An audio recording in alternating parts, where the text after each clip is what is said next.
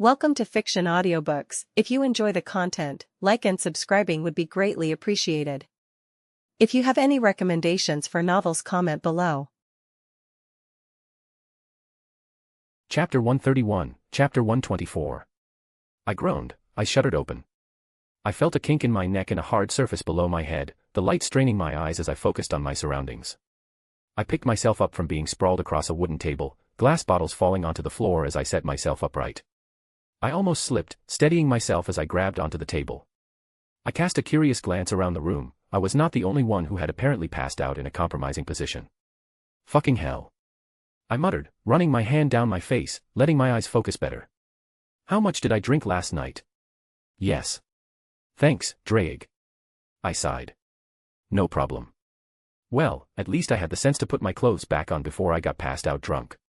Which was something I don't usually do. Even that one time with Izzy, I still made it back home before collapsing on my couch. I ran a hand through my hair, noticing something very peculiar. It was not up in a ponytail. While not something I would be overly picky about, I couldn't find the binding I used. I started looking all around, under the table and between the chairs, nothing. The piece of cloth was practically worthless, except, it was the one that Scathack used to bind my hair the first time. I felt a small pit in my stomach at the thought of losing it. To say I slightly panicked would be an understatement. I didn't care how frantic I looked as I started practically crawling on the ground looking for it. Every nook and cranny I checked and found empty just increased my growing anxiety. I paused, doing the obvious thing and checking inside my storage space both my ring and my hat, but it was not there either. I leaned against the table, staring off into the ceiling, a pit in my stomach. I couldn't help but clench my fists in frustration. The only thing stopping me from shouting was that I was in public with other people sleeping off their drinks. Fuck. Rather forcibly, I pushed all these raging emotions down. I need a distraction. Look around. It was quietly, and it was only a few moments later that I felt something grab my attention in my ring. I took out my new phone. It had apparently been buzzing me since yesterday. The way it alerted me through my storage device was interesting, and I had to give credit to Rin. She really did a good job. Saber and me are going exploring. Be back later. Rin. Huh. Good for them. Even though I collapsed back into a chair and let out a sigh, I was happy for them. I didn't want to drive a wedge between the relationship they developed over the years they've been together. I briefly wondered if I was taking Saber away from Rin when I first sought out a relationship, but I honestly never saw anything resembling romantic inclinations between them. Honestly, they seemed to be almost like sisters, and I didn't wish for Rin to feel like a third wheel when me and Saber are around. So, I was happy for them. Let them go out, have fun, explore and get into dangerous situations. I know for a fact that Artoria wouldn't let Rin go running around unless they made ample preparations. Not to mention, the Archmage was probably keeping an eye on her, so everything should be on the up and up, and I would not be babysitting her. Sitting up again, I stretched my arms, leaning side to side to give my back a good crack as well. Would it be overstepping if I tried to set Rin up with someone? I mean, not like in the creepy way. But maybe see if any of my friends would check any of her boxes. Granted, my male friends list is lacking compared to my females, but then again, I think Rin swings both ways. Perhaps I should ask Artoria first, get a feel for that situation. It's not like she needs a romantic partner, and I certainly don't want to force anything like that on her. Bleh.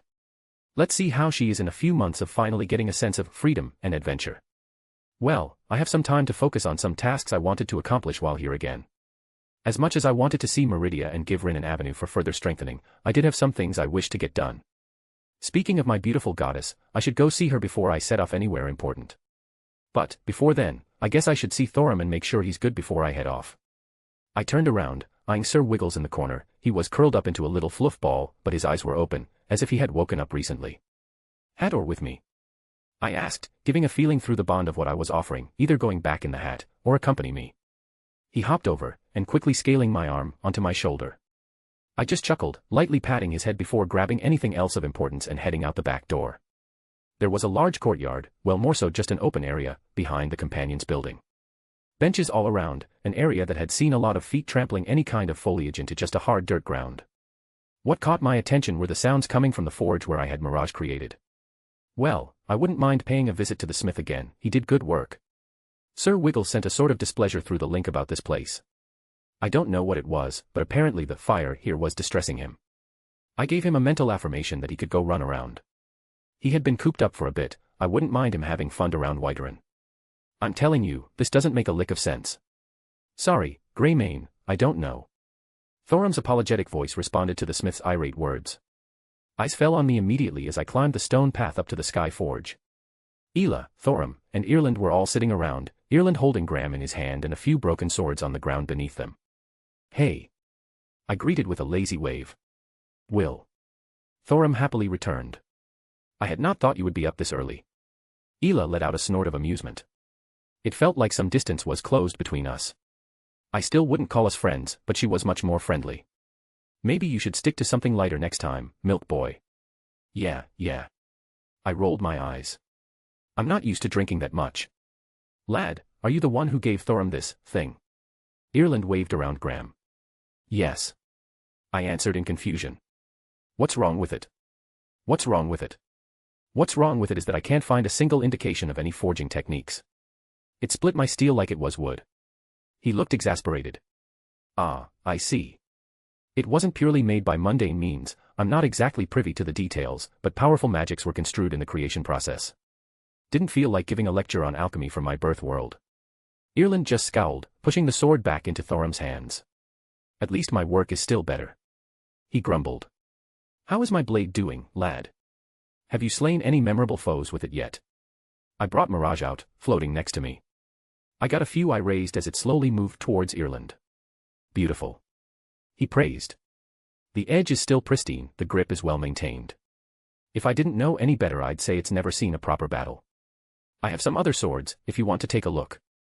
As much as I felt I needed to hide secrets, I really had this strange desire to show off my collection. "If they're anything like this at Graham, I wouldn't mind taking a gander." He carefully set Mirage down on a nearby table. "All right, lad, show me your weapons."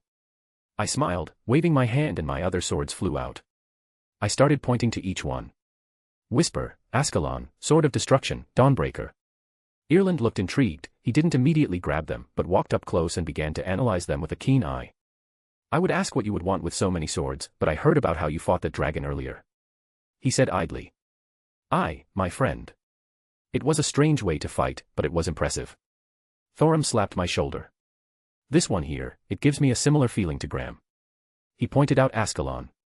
"Another dragon slayer sword," I said simply, earning a nod from him. "I've never heard of a dragon-slaying sword the way Thorum described it. Are these types of weapons rare?" Ela asked, also inspecting my swords. I had to admit, I preened under their inquisitive gazes. The thought of them envying my collection brought some strange feelings inside me. They are. The factors at play to produce one, it's not really something you can artificially create unless you have some very rare resources, and it might be a waste to use them for such a reason. I explained, earning their attention. I ran into a brat who was the descendant of Sigurd, the original owner I mentioned.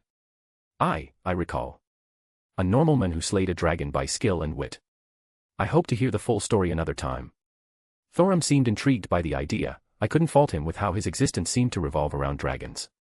Well, Sigurd didn't only have Graham, merely Graham being the strongest. The others were, not particularly interesting in my opinion. So, when him and a group of his companions conspired to kidnap my daughter to use as leverage against her mother, I took the weapons after we defeated them. "Your little fox," Ela lightly mocked. "Pardon?" I blinked in surprise. "Oh, my friend, did you not know?"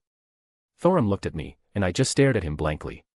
"When you were many drinks in, you would not stop speaking about your daughter, calling her your little fox." He laughed. "Oh great." I sighed. "Never going to live this down." "Fear not, my friend. You are but a good father, even if you will never stop hearing jests."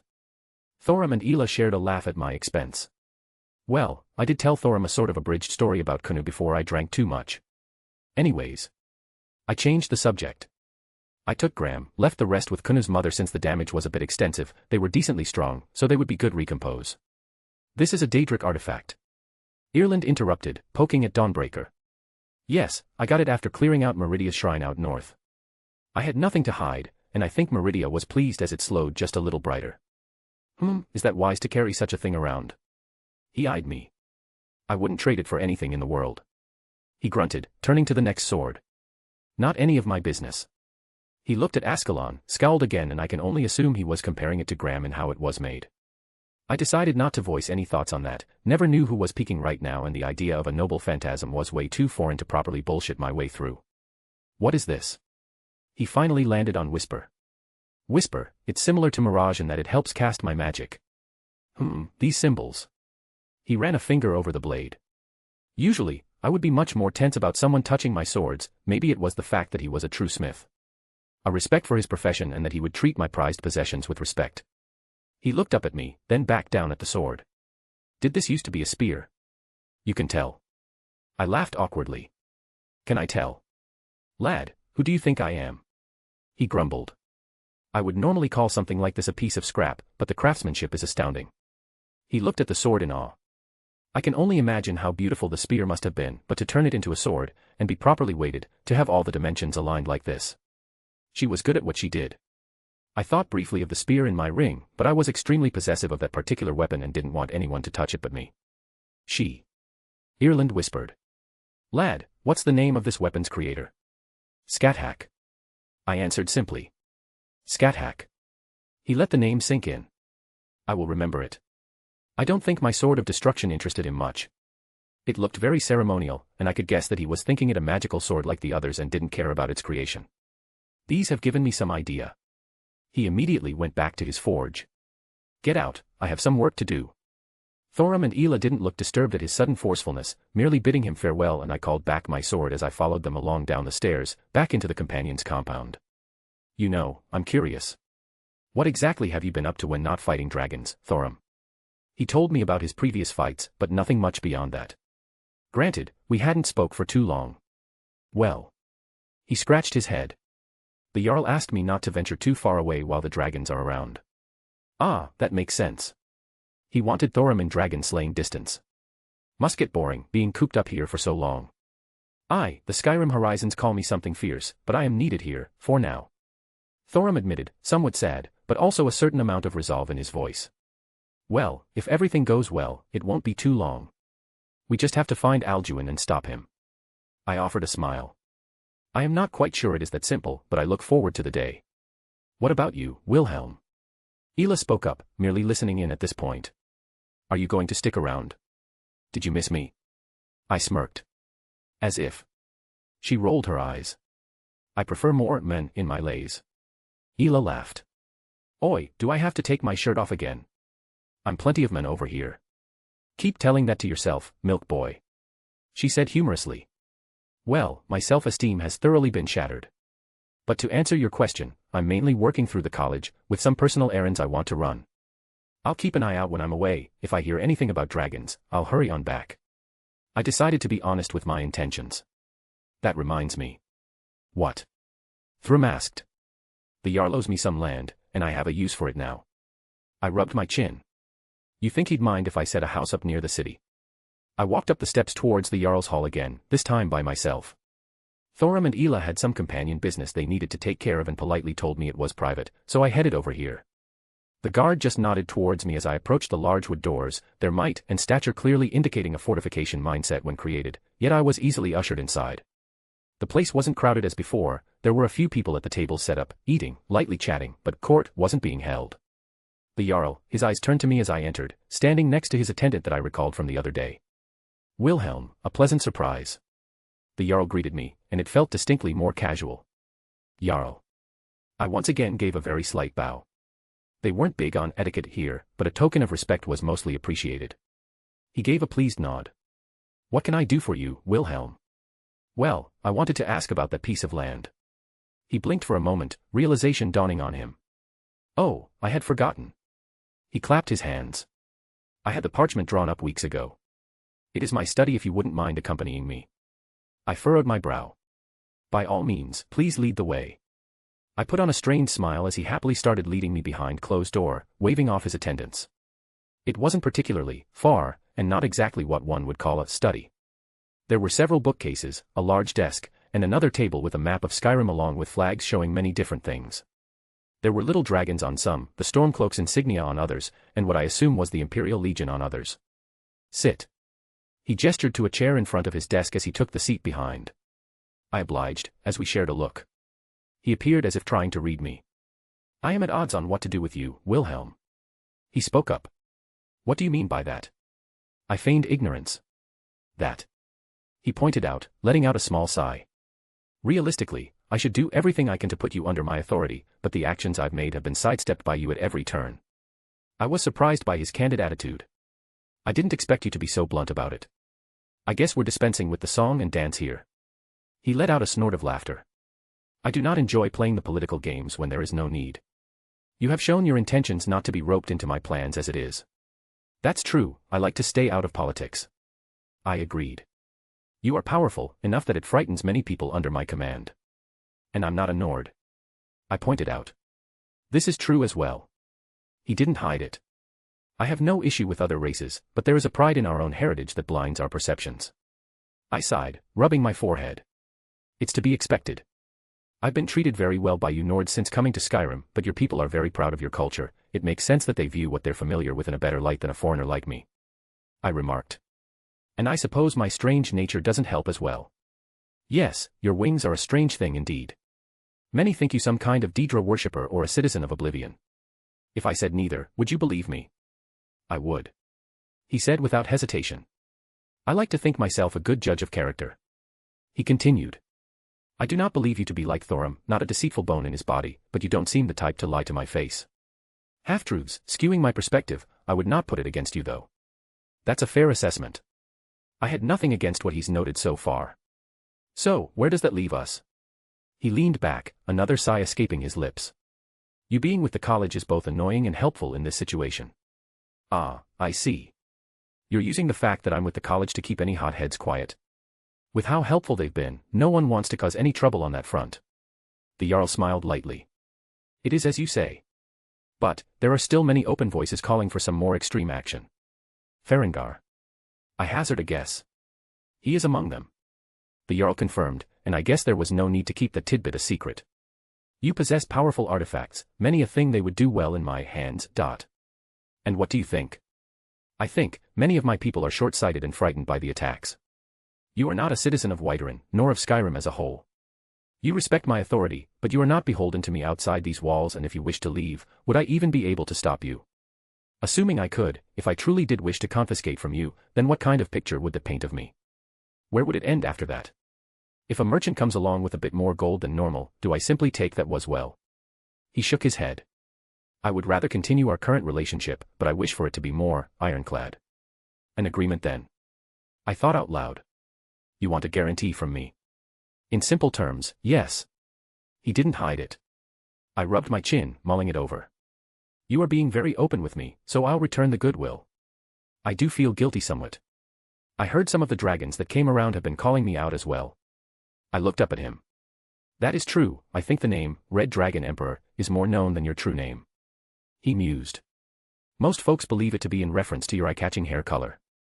He added. I ran a hand through my hair at the mention of it. The lack of a ponytail was surprisingly grating on me. I already decided to help. Not to mention Thorum is my friend, I would always stand by his side. And my heart isn't made of stone, if Whiterun was in danger, I would lend my aid. I left out that I did think of this place as almost a second home, Skyrim that is. He seemed genuinely pleased by my confession. A weight is lifted off my chest at your words. I am glad I did not think incorrectly of you, Wilhelm. The Jarl rummaged through his drawers, fetching a rolled piece of parchment. This is my mark, I found a particular piece of land that matched what you asked for previously. It is a little bit outside the wall, I do not know if it has been damaged by the dragon attacks or not. It doesn't matter, I can manage that on my own. I waved off his concerns. Out of curiosity, what is your intention for this plot of land? It is not particularly large, the area is also not suitable for farming. I wanted to build a house. I admitted. Though, technically, I was going to slap my current house right on the land there. A house? We do have properties inside the walls for sale, I could find one as a proper reward. I wanted to use my own and be far enough away from other people so my magic stuff wouldn't bother them. He paused, considering my words. I see. I have no quarrel with the magic arts, but many Nords find it a bad omen since the issues with the college many years ago. The Archmage has done much to revert those thoughts in the meantime, but how long this goodwill lasts, I cannot claim to know. It's fine, I don't plan on advertising what I'm doing. I'll set up the proper defenses so nothing could get out of hand by accident. The Jarl accepted my words, standing up. Wilhelm, I am thankful for your honest words. I feel more at ease with you around, and I hope you will not take to heart any harmful things spoken about you in my city. You are welcomed here with my blessing. He held a hand out for a shake, I took it gladly. I'm glad to help. I smiled as he gave me leave to head out. It was time to go visit my beautiful genie and get started on my home. Going to make a short trip to DXD to bring the house on over, and visit his little fox while he's at it. I know some people don't really care for Skyrim, so I was picking up the pace a little bit, making the chapters longer to get through it a little faster. Edit, just wanted to address this because it's been said several times now. Thorum isn't stronger than Wilhelm. They had an arm wrestling contest without any kind of magic or enhancements, not passive. Yes, Thorum, who is a dragon in human form, who munched on at least half a dozen dragon souls, is physically stronger than MC when he doesn't use anything to boost himself up further. Anyways, if you want to read 6 chapters ahead or support me, visit mypat.rayon.com/asteria4one. Chapter 132, Chapter 125. I made sure to find a secluded area before opening a portal, and walking to a new place before repeating this a few times. I didn't know what kind of schemes these Daedric lords had, but I wasn't going to risk anything on the off chance someone saw that I popped into Meridia's realm. The familiar throne, which at this point I assumed was there for my own benefit. The metaphysical makeup of this realm was something I had trouble comprehending in a physical sense, even with my absurd context involved. I could parse it in my head, to understand that I couldn't understand it, but to see it with my eyes just threw me a loop. Honey, I'm home. I gave her a bright smile, eyeing her milky white legs, crossed as she leaned back on her throne. Thankfully, I had a means to make sure I wasn't icky after last night, magically scrubbing away filth and any lingering smells of alcohol. Meridia looked at me, unamused. You're back. She simply replied. Yeah, I just wanted to check up on Thorum and make sure he was good for now. I scratched my cheek. I may have gotten a bit caught up though. I could tell. She drawled. Is something wrong? I asked. She seemed a little, I don't know if upset was the right word, and it didn't seem aimed at me in particular. She furrowed her brow, frowning a little. It is nothing to concern yourself with. Meridia. I gently called to her, walking up closer. It was cute how almost expectant she was when my hand reached out for hers. It was like she was trying to keep her stoic expression but was having trouble. With a little bit of effort, I managed to guide her off her throne and into my arms. You can talk to me. Even if you just want to vent, I'm here for you. I pushed a few strands of hair away from her face that came loose in the sudden movement. One of those things I had to remember, she didn't have anyone to talk to. Friends, family, lovers, I pretty much introduced her to all of these as a first, as far as I could tell. At least within the context that I would recognize these words as. She pursed her lips, a little bit of frustration clear on her face. I am annoyed that the others were looking at you when you belonged to me. She hissed. The other Daedric lords. She grunted in confirmation, opting to pull herself a little closer, head pushed against my chest. Many of them were watching over the Dragonborn and then you when you came to aid him. I had to listen to their incessant prattling as they treated you as another of their things. Was it bad that I showed off Dawnbreaker? They should all know now that I belong to you. I kissed her forehead, doing what I could to make her feel at ease. She squeezed me a little harder when I confirmed that I was hers. I knew the feeling, and I loved to hear those words just as well. Of course. She said arrogantly. You are mine. She looked up at me again. And you are not allowed to approach those others. Do you hear me, Wilhelm Schweinorg? You are mine and those divines, those Daedric lords, you are not allowed to consort with them. She stated, leaving no room for retort. Of course.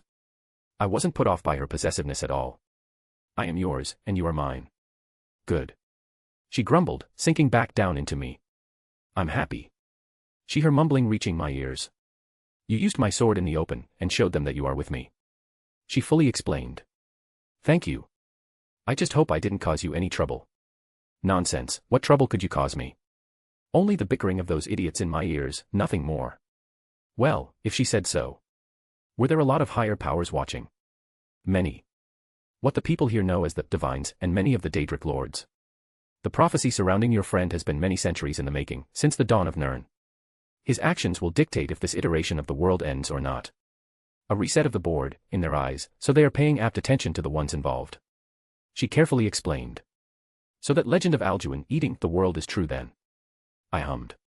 Indeed, though he does not physically eat the planet. I assumed not. But that raises another question, if he has the kind of strength to go through with a full eradication of the world, how could Thorum ever be a threat to him? Meridia looked like she was deep in thought for a moment. I am having trouble putting it into words you would understand.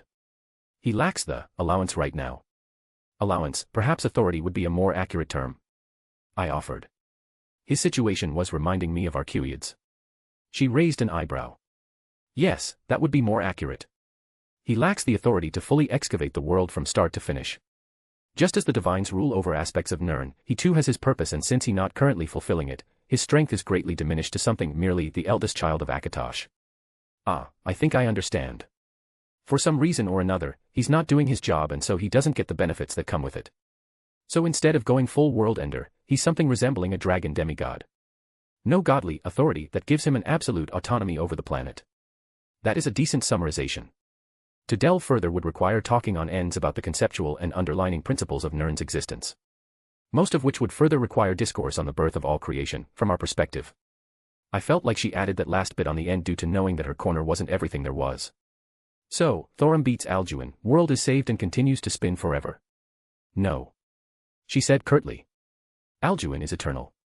He can be stopped, destroyed, in this era, and many following it after, but eventually he will return, as well another dragonborn. It is a cycle, the prophecy dictates it will happen until it finally does. It could be trillions of years from now, but eventually, Alduin will end this world and another will take its place. All things have their end. I let out a sigh.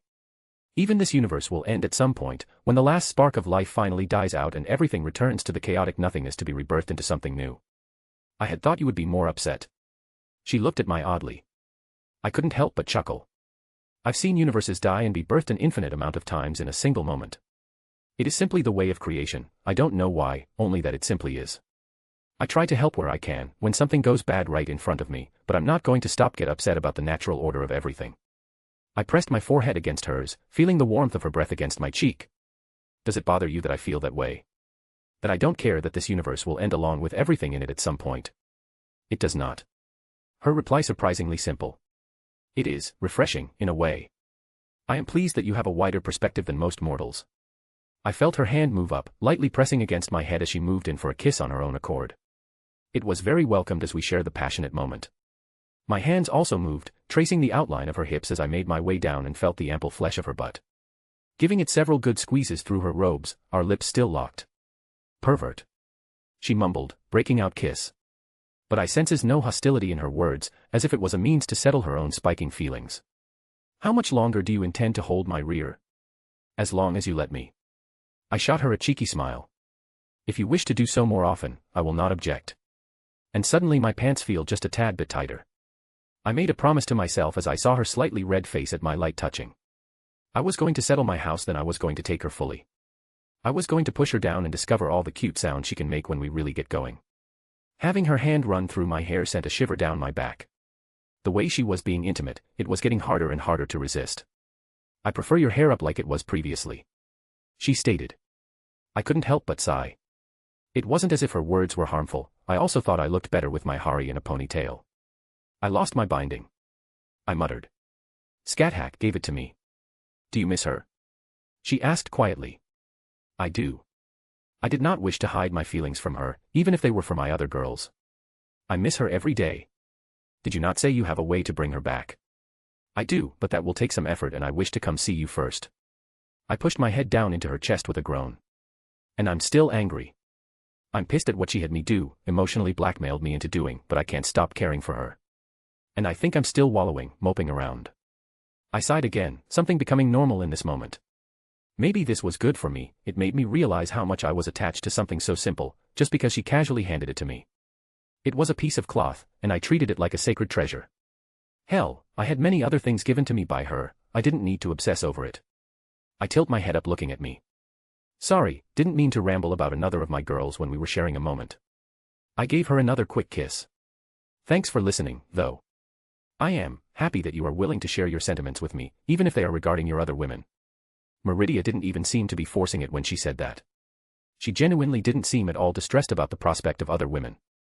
I am surprised, you chose to come see me before bringing back your other woman. Do you think I don't miss you when I'm away? I gently poked her cheek. I care for you just as much as them. Well, sometimes being told the obvious was needed for it to sink in. She made a cute sound, but didn't otherwise respond. Instead, she reached out her hand into the void, grasping at something and pulling it through. I believe this is what you lost. What? How? I looked at her in surprise. Her eyes turned away slightly. I noticed you discarded it in your drunken stupor, so I grabbed it. While I appreciate it, I did not expect you to care about something like this. I poked her lightly. Meridia, something you want to tell me? I merely. She looked a little embarrassed. Wished for a better way to keep track of you once you leave, to watch over you in some manner when not in this world. You snuck a little something onto this, intended to give it back to me when I lost it. I raised an eyebrow. It sounds childish when you put it that way. She grumbled. Are you angry? I'm not angry. I assured her. I am, annoyed for lack of a better term. I would have agreed without a second thought had you simply told me. I pulled her in for another hug. She must have felt a bit out of her comfort zone when I talked about other worlds, making her think of doing something like this. And it wasn't even a betrayal or anything like that. It was silly if anything, and it's not like she was even stealing something from me. What does it do? It merely allows me to witness your travels when you return. A piece of my power in there will sync back up with me and relay the information. She informed me. Ah. She can't leave this universe on a whim. I don't doubt she felt a little left out. You silly girl. I chuckled, leaning in and sharing another kiss with her. The little piece of cloth that Scathack gave me. I happily took it, giving her a smile as I did my hair up as I always did. How does it look? I made a promise to stop kicking myself whenever she's mentioned. I would be getting her back soon. I didn't need to wallow in my own self-pity. Acceptable. She appeared happy that I willingly accepted her meddling. I couldn't help but chuckle, my hands taking hers again. You're too good to me. Yes, and do not forget it. Cute. I squeezed her hands. No one else would ever dare call me cute as flippantly as you do. She huffed. If it was anyone else I would be very upset. It's my privilege as your man. So, it is. She didn't refute, accepting my words. Are you aware that Artoria and Rin had left that college of yours? I am, she sent me a message. I took out my phone to give her a look. It's a device used for long-distance communications. The origin is mundane in nature, but Rin was working on making it possible to use over world lines in real time. I was going to have her commission a few more so you could contact me and vice versa. Meridia tilted her head, examining the device that must have been very strange in her eyes. It reminds me of some contraptions those Dwemer created. She hummed. And you said that Rin Tosaka was the one who created this device, that she could make more. Yes, is it something you want? Indeed. She said without hesitation. I shall see about procuring one myself. I am sure I can provide sufficient payment. Did she want to reach out without my intervention? Was she trying to establish a sort of relationship with the people in my life? The thought made my heart beat a little bit faster. Would it be possible to keep an eye on them while they're out and about? Do you fear for their safety? From what I had spoken with Artoria about, she is very strong, relatively. Not many things can harm her outside of things like me. I dare say that even Alduin would be surprised if he tried to attack her without proper planning. That's true, an Excalibur to the face would give him some second thoughts. I'll always fear for their safety. But, I just want to make sure no one outside interferes, if possible. My biggest fear is that someone like Molag Bal taking an interest.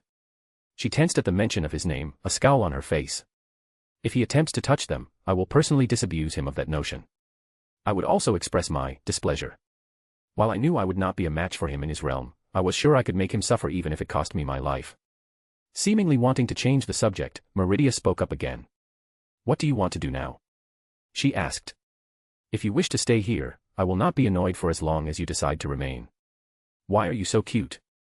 I have some errands I have to run. I gave an apologetic smile, cupping her cheek. I want to set up my house to connect over multiple worlds. Should I be successful, we won't be too far apart for long periods of time. She blinked at that, processing what I said. I will have to see what you wish to create. I need to go speak with Jin, she's crucial for this part, then hop over to my birth world. I may take a day or so as I check in on my daughter, but otherwise I'm focusing on getting this finished. Your daughter? Meridia mumbled. Would it be, can I possibly meet her? I'm sure Kunu would like to meet her Aunt Meridia. I laughed, sweeping her up close again, much to her chagrin. I think the thought of Kunu calling her auntie made her flush. A glimpse into the future. I bet Kunu would love some siblings. I whispered. Don't speak nonsense. That had a critical effect on her. I am incapable of producing with you. She turned away in a huff. Are you sure about that? That there is no way, even outside of this universe, that could provide the means? I raised an eyebrow. She paused at that, a flash of realization dawning on her. Are you saying? I can't claim anything right now, but in the future, if it's possible, I always thought having a big family would be nice. If you wouldn't be against it, I don't want to force anything on you. She had a look similar to the one when I first broke her worldview with my origins.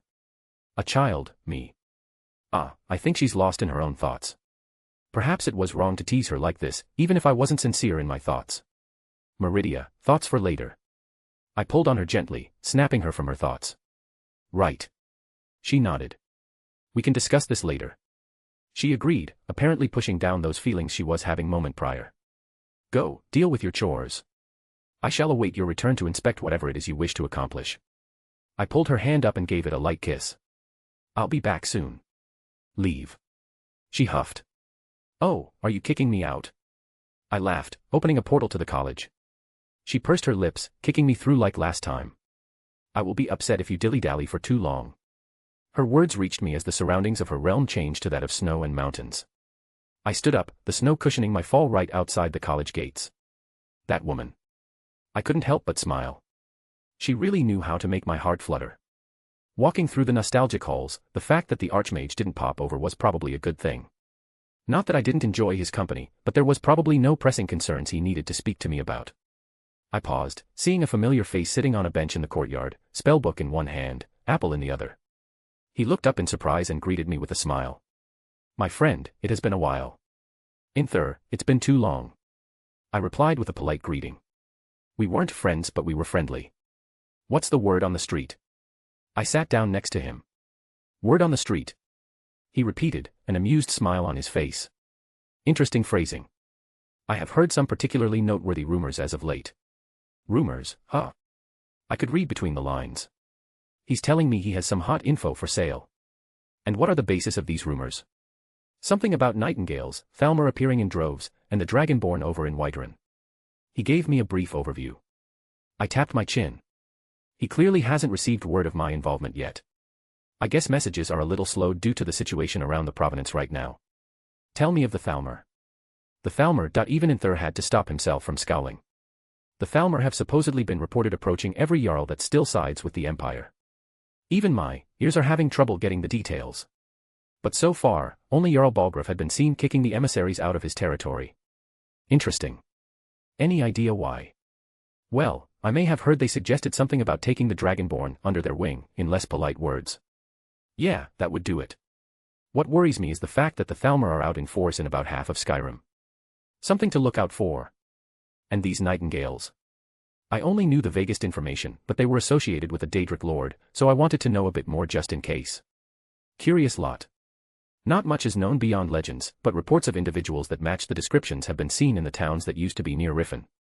Nightingales, champions of Nocturnal, the patron of thieves, and they appeared near the remains of the Thieves' Guild. What a coincidence. I deadpanned. Quite. He seemed just as amused. Anything to be worried about? They seem to be going after high-value targets, stealing from the rich who can afford the loss, and making it very public to boost their reputation. That's some interesting insight for mere rumors. Almost as if you were intentionally spreading them. I still remembered how he apparently got in contact with the Thieves' Guild so easily last time. Oh, I'm but a humble purveyor of goods. Of questionable origin. I added. He laughed, not even shying away from my insinuation. Any other information you wish to obtain, or perhaps any good you want? Well, I had some thoughts, but with the situation around Skyrim, I don't know if it's feasible when supplies are being routed to protect towns and cities. Inther let out a small sigh. Even I gave up a large portion of my supply to help the effort around Skyrim. Stores of weapons and armor are pointless if Skyrim is burned down in dragon fire. Well, I guess it couldn't hurt to ask. I shrugged. I'm looking for two things. First, I want staves, magical obviously, but a very specific kind. Powerful staves are hard to come by, mages guard them jealously. He pointed out. Well, I'm not looking for the powerful variant, at least what you're assuming. I corrected. I want the ones that are imbued with singular spells opposed to enhancing a mage's magics. There are basically two types of staves here. Ones that act as magical foci, like the Staff of Magnus, and enhance your spells by existing and being used. And ones that are imbued with a singular spell, like say a fireball. To be cast without dipping into your own magical power, and can be recharged with a soul stone.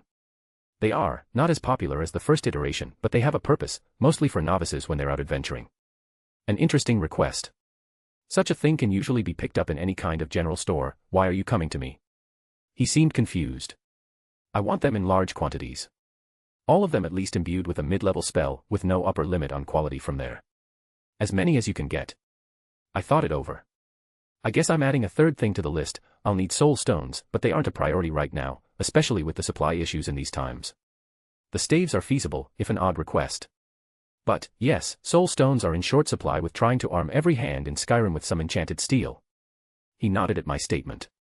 What was the last thing you required? Similar to the staves, I want magic scrolls. Curious. He tapped his cheek. Magic scrolls are not very popular. They are generally more powerful than the staff variant even if they serve the same purpose. Not to mention they are rather expensive in comparison, and they require a slit bit of magicka to invoke, making them not very popular outside of mages even more. I have quite a few strong ones stored, and I know how to acquire more, but they will not be cheap. Get them all, I said without a second thought. Well, I do like to hear those words. He smiled brightly. I'm sure. I snorted, a small smile formed on my face as well. What do I owe you for the information? Well, I wouldn't mind foregoing it, a friend's discount. He looked at me expectantly. And what does my friend want to know? Why, as your friend, I know nothing about you. Would you be as kind as to tell me about yourself? Really, am I a hot topic right now? Hot topic? Whatever do you mean, Red Dragon Emperor? He deadpanned. I rolled my eyes at his comment. I thought it over, deciding on what to basically reveal to the world. The Dragonborn recently acquired a new weapon. Supposedly it is very attuned for killing dragons, one could say it's their natural enemy, courtesy of his friend. Now, that is particularly interesting. Thur grinned. I'm sure many people would be enticed by where such a weapon could be procured in these troubling times. It was going to be revealed eventually, may as well benefit from it, and I would rather people focus on me than Thorum. I think that should be sufficient. Certainly. He nodded. Stay safe, Thur, it's crazy out there right now. I pat him on the shoulder, getting up from my seat.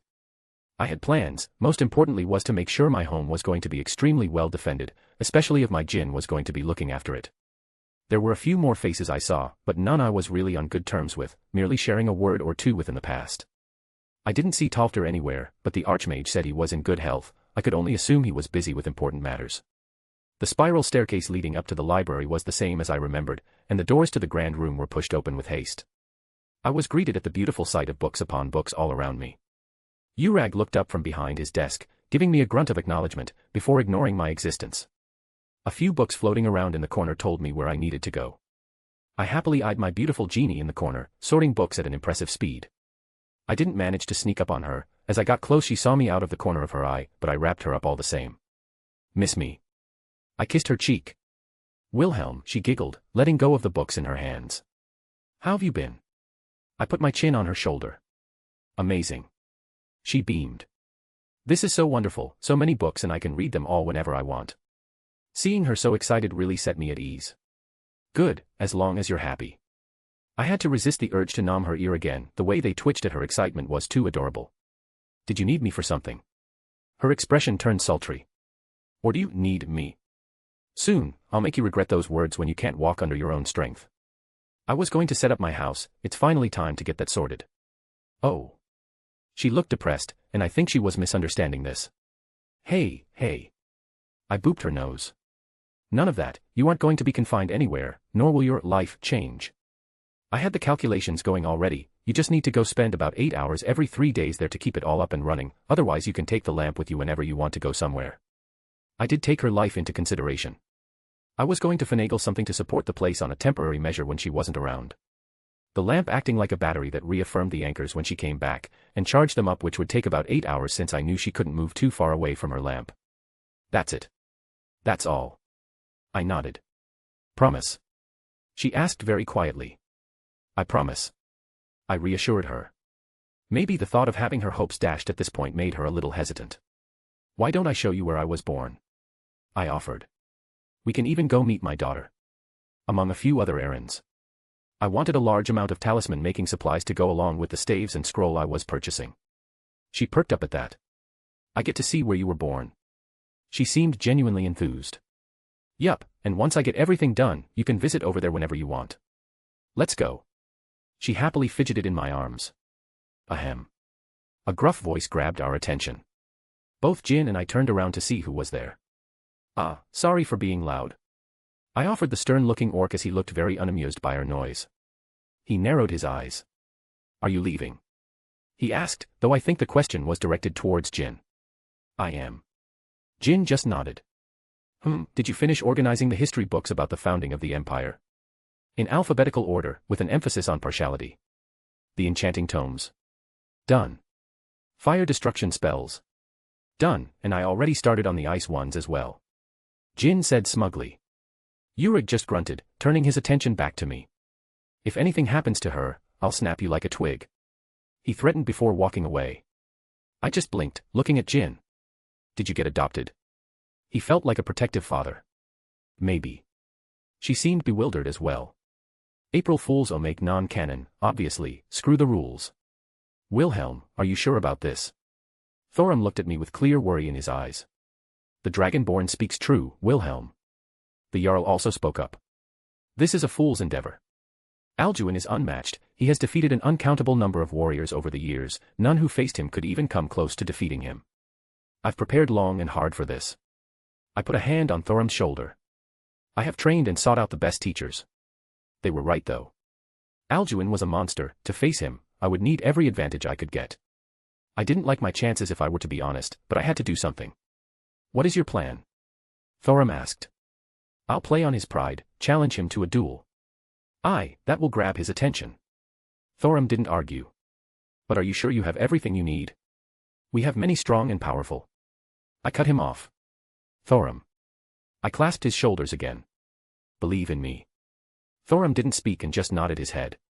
I will await your victory then, my friend. With one last goodbye, I departed from them, making my way outside the walls of Whiterun. Alduin. I roared up to the heavens, a massive black dragon answered my calls as it roared in acknowledgement, landing only a few feet away from me. Pretender. It shouted in a tongue I could recognize. Have you come to die? I will face you, Alduin. I countered. You and me, a duel to settle the face of this world. The dragon bellowed out a laugh. You wish to duel me, pitiful creature? Amusing. I shall accept. Let the divines witness this covenant. I shouted to the sky. The loser will forfeit the rights of this world, never to meddle in its affairs again.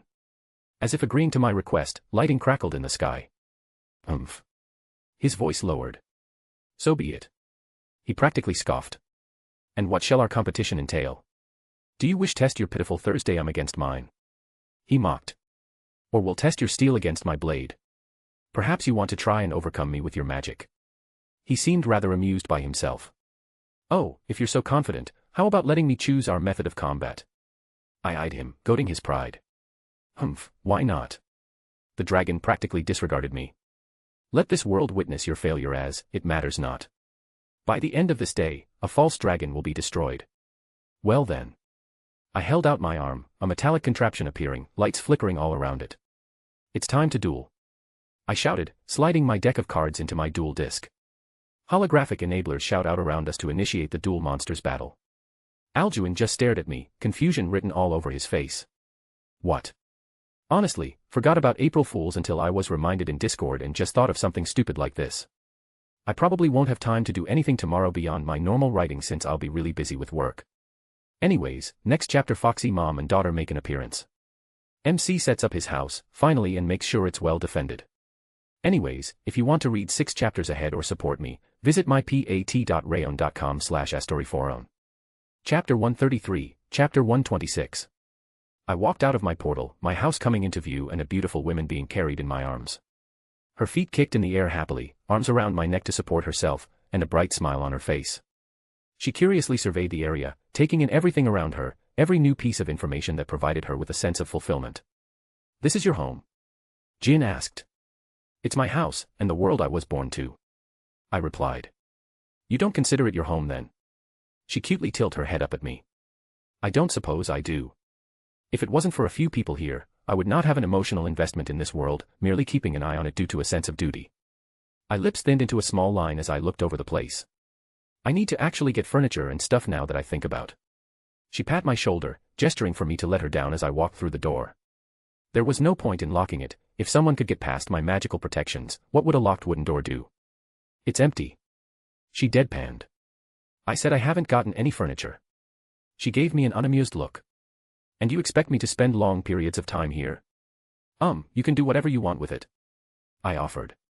She pursed her lips before giving a small grunt. Fine. Show me what you want to do. I led her to where I had my little mechanism set up. So, I have the calculations done, mostly. It works in theory, but I haven't tested it beyond just this world. Your lamp is both going to act as an battery, not in the magical power sense, but something to charge the anchorage. To make sure the house never tilts off its dimensional axis. I don't know the underlying principles, but I understand what you want to achieve. To do this would require an obscene amount of magical energy. She tapped her cheek. From what I've seen with your magic, so far, it can potentially pull on a near infinite amount. How will you sustain that flow when you're away? I blinked at her well-reasoned question. Did I ever tell you that I find your impressive magical knowledge extremely attractive? No, but I very much enjoy the compliment. She beamed. But you didn't answer the question. She gently poked me. Right. I focused. It's actually not too hard, relatively speaking. Basically, since the house is stretched and overlaid across so many world lines, I can make use of that connection to siphon magical energy from each world it passes through. Normally, to do something like that, I would have to directly manipulate it, but since the house itself will be existing in multiple places, it removes the need for my presence. I understand. She nodded, and it seemed genuine. I wouldn't know where to begin if you wanted me to look over your calculations. I will simply trust you on this for now. I'll be making sure everything is safe, and I'll be adding an obscene amount of defenses here just in case. I do appreciate the thought, but I am quite powerful. Even if you were as strong as Meridia, that wouldn't stop me from worrying. She let out a small huff, annoyance on her face. If you continue to be this sweet to me, I'm not going to wait until you're ready and pull you into the nearest bed myself. She grumbled something I didn't quite make out. I see what needs to be done, but it shouldn't take very long to accomplish. What else did you wish to do while we're here? Visit a couple people. Was missing my daughter. Would you like me to stay here? I booped her nose. Don't be silly, you're a part of my life, so I want you to know everyone else that is as well. She just giggled, holding her arms out. Well. I couldn't help but smile, sweeping her off her feet again. She really seemed to like physical contact. Let's go see my daughter. I opened another portal and walked back through towards Yasaka's home. Daddy. I turned to see the target of my affection, her fluffy tail swaying happily and her ears twitching on her head. I turned to the side to see Yasaka gesturing to some guards who looked ready to attack. They quickly backed off when they realized we weren't a threat, or they recognized me from before. Jin was already standing next to me and I kneeled on the ground as a fox-shaped missile fired into my arms. My little fox, how've you been? My hands easily wrapped around her, hugging her tight. I missed you. She mumbled into my chest, gripping my shirt. I missed you too. I couldn't help but smile brightly at her antics. I got a good look at her as she pulled away. Look at you, have you gotten taller? I pat her head, her ears twitching. She swiped my hand away in embarrassment, causing me to chuckle. Have you been good for your mother? I've been good. The way she said it betrayed her words. Have you now? Yasaka finally walked up. I eyed her for a moment, she seemed a tad different. The last time I saw her, her breasts were on full display and barely held back by her kimono with an air of flirtation about her, but she looked a lot more reserved right now. Why don't you tell your daddy what happened while he was away, Yasaka lightly chided her daughter. It was an accident. Kunu looked at the ground. Hey, it's okay. I put my hand on her shoulder. Just tell me what happened. I was practicing my foxfire and... She pouted. I accidentally burnt down a building. She looked away. So Mom grounded me. Kunu, we talked about this. I didn't ground you because you accidentally burnt the building down. I grounded you because you lied to me about it. Yasaka's tone was soft, even as she reprimanded Kunu. I shared a look with Yasaka, one of exasperation returned to me. Kunu. I grabbed her attention again. Accidents happen, they're going to happen again. But you have to own up to them. I've made many mistakes in my life, we all do, it's a part of growing up. As long as you learn from them and accept responsibility, then it's okay. You're not mad? She asked quietly. Sweetie, I'm not mad. I reassured her, gaining another hug. Was she afraid I would be disappointed or angry at her for this? Kids don't really think things through logically at this age, shit like this was going to happen again, and they probably think getting their parents upset is the worst thing in the world and just act without thinking in an attempt to avoid that. I flipped my hand over, hiding behind Kunu's back so only Yasaka could see. I revealed a little hair ornament, tasteful in design without being too fancy. It boasted a little bit of splendor in the form of red leaves, reminiscence of the forever fall forest from when I went shopping around Vale in my free time. She looked at it inquisitively and I gestured to Kunu. She realized what I was getting as she rolled her eyes with a small smile and nodded to me. My little fox, I have a present for you. I gentle broke the hug, bringing the piece of jewelry out in front of her. It's pretty. She reached out to touch it. Would you like to try it on? I offered. Yes. She happily replied. I smiled as I pushed a few bangs out of the way, helping her set it into her hair. It really did complement her yellow eyes and the highlights at the tips of her blonde hair. I waved my hand, forming a small bit of water to act as a mirror so she could see it. Kunu, what do you say? Yasaka was quick to make sure Kunu didn't get lost in her own thoughts. Thank you, Daddy. Of course. I laughed, rubbed her ears for a moment. Standing up, I looked over to Jin, who had patiently been waiting at my side for a few minutes now. I believe I should introduce my companion. Yasaka gave a good-natured smile. Another one of your harem members? Yes. Jin replied without a hint of shame, maybe even happy at the title. Yasaka raised an eyebrow, not expecting the blatant response it seems. This is Jin. I snuck my hand into hers. She's my woman. Jin, like the ones from the Middle East. Yasaka looked at my blue genie inquisitively. Are you named after your species? I'm not one of those. Jin replied without any offense. I'm actually an artifact spirit. My creator simply had a sense of humor, it seems. Oh my. She looked at the very obvious miniature lamps around Jin's neck. I admit, I've never seen an artifact spirit so lifelike. Yasaka looked a little more curious about Jin, but it appeared she held herself back from further questions. I'm Yasaka, I rule over half the yokai in Japan. And this little hellion is my daughter. Yasaka scooped up Kunu, much to Kunu's fidgeting. Are you my auntie? The little fox asked. Jin looked surprised by the question, but quickly recovered. Yes, I am. She looked genuinely enthused at the idea. I couldn't fault her, the idea of family was probably something that never crossed her mind before. And here Kunu was declaring her an auntie. Your skin is very pretty. Kunu looked at Jin with interest. Why, thank you, little one. Your tails and ears are quite cute as well. Jin giggled. See, can I touch? Jin knelt down next to her, holding her hand up. Kunu reached out and touched her for a moment. This was probably one of the most heartwarming things I've ever seen in my life. I looked at Yasaka and she smiled back at me. If her expression was anything to go by, she shared my sentiment. So, how's Izzy? I lifted up a teacup to my mouth, enjoying a small sip as we shared a table in a quaint little courtyard. She's doing well. She visited about a week ago. That was before Kunu decided that playing with fire inside a wooden building was a good idea. Yasaka deadpanned. I chuckled, setting down my teacup. Maybe I should drop in before I leave. I mused. I think she said something about meeting up with some other gods. Yasaka didn't sound too sure. When are you leaving, exactly? I think Izzy did say something about meeting up with the other death gods the last time we chatted. Few hours, actually. I answered. So soon? She frowned slightly. Unfortunately, but I'll be sure to keep dropping by whenever I have time. I eyed Jin and Kunu out of the corner of my eye. They were laying down on the ground, a few books open in front of them. Apparently, Jin was helping Kunu with her homework. Fucking adorable. Good. Yasaka simply stated. Kunu would hate for you to be gone too long. Would she be the only one? I raised an eyebrow, a small smile on my face. No. Yasaka surprisingly didn't adopt her flirtatious attitude. I enjoy having you around. You have done many things for me that I can't even begin to explain how grateful I am for. And above all else, you make our daughter happy. She corrected with a small sigh. Maybe I just didn't realize how much she had withdrawn into herself over the years. Whether you were merely a catalyst or a happenstance, your presence makes her happier. I would be lying if I said it wasn't surprising for me to suddenly feel so protective of her, to see her as my daughter. I wasn't blind to what happened. Maybe it was something both of us needed. Well, whatever the reason. Her lips curled up. You're stuck with her, with us. I mirrored her expression. I guess I am. And I didn't have an issue with that. That reminds me, how's everything after the attack? She let out a groan, slumping in her chair. A hassle. She scowled.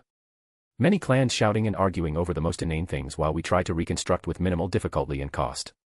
Would I be overstepping if I offered help? She was a ruler, I didn't want to imply anything by an offer of aid. You're sweet to offer, but there isn't much you can do, bar beating up the idiots in my court, which I am close to authorizing. She giggled. Ironically enough, Arthur had been a big help to sort some things out. Arthur, really? I'm embarrassed to admit I kind of forgot about him, as he was more Artoria's pet project. Some stray yokai acting up or causing issues. He'd go in and settle the issues along with an odd mission here or there. Yasaka explained. Artoria will be pleased he's doing his job. I nodded. What are your thoughts on him so far? I don't want to stomp his face into the dirt every time I see him anymore. I believe that is a good sign. She snorted. Well, I don't expect you to ever like the kid. I shrugged. I'm pleased, I suppose, with how it turned out. He's not a bad kid, I understand that, but with Kuna being targeted, even if he didn't act directly, I don't know if I can ever forgive him. You don't need to explain yourself to me. You're under no obligation to forgive him, doing what you've done already is merciful. Artoria just felt responsible for Hai due to their connection. How is Artoria? I haven't had a chance to chat with her much. She idly asked. Good. I smiled. She's out on an adventure with Rin, acting as her sword. I do hope they come and visit sometime. I want to properly thank them for keeping Kunu occupied during that period. Rin would love to come by, and Artoria as well. But grandfather is difficult to get away from his work. You human mages, always so busy. She let out a small laugh. I do wonder where that even was, the place felt so strange. I could only assume it was some small realm somewhere remote. I just hummed, not answering that question. I'm only half human. I corrected. You know what I mean. She rolled her eyes. Jin also seems to be getting along well with Kunu. I truly did luck out with you, didn't I? I think Kunu captured Jin the moment she called her Auntie. I laughed. Oh my, that look on her face. Yasaka cupped her cheek. I wish I had a camera when that happened. It's the first time she's ever had anything resembling the concept of a family. I sighed. She lived her entire existence inside the artifact. She's much older than you think, so please be gentle with her with these things. Yasaka cast Jin a warm look. If you brought her near our daughter, I'm more than willing to trust your judgment, and so far, she has been nothing short of exemplary towards Kunu. I wonder if your other women will be as taken with her. Well, Meridia did express her desire to meet my daughter, maybe in the future. I could easily picture Meridia getting flustered at the cute fluff. Meridia, huh? I wonder how many you have right now. Yasaka gave a sly look. Counting Jin, 4. It wasn't really a secret.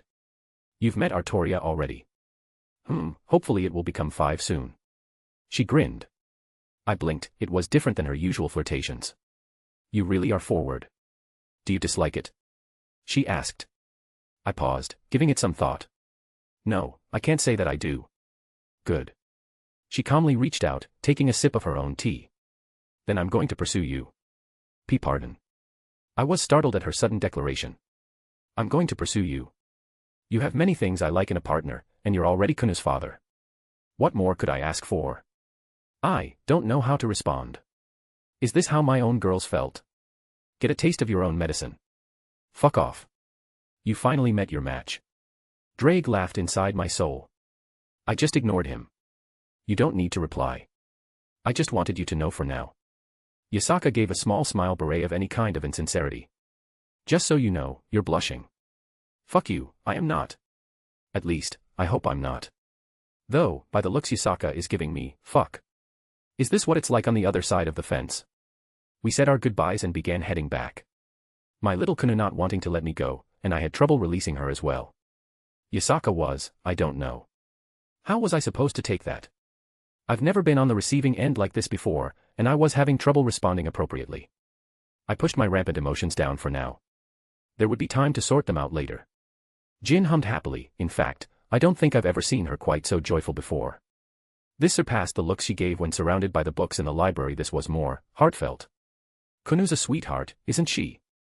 Jin turned to me, wide grin on her face. I have a niece. She giggled to herself, clearly taking the role to heart.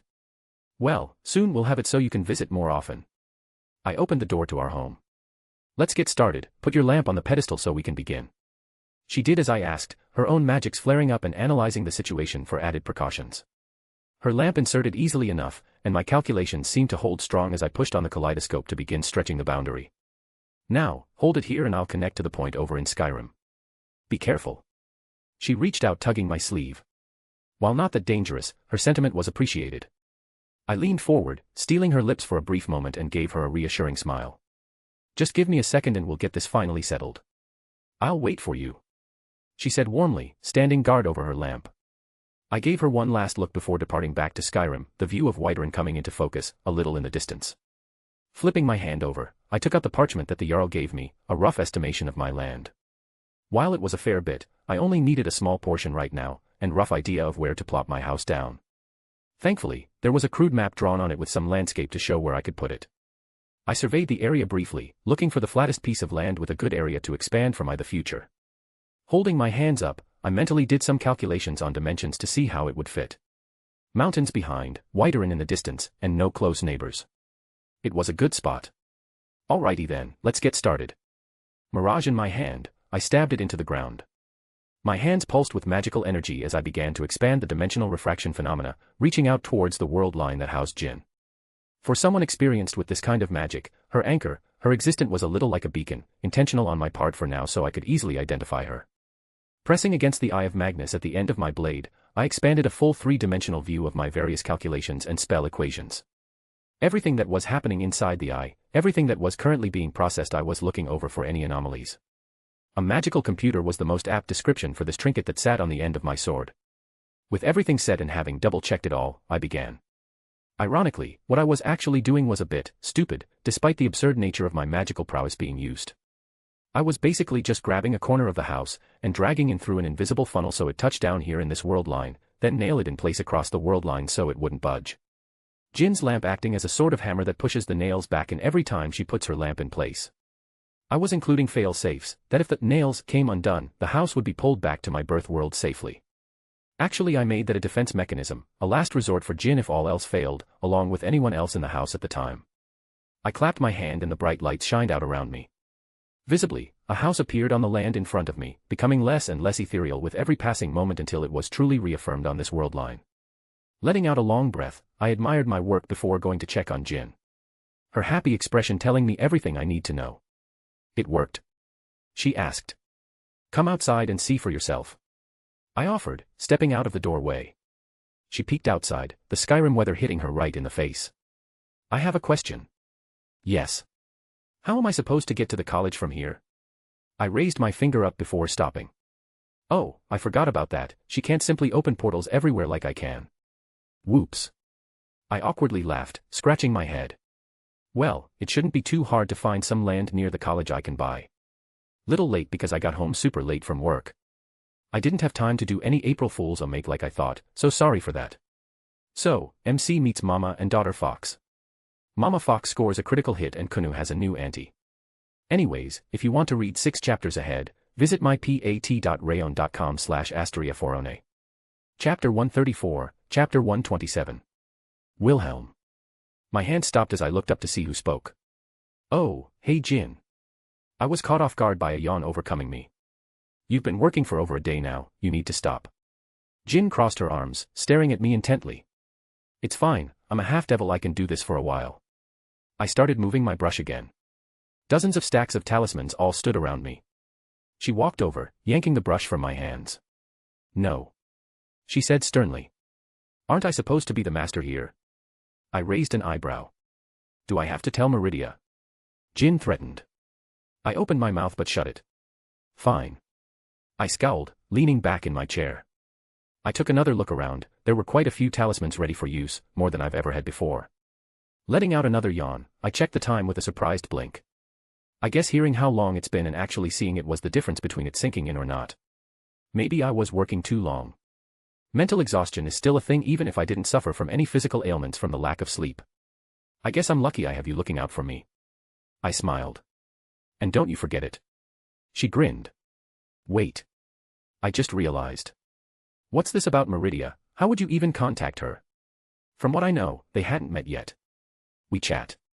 She said simply, a smile that shouted, I know more than you. Huh. Well then, do I dare ask what about? Any random thing. She moved over, plopping herself in my lap. The last time she stopped by for a few minutes, we spoke at length about animals. She professed that she had a little pond of ducks she kept hidden away that she sometimes visits to feed. I told her about some animals native to Remnant but not here. That is painfully adorable. I expected something like the brothers. I was pleasantly surprised with how Meridia treated me. I enjoy her presence very much. Jin admitted. I'm glad you're both getting along. I enjoyed the warmth she brought as my arms wrapped around her and my head rested on her shoulder. It was amusing that despite her body looking as if it was water, it didn't feel any different than normal skin. She even invited me to see her realm.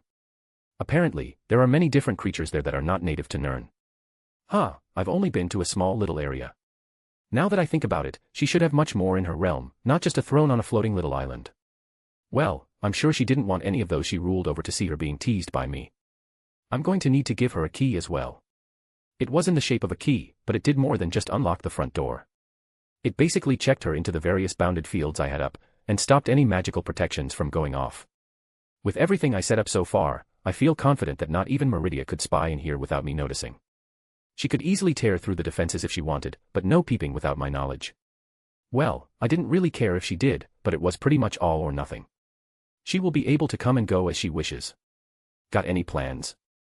I closed my eyes, feeling her beating heart and movements of her breathing. I wondered if she actually needed to breathe or was created to act as a normal human but wouldn't actually suffer if she stopped. I have a few more sections I need to organize in the library. I felt her hand gently play with my hair. I also have some books set to the side for when I'm done. Her little giggle was always pleasing to my ears. The temporary door in the college is working fine. I haven't had any troubles and the Archmage was a help in keeping that closest clear. He didn't ask any questions. I was a little surprised. I offered him an explanation based on what you told me was fine to reveal. He responded with, "It's more fun to figure it out myself." That sounds like him. I didn't even question it. The Archmage was eccentric but a very good person.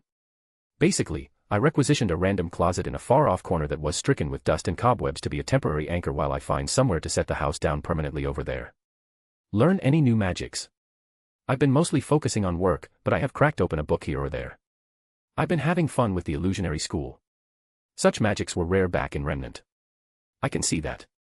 From what I understand, the magic on Remnant lent itself mostly for destructive purposes, and considering where magic came from, that wasn't surprising.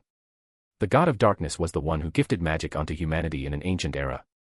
A focus on elemental manipulation with an emphasis on destruction, to repurpose it for anything else seems to be a task suited for only talented mages. What about you? She gently prodded my cheek. Any running around to do, or are you going to laze about all day? Laze about? I was fine doing work and until a certain woman comes along and drapes herself over me. Excuses. She sniffed. You're just asking for a punishment, don't think I won't. Don't make promises you can't keep. I grumbled as she softly giggled next to my ear. I'll probably go see Thorum, I want to catch up with my Thursday. I kind of neglected it and I realize it's a very potent avenue to learn from. I had a dragon do something to me during the fight. I thought it was a curse, but it merely bypassed my normal defenses to start draining my vitality at an alarming rate. It was an avenue of attack I hadn't much experience in defending against before. I wouldn't be quite as taken off guard the next time, but it was still something to be wary of. Sounds like it would be beneficial. She agreed. Yeah, there's still a lot I can learn here. A few more schools of magic I need to touch up on as well. I would add alchemy and enchanting to that list, but since Rin made a comment about them I wasn't really going to encroach on them just yet. Would rather she get more adept, and if I had an interest later, I would go to her with questions and help. I think that would be a big confidence boost for her. It was already almost noon. I would take a nap in a little bit then go check up on Thorum, see if he had some free time. He was probably just at the companions building, drinking and having fun. I hummed to myself, walking through the street of Whiterun. Most of the people had already settled down for the night, but taverns and such were still open and the occasional shout or cheer could be heard when you passed by.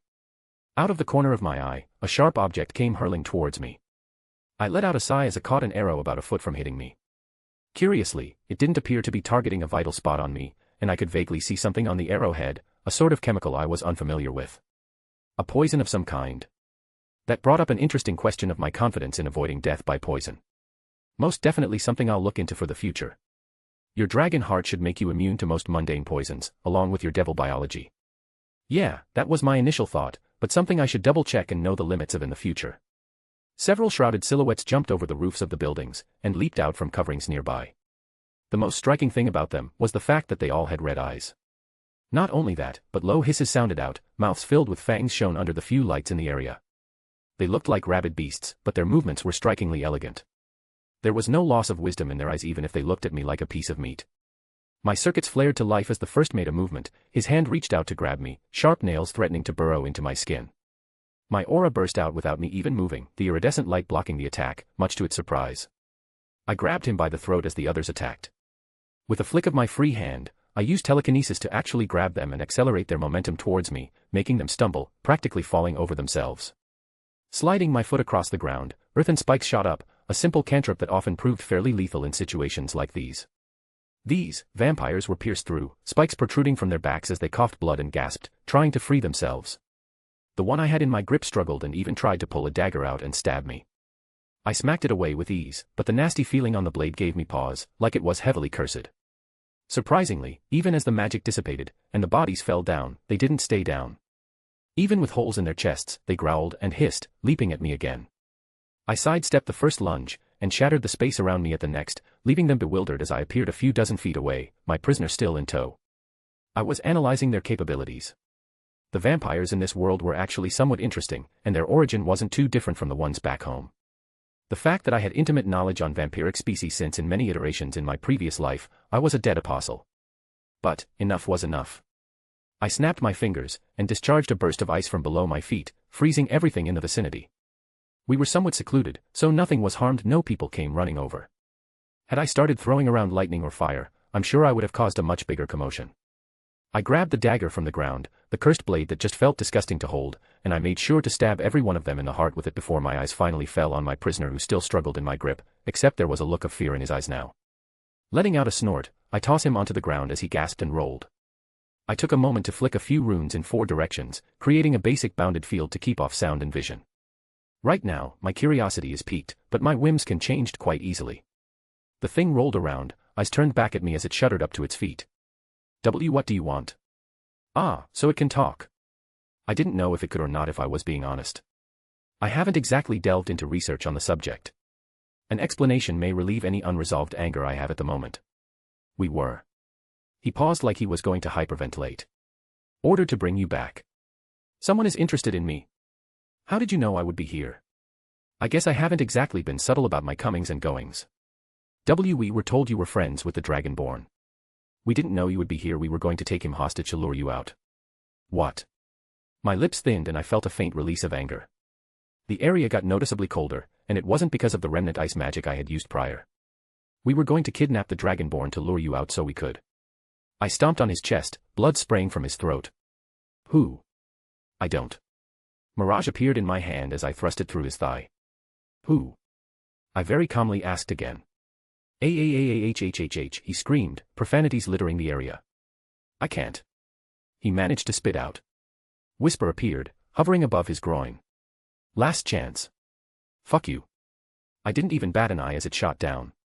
The scream would have made me wince in any other circumstance, but at this moment, I was absolutely livid. Lord Harkin. He cried out. Lord Harkin made us do it. Very good. I nodded, withdrawing my swords. Now. I growled, pulling him up and staring at him in the eyes. Where can find this, Lord Harkin?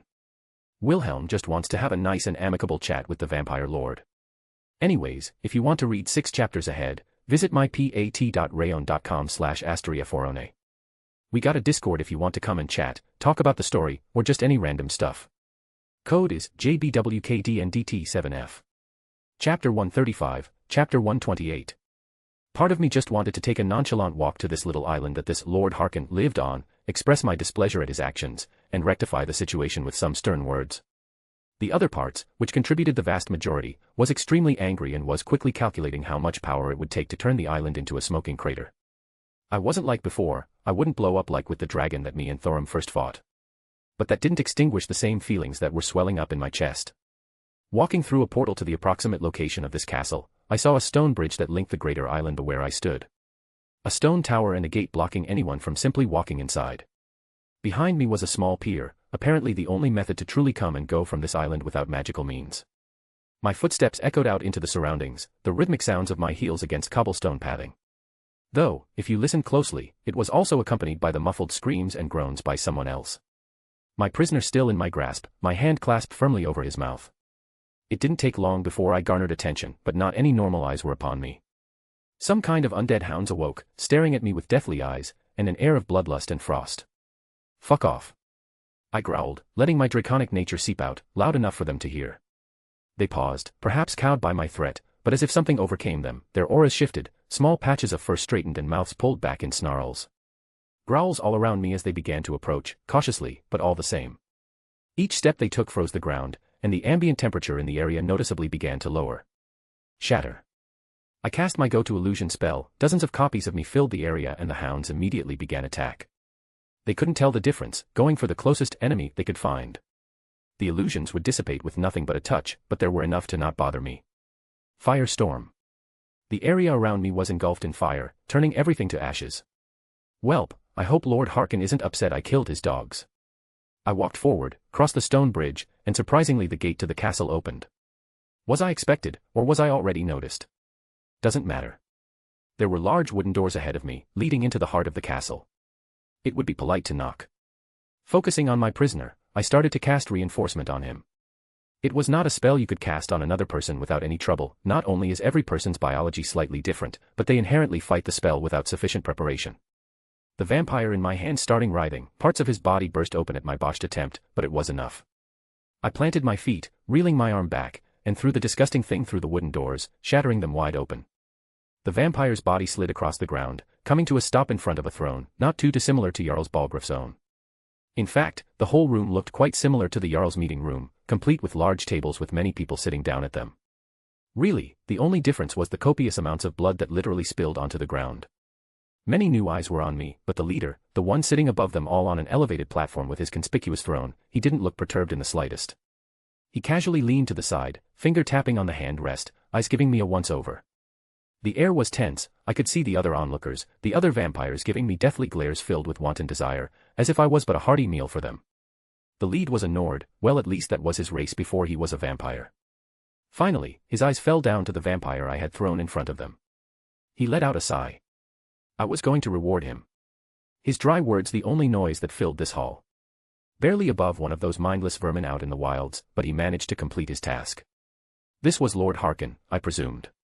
And he didn't look the least bit fazed that I had thrown his minion onto his floor, dead on arrival. Yes, I have received your gracious invitation, I drawled. But I wonder if I've come to the right place. I visibly swept my gaze around the room, making eye contact with all the residents, not faltering at their inhuman looks. I walked forward near one of the tables, within arm's reach of another vampire, but he didn't react, just staring at me. I ran a finger along the table, a noticeable amount of blood now dripping off my skin. When I heard the name Lord Harkin and came upon this castle, I expected elegance, regality, resplendence. I paused my words again, meeting back up with Harkin's gaze. But all I see is squalor and filth. And I'm not speaking of the horrid unkept nature of your castle. Harkin gripped his armrest tight, enough that it noticeably began to indent in his grasp. The closest vampire to me leapt, hissing and growling. I didn't bother even giving him my notice. Mirage already swung out, and his head rolled on the ground before anyone could react. At least he had the decency to clean up after himself, turning to ash in mere moments. The sound of wooden chairs scrapping against the stone floor filled the area as they all pushed out of their seats, about to attack me. I welcomed it all the same, but they stopped when Lord Harkin put his hand up. Child, watch your tone. Harkin growled. Do not think because you have slain a dragon that you are beyond reproach. Oh no. I put my hands up in surrender. I think there's a misunderstanding. I don't think myself beyond reproach. If I did, I wouldn't have some group of idiots thinking it was a good idea to kidnap my friend in an attempt to lure me here. I took a step forward, meeting his gaze with my own anger displayed openly. It is an honor for a mortal, pray, to be invited here. Harkin stated, seemingly dismissing my anger. Yes, I'm sure every mortal is jumping at the opportunity to sit among these distinguished people. I rolled my eyes. For such immediate grandstanding, why do I have the incessant need to wash myself after merely standing in this building? Harkin took a deep breath. It seemed like he was straining himself from lashing out. I was genuinely curious why he hadn't attacked me yet. He seemed like the kind of person who would kill at the smallest slight. His eyes glowed faintly, filled with power. The only reason you have not been torn to pieces is because my patron has use for you. It would do you well to cease your petty insults before you lose your tongue. Well, that would certainly make it harder for me to please your wife. I replied, without much thought, but a chilly silence enveloped the room. Did I touch a sore spot without even knowing it? He closed his eyes, frowning deeply. You only need be alive, he said, opening them. Gently, he raised his hand from his rest, and droplets of blood began to float up from the conglomerate puddles on the floor and tables. They filled the air, these tiny droplets, almost minuscule to the naked eye, yet so many of them that they painted a large picture of death which had filled this place. Within a blink of an eye, the droplets distorted, changing shape into needles and launching towards me from every direction. I didn't budge, my eyes didn't leave Harkin's, but the air around me shifted, the warm and familiar light surrounded me as a shield. My aura, my soul-given form did not budge under the assault. My reserves dipped a little bit, which was to be expected, but this blood magic did not touch me. Harkin, for all his arrogance, merely raised an eyebrow. Impressive. His expression didn't otherwise change. You have some skill, I suppose. He pursed his lips. Otherwise, a mortal like you would not have garnered his attention. His comment did not bode well, but I didn't dwell on it for the moment. Is it my turn then? I didn't wait for an answer, mirage in my hand, I twisted the blade ever so slightly, and quickly swung it out. 20 birds. A single motion producing 20 sword phantoms, 20 condensed slashes of magical energy overlaid in the same space and bursting out towards Harkin. An explosion of dust and debris stymied my vision of him, his throne in tatters by the time it began to scatter. I saw him standing tall, but blood dripped onto the ground from several wounds across his body. Yet, his expression didn't change, his eyes shone with a brighter anger than before, but he didn't outwardly react again. He cracked his neck as his wounds healed at a frightening speed. Even the spots where my attacks landed, they would be merely flesh wounds had he not had such an ridiculous healing factor. I could guess that his vampiric constitution provided him with an obscene physical prowess that allowed him to essentially tank my attacks with disregard. Curious, I have not seen such an attack from a sword before. He stated, actually looking mildly enthused. It was only now that I noticed a sword in his hand. I don't know where it came from, perhaps nearby, or he kept it hidden in a different pocket space. But what drew my attention was the design, it was very much reminiscent of a katana. Was it magic or something else? Interesting sword you have there. I ignored his comment. He looked down at his sword, a nostalgic look flashed across his face. It has accompanied me for many centuries, even before I had ascended to what I am now. He smirked, waving it gently in the air, he turned back to me and moved.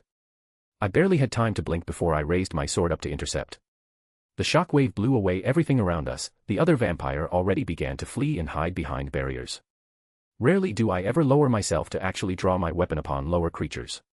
He pushed more strength into his sword, and I couldn't help but notice he was physically stronger than even Thorum. But there is always a certain satisfaction to put upstart brats in their place. His visage twisted into a snarling hiss, sharp fangs baring at me. Reinforcement filled my body proper, and ebony flesh covered me. It was enough to push Harkin back, and enough to elicit a small noise of surprise from him as he narrowly dodged a second slash into his chest. All this blustering I've heard from outside, this nonsense about a red dragon emperor, perhaps it was not all foolishness. He mused, clenching his hand for a moment. Despite him squaring off against me, he really doesn't seem like the kind of person to handle an issue when he has minions to do it for him. He didn't even make a comment as they fled the area, like he expected this outcome to happen. Come then, supposed dragon. Face my blade that has slain your kin in the past. That caught me by surprise, and he must have noticed my reaction. Oh yes, this blade of mine has severed the heads of dragons in a lost era. A relic of an order that had been lost to time.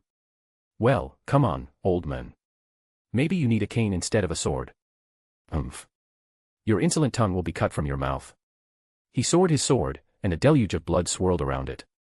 Almost like a whip, it shot out at each of his movement, and he didn't stand still, each step of his covering the distance it would take a normal person several moments to match. Tightening my grip around Mirage, I silently sent out dozens of sword phantoms to disperse his blood magics, even summoning up my own runic circles behind me and discharging bolts of lightning. He hissed in annoyance, being lightly scorched by the suddenness, but adapted quite easily. He jerked his hand forward, and the blood coalesced into huge spears and shot towards my circles, destroying them before they could finish their sequence. He did not give me respite in that brief instance, his sword moving towards my head at astonishing speeds. My foot pivoted, and I met the attack in earnest, and my own strength did not lose out, perhaps even surpassing his own. You are skilled for your age. He growled, pushing his blade into yet my own edge held his off. My patron will make you stronger. You will never fear the passage of time, you will have no equal. These dragons would come to fear you in his name. Was he doing a sales pitch in the middle of battle? Does it also come with that gigantic stick up your ass, or did you put it there yourself? Arrogant dick. Foolish. He sneered. I offer you an opportunity to be something more, yet you continue to run your mouth. Fine, I'll give you a genuine response. He clenched his mouth, I think he was waiting for me to say something insulting again, but I couldn't help but smile. I did not practice my Thursday much, but I was decent enough with a single word. FUS, I bellowed out, catching him off guard and blowing him into the nearby wall. I flicked my hand, summoning a handful of talismans, I flung them at the vampire, chanting a Buddhist prayer to activate the spell. Mere parchment. Harkin looked enraged. He didn't even look fazed as they approached him, having already regained his footing. He moved his hand to swat them away, but as soon as they made contact, his hand burst into flames. He roared in pain. It wasn't a mere physical thing, this was targeting his essence, a karmic flame. What is this? He flailed his arm, as it continued to be consumed. He barely even hesitated another moment, taking his sword and severed the entire arm from his body. Admittedly, I did not expect that. I guess that's a good counter to that spell. He gasped, blood oozing from his missing limb. His eyes darted around the area until they landed on a cowering member of his court who had taken refuge in the corner. He didn't waste another moment as he leapt at him, fangs seeking out his follower's neck, and visibly draining him of his blood until all that was left was a haggard corpse before turning to dust. He let out a pained roar as his arm regrew at visible speeds, in but a second a few one was in its place. You. He growled, looking back towards me. Have earned my complete and utter ire. His sword swept up the blood in the area again, but at the amount eclipsed the previous amount. Blood magic was something I only had a passing familiarity with, I had never seen someone manipulate it on this scale before. I quickly jumped back as spears of blood filled the spot I was just in, and they continued at me. I dashed and rolled out of the way as more rained from above, but that wasn't all. Harkin's sword filled my vision, having predicted my movement, I was forced to block. My free hand shot up and cast a greater ward. Foolish, do you think a ward spell can block blood magic? He sneered. My eyes widened as they treated my spell like paper, piercing through and colliding with my aura. The numerous spears of blood pushing into me, and I felt myself colliding with the wall on the opposite side of the room. I stood up, pushing a few stones out of my way, a little bit of blood dripped from my mouth. Well, learning something new every day. Naive child. Your inexperience is obvious. Any competent mage would know that blood magic does not work of the same magica principles as traditional sorcery. He took the opportunity gloat. Allow me to show you the power you scoffed at. He waved his arms and all the blood on the ground swirled until it turned into a magic circle. Dangerous. I had no idea what he was doing, but my instinct was screaming at me. Time to kick it up a notch. I muttered as my other swords burst out of my ring and I grabbed for Dawnbreaker, slamming it into the ground. A massive burst of light burnt away all the abominable magics, and Harkin reeled back in horror. The magics he quickly summed up manages to shield up, but even they were torn apart before the light died down, revealing a scorched Harkin, coughing up blood. You're not the only one with a patron. I tapped Dawnbreaker on my shoulder. To my bewilderment, his merely smiled. No, I am not. He stated as a baleful aura began to envelop him. We have an accord, Lord Molag Bal. A presence forcibly made itself known in the room, the castle walls shuddered at the sudden weight that descended. Mortal. The voice was calm, yet the words felt like nails on a chalkboard, they gripped at my soul and threatened me with certain damnation.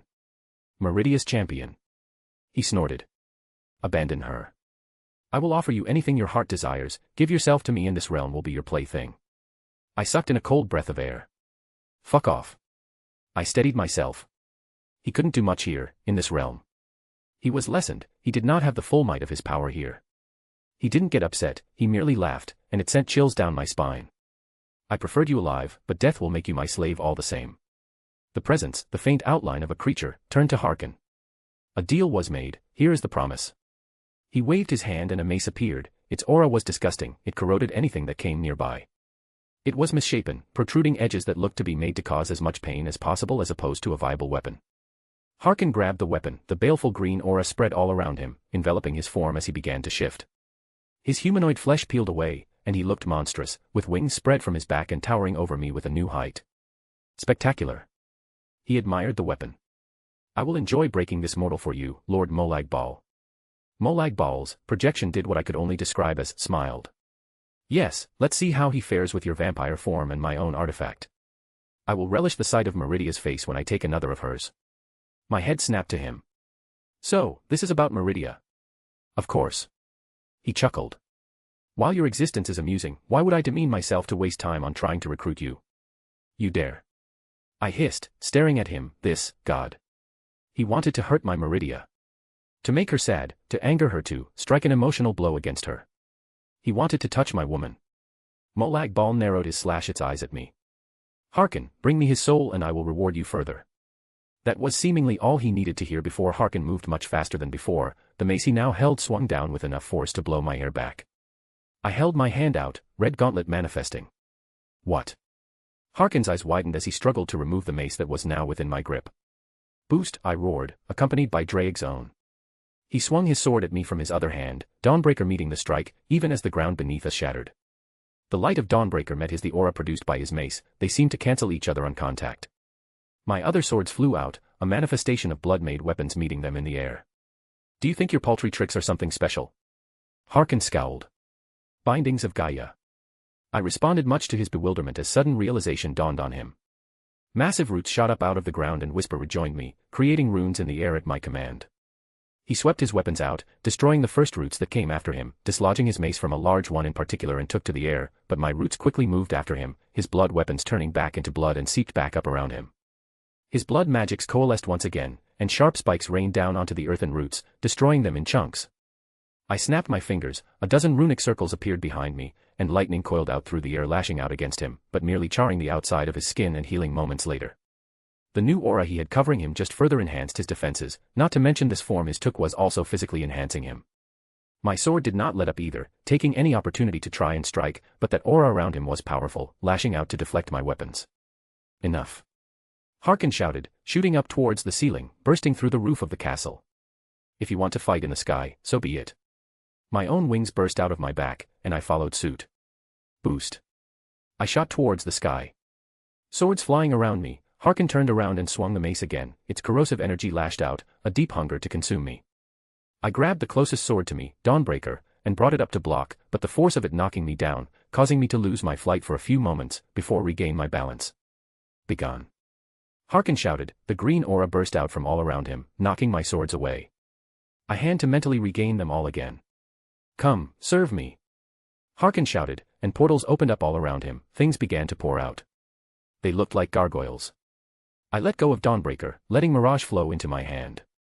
1,000 birds, I called out, swinging my sword, and the sky filled with sword phantoms. The slashes of magical energy meeting each of his summoned creatures, slicing through them with relative each, pieces of gargoyle falling to the ground below. Those creatures were minced and obliterated in seconds, my arms shuddered under the strain, having pushed the limit of that ability of mine for now. Harkin had a shield manifest around him, more of his blood magic, while chipped away and cracked all over it held with minimal strength remaining. Once again, Dawnbreaker entered my hand and I charged at him, my golden sword bursting with light. Harkin roared in defiance, Molag Bal's mace meeting it head-on. The two artifacts clashed in a burst of power that lit up the sky. The aura around Harkin was keeping the light of Dawnbreaker away, even as it touched him, it dissipated upon that corrosive energy. And his own baleful aura lashed out like tendrils, trying to grab a hold of me, only for Dawnbreaker's light to attack them when they got close. Drain. Harkin shouted, and something struck me, I felt my aura start to wither. It felt frighteningly similar to the move that Dragon used on me previously. Penetrate. I countered, my boosts fading to fuel the ability of Drags. The conceptual attack pierced through Artifact's defenses and ignored his body's durability. A hole opened up in his chest, able to see through one side to the other. With this opening, I thrust Dawnbreaker forward, its holy light stymied by the mace, but it was weakened, it pierced through and went into Harkin, my blade tasting his blood for the first time. Harkin screamed and wailed, swinging his mace wildly to push me away. Lord Molag Bal, Harkin called out. The eerie image of the Daedric Lord appeared in the sky next to him. I do not accept failure, Harkin. He said plainly. I haven't failed. He shouted. I just need more power. Molag Bal turned to me. Yes, he is surprising. The thing contemplated. This is your last chance. He raised his hand towards Harkin and his wounds regressed back to notion. Dawnbreaker's cleansing light faded from his body and he returned to normal. Well, I can offer one smaller boon. He smirked, pointing his finger at me. Dawnbreaker escaped my grip and shot up above me, it was suddenly enveloped in a malevolent barrier and the feeling I got from it gave me chills. Let's get that annoying weapon out of the way. He clapped his hands with a laugh. Now, let's have a fair fight. He chuckled, licking his lips in anticipation. The urge to fly up and punch him was almost hard to ignore, but I had a more immediate concern at the moment. It seemed like Harkin was a sort of anchor for Molag Bal's power. It makes sense since he referred to the Daedric Lord as his patron. I grabbed Mirage immediately and didn't wait for the next bout to initiate, I moved he prepared but I wanted to end this.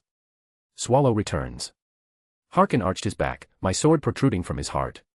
What? Molag Bal looked at me with confusion. Harkin began falling from the sky, I didn't know the true extent of his abilities, but I wanted to end him before Molag Bal decided to boost him even further. I don't think that attack would have been enough, but it was a good start. Spell circles gathered all around my sword, growing to epic proportions. Magical energy coalesced as I began to spell sequence. Ether cannon. I swung my glass sword, discharging everything I gathered at the falling vampire. The rainbow beam of light struck him head-on, burrowing into the island, taking half of it along with eviscerating the undead monster. My gaze snapped towards the Daedric prince still floating nearby. How boring. He snorted. Well, come along then. He put his hand up as if to claim me.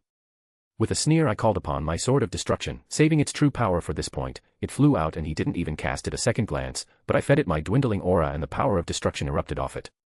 It sliced into the thing's hand, eliciting a visible reaction from the Daedric lord, something resembling pain. Mortal, he shouted, reeling his arm back. You dare harm me. The sky turned at his words, the visible reality around us somewhat distorted. I'll do more than that. I growled, calling the sword back to me. The ability that could only be active 3 times a century. I aimed my sword at him, and swung again. Destroy. A roar that shattered reality around me, the sky turned different colors, parts of the terrain shifted as if another world was encroaching here, but I pressed into him. If this was his true self, I knew for a fact that this would have been nothing, but he had to lessen himself to come here, to lower himself to exist in this plane. The divine weapon bore into him, and he only realized what I was holding for the first time as the concepts began to eat away at whatever this part of him was. You dared to go after my woman. I sneered. Even with this, I didn't think it would do anything meaningful, but if his roars were anything to go by, it was certainly painful.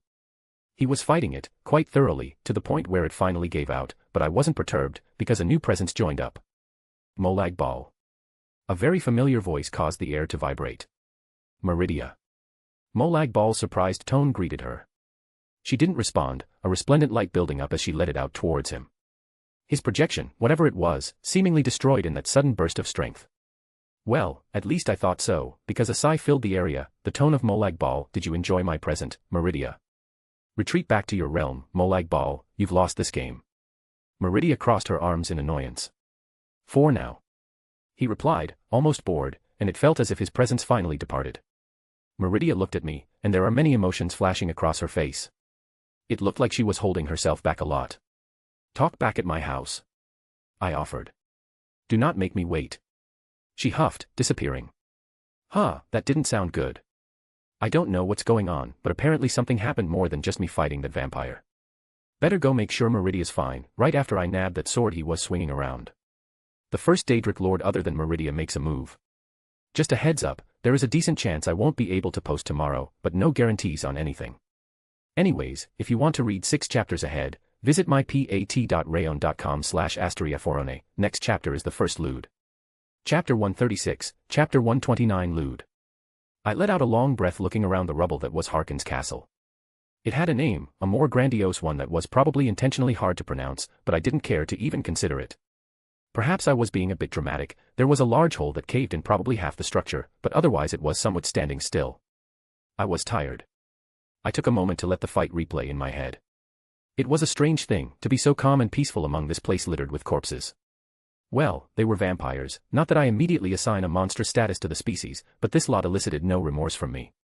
Whether any got away or not, I don't know. But many seemed to be waiting for an opportunity, perhaps to kill the victor and claim everything themselves.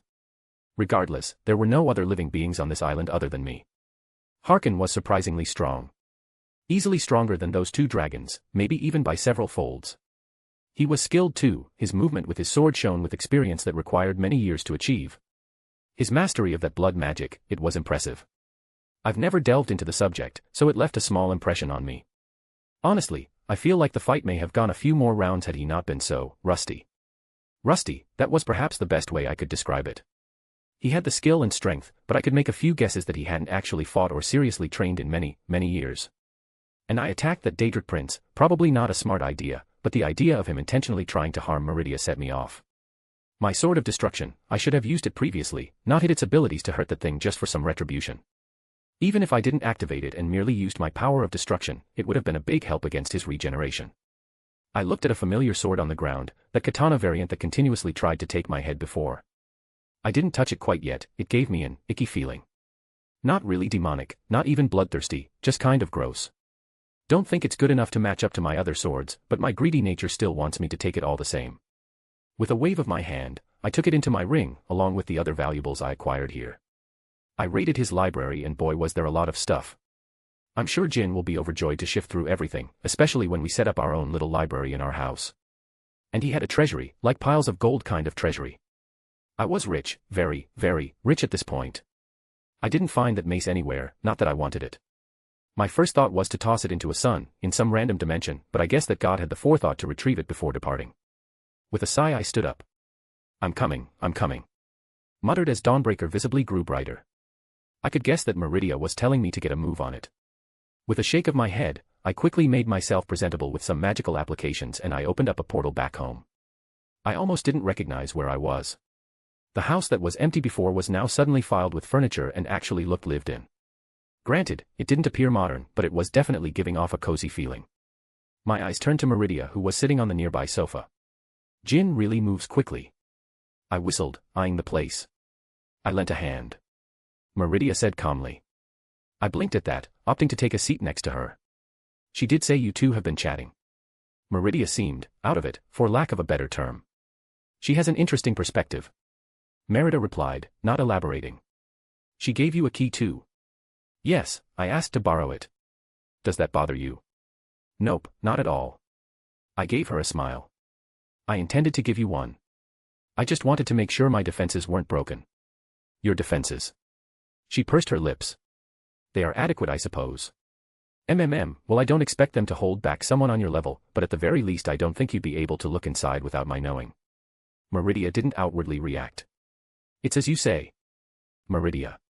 I scooted closer. What's wrong? I am distressed and I don't know how to feel. She glanced at me then back at the ground.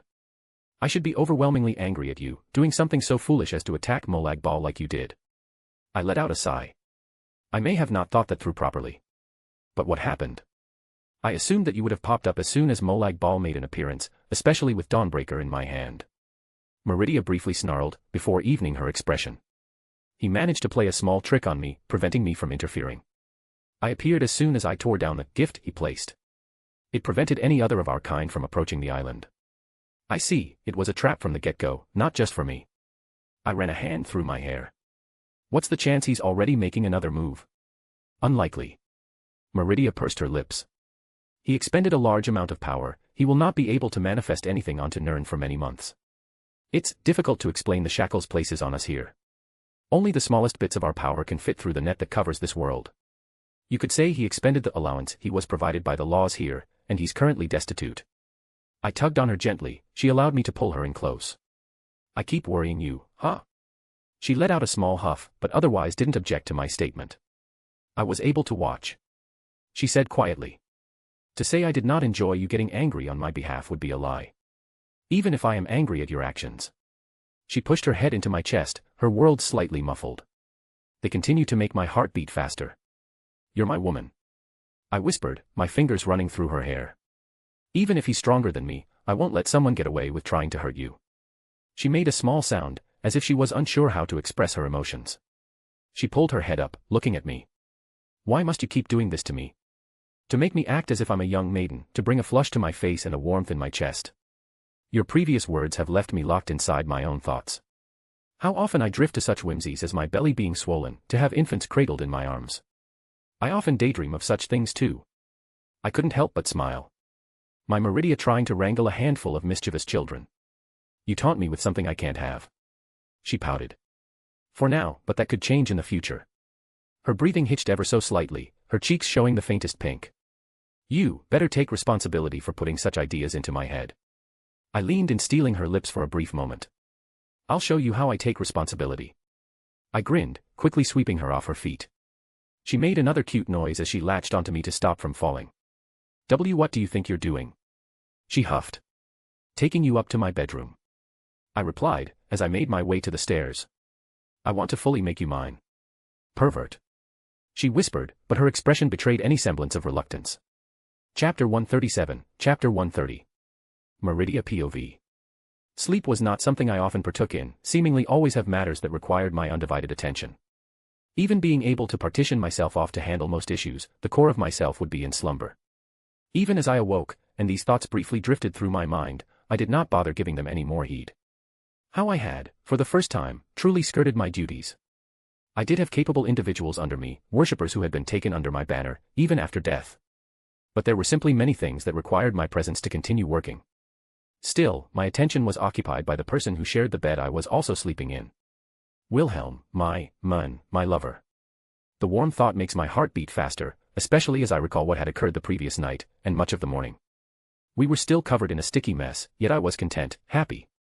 The pleasant ache between my legs a vivid reminder of how we made love far into the early morning hours, and other perverse acts. I resisted the urge to pinch him, daring to use my thighs to pleasure himself, regardless of how it made my loins drip. How utterly ridiculous, why he finds my legs so tantalizing, I do not understand. This body of mine, as fake as it was, caused me sensations I had never contemplated before meeting this ridiculous man. I had created it eons ago, a whim as I wanted to understand mortals better. I spent many days decided how I wished to appear upon my followers, my faithful. It is of course a fully working fleshly body, even if I did not foresee partaking in carnal pleasures with another person, I do not do things by halves. This body is not me, but I may have come to think of myself as this body. And never before has someone gazed upon this nude form of mine, and now a single person has that honor. My ridiculous lover, he truly does not know how lucky he is. How many wish to earn even a second glance from yet he will commit perversions upon me without any hesitation. For any other being in existence, I would have destroyed them. I can only swallow my indignation and take pity on him, allowing him his continued blasphemy. It is only out of my goodwill that he is allowed to molest me, to steal my lips at his whim, to accept his touch when he desires it. And I most certainly do not turn into a blushing maiden at his provocations, and I shall smite any who says otherwise. His foolish smile certainly did not elicit any reaction from me, neither did the way he refused to allow me out of his embrace as he buried his face into my breasts. Nor did I tenderly run my hand down his, admittedly attractive, chest. He stirred from his slumber, opening his eyes and giving me a bright smile, with a hint of his cockiness. That smug look on his face as he admired what he had done to me, even with his eyes half-lidden. "Ready for round 2?" he asked, clearly intent on eliciting a response from me. "Were you not satisfied from before?" I huffed in annoyance, unable to escape his machinations. "Gotta make babies," he mumbled, pressing his head further into my bosom. "Your seed still fills me, what more could you possibly do?" I pursed my lips. This perverse man seeking any excuse to initiate further relations. I fear I have opened a dam and the torrent will no longer be plugged. The matter of me unable to bear his children goes unsaid. Give me an hour and find out. He giggled, squeezing me tighter. "As if you would last that long." I scoffed, hand running through his striking red hair, hearing his continued giggling into my breasts. "Wilhelm," I quietly called out. "Don't wanna. You do not know what I'm going to say." I poked his forehead. "You gotta go," he grumbled. "Yes." I didn't deny, I guess it was an obvious conclusion to come to. I have ignored many matters in my absence. It was pleasant, knowing that I was not required to explain myself. My lover had an understand of what I was, what I did, so while he would bemoan my leave, he knew I had important duties to attend to. A small part of me was happy that he desired me to stay by his side so vehemently. I could only just sigh. I wondered what things would be like if I just threw my hands up and ceased my role. To live by his side, follow him on his adventures through various other universes. My strange man who comes from a distant light of creation. "How long you gonna be gone?" His word not matching the usual eloquence he approaches with his speech, I'm sure he was still quite tired from our previous activities. As unique his origin was, I do not believe he would be unaffected by our time together. I do not know, perhaps a few days. I would make sure nothing significant occurred, and finish my tasks as quickly as possible. "Fine," he stated. "Wanna take a shower before you go?" "Shower?" I questioned, confused by what he asked. "Running water that's heated up and sprayed down overhead for cleaning purposes," he explained. "I am able to cleanse myself without mortal means. It would take me but a thought to remove all this filth. The only reason I have not done so yet is because I did not wish to disturb his content look. It was certainly not because I wished to enjoy the feeling of being so full for a few moments longer. It's one of life's greatest pleasures," he stated, making me pause in consideration. "A few more minutes will not make any substantial difference." I acquiesced, though the way I felt something poking into my belly, I think it may just take a little bit longer. Wilhelm POV. I watched Meridia fluff her hair out. I guess I've never contemplated the idea of Meridia drying herself off after taking a shower, as strange as it was, and I just wanted to admire the scene. Meridia glared over in my direction, but the way she puffed up her cheeks in annoyance cleared away any sense of true anger she might have. "I should knock that smug grin off your face," she huffed. "Tricking me into doing that, in such a place," she grumbled. "Oh, and who was refusing to let me go once we started?" I raised an eyebrow. "Do not speak nonsense." She threw a pillow at me from across the room. In the moments I caught the pillow and tossed it to the side, Meridia was already dressed as she had been before last night. I walked up wrapping my arms around her. Even with her annoyance, she accepted quite readily. If you need me for anything, I'm always here. She looked at me quietly, a contemplative expression on her face. I appreciate the gesture. She settled on, and I knew that was something along the lines of, you will not be able to help. I wasn't offended in the slightest, but I wanted her to know I was here for her if she really did need anything. We need to have a discussion about certain things later, when I have more time.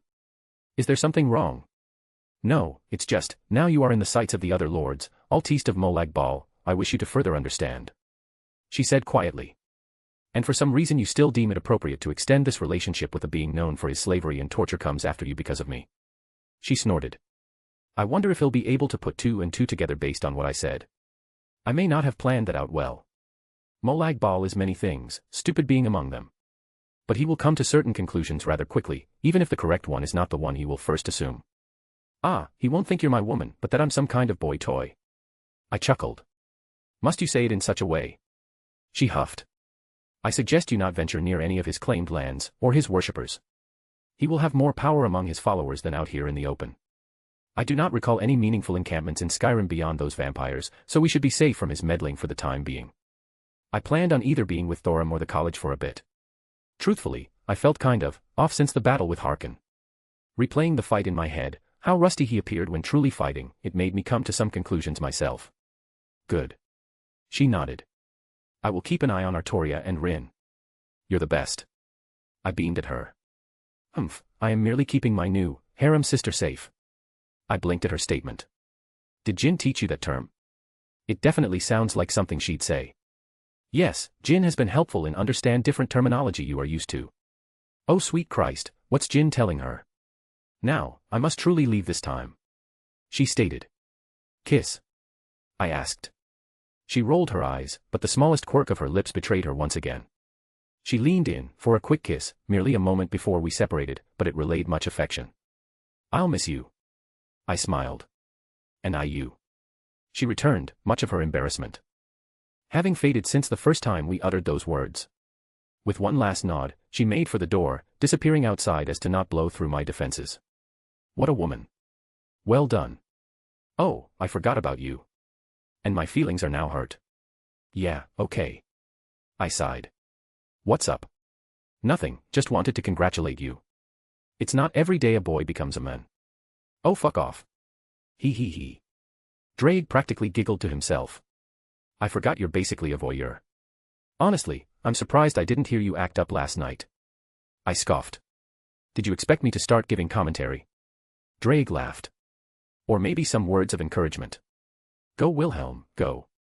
Show her the power of the Red Dragon Emperor, woo. Oh. My.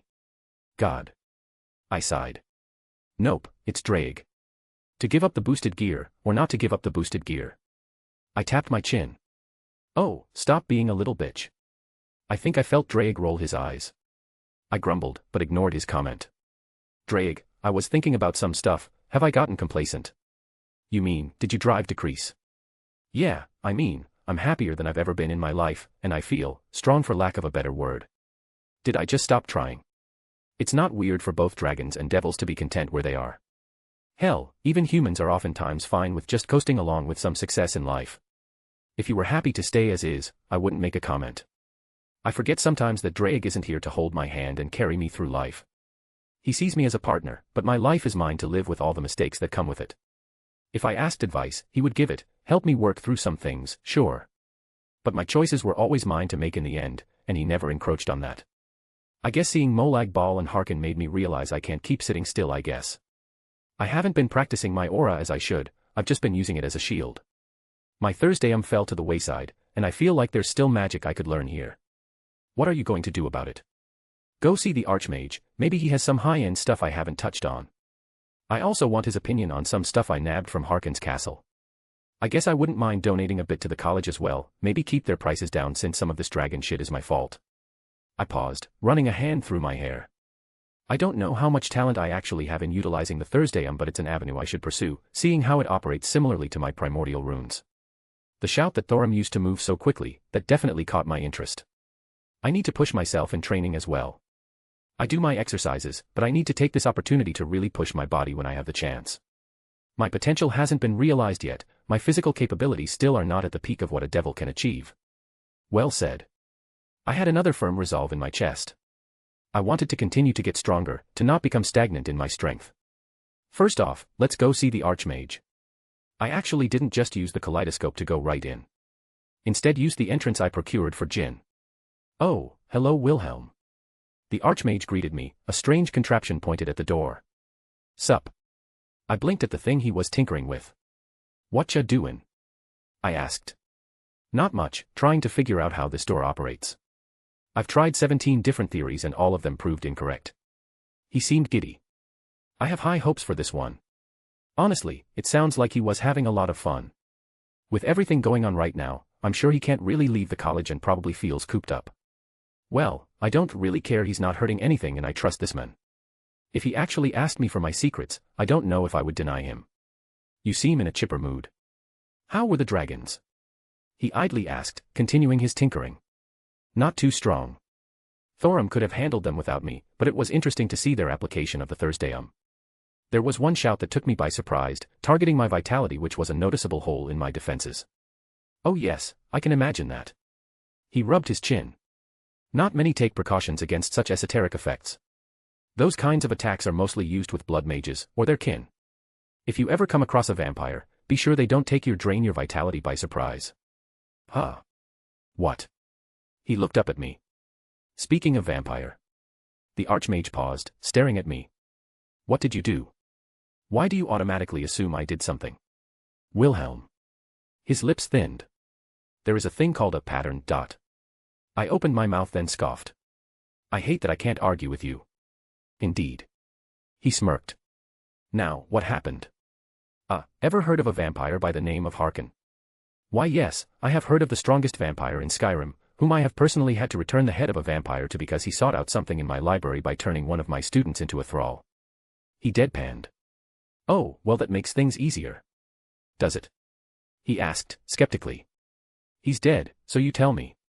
The Archmage let out a long sigh, reaching his hand out and summoned forth a bottle of mead, once again, downing it with vigor. That can't be healthy. I pointed out. Neither is your existence in my life, but here we are. I couldn't help but laugh, one shared by him. I do hope you were not harmed. The Archmage stated. Nothing significant, even if Molag Bal showed up to lend him a hand. I had to stop myself from growling. I was just a pawn to strike a blow at Meridia. I guess they saw me waving Dawnbreaker around and put two and two together. Ah, yes. The conflicts between your paramour and the Lord of Rape are well documented. He didn't seem fazed by what I said. He should have been a master blood mage. I'm curious how the fight went. I won, but it felt like he let himself go, kinda rusty all around if I were to be honest. Well, I won't say it's a shame, but I do so wish his magics were passed down to someone not so arrogant, genocidal, stuck-up, vampiric. I offered. Quite. He pursed his lips. If it makes you feel better, I raided his castle of everything important, including his library. That does make me feel better. He perked up immediately. I don't suppose you would be willing to share some of the tomes hoarded by that old vampire. Sure, I was going to have Jin sort everything, set up my own little library. Anything of importance I'm sure we could duplicate so the library has some copies as well. Though, I wanted to make sure nothing too absurd is made readily available. Wilhelm, do you really think I allow free access to the most powerful and self-destructive spells allowed to beings of our caliber? So you do have a hidden stash? I raised an eyebrow. Of course. It's not so hidden though, once a member of the college reaches a certain level and maturity. He looked at me intently. I allow them to peruse. I held my hand out, gold literally began to flow out like water, filling the area between us into a large pile and continued to spill outwards. The Archmage stared at me, then the gold and back at me again. As I was saying, you are a highly valued member of our college. We shared a look and started laughing again. In seriousness, Wilhelm, you merely had to ask. I figured, but I also wanted to make a donation. I scratched my cheek. I still feel kind of guilty and I hope you can maybe keep prices down a bit, maybe coordinate some help for the common folk who were affected. Wilhelm, that is a very admirable thing to do. His eyes softened. I would be delighted to ensure this happens. I still have many contact outside of Skyrim. It may take a few days, but I believe I can bring some fresh supplies inbound to Skyrim even with their absurd costs right now. Yeah. I definitely didn't preen under his praise. So, about those spells you keep locked away. I grinned. Oh boy, this week has been kicking my butt. First half I was bogged down with work, and now I have a family member in the ER. Everything is fine, but there was a lot of stress and time I spent dealing with all of that, so this chapter came out a bit late. Anyways, if you want to read 6 chapters ahead or support me, visit mypat.rayon.com/asteriaforone. Chapter 138, Chapter 131. I took a deep breath, sweat dripped down my brow. I ignored the few stray strands of hair that fell down on my face. My legs crossed, wings out as I hovered about 10 feet into the air, a floating book in front of me and the boosted gear on my arm. I ignored the pain in my body as I turned the page. There was a small twitch in one of my wings and I fell about an inch before catching myself. My swords floated around me, my mental strength also keeping them afloat. But that was not all. My sword of destruction was channeling my aura, so my power of destruction was activated around the blade. It didn't run wild, instead, it was coherent, complacent. It was evenly distributed all around, coating it in the blackish hue, only instigated into action by my will. Do it again. I took another deep breath. Boost. I called out, doubling my capabilities once more. This must have been the 8th boost now, and I felt my body grow stronger, but at the same time, the strain was enough that I let out a growl. As the power flowed through another force was exerted, the runes I set up all around this room lit up, and a torrent of gravity descended upon me, threatening to force me onto the ground. I grit my teeth, adjusting to the new force, not letting myself fall too far, and not allowing my swords to fall either. My focus did not waver, my power of destruction did not go out of control, and I adjusted to the new weight around me. This room, an empty place I had found in the college to train. I had received permission from the Archmage to set this little place up. All around me were runes, designed to adjust the force of gravity on an individual. It was a bit annoying getting set up right, but I couldn't complain about the results. Normally, such a thing would have been tedious, but otherwise simple. What I had done was add a secondary sequence that increases every time I use boost, except it doesn't merely match my new strength. If I use the boosted gear to increase my abilities by a factor of 2, the gravitational exertion is increased by 2.1, meaning I could train myself in multiple ways, both from the stress of the boosted gear and the force exerted on me. And that didn't even take into account my mental exertion to keep my swords up, my flight up, and my power of destruction going. I pushed off the thoughts of pain, instead focusing on the book in front of me. One of several I had acquired from the Archmage's personal library, or rather the books he keeps segregated so new initiates can't just get their hands on them by accident. They weren't all blow the city up kind of thing. A lot of them were spells that an initiate could use, but were extremely dangerous and needed a firmer grasp on magical arts to fully understand and utilize without harming yourself. And then there were others that were just malicious by design. I'm not one that likes to label spells evil, but there were certainly some horrible spells in his collection. Not that I faulted him for keeping them, they were useful for understand and learning from, even if you never intended to use them. Like there was a spell that forced another person to fall in love with you. It was a disgusting amalgamation of different mind control magics with an unhealthy dose of brain chemistry altering. But on the flip side, it had a very interesting thought process on combining spells without conflicting with one another, but instead becoming greater than the sum of its parts. The spell I was studying at the moment was called Lightning Form. It was a spell derived from the lightning cloak spell I was quite familiar with. To put it bluntly, it forces the body to take on the properties of lightning, so to speak. It would heavily increase my affinity to the element, but it was irreversible, from what I read. The downside was the fact that the process was extremely painful and dangerous, not to mention I wouldn't be able to use a similar spell, otherwise I'd probably die. Using terms from my home world, it would force the concept of lightning onto my being with everything good and bad that comes with that. My element would thus change, not replacing the old one, but adding a second. There were many factors that come into play when dealing with something like this, but I had many tools at my disposal to mitigate the detriments. What do you think, Drake? It's not a bad idea. I'm sure I don't need to tell you about all the dangers and everything. But you seem more particular towards the element of lightning. It will make other elements a little harder to utilize, but that doesn't mean much. And since your runes aren't direct elemental manipulation, they won't be affected, but would be enhanced due to your lightning affinity when using some of your personal spells. Yeah, most of the detriments are about gaining the ability, not the effects of simply having it. Which admittedly, were a long list, not many mages could boast what I could when it came to preparation. Hell, my aura mitigated an awful lot of problems talked about in the book. You're up again. I grunted, gritting my teeth, preparing. Boost, I called out, holding it for a moment until the gravity descended upon me again. I let out a pained cry as I slammed into the stone floor below, cracking the surface. The magics turned off by a safety measure built in by design. Release. I breathed out, letting the boosts fade and leaving my body aching.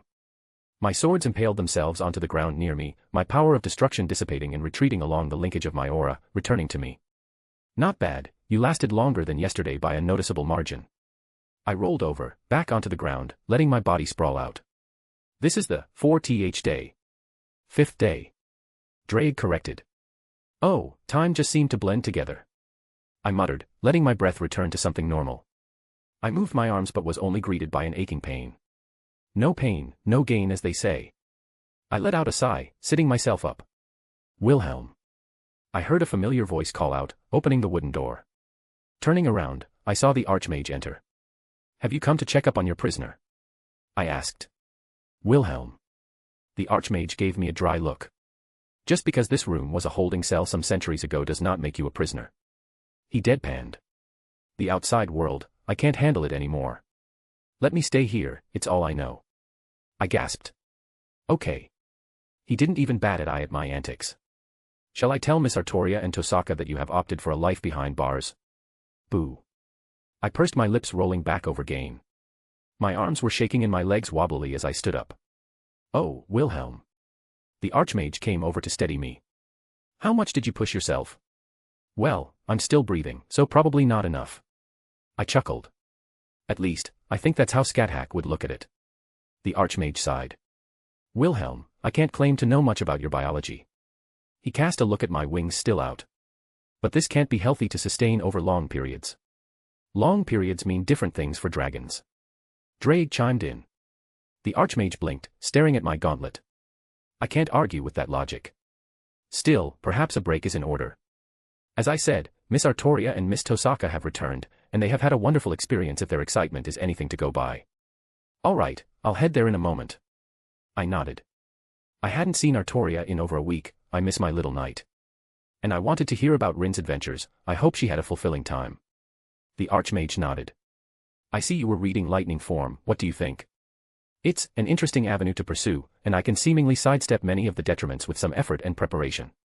Yes, I thought that one may catch your eye. He rubbed his chin, a small smile on his face. I had to take it from the library when I had a pair of brothers try to learn it together some decades ago. Oh geez, how bad did that end? Well, they at least managed to get a basic lightning bolt down before attempting it. He sighed. I managed to save their lives, but their ability to manipulate magicka was thoroughly shattered. He eyed me sternly. I appreciate the cautionary tale, but I'm not going to just jump head first into this. I tried to alleviate his concerns. I have many things available to me to not suffer any horrific setbacks even if I decided to throw caution to the wind. As long as you are careful. He nodded, clearly pleased with my words. I also look forward to your thoughts after you succeed. If we could tweak it, it would be a wonderful spell for those who specialize in lightning destruction. That's true. He probably didn't have any data to even start an endeavor. Well, I wouldn't mind helping him out, if nothing else I do love to discuss magic. Sure, I'll make sure to note my attempts down and to have everything documented so we can go over it at some point. Wonderful. He cheerfully replied. Now, let's not keep your lady friends waiting. I happily pushed over the doors to the cafeteria, because where else would I find Artoria? Joking aside, I think they were just here to unwind with some space to set some stuff out. The Archmage was already here and as soon as I walked in I drew their attention. Wilhelm. Artoria perked up, a smile on her face and my heart just melted. I held my arms out and she happily moved forward into my embrace. Artoria. I did squeeze her tight. Missed you. Did you have fun? She let out a small noise in confirmation. Only breaking our hug after another moment. Come, we have a grand tale to regale you with. She grabbed my hand, pulling me over to the table. I took another look at them. Artoria wasn't in her usual armor, she was sporting some local leathers with some other comfortable-looking furs to not stand out so much. Along with a hooded cloak adorning her back. Rin too looked interesting. I met her eyes briefly and she returned a haughty smile, hand on her hip and a happy gleam in her eye. She looked much different. Full leather armor, but with what looked like a mage's robe fitted over, acting like a cloak. I could only tell because of the parts not covered, her arms, a bit of her chest, her legs. She was clearly decked out in armor and from what I could tell, it was clearly enchanted. I briefly wondered if it was by her own hand or not. She had a staff in her hand I did not recognize, but it seemed pretty decent. Her noble phantasm was on her back, for ease of use. She had a dagger at her hip and other accessories all around. But the most eye-catching item was the amulet that hung from her neck. What a feeling it gave when I inspected it. Obviously, she was allowing me this kind of poking, otherwise such an action could be easily differed. I think I'm jealous. I blinked as I eyed that ridiculous thing around her neck. Am I allowed to be jealous? I looked down at Artoria. She just let out a small laugh. I'll allow it. Rin flipped her hair back, obviously emphasizing the thing even more. I rolled my eyes, but I was happy Rin seemed a lot more alive than when I saw her last. All right, I want answers. I jabber my finger at her amulet. The hell is that thing, because it's frankly ridiculous. I almost thought it was a Daedric artifact. No, but it is an item of legendary proportions. The Archmage chimed in. Miss Tosaka was kind enough to allow me a few cursory looks. I said you could look at it as much as you wanted. Rin huffed. The Archmage chuckled. I have enough. I merely was interested in its overall creation, without breaking it apart. I can't get much more from it unless you were willing to part from it for a few years. Rin looked aghast at the thought, earning another chuckle from the old mage. All right, you can show off. Tell me what it does. I sat down at the table, Rin joining me quite quickly. The Archmage just stood nearby, content on watching and hearing the story while Artoria slid in next to me, as we shared another small smile. From what I've discovered so far, Rin began. It provides a potent passive healing effect. A small cut would heal in moments, a broken arms would probably take a few hours, and I haven't tested any missing limbs for obvious reasons. She stated, clearly in a type of lecture mode. Interesting, have you tried other avenues of healing? Like is hair restored, or fingernails? It would be interesting if it stops the process of aging. I asked. Rin paused, pondering those questions. I'll need to test it more. She admitted, and I just nodded as she continued. My physical stamina is higher. I noticed I could hike through the mountains a lot longer before feeling winded. I can vouch for this one. Artoria chimed in. She went from needing a break every few hours to going nearly all day without issue. Fascinating. I rubbed my chin. I'm sure that isn't it though. I ginned at her. I could tell she was holding something back. My capacity for magical energy at least doubled while wearing this thing. She looked rather smug. It has a sort of magica pool I can draw from and refill separately from my own, but doesn't conflict when I actualize any of my spells. Now that is really interesting. Does it refill separately from your own, or does it fill up by siphoning your own magical energy? It draws from the world, my own OD is left untouched. Rin confirmed. I admit to being a little jealous, maybe it was just my hoarding nature acting up in front of a treasure. But I was honestly happy for her too. She also looked a lot more spirited, like a weight was off her shoulders. The treasures are good and all, but how about the details? Tell me of your adventure. I shot her a smile and she beamed back at me. Well, it started when we went looking for a tomb called Falgunther over by Solitude. Artoria reached out under the table, sliding her hand into mine as our fingers intertwined, and she laid her head on my shoulder as we let Rin began to recount the tales of her adventure. Seeing Rin excitedly start to recant the tale, I couldn't help but smile. Even with how fatigued I was feeling at this moment, everything just felt right in the world. Skyrim arc is wrapping up soon, then we're heading to Fate/Apocrypha to participate in a Grail war. Anyways, if you want to read 6 chapters ahead, visit mypat.rayon.com/AsteriaForone. Chapter 139, Chapter 132. So we made it to this big tomb, lots of undead everywhere. Rin had explained their journey to delve into this lost crypts. I thought the place was already cleared out, because there were no zombies walking around. Draugr, I corrected. Draugr. She nodded. So there were no Draugr walking around. We walk into a new room, lots of coffins, and there was a treasure chest. Oh gods, did you go straight for it? I face-palmed. She went straight for it. Artoria said dryly. Rin turned a little red. As soon as I touched it, all the coffins in the room had their lids kicked open and a stupid amount of Draugrs all stepped out. So, you engaged them. I nodded to her words. In such an enclosed space, I assume you stuck to your spear and perhaps some small cantrips. No. Artoria deadpanned. They startled me. Rin defended herself, casting a huff towards Artoria. They startled you. I gave her a dry look. And what happened when they startled you? Blew them the hell up. Rin preened. I looked towards Artoria. That is an unfortunately apt description of what occurred. Artoria sighed. She screamed and threw one of her rubies into the middle of the room, destroying most of them in the blast.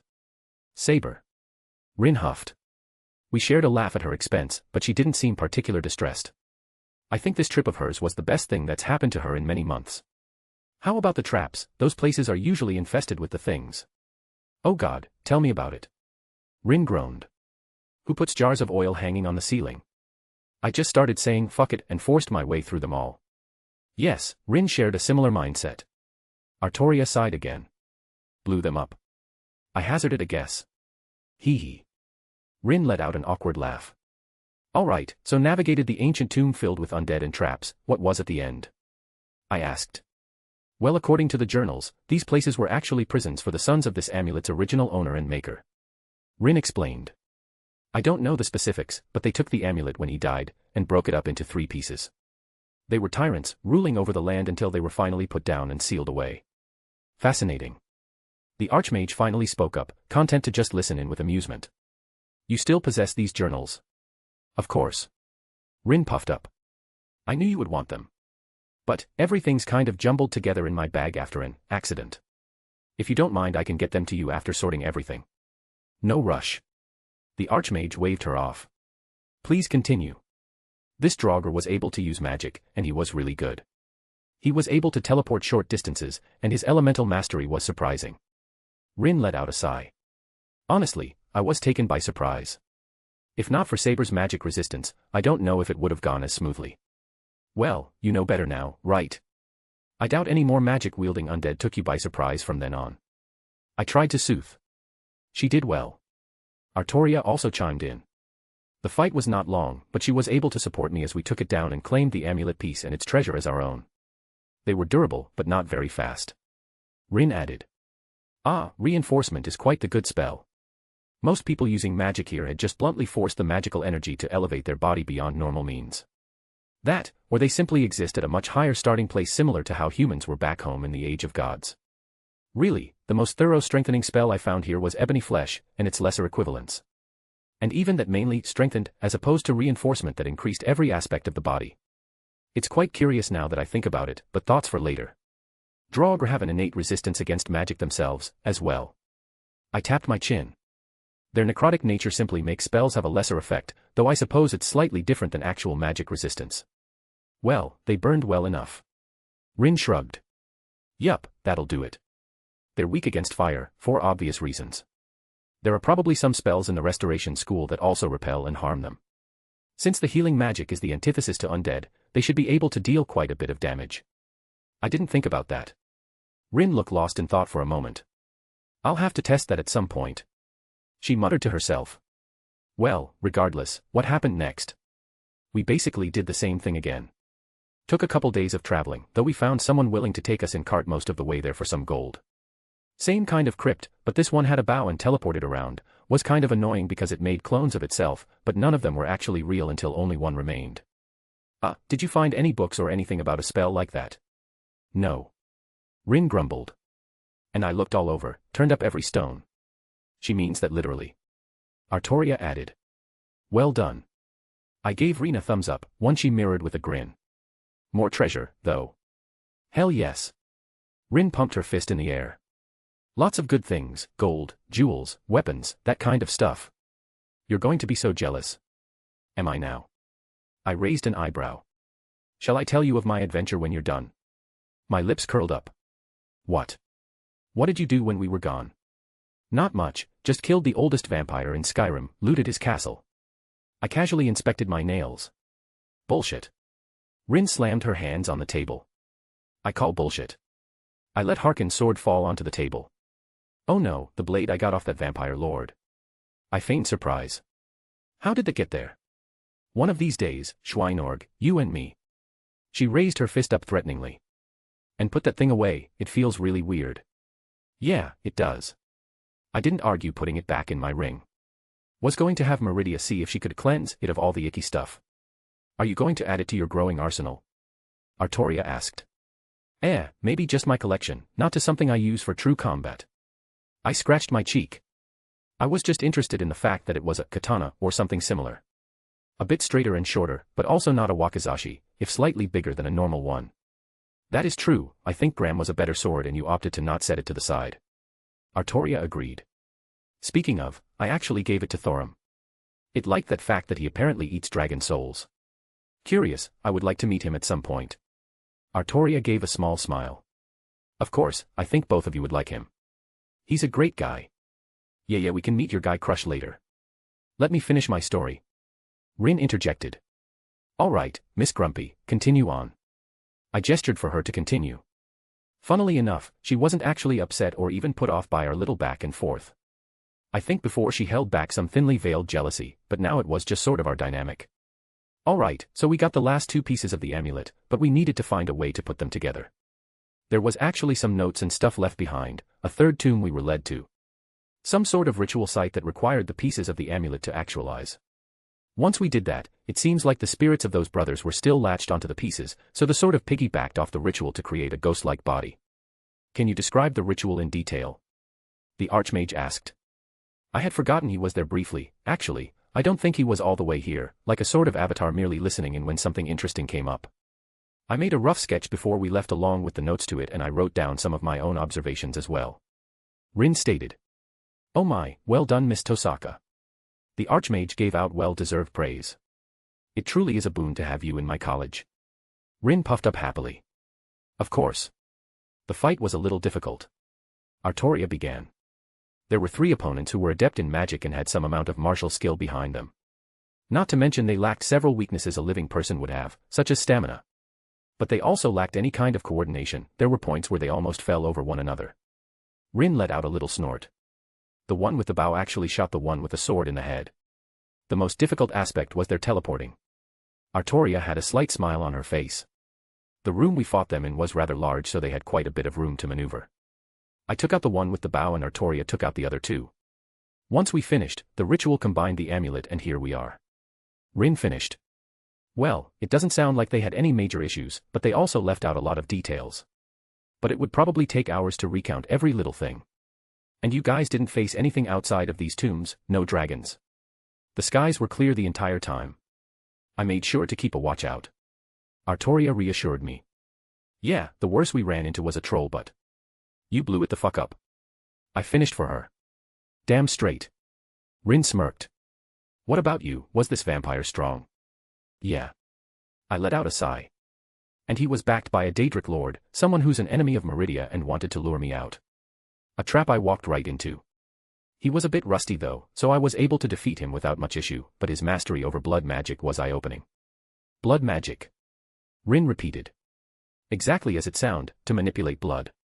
You can think of it as a branching school of thought from water manipulation. Though it comes with its own good and bad points due to the nature of blood. Will a person suddenly burst through the doors, her eye-catching blue skin making me recognize her immediately. Jin. I smiled brightly at her. Her eyes swept at those of us gathered. Rin, Artoria. She practically squealed in delight, running over and giving each a big hug. Rin looked a little surprised at first, but happy all the same. Artoria welcomed it without any fuss. Hello, Jin. Artoria greeted. Jin. Rin nodded her way. I'm glad you both are back. Jin's smile was really contagious. Did you have fun? Were there new books you found? What's that around your neck? Did you fight any of those undead? What about spells? Did you learn anything new? Or did you find any good treasure? She immediately began bombarding them with questions. Was always happy to see my genie this bright and ecstatic. Oh. Jin interrupted her own rambling. I actually had a quick question. She looked at me. I was going through the notes and journals from Harkin stuff you left at the house, and I got kind of stuck because it mentioned something about an Elder Scroll but I can't find. Pardon. The Archmage interrupted. Did you say an Elder Scroll? He seemed much more contracted on us than he was previously.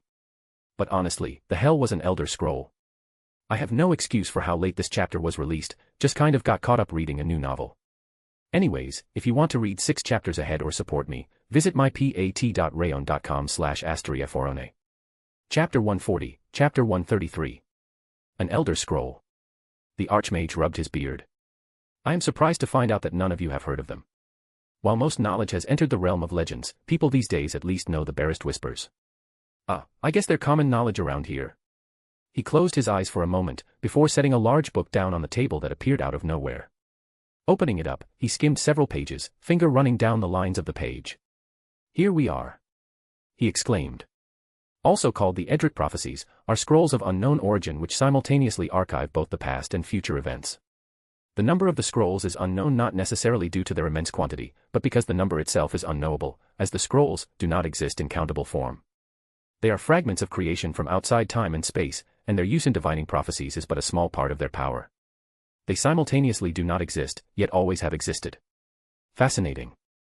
These scrolls exist outside of time and space, thus are able to chronicle the flow of the world somehow. That poses an interesting question: if someone reads from one of these Elder Scrolls, does that make the future, or is the scroll merely describing inevitable events? The chicken or the egg? Does bringing the scroll's content into reality force that recorded prophetic outcome to occur? So, they are basically cast off power from the divines when this world was created.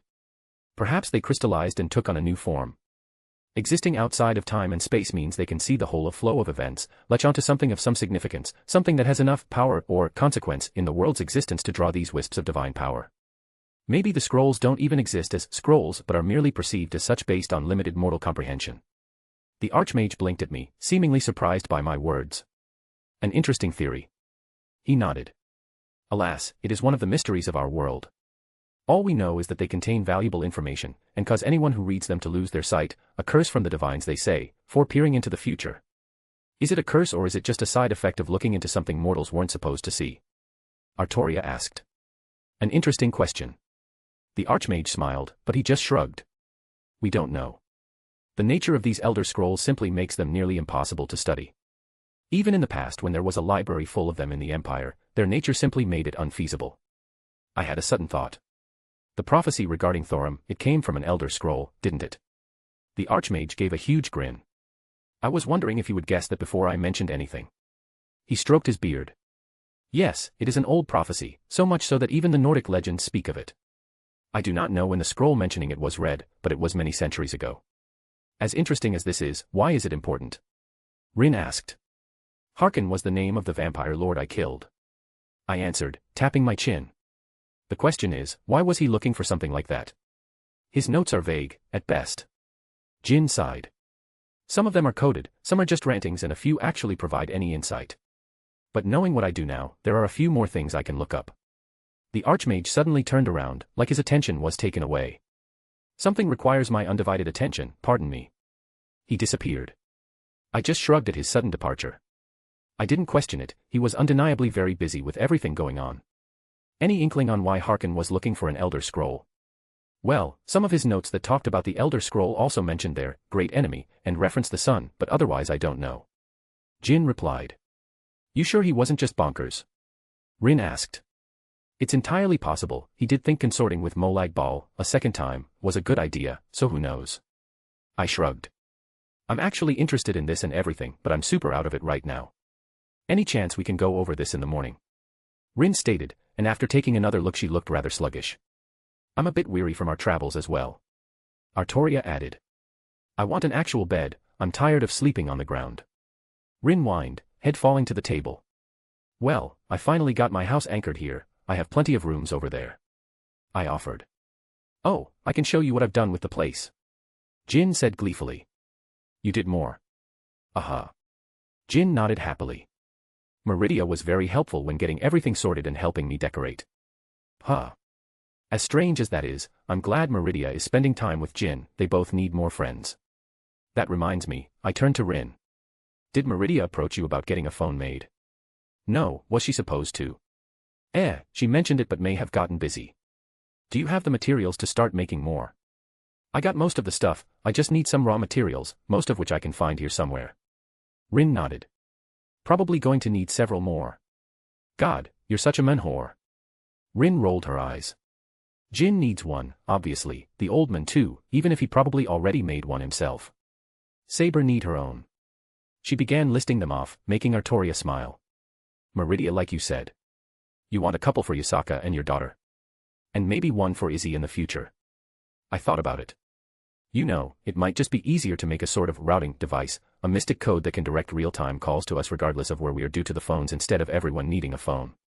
The thought just entered my head. Rin paused for a moment, deliberating. That would probably be more efficient, but I'm northwest, we're close to being able to do that right now. I'll need more data from this Kaleidophones before I start creating any theories. That's fair. I couldn't really ask for much more. It would be a decent undertaking if the thought turned out to be fruitful. Just a random thought for later. I shrugged. It wasn't my intention to just heap some stuff onto her plate. Well, why don't we go check out my house? Please, I wasn't looking forward to sleeping on the beds here. Rin looked rather grateful. We walked through the front door, Rin and Artoria inspecting the area immediately. Did you really link it up with the closet at the college? Rin deadpanned. Well, you see. He put the house down over by Whiterin and forgot I can't open portals like he can. Jin said dryly. I'm not even surprised. Rin didn't react otherwise. So how does the plumbing and lights work here? I can't imagine the infrastructure would stay intact after using the kaleidoscope to pull it across several worlds. Magic. I smiled. She gave me a flat look. Fine. I grumbled. Actually, the house is in Yasaka's little pocket dimension that houses West Kyoto, home to a large portion of Japan's supernatural population. Mostly everything there is built through magical means, including the houses. The hot water heater is powered by magic. The lighting in here is powered by magic. There are several large-scale rituals all around the property that focus on pulling in magical energy and converting to for the house's purpose. Wait, really? Aren't those kinds of rituals rare back home? Rin looked surprised. Not in the way you think, there just isn't much a need for that kind of thing. Magical energy doesn't immediately denote mystery, which is why the Mages Association was built where it is. While the magical energy there is much denser than most other parts of the earth, it's the fact that Albion's corpse also exudes a very dense amount of mystery to saturate the area. Yes, such rituals are rare simply because everything is rare back home, not even because of resource problems. Every scrap of knowledge is hoarded like it's a treasure. I paused for a moment collecting my thoughts. If you think about it, many types of magic circles act just as these do, but on a smaller and more specific scale. I get it. Rin yawned, stretching her arms. I'll care more in the morning when I get a better look. For now, can you just show us around? Sure. I smiled, getting my bearings. Jin did a wonderful job decorating. It have a very welcoming feel. Artoria added as well. Meridia needs credit too, she did help me. Jin preened under the praise. Of course, when she's not busy, I'll make sure to pass it on. Really, I'm very lucky that all my girls are getting along like this. Anyways, let's start the tour. I began to lead them to the back. This is where I'm keeping my treasury. I pushed open a door, revealing an absurd amount of material wealth. I fucking hate you. Rin hissed. Your anger fuels my existence. I smiled, continuing onwards. A few doors down, I pushed into another room. And this is the library. My library. Jin corrected. Jin's library. I didn't argue. She's been doing a wonderful job of getting everything sorted and set up. There was even a table where she had been going over a bunch of journals, what I'm assuming were the ones that led her to us in the first place. Oh, it's still a mess. Wilhelm left me with a bunch of stuff to handle, and I've been going through it in my spare time. I would offer to help if I didn't know you enjoyed it. I gave her hand a little squeeze. Jin just giggled, leaning over to place a kiss on my cheek. Feel free to browse and take anything that catches your interest. Rin took a few looks around. Yeah, I'll definitely take you up on that. She mumbled, still clearly tired but a bit expectant. All right, only one more important place to check out. I led them out once again. We moved towards the center of the house, where my anchor was located. It was moved to a less open location once everything settled. This is the heart of the house. I gestured as they all entered. The magics that keep it afloat, and where all the defenses pull their strength from. Speaking of, I might as well go over what I've got going on so far. There were stacks of talismans lined up, dozens of spell scrolls, and about 50 staves lined up on the walls, with much more of each to be coming. Basically, you got the standard package of bounded fields and anything else like that I thought to throw in. Then we have the next layer. If something can make it past those, then all of these activate at the whims of whoever is here at the time, most likely Jin, and they are bombarded with an uncountable number of spells. What happens if these are not enough? Artoria eyed everything. At that point, we're dealing with something beyond mortal abilities, so the final fail-safe pulls the house back to my birth world. I see. Artoria nodded. I'm also adding more. Got a guy who's scouring the market for more of the same to add to my arsenal. I explained. Several thousand staves all firing in tandem will slow down most things below a god. How much magical energy will that take? Rin also looked around. A lot, but not as much as you would first assume. I smiled. Again, interesting, but I'm running on fumes here. Rin yawned once more. Bed. I have a few rooms set up, I'll show them to you so you may pick one. Jin happily suggested. And like that, you're my favorite genie.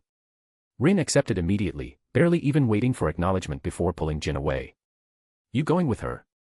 I asked Artoria. I admit to being mentally exhausted through the adventure. She looked a little hesitant. I know I have been away for a while and we have not spent much time together. I flicked her forehead, earning a little surprised noise from her. You don't need to explain yourself to me. Just because we're in a relationship doesn't mean we have to involve ourselves with every moment of each other's lives. I did wrap my arms around her. The time we spent apart did make me miss her. You get to have your own time, your own adventures. I'll always be here waiting for you, just like how you were for me when I was jumping around. Will. She whispered, burying her head in my chest. You have been very good to me. I don't know what to say, I am very happy with you as my boyfriend. You're so cute it makes it hard for me to let you go. I kissed her forehead. Once you've rested for a bit and Rin regains her bearing, I hope you can join me in some sparring. Sparring. She perked up. I've been picking up my training recently. I was going to head over to Thorum and work on my Thursday with him as well. I would be happy to spar with you, Wilhelm. She smiled brightly.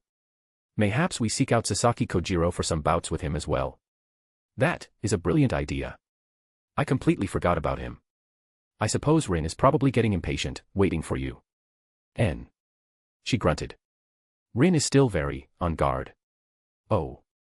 I blinked at her statement. Having to constantly be on the lookout for days at a time, I hadn't even considered how she was still stressing over certain things like that even now that she is relatively safe and could let her guard down. It is to be expected. Her last time in such a situation was the Grail War, but she was a bit more naive then. Mayhaps this experience brought up some memories of then. Even so, I think she's handling it well. She only looked tired, not anything else I could see on the surface. I guess we should just keep an eye out. Therapy isn't a bad choice if she does have some issues to work through. Gods know I probably need it as well. Something to consider. Artoria nodded. I should probably go. She looked at me expectantly. I leaned down and pressed my lips to hers, her arm moving up to cup my cheek. Sleep well. I said my goodbyes as we separated. She gave one last smile before shuttling off up the stairs towards the bedrooms. Peeking out the window, the sun was still high up in the sky because it was barely past noon. I just chuckled, opting to go get some training done. I hope Thorum was available. I popped over to Whiterin and practically made a beeline for the Companions building. As I got close, I heard noise, the sound of steel against steel from behind the building in the courtyard. Opting to go check it out, I saw my friend sitting to the side with a cup of water in his hand and sweat dripping down his brow. There were others there, some I recognized and others I didn't. Actually, there looked to be a few in some guard outfits, partially taken off, training with the Companions. My friend. Thorum exclaimed, grabbing everyone's attention. Hey, Thorum.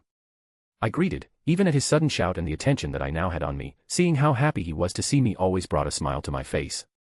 You disappeared for several days, I had wondered where you had run off to.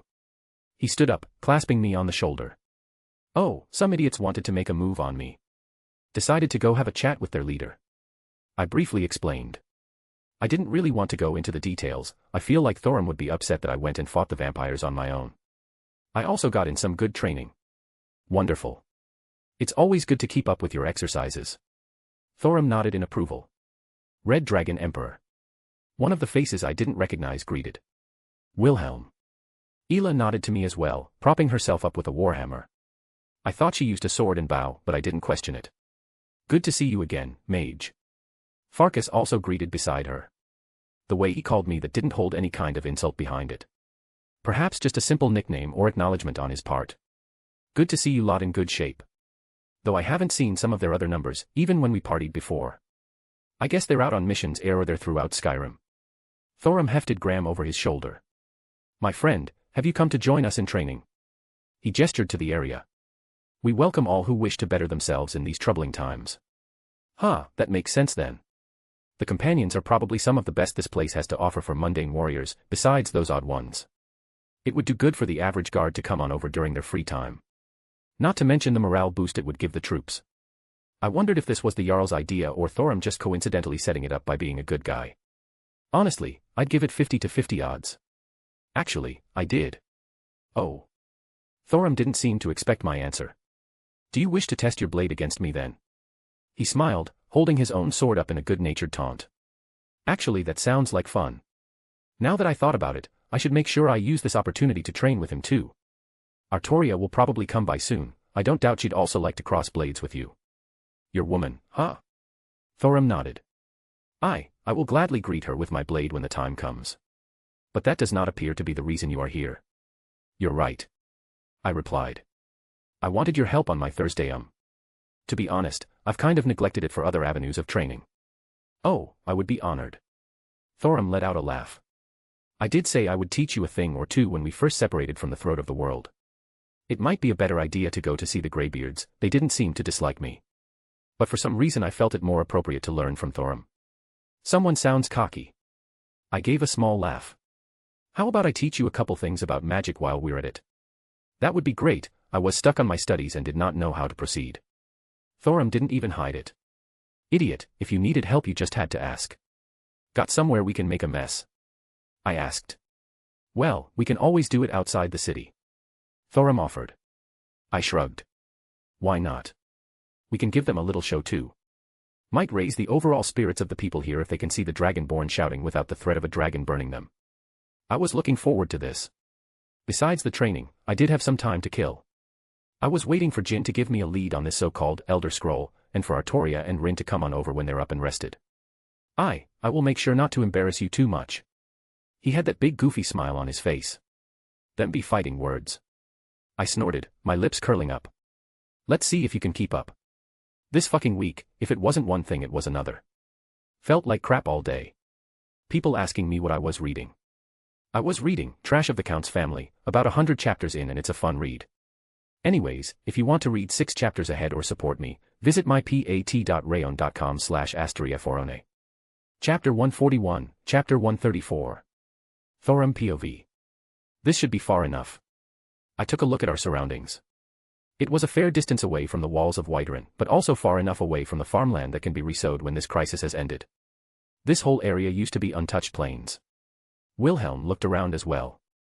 It was actually quite beautiful. Now it's been reduced to ashes and craters. I do miss the sight before the dragons came.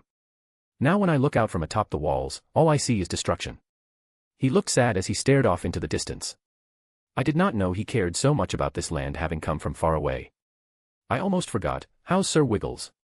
He has been seen running around Whiterun. At this point most folks know not to harm him, even if they were able to. I let out a laugh. He was playing with the children the other day, letting them chase him around the streets. That's good, I'm glad he's getting out and having some fun. Wilhelm had a content smile on his face. So, how do you want to do this? Well. I scratched my head. I don't know. I chuckled. That's fair, I don't think you've ever had to think about teaching someone before. Wilhelm didn't begrudge my ignorance. To be honest, I don't think I'm ever going to master this Thursday like you will. I'm just hoping to become proficient with a few shouts. The Greybeards did tell me that it was very hard for other people to learn the way of the voice. Even for them, they had stayed away from the world and spent their whole lives learning atop that mountain. And they were still not very good when compared to the average dragon, at least in understanding. Any shouts you wish to practice? I asked. Well, there was that one you used against that dragon where you had a huge burst of speed. He replied. Ah, the whirlwind sprint. That was one of the earliest shouts I learned with the Greybeards. Yeah, I wouldn't mind being able to have that kind of speed. But I'm curious about the limitations. Is it a constant effect? Is there a limited duration? It depends on how much power is put into the shout. I tried my best to explain, but this kind of stuff wasn't my strong suit. It's air, the shouts don't use magicka, but they draw power from the soul. I sighed, this was difficult to put into words. I understand. Wilhelm spoke. All the variables from duration to power are dependent on how much strength is put into each shout, along with other things like understanding the words and such. Which would explain why this ability isn't more widespread like magic is. It requires a very powerful soul to shoulder the burden, or years and years of practice and meditation. I blinked at his sudden words, how he was able to explain everything I knew instinctively. It briefly made me envious of him before I pushed down those thoughts. Yes, that sounds correct. I nodded at his explanation. Is there any way you want to go about this, or should I tell you the words? Let's start with the words. Wilhelm nodded. First is wood, meaning whirlwind. Second is na, meaning fury. Third is kest, meaning tempest. Huh, that's different than I thought. Wilhelm rubbed his chin. Is it bad? I tilted my head at his question, trying to guess his thoughts. Not bad, just different, I suppose. The phrasing makes it seem more aggressive than I first anticipated. Regardless, mind showing me the first word? Of course, my friend. I smiled at his request, taking a few steps away. WULD, I shouted, feeling the world bend around my words. He watched me and I moved around him, displaying my increased speed. That's pretty good, Wilhelm said, watching my movements. So the first word means whirlwind. All right, I'll give this a shot. I stopped my movements and the effect wore off with a little bit of effort. Wilhelm readied himself as he called upon the voice. Wood. He shouted and I felt something. It didn't seem right, but there was something there. All right, let's see how this goes. Wilhelm took a step forward, and suddenly his face was planted in the dirt several paces away. There was a silence as he slowly stood up, turning back towards me. I couldn't help but laugh as a string of curses left his mouth. My friend, that was an interesting shout. What is it called? Eating dirt. All right, I'll remember this when I start teaching you some magic. He smiled innocently. Perhaps I will regret this in a few hours, but for now, it was still very humorous to me. Will you try again? I think I know what I did wrong. He brushed himself off. Let's try this again. WULD, he once more shouted, and there was another effect. My instincts were telling me it was incorrect again, but even my eyes could see that clearly as a large gust of wind burst out and flung him in the opposite direction. Wilhelm, are you okay? He gave me a shaky thumbs up before climbing to his feet. Let no one say you cannot take a hit. That landing looked like it hurt. I have an idea. He brushed himself off again, spitting out some dirt from his mouth. Does it involve you becoming intimate with the ground again? I laughed. Just keep it up, big guy, we'll see who's laughing later. Wilhelm pursed his lips. But I was thinking, what if I try it while I'm flying? That way I can get the hang of it without smashing my face into the ground. That sounds like a good plan to me. At least there will be no obstacles for him and he can get used to the shout this way. All right. He nodded and his wings burst out of his back. It was a strange sight like always, but I was more used to them now. He had not told me their origin, but I also did not ask. He also did not appear to be as self-conscious about showing them either. Here we go. He took to the skies, about a dozen feet into the air. Wood. He shouted. I watched as he burst forward, doing a flip and flying right into the ground. There was silence again as he pulled his head out of the soil, spitting out more dirt, his eyes locking with mine. And I couldn't hold it in. I fell to the ground, clutching my stomach as I bellowed out laughs. Stupid shout is broken. He huffed in annoyance. That or someone is fucking with me. It was odd to see Wilhelm having difficulties. I had thought it would come easy to him. He always seemed so confident when a challenge appeared. I always thought of him as a point to strive towards, but seeing like this, it was refreshing. It felt like the space between us had lessened to a degree. Wood. Motherfucker. Wood. Gods damn it. Wood. Fucking hell, that's worse. I sat on the ground, a big smile on my face as I watched my friend flail around trying to get a good grasp on the shout. Divines, I needed this. I haven't felt this relaxed in a month. I always felt like we teetered on the edge of oblivion, a single mistake and everything was gone. When Wilhelm came back, it was like a weight off my shoulders. The people kept looking up to me, they're dragonborn, but I never felt that I had earned such praise. A part of me just wanted to disappear, to escape away from all the eyes of hope placed on me. Things were tense even with the companions. With the Harbinger still in the stasis spell the Archmage from the college helped cast on him, everyone had been running around to try and find a way to help him while also dealing with the jobs that were overflowing. I couldn't even leave to help them because of the threat of a dragon attack. I had sworn myself as a Thane of Whiterun, I couldn't abandon the city in this time. It just seems like things kept piling up. Trying to deal with the dragons while also scouring Skyrim for a cure for the Harbinger. Finding out that he was a werewolf had been odd. But I don't like to judge people based on things like that. He was an honorable man, as were the others who came out with the same affliction. I would not even think of vampires that way. De always said to judge a man by his actions, not his heritage. Speaking of vampires, that was another mess that was causing issues, especially with the vampiric dust they found in what looked like a battle inside the city. There have been rumors of the Dawn Guard gathering again, and I found myself disappointed I could not go and take a look. I sighed, watching my friend once more. It filled me with a strange confidence when we told me we merely had to kill Alduin, as if that course of action would be inevitable. Truly, I envied his confidence. But I would not think of that right now. For this moment, I was just enjoy watching him continuously fly into the ground with a wide grin on my face. Wilhelm POV. I think I know what you're doing wrong. Really. I got up for the millionth time, wiping away the dirt. I was filthy at this point and I had dirt in places I did not want to think about. By all means. I ushered him to continue. Okay, so hear me out on this. Oh fuck off. Have you tried not slamming into the ground? Knew exactly where you were going with that. Ha ha ha ha, Dryad continued to enjoy my torture from within my soul. Are you all right, Wilhelm? Thorum looked at me with a little worry on his face. I'm fine, just dealing with a sarcastic dragon whispering in my ear. I scowled. Dragon. Thorum looked at me strangely. Oh, I forgot to introduce you both. I smacked my head, summoning the boosted gear. Drake, meet Thorum. Thorum, meet Drake. Hello. The boosted gear lit up, projecting Drake's voice. Oh, I was not aware you could speak.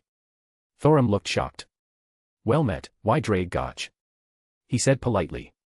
I like him, he shows proper respect to me. And once he knows you, it'll stop. I rolled my eyes. You see what I have to deal with here? Me, the Red Dragon Emperor, and this brat is my wielder. I could always give you back to Issei. And what a great wielder he is, best I've ever had. Yeah, thought so. I deadpanned. It sounds like you two are close. Thorum smiled. I wish the other dragons were as good-natured.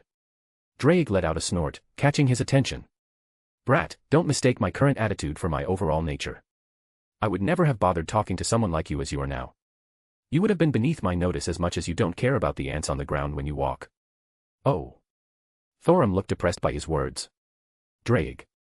I hissed, looking down at my gauntlet. What? You want me to baby him? He's a dragon, he needs to grow up. I'm not saying he has to change who he is, but as he is now, he's not worth even a second glance from my old self. If he wants to be nice, if he wants to protect all the people in this city, he needs to get stronger. Oh, this was Drake actually trying to motivate him. I think he liked Thorum just as I did, but as a dragon, he probably found Thorum lacking. Dragons do what they want. Drake grumbled. But you better make sure you're strong enough to continue doing it. Thorum was silent, his expression shifted a few times. Thank you for your words, dragon. Thorum still was respectful. Humph, as long as you learned something. The idiot wielding me at least does what the wants, even if it's flirting with every girl that catches his eye. Hey, Thorum, don't you think this gauntlet would look better if it was white? I will destroy you. Thorum's lips curled up. I do believe we have some pigment at the tailor's. Bastard, go back to eating dirt. You know. What? I'm going to do it right now, straightened my back, and adjusted my tie, throwing it to the side. I rolled up my sleeves and pushed my hair back. I believe in you, Wilhelm, Thorum cheered with that big goofy smile of his. I closed my eyes, letting my aura spread out. Using the Thursday was applicable by forcing one's will onto reality, the words were the driving force while one's soul needed to actualize the intent. If my theory was correct, I could get a better feel for everything since my aura was the physical manifestation of my soul. I think I knew what was wrong. It was the fact that Drake was in my soul, as ironic as that was. It wasn't the same where Thorum had the soul of a dragon, I was going about it differently. Not to mention Drake's otherworldly origins, and not completely matching the same concept as dragon that this world has. The shout was separated into 3 parts, but the first word was the most important to me. Wood, meaning whirlwind. It was the piece that increased one's movement speed. While the other parts added to it, possibly further increasing the speed, their main intent was something else, to make the user into a true whirlwind, an actual nature phenomenon while they moved. Drake, while also causing me issues, was crucial. If he wasn't in my soul, I don't know if I would have any talent in this particular branch of magic, even if it bore striking resemblance to primordial runes. My eyes snapped open. And my legs tensed in anticipation as I took a deep breath. Wood. I blinked as the magic actualized, the world bending. I expected many things, none of which were me cartwheeling through the air, losing my sense of up and down as everything blended together before I smacked into the ground once more, skipping several times before I came to a rest in a new hole. Ow. I whined, my aura flaring to start healing me. Wilhelm. Thorum ran after me, clearly concerned, probably because this was my worst tumble yet. Damn, I must look like a mess now. I dare not even check to see how bad my clothes were. The prideful part of me was really annoyed at the thought. Thorum, I'm good. I put my hands up to calm him down. Just a little tumble, it wasn't too bad. Well, my aura stopped me from any side effects, just a little jumbled. Though, I felt something when I used my aura and the shout that time, like I saw the correct path to take. Hey, Thorum, want to see something cool? I asked him, my lips quirking up. What do? Wood. I whispered, a burst of wind, and I was right at him, my hand on his shoulder to stop myself from falling. He had a big grin on his face. Well done. I couldn't help but smile too. It wasn't nearly as good as his, and I had to really focus on several aspects to get it sorta right, but it was progress. Man, I feel like crap since yesterday. Thorum helps MC get practical experience with the Thursday. So, as I told the people over on my pat.rayon, I'm looking to finish this arc by the weekend, with their schedule, for a sort of time frame. Interlude is next chapter, just a heads up. Anyways, if you want to read 6 chapters ahead, visit my pat.rayon.com/asteriaforone. Chapter 142, Chapter 135 Lude. I let out a long breath, letting warm water fall onto my head. My body ached a bit, having been practicing different shouts with Thorum all day.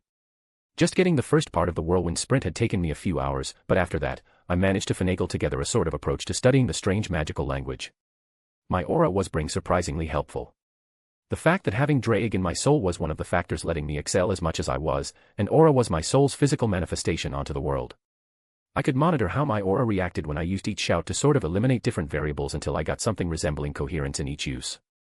That quote by Thomas Edison comes to mind, something about discovering 1,000 ways not to make a light bulb. That's pretty much what I did, found every way I wasn't supposed to actualize the shout, how not to go about it until it somehow felt correct enough to bring about the effect I was intending.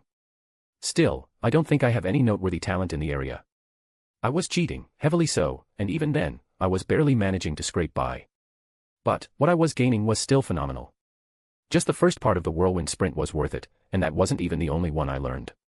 Granted, it was meant to be used in burst, but it was a great movement ability.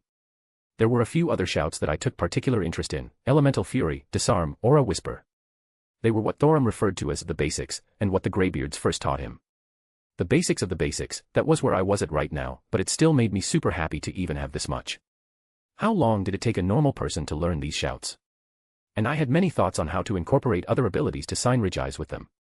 I haven't gotten much chance to use my primordial runes, but I wondered how they would mesh with such a similar ability. I turned the shower off, stepping out to dry myself. I stared at the hair binding that Scathack gave me briefly, and instead of the melancholic feeling, I smiled faintly. It weighed on my mind, how much longer I was going to stay here, in Skyrim. It's not as if I couldn't leave or return whenever I wanted, but it felt like I had many things going on here. Besides the dragon in the room, I couldn't help but worry about Rin, Artoria, Jin, and Thorum. The idea that a dragon known as the World Eater was running loose around here really did give me pause for concern.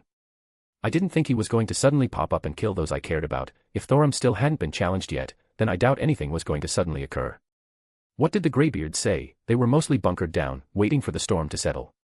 And Meridia was here, she could definitely keep them safe, I had no doubt about that. Well, anything below Alduin, and the godly figures here, I don't think they will face much trouble. I would give it a little longer. I was genuinely curious about this supposed Elder Scroll, and I wanted to check that out before leaving. And the cautious part of me wanted to set a few more preparations in the house before leaving everyone to their own devices. Well, I just needed to trust them more. I couldn't always be around, as much as they meant to me, they had their lives to live as well. I let out another breath, tying my hair up.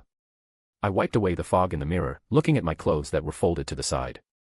Maybe it's time I start extending my wardrobe. It was an odd thought amidst this heavy stuff, but it took my mind off other matters. Maybe I was a little stressed out. That isn't exactly something uncommon for me, past or present life. It always felt like I was worrying about something or another, even when I appeared rather carefree. The only difference is now. Maybe I should find my little genie. A grin crept up on my face. I did make her a promise, and I intend to fulfill it. Chapter 143, Chapter 136. I woke up some hours later with a yawn, rising from the couch in the living room. I decided to take a nap and seemingly lost track of time, but I felt rather refreshed. Was it the actual sleep or what I did right before it? Running a hand through my hair, I sat up looking around. Seeing no one else around, I decided to make my way to the kitchen where I heard some sounds coming from. I wasn't too surprised to see who was in there. Artoria and Rin had apparently woken up a little while ago and already had something in front of them, eating. Yo. I greeted, giving a half-hearted wave. Schweinorg. Rin looked a bit tired still, and I recalled, she wasn't really a morning person, or whatever time it is when she woke up. Artoria perked up, fork in her mouth and cheeks a little swollen. She made a noise of acknowledgement. Cute. I couldn't help but pat her head, earning another muffled noise from her. Thankfully, the house came with a fridge and other amenities, magical in nature, so they could still work in this world. Best of all was the coffee maker, already having a pot ready. From what I saw in front of Rin, I could guess who I had to thank for that. I enjoyed my first sip, sitting down in front of them. Sleep good after your adventure? I asked. I forgot what a bed was until now. Rin exaggerated, but she was clearly refreshed. The softness of a bed is always welcomed, but I am more than used to sleeping out under the stars on the ground. Artoria added. There are many things taken for granted in this era that I did not have. It's easy to forget sometimes how much Artoria actually spent at war, camping, and moving from battlefield to battlefield. And the food, I'm sure. I chuckled. The horror. Artoria whispered, shuddering. Mai and Rin just shared a look as she reached over and pat Artoria on the shoulder. Seconds. Rin offered her own plate. Yes, thank you. The King of Knights happily accepted. If things went differently, I wonder if I could have just won her heart through food. Be me, woman, and I'll let you eat whatever you want whenever you want. Well, the thought if amusing if nothing else. You two up for a little trip after breakfast? I took another sip of my coffee. While I don't prefer it this black, I could still appreciate the high quality. Like what? Rin asked, setting down her own cup. Whiterin is only like a 20-minute walk from the house if we go that way. It should be almost noon now. I scratched my cheek mentally calculating the time. I took a nap that turned into a sleep, and they slept for over a day, so it should be thereabouts. We have not seen one of these towns besides Winterhold, and for that we merely sought out supplies for a trip. Artoria expressed her thoughts. What do you think, Rin? I wouldn't mind checking it out. I have enough money to go on a shopping spree and not feel bad. Rin sighed, staring up at the ceiling. Something wrong? I asked. It's just a weird feeling being rich. I have an exorbitant amount of money right now and I feel like you need a smack upside the head for being depressed about being rich. I deadpanned. Bite me, Schweinorg. Rin snorted. But, it's more like all my previous times saving, trying to scrounge what little resources I had and hoarding everything so tightly, and now, here I am with mountains of gold to my name. Ah, I know the feeling. I smiled lightly. Perhaps not with material wealth, but other things. I could recall how starved for different kinds of affection I was, and here I was now with friends, lovers, and family. Are you happy? Huh. Are you happy, having arrived at this point? Was it worth it? Looking back now, would you have changed anything? I looked down at my coffee, perhaps projecting some of my own thoughts onto the question. Yeah, I'm pretty happy right now. She had a content smile on her face. I have some things I would probably change, but not many regrets. I glanced at Artoria, who looked pleased at Rin's words, a sentiment I shared. I was happy Rin finally had some sort of peace, some happiness of her own making to hold on to. That look in her eyes, I didn't see that veiled stress or self-consciousness that permeated all her actions and words. The quiet and peaceful atmosphere was suddenly interrupted as Jin burst into the kitchen, holding several scrolls. You're all here. She exclaimed, dumping them on the table. Hello, Jin. Artoria was the first to speak up. Artoria, Jin practically jumped over to, grabbing her in a quick hug. Jin. Artoria smiled at the affection, returning the hug. How's my sister? Sister. Artoria stammered out. Are we not? Jin pulled back, looking confused. I believe the term was harem sisters for when we share the same men. I held back a chuckle, sipping my coffee. I don't know if Jin was intentionally teasing Artoria, or this was her default personality, but it was hilarious to watch. Now that I think about it, Jin was saying the same thing to Meridia, getting her on board with the whole idea. That is not incorrect. Artoria didn't look upset at the term, more just taken back by the suddenness. Perhaps the negative connotation of sister in her mind was giving her pause. Jin just beamed at the admittance, and I think she's doing it on purpose at this point. Rin cleared her throat, drawing our attention. What's with all this stuff? Does it have to do with the Elder Scroll? She gestured towards the documents and scrolls set on the table. Yes, Jin nodded enthusiastically. I was able to reference several things in the library at the college to help me. Jin moved over, taking a seat next to me. I watched her shift, ever so slightly in her seat. The movement of her behind to better make herself comfortable. I guess she listened to my words. Did you find any leads? I asked, standing up to get a refill. And would you like a cup of coffee? Coffee. She tilted her head. I would love to try some. I have knowledge of the taste, at least the remnant variety, but I am curious to actually experience it. You've never had coffee before? Rin looked surprised. Well, I've lived almost my entire existence in my lamp. There have been many first times in these past weeks. Jin admitted. You poor thing. Rin looked aghast at the thought, turning to me. Schweinorg, you get her all the coffee. Yes, ma'am. I saluted. Rin definitely was a magus, if nothing else, she had their same thoughts regarding coffee. How do you take it? I asked. I don't know. Jin quirked a smile. I shall try whatever you recommend. I was having mine just plain black, I guess that's a good starting point. I hummed to myself. I do not recall ever seeing you partake in a meal either. Have you not tried eating before, Jin? Artoria added. Well. I noticed out of the corner of my eye that Jin glanced at me, a very faint pink on her cheeks.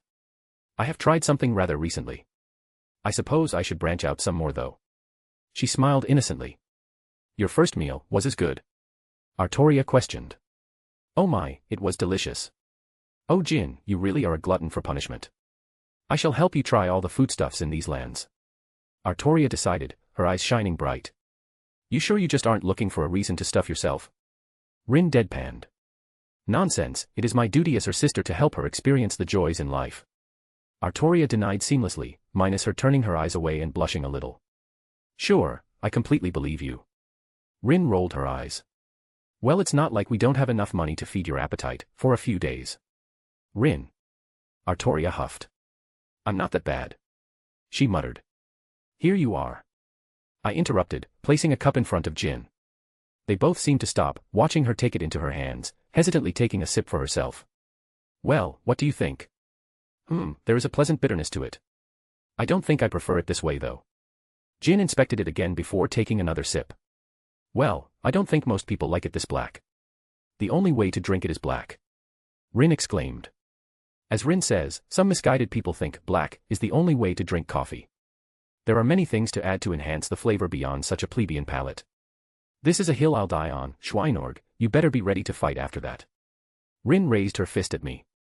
Artoria bopped her on the head. Ow. Rin whined, rubbing the spot. You're always so cranky in the morning, Rin. Artoria sighed. Rin blew a raspberry then pushed her head into her arm on the table. Too little sleep. You slept for like, a day and a half. I pointed out. Too little sleep. Rin reiterated with a yawn. Anyways, what's this about the thingy or something, Jin? Oh, yes. Jin perked up, content to watch from the side. With some resources from the college, and some help from the Archmage, we are about to narrow down a few locations that we think the Elder Scroll is at. Well done. Awesome. Good job, Jin. I reached for her hand, taking it in mine. You've been doing a lot of good work, thank you. I want her to know that I appreciate her, perhaps I should show it more often. Yes, of course. She looked a little bashful under the sudden praise, but she made no attempt to move her hand from mine. So, what are we looking at exactly? I asked, wanting to know some details. Well, Harkin's journals were a mess. If they weren't coded, then they were almost nonsense to anyone but him. But from what was pieced together, his daughter either stole or was sent out to retrieve an Elder Scroll and she disappeared with it or looking for it. We have a few locations we think she's at or the scroll is at based on movements and some old stories and legends. I let go so she could roll out a map, showing a basic view of Skyrim. Well, there were about a dozen places, but we think these 3 are the highest probability. She pointed at 3 markings, bigger than several more on the map. They are not too far apart. Artoria took a good look. We can devise a route to hit all 3 in one trip. Could probably do them all in a day. Schweinorg is better at utilizing the kaleidoscope. How many issues did we run into just because we couldn't strong-arm a door or trap because it might have brought the place down on our heads? Rin voiced her own thoughts. Why didn't you just take Ruby out? I grinned. Fuck you, you know why. Rin huffed. Oh, the next time Ruby comes out, please come and get me, I very much want to meet her. Jin said, earning Rin's attention. Sure. Rin sighed. Well, I couldn't fault her, it was hard to decline a request like that when Jin gave such a look. Anyways, what are these spots marked? I asked. This one is the Ice Harrow Cavern. She pointed to the southernmost one. This one over here is of the Nameless Sanctuary, and lastly is the Dim Hollow Crypt. Now I think the most likely. It's the crypt. I cut her off. What? She looked confused. Definitely the crypt. Rin just nodded. I would wager much that it is indeed the crypt. Artoria didn't even bat an eye. How are you all so sure? Oh, I forgot you aren't familiar with vampires. I laughed.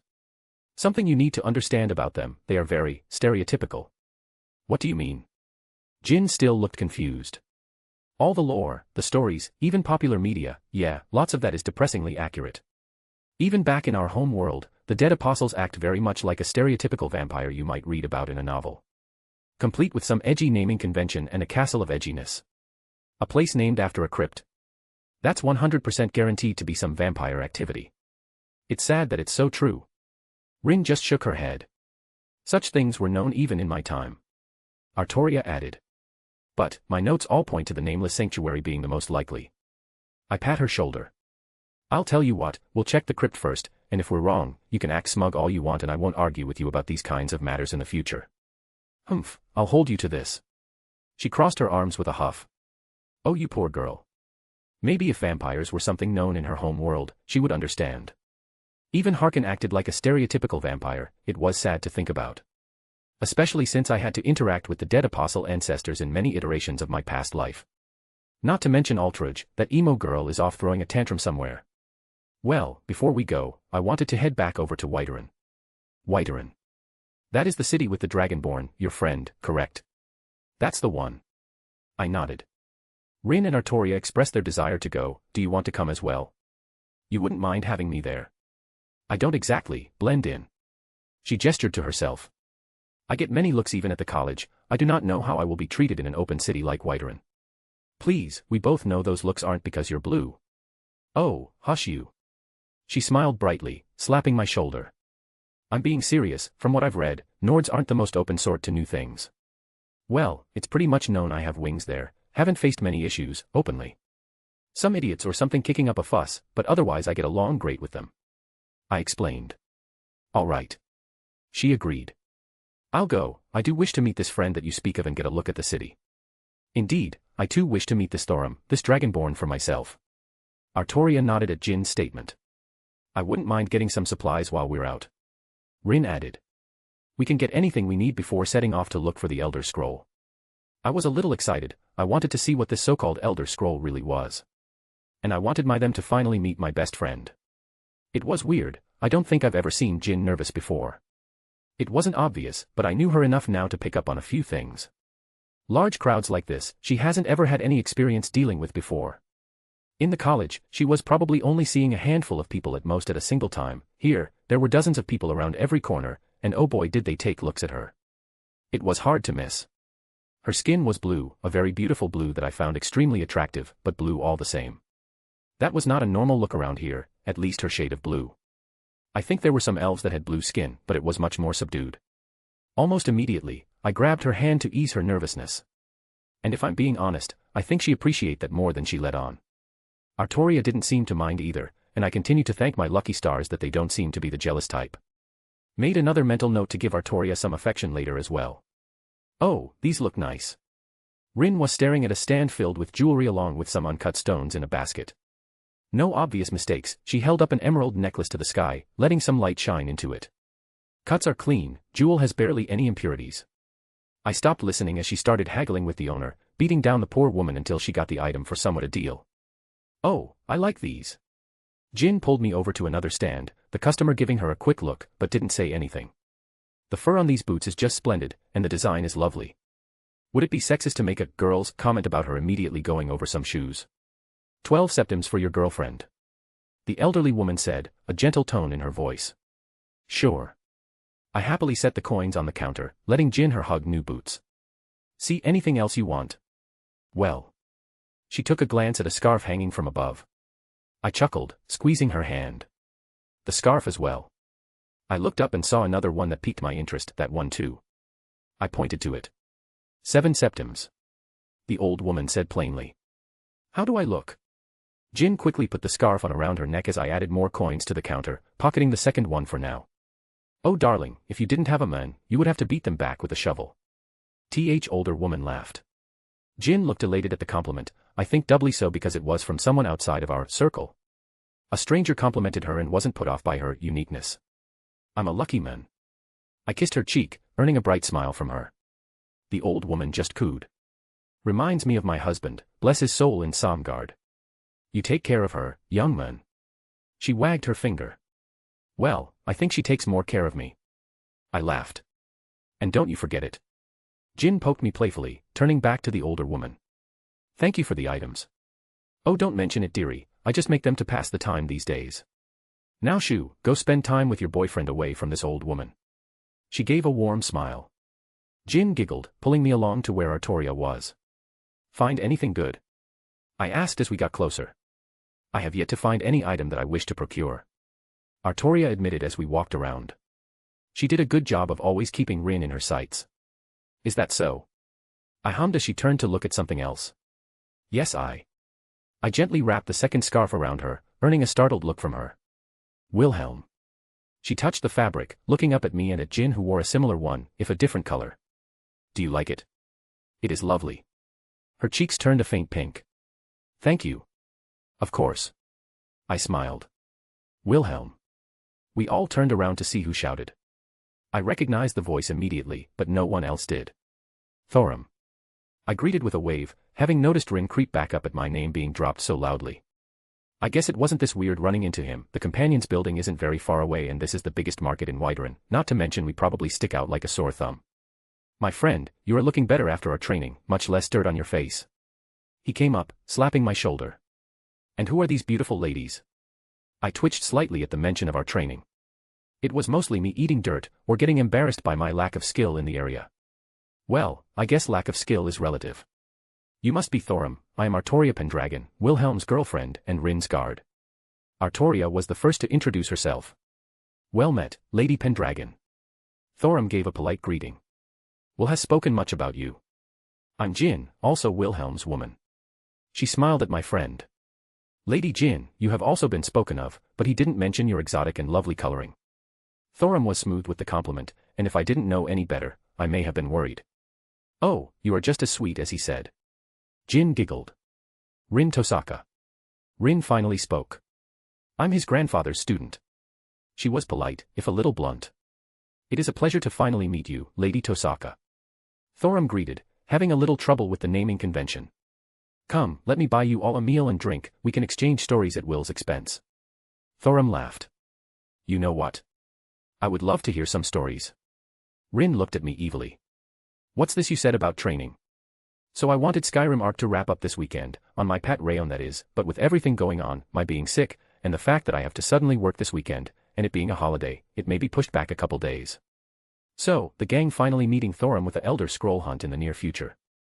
Anyways, if you want to read 6 chapters ahead or support me, visit my pat.rayon.com/asteriaforone. Chapter 144, Chapter 137. Yes, then Will did a flip in the air and flies straight into the ground. Thorum burst out in laughter, slamming his mug of mead onto the table. I shook my head and sighed. The others were laughing at my expense, but it wasn't upsetting. Rin was really squeezing out every bit of information from Thorum that she could, basically starting from the last training session. How long did he keep going at it? Rin grinned, eyeing me. Oh, an hour at least, maybe more. Thorum chuckled. Never in the same way, but for some reason, he always ended up with his face in the ground every single time. Well, he does always like to brag about how talented he is. Rin snickered. I'm glad my genius is finally recognized by you. I raised my own mug up before taking a drink. Honestly, it's only rivaled by my handsomeness. I smirked. Boo. Rin blew me a raspberry. He has been getting a mite prideful these days, maybe we should have another training session. Thorum laughed. Mayhaps it is appropriate to remind him and keep his ego grounded. Artoria added, surprisingly holding a mug of her own. I did not think she really enjoyed alcohol much, or maybe she just has specific tastes. I could imagine that this stuff was much closer to what she could remember from her era, and she was probably used to it from the first time I brought some around. Well, I would not say no to more people. Thorum rubbed his chin. Your beauty and grace hide such prowess, Miss Pendragon. Just the thought of fighting you makes me shiver, as if my instincts are screaming that it is a bad idea. Artoria looked very happy from his words. I think she was glad he didn't mention that she was delicate or small. You are Wilhelm's friend, you can call me by my name. She smiled at him, though not arguing with his words. His dragon instincts were fairly good if he could tell that much. Another. Jin threw her hand up, slamming an empty mug onto the table, her 5th one so far. Maybe letting her drink so much alcohol so soon was a bad idea. Agreed. Thorum followed suit, downing the last of his, mimicking her actions. Oh geez. Rin face-palmed. I didn't think she could even get drunk. Can she get drunk? Is she drunk? Rin just shook her head. Jin just giggled. Lighten up. There is no harm, Rin. Artoria agreed. We are among friends. Artoria followed suit with a smile herself. It was rare for her to indulge herself like this. Ugh, fine. Rin rolled her eyes, but smiled brightly as well. Get me one with the next round. Woo. Jin cheered. Waiter, another round. Coming up. A shout was heard behind the counter. Honestly, at this point, half the tavern was stealing glances at us. Maybe because Jin was very eye-catching, maybe because they were very beautiful and exotic as far as looks went, or perhaps because of Thorum, and to a lesser extent me. But, for whatever reason, we were basically the center of attention here. I'm curious, how did the two of you actually meet? Rin asked as a woman came by, setting some fresh mugs on the table for us and taking our dishes away. Oh, that's actually kinda funny. I scratched my cheek. It was a strange situation. Thorum nodded. You want to or? You go ahead, my friend, I'm curious how it was from your perspective. He gestured for me to go on. All right. I took a big drink, letting the honey taste pour down my throat. Well, it started off with that mishap with my magic. I glanced around, Rin and Artoria nodded, but Jin looked confused and Thorum was contemplative. My portal ability. I clarified. First time using it, had a bit of an accident with my calculations. Oh, I see. Thorum nodded in understanding. Yeah, did the magical equivalent of hitting a tree when I used it for the first time. So this is nothing new then. Thorum grinned. Yeah, laugh it up. I lightly hit his shoulder. So, I had a bit of a tumble, head hurting, these guys find me and patch me up. The storm cloaks. I paused again. You know about the political situation in Skyrim at the moment? I read it. Jin interjected. Stormcloaks, rebelling against the Empire, to summarize it. That works. I nodded. Anyways, got found by the Stormcloaks, they patched me up, but apparently the camp got raided by the Empire, everyone gets tied up, including me because they had no idea who I was. Why would they tie you up too? You were unconscious and probably hurt. Rin looked confused. It is admittedly the intelligent course of actions. Artoria clarified. He could have been a combatant injured in previous battle. Honestly, there were an uncountable number of possibilities, it was the safe action to take when dealing with enemies. I don't fault them for treating me with caution when I was pulled into everything as well. I was crossing the border at a bad time, and they assumed I was with the Stormcloaks as well. Thorum took a drink of his mead. I do not think it helped that I was a Nord as are the majority of the Stormcloaks. Anyways, I wake up, hands bound, a killer headache and we're on the back of a cart escorted by a bunch of armed guards. I started to weave the tale. I look around and the first words out of my mouth are fuck me. I gestured over to Thorum. I share a conversation with some Stormcloak guy, he gives me some information, and apparently, we're sitting right next to the guy who started the rebellion and murdered the king. Or something like that, I haven't really looked into it much. That sounds super unlucky, like holy shit. Rin started at me incredulously. Thorum let out a laugh. It could have been. There have been tales of the Empire foregoing legal rights and sending prisoners straight to the block. I can guess you both escaped your binds. Artoria looked, unamused by the insinuation. Jin, as if sobering up for a moment, seemed angry, a look I hadn't ever seen on her face before. Maybe we should go pay a visit to the Empire. She gave a very innocent smile. You're sweet. I kissed her cheek. Hee, she giggled, as if forgetting her previous words, and went back to drinking. Thorum gave his big goofy smile, shooting me a thumbs up. I am still waiting to learn this powerful magic of yours, my friend. Oh, fuck off. I waved my hand at him. Magic, what magic? Rin perked up. This idiot keeps spouting some nonsense about my natural charm being some sort of magic. I rolled my eyes. Well, I think it would make more sense. Rin snorted. Indeed, my friend. I believe you should share your secrets. Thorum joined in. Oh, screw you both. I huffed. I can't help it if I can just charm the panties off the ladies, I wiggled my eyebrows. Oh, can you now? Artoria raised an eyebrow. I cleared my throat. Please, do go on. Rin had a wide grin on her face. Yes, Will, please elaborate. Thorum also chimed in. I'm not wearing panties. Jin declared. We all turned to her, who just started going into a giggle fit. Drunk Jin is precious, and I want to cherish her forever. I dipped my finger into my drink, using the liquid to draw a few runes onto the table, creating a simplistic and unsteady bounded field, something that can be wiped away quite easily. Its only purpose was to muffle our conversation to anyone outside of our table. Anyways, we were tied up, right? My ability to change the subject was masterful as always. Smooth. Rin deadpanned. But I am curious, go on. Well, I was mostly joking, and Artoria knew that if her smile was anything to go by. I don't particularly like the Stormcloaks, but they were good to have at my back. I was able to communicate with some looks to one of them that I could use magic. Thorum picked up on it easily as well. So, I burst a wheel of the cart with a botched reinforcement, and in the sudden confusion we staged a breakout. A botched reinforcement. That's pretty smart and something I'll need to remember. Rin muttered. I remember. Thorum took a drink. The ones guarding us, the majority of them were green. Probably never seeing a true battle before, just there to bask in the glory of defeating a group of stormcloaks. They were disorganized in the mess and panicked. There was no commander to take charge. Artoria looked at me in surprise. Now that I think about it, there was a woman on a horse giving orders, and there was another prisoner with us, a horse thief who tried to make a run for it before we moved, but after I blew the cart up. She went after him since he bolted into the nearby forest. Artoria furrowed her brow, looking a little annoyed. She should have sent out some of her men, not go herself. She left them without a clear chain of command, and chaos ensued without anyone to rally them. I won't say anything in her defense. I held my arms up. In hindsight, it was a bad idea on their part, but I will not lose any sleep over their decisions. Thorum added. So, you guys fought, anything interesting happen? Rin asked. About what you would expect. I shrugged. I was a bit weaker back then, but they still didn't have any mages, so I could have free reign with my own magic. Really, the most annoying thing was a couple archers.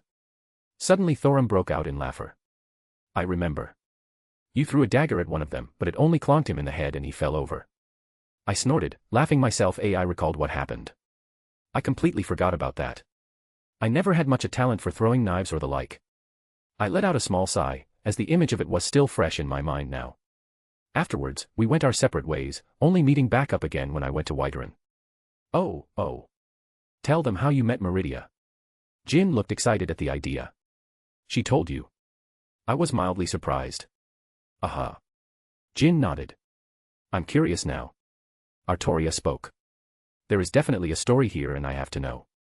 Rin looked at me. Thorum sat up a little straighter. You never did tell me the full story of how you met, only that you met her at her temple.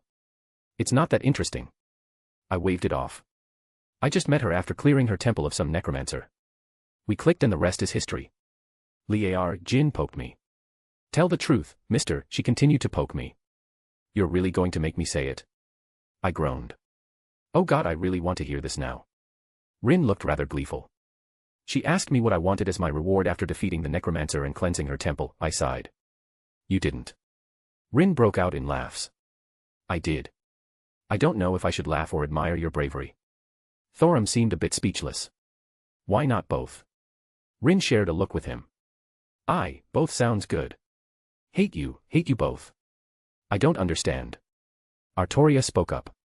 Damn you and your adorable naivety. Say it. Jin leaned in, poking me further. I asked her to be my woman. I dropped my head to the table. He's blushing. Rin cried in laughter. Oh, I see. Artoria turned a little pink. How bold. Truly you are an inspiration. Thorum toasted, holding back his own bellowing laughter with a drink. I think it's cute. Jin cooed. Yeah. I sighed. Let's change the subject. What's going on with you, Thorum? I was thinking of heading out, seeing some of Skyrim for a bit. He calmed down, seemingly adopting a somewhat serious expression. You're not worried about a dragon attack? I asked. I wouldn't have stuck around like he had, but his sense was duty was admirable if nothing else. I am, but I can't just sit here forever. He admitted. Drake's words spoke true to my heart. At the very least, I wish to step out of the city for a few days. He let out a sigh. I had spoken to the Jarl, he did give his blessing. The Jarl agreed, huh? Well, from a pragmatic view, it would be smart of him to not run afoul the Dragonborn when he's already being so helpful and listening to the Jarl's commands. Any idea on where you want to go? I have not thought that far ahead. He scratched his head. The college would be an interesting place to visit. I would not mind seeing where you have studied and maybe learn a thing or two myself. The college is great. Rin beamed. They'll happily accept you. I heard some things about this Dragonborn. You're supposed to be able to pick up magic really easily. I'm curious how that works. Is it some kind of enhanced spiritual wisdom? Or maybe a magical phenomenon similar to Mystic Eyes that breaks down any magic knowledge you learn to better assimilate it? I understood some of those words. Thorum chuckled. I would not fret, she sometimes speaks in such riddles. Artoria gave a light smile. I find it appropriate to just nod along whenever she addresses me in such a way. Saber. I will take your advice to heart. They shared a small chuckle between them at Rin's expense. But the college does sound enticing, I will have to visit sometime. I also work there. Jin opened her eyes, having been resting on my shoulder for a while now. Oh, Miss Jin, what job do you have at the college? Thorum asked. Jin perked up, she did so love to talk about the books there. I'm the assistant librarian. If you need anything found, any knowledge, I can find it for you. She puffed up her chest. I will be in your care then, Miss Jin. Thorum nodded at her with a smile. She's right, and the Archmage would set you up with anything you really wanted. I have it on good authority that they recently received a sizable donation, more supplies should be rolling in from outside Skyrim soon. Oh, a sizable donation. Thorum looked at me. The person who donated it sounds very generous and honorable. Hopefully prices will be kept down a certain extent from this. I didn't elaborate, but he could read between the lines. But, if you want something to do in the immediate time frame. I shared a look around the table. Rin and Artoria were clued in on what I was talking about, and they gave me their silent approval. We had a little excursion planned in a little bit, shouldn't take more than a day, could give you a chance to stretch your legs. Sure, what do you need? Thorum said without hesitation. You're not even going to ask. He shrugged. If you require my aid, I will lend it. You are a good man, Thorum. Artoria nodded approvingly. We seek one of those fabled Elder Scrolls, do you wish to join us in this quest? An Elder Scroll?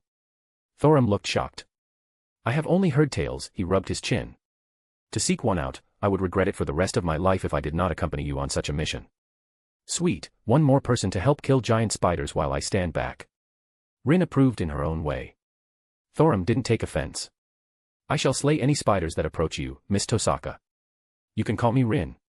She grumbled, but she didn't look displeased by his attitude at all. What about you? I poked my blue genie. Do you want to take some time to sober up and come? Sleepy. She yawned. I'll take that as a no. Well, I don't think she would have wanted to come anyways, she's much more at home surrounded by books than out in the thick of it. Well, we can drop her off at home, and pick up any supplies we need there. As I said, it shouldn't be more than a day if everything goes well, 2 at the most. Good, I look forward to seeing your battle prowess, Thorum. Artoria nodded. I have heard stories of the Dragonborn, and I am curious to see it in person. Artoria approved as well, that's always good. Miss Artoria. He corrected himself. I do look forward to wielding my blade at your side. Wilhelm has told me tale of your knighthood, I will see it firsthand. Oi, don't forget me. Rin huffed. Of course, Rin. Thorum smiled. I am expecting to see your magical talent in action. Geez, I don't think he's even doing that on purpose, buttering them up in all the right ways. Really, he's just a genuinely nice guy, always trying to make people around him happy. I put my arm around Jin, her giving a happy grunt at my action. Alright, let's drop Jin off and then head out. I pulled her up into my arms, picking her up off the chair. She kicked her legs in my arms happily. Damn, she really is a lightweight. Though, I can't really blame her, like one of the few times she ever even drank anything and she downed half a dozen mugs of mead. Well, I was looking forward to this little adventure. It will be my first time doing this whole thing in a party. Perhaps I should take on a more traditional mage role. I won't deny that a younger me is absolutely gleeful at the idea of forming a party and exploring a dungeon. Should be 2 chapters tomorrow to make up for missing Friday. Happy Easter to everyone. If you want to read 6 chapters ahead, visit mypat.rayon.com/asteriaforone. Chapter 145, Chapter 138. I hummed, walking down the stairs of my house. And what is this? I heard Thorum's voice, pointing at a device from within the kitchen. A magical device that stores things within and keeps them cold. Artoria answered and I assumed she was talking about the refrigerator. Rin, who was sitting on the couch, looked up from a book in her hands. Jin in bed. Yeah, I put her down and she went out fast. I chuckled. She's going to have fun with that hangover when she wakes up. I could only shake my head thinking about it. I made sure to leave a note just in case we aren't back in time. So, any reason you're wearing that? She raised an eyebrow staring at the robe I put on. Well, I am a mage. Yeah, but you're almost always wearing the same thing. Actually, I don't think I've ever seen you wear anything but those formal clothes of yours. I have a style and I rock it. I shrugged. Sure, let's go with that. She snorted. And, maybe I need to change it up every once in a while. I originally stuck to those clothes, that style because he made me feel a little more confident when I was less sure of myself. My earlier days were hectic. But I also liked how I looked, so I generally just wore similar stuff. And I was going to play the role of a mage, so I thought I should dress the part. Want your staff back? She asked. Oh, yes please. I nodded enthusiastically. She didn't hesitate to pull it out of her bag and toss it to me. As soon as it entered my hand, I felt the magical energy swirl before I had to forcefully calm it down. I briefly forgot how assertive this staff was. Well, I guess that was as expected of a divine construct. God, that thing is still just as absurd. Rin looked at it warily. Didn't use it. I wouldn't have been mad if she wanted to test it. Hell no. She crossed her arms.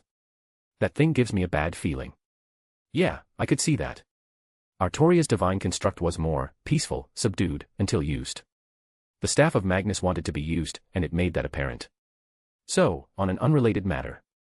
How would you feel about getting aura? Is that even a question? She looked at me like I was an idiot. Fair.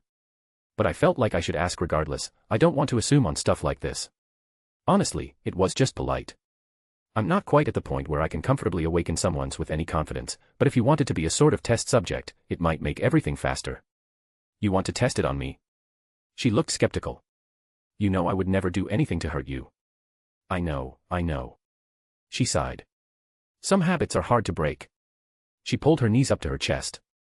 What do you need to do? I just want to get a feel for my aura entering your body. I explained. That's it. And there won't be any side effects. Nope, completely harmless. All right, fine. She shrugged. How do you want to do this? I just want to put my hand on your back and push some aura into you. I walked forward and she turned, her back facing me. Ready? I asked, putting my hand on her. Go slowly, I want to see what happens too. Rin gave me the go-ahead. I took a deep breath, focusing on my aura. It flared around me, but I calmed it down. It focused onto my hand. More than the passive barrier that negates damage, this was me pulling forth the power of my soul as it began to seep into Rin. Oh, that's weird. Rin shifted slightly but calmed down. Good weird or bad weird? Yes, no. It's like, you're trying to hug my soul. Not bad, but a little uncomfortable, honestly it seems kind of. She trailed off. Intimate. Yeah. She said quietly. I've heard similar things back on Remnant. I'm basically poking your soul with my aura to awaken your own. Much more complicated than that. From what I've gathered so far, basically my aura will deposit the concept onto her own soul, essentially implanting the ability into her core being. I had several theories about aura so far, that the souls of those on Remnant are a tad different, in that they can awaken theirs without another person doing the deed, whereas we need someone to initiate it. After a few more moments, I pulled back. Feels even weirder when you stop. Rin let out a breath. Yeah, almost depressing. Right. It felt like you were breaking up with me. Rin let out a chuckle. Aura is seemingly tied with certain emotions as well, and how a semblance is manifested. After feeling that, I can believe it. She sighed. So, you found your semblance yet? Nope. I fell onto the couch. I haven't been really trying to either. I kind of want it to come organically. Call it instinct, but I think it manifesting based on need or desire would be more beneficial than if I attempted to being it out forcefully. Will. Thorum smiled as he walked back into the room with Artoria. Hey, you guys ready, or do you need to do anything before we head over? I swept my gaze around the room. I am ready. Thorum replied. Artoria told me that you all have the basic supplies stored away magically. He pat the sword on his back. And I have my sword with me, so I need nothing else. Still surprised that sword isn't acting up. Rin muttered. There were 2 dragons right next to it, and it was being very quiet. It was quelled by Artoria's presence, and it accepted Thorum. What a strange sword. Well, I'm ready. Rin stood up, and she was still dressed in her gear, but she took her staff and spear out, putting the spear on her back and staff in her hand. As am I. Artoria nodded, summoning her armor. Amazing. Thorum looked surprised. I wish to learn how to do that. He laughed. Well, at the very least, we can probably set you up with something that you can store stuff inside.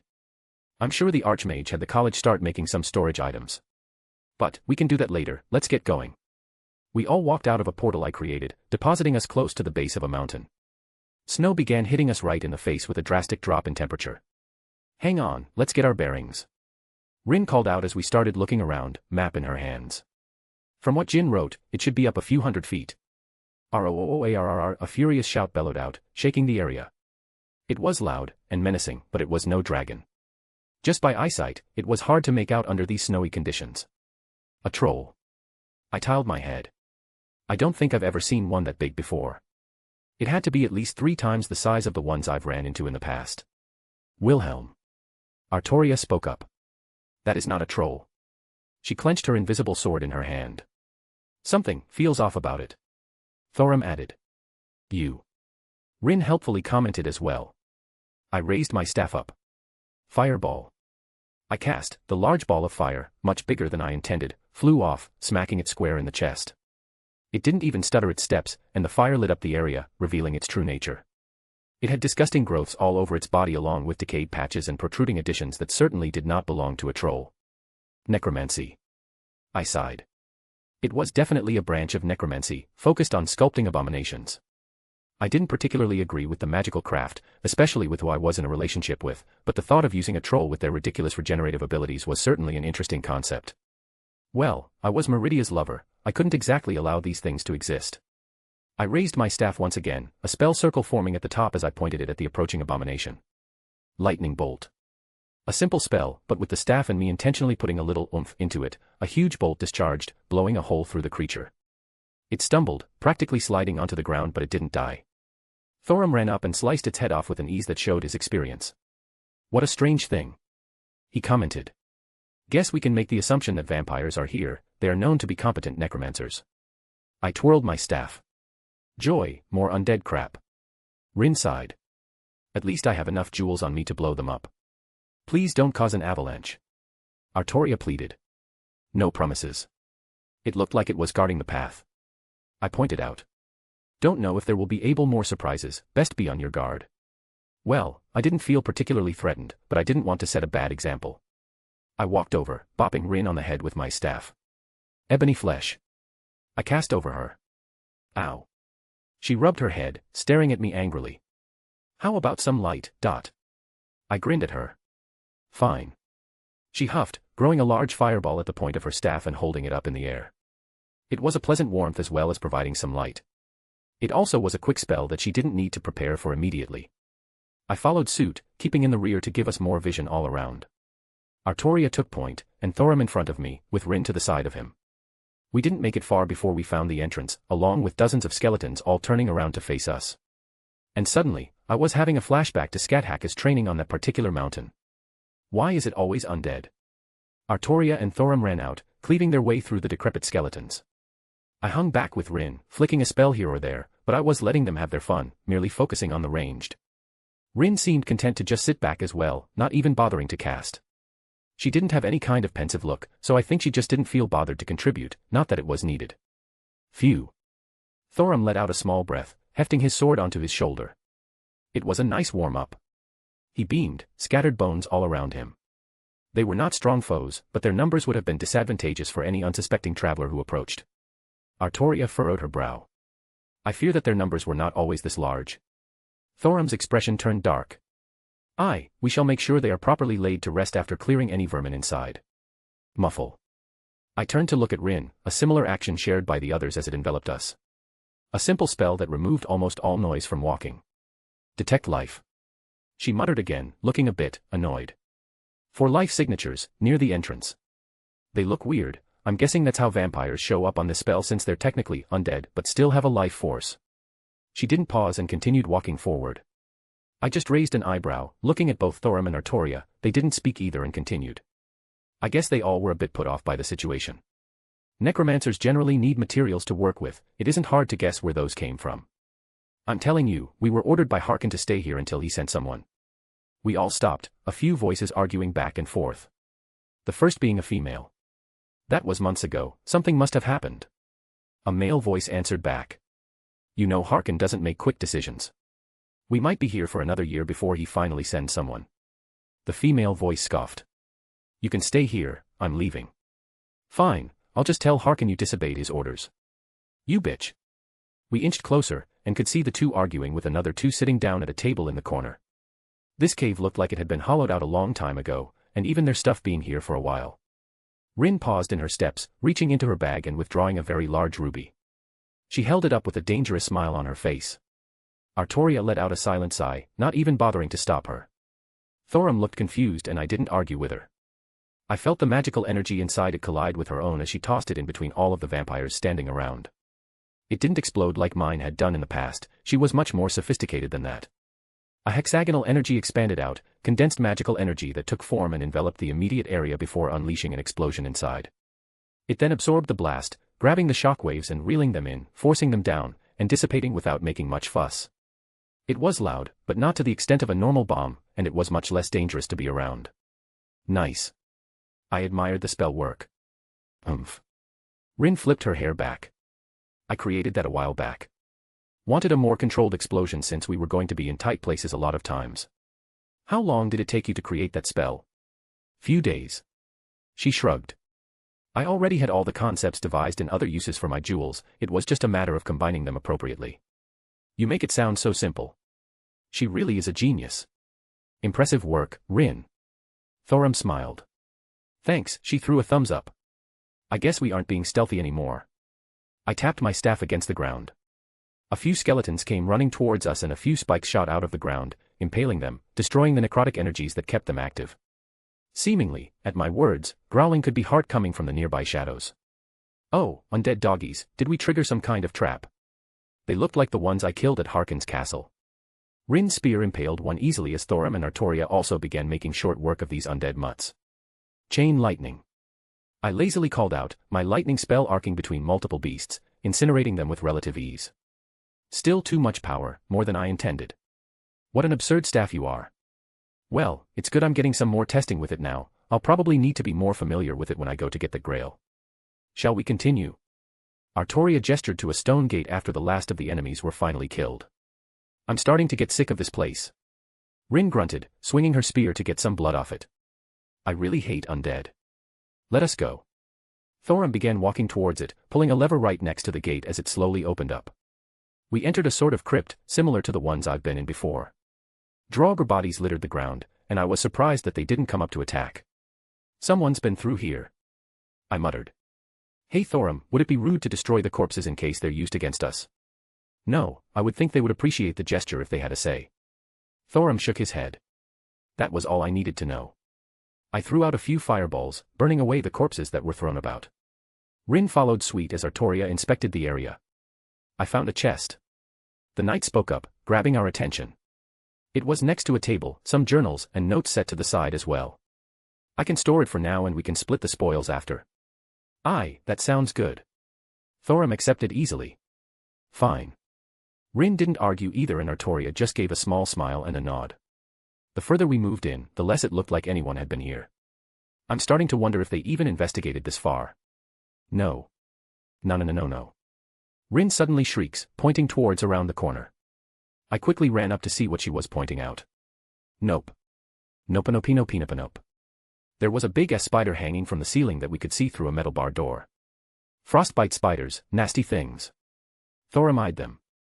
I have encountered them before, I dislike them very much. Artoria didn't react like me or Rin, but she clearly felt similarly. No one does. Thorum laughed. They are poisonous, and they can get very big. Schweinorg, fire. Fire everywhere. Rin grabbed me by the collar. I held out my staff through the openings and didn't even try to contain my power. Burn. A torrent of flame shot out, igniting all the webs and creatures that lived there. Their shrieks suddenly filled the halls, they angrily started to attack the doors, but they did not budge. Hate spiders. Is shuddered. That should have done it. Thorum spoke up after a few minutes. More. Rin disagreed. Artoria cleared her throat. Mayhaps we should be cautious and continue a bit longer. She said, not meeting Thorum's gaze. We sat there in silence for several minutes, my fire finally dying out as everything had been completely scorched inside. That should be good. I settled. Where did those spiders even come from? Shouldn't this have been sealed off? Who knows? Frostbite spiders show up in the strangest places sometimes. Thorum didn't question it. If you all are uncomfortable, I can take the lead. You're the best, Thorum. I pat his shoulder. If you so desire. Artoria looked a little shy. Schweinorg, you have a good friend. Rin looked very happy. Would rather fight dragons than giant spiders. Thorum chuckled, Graham held out in front of him. I guess he was used to our antics at this point. As we pushed onwards, it was clear how far my flames actually reached, as the next room was completely scorched as well and we couldn't even tell if the spiders had made it this far. You do impressive work, my friend. Thorum looked around. I smiled, inspecting the area. This looks like one of those puzzles you Nords are so fond of making in their tombs. It was another barred entryway, a bunch of metal bars in the form of a gate. Thorum went up to it, gripping it tight. It is a heavy one, but we may be able to lift it without searching around for the mechanism. And considering it wasn't exactly obvious, there was a good chance it got burned. Allow me. Artoria stepped up. It is heavy, I do not know if I can lift it by my. Artoria heaved it up, holding it without issue. Rin didn't even bat an eye, walking through. Is this how you guys did it on your own exploring? I asked. Of course. Rin grinned. Well, damn, I had to use magic on the more absurd ones. Is it odd that I find her displays of strength sexy? Thorum put his hand on my shoulder. You sure know how to pick them. He said quietly, before following along. I walked through as well, giving Artoria a wink. You're mine later. Don't say something like that here. She turned bright red, dropping the gate down. I couldn't help but chuckle, watching her fidget like that. Schweinorg. Get over here. Rin's voice echoed out. Hold your horses. Me and Artoria hurried on over, as we came up on a staircase leading down to a strange altar-like configuration below where Rin and Thorum were looking around. We descended, making sure to inspect it all, but I didn't see any obvious danger signs. What is this? Thorum looked confused. Looks like some sort of ritual chamber or something, but I don't see any blatant signs of magical intent. I tapped my chin. A strange pillar here in the center. Artoria voiced her own thoughts. A button for some kind of mechanism. I wouldn't touch that. I advised. I spent enough time with Merlin to know not to touch strange magic things. She said dryly. That's fair. Let's see. Pushed my finger against it, my magical energy pulsed as I canned a structural analysis. Oh, that's interesting. If you put your hand on it, a spike will come out and steal your blood. God, that's cliché. Rin scowled. Vampires. I didn't disagree. Well, it just needs blood. Can I borrow your dagger? You're going to pour your blood on it. Rin looked at me skeptically, handing over the blade. Is this wise, Wilhelm? Artoria looked a little concerned. I couldn't see all the way to where the mechanism goes to, but it didn't look dangerous. I explained, using the dagger to cut into the palm of my hand and dripping the blood down on the device. It didn't activate immediately, but I poked it with the dagger, making a spike shoot up and the blood start to be absorbed. The ground beneath us began to shake and shift. Oh, there's a second mechanism. Let's just avoid that. My structural analysis was looking at everything going on inside. It was a simple alteration between movements of gears, a slight shift, and it skipped right beyond that. The ground visibly shook more, and began moving. The stone beneath us lowered a little as the monolith rose up out of the ground. The front of it started to lower, the grating of stone against stone echoing out in this strange hall. Everyone was a little tense as they saw what was inside. A woman fell out, catching herself with her hands, but my eyes were drawn to something else. A strange feeling, something inexplicable in the form of a scroll on her back. Well, I think we found the Elder Scroll. Chapter 1 of 2-4. Today. Chapter 146, Chapter 139. The woman pushed herself up, getting on her feet rather quickly once she realized she wasn't alone. She was understandably disorientated for a moment, gods know how long she had been sealed inside there. Her surprised expression quickly shifted, hidden behind a veil of confidence as she quickly took in the surroundings. I saw her eyes dart around the room, briefly looking at all of us and making sure she apparently had an escape route. We weren't surrounding her, but I could tell she felt the slightest bit cornered. There were things about her that caught my attention, her eyes for one. The obviousness of her fangs when she gasped for her first breath, and the paleness of her skin. A vampire. The other ones that were in here elicited no feelings of mercy. But I had no way of knowing if this one was with them. She was apparently sealed here for a very long time if the state of this place was any indication. Who are you? She asked, no one in particular but to us as a group. Well, words were better than her trying to attack us, I suppose. I wasn't going to kill every vampire I met, if they weren't the sort to treat other races as cattle, then live and let live. Where I'm from, it's polite to introduce yourself before asking others the same. I spoke up. Her gaze turned to me, calculative and searching for any kind of information she could glean from sight alone. Serana. She replied. My name is Serana. She was, polite, if rather neutral in her tone. Wilhelm. I would be courteous as well. These are my companions. I gestured to the others, and they seemed content to allow me to do the talking. Rin, Artoria, and Thorum. I pointed out each one. Rin and Artoria both gave a curt nod in acknowledgement. I don't think they particularly cared for vampires, but if they weren't dangerous, they probably didn't care to kill them either. Well met, Lady Serana. Thorum spoke with a smile. He has that same look you get. What look? When you see a woman who catches your eye. What? I don't have a look. Shuri. Drake replied. Serana smiled in response. Well met to you as well, Thorum. Oh my god, Thorum was looking bashful. May I ask how you came to be trapped in this place, Lady Serana? Thorum asked. Oh please, call me Serana. She said with a surprising amount of warmth in her tone. Serana then. Thorum had that big goofy smile on his face. I looked at Artoria, mouthing some silent words to ask if I was seeing things incorrectly. Artoria seemingly shot some quick gestures and mouthed something back at me to confirm my suspicions. Sweet Christ. Told you. That is a long story. Serana sighed. Does it have anything to do with the Elder Scroll on your back? I asked as her attention shifted back to me. It was a little important to have a conversation about. Yes it does, and it's mine. She narrowed her eyes. Peace, Serana. Thorum interjected. We merely wish to understand. There were several vampires we encountered on the way here and they were not the friendliest sort. Serana pursed her lips, clearly in thought. They were probably sent by my father. There was a small shift in the air, from silent acceptance of her presence to something resembling hostility. So, you are familiar with them? Artoria spoke for the first time. In passing at most. Serana crossed her arms. I am not on the best of terms with my father. She scoffed. If it's all the same to you, I would rather not talk about it. I don't know how long I've been sealed here, and I would like to head home to get an idea of what's gone on in my absence. You were hiding from him. I hazarded a guess. Along with the Elder Scroll. A lot of his notes were starting to make sense now, from what Jin told me. She paused. You are not a vampire, so it's unlikely you have any relationship with him. She muttered before shifting her focus back at me once again. Yes, I was hiding it from him. Does that answer your question? How about a trade? I offered. A trade? She repeated. You want my Elder Scroll? What could you possibly offer to me? How about I take care of your father for you? If my guess was correct, I knew exactly what was going on. She actually laughed at that. Take care of my father? You. I don't want to be mean, but my father is an ancient vampire. He's ruled for longer than you can imagine. Well, it doesn't seem like you're against the idea. I pointed out. She frowned. If I could, I would have killed him myself already. Her expression shifted into a scowl. So, deal. I smiled innocently. It doesn't seem like you have anything to lose. If you want to walk to your death, that isn't any of my concern. She didn't seem to pay it any mind. This Elder Scroll would be useless to me if my father was dead anyways. Her tone made it out as if she didn't believe me, but that didn't matter. Wonderful. I took Harkin's sword out of my ring and tossed it onto the ground. Elder Scroll, please. She stopped, staring at the weapon I just produced, her expression turning into one of disbelief. What is that?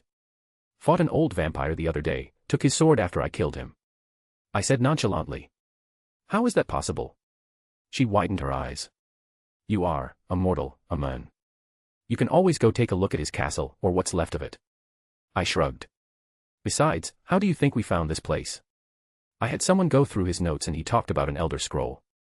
My friend, you faced a vampire lord by yourself. Thorum looked surprised. Yeah, I was coming to Whiterun to see you and got attacked by some vampires. Apparently they were going to try and kidnap you in an attempt to lure me out, so it got a bit mad and went to confront their leader. I scratched my head. One thing led to another, and here we are. That explains the traces of battle the guards found not too long ago. We had been concerned because there was evidence of vampires there as well. Thorum responded. Oh, whoops. I completely forgot about that. I gave an awkward laugh. At least the Jarl will be relieved. Thorum shook his head with a small smile. You speak the truth then. Serana knelt down, picking up the sword. My father is truly dead.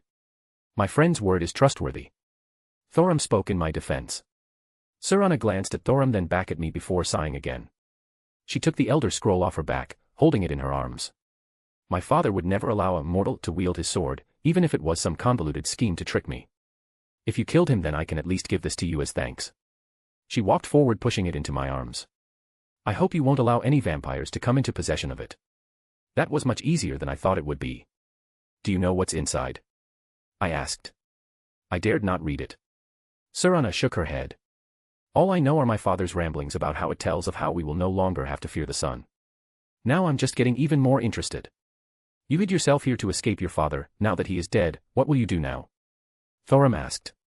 I do not know. Serana said quietly. I haven't thought what to do after he was finally gone. I am still coming to terms with the fact that he was killed.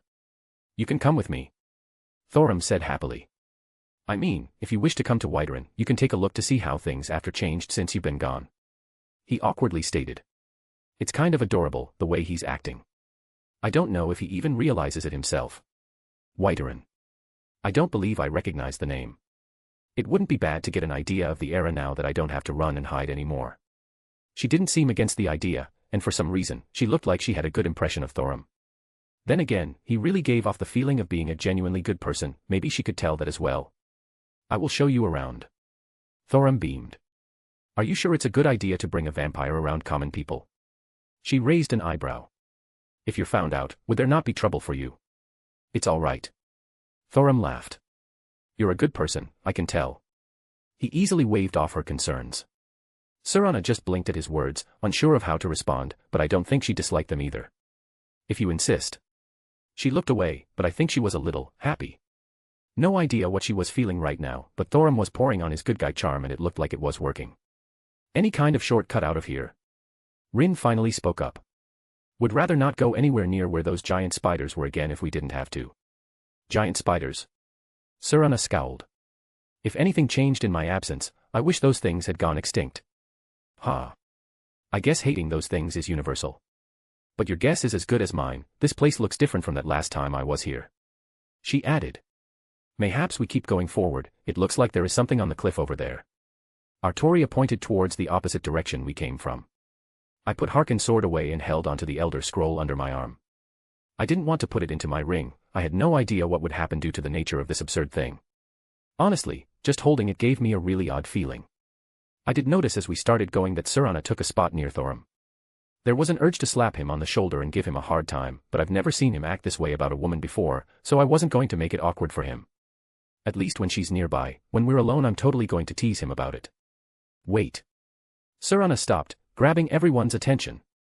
Those are gargoyles ahead, they will activate once we get close. Gargoyles? Thorum questioned. Stone animations that act based on a predetermined will, they usually are used to guard areas from intruders.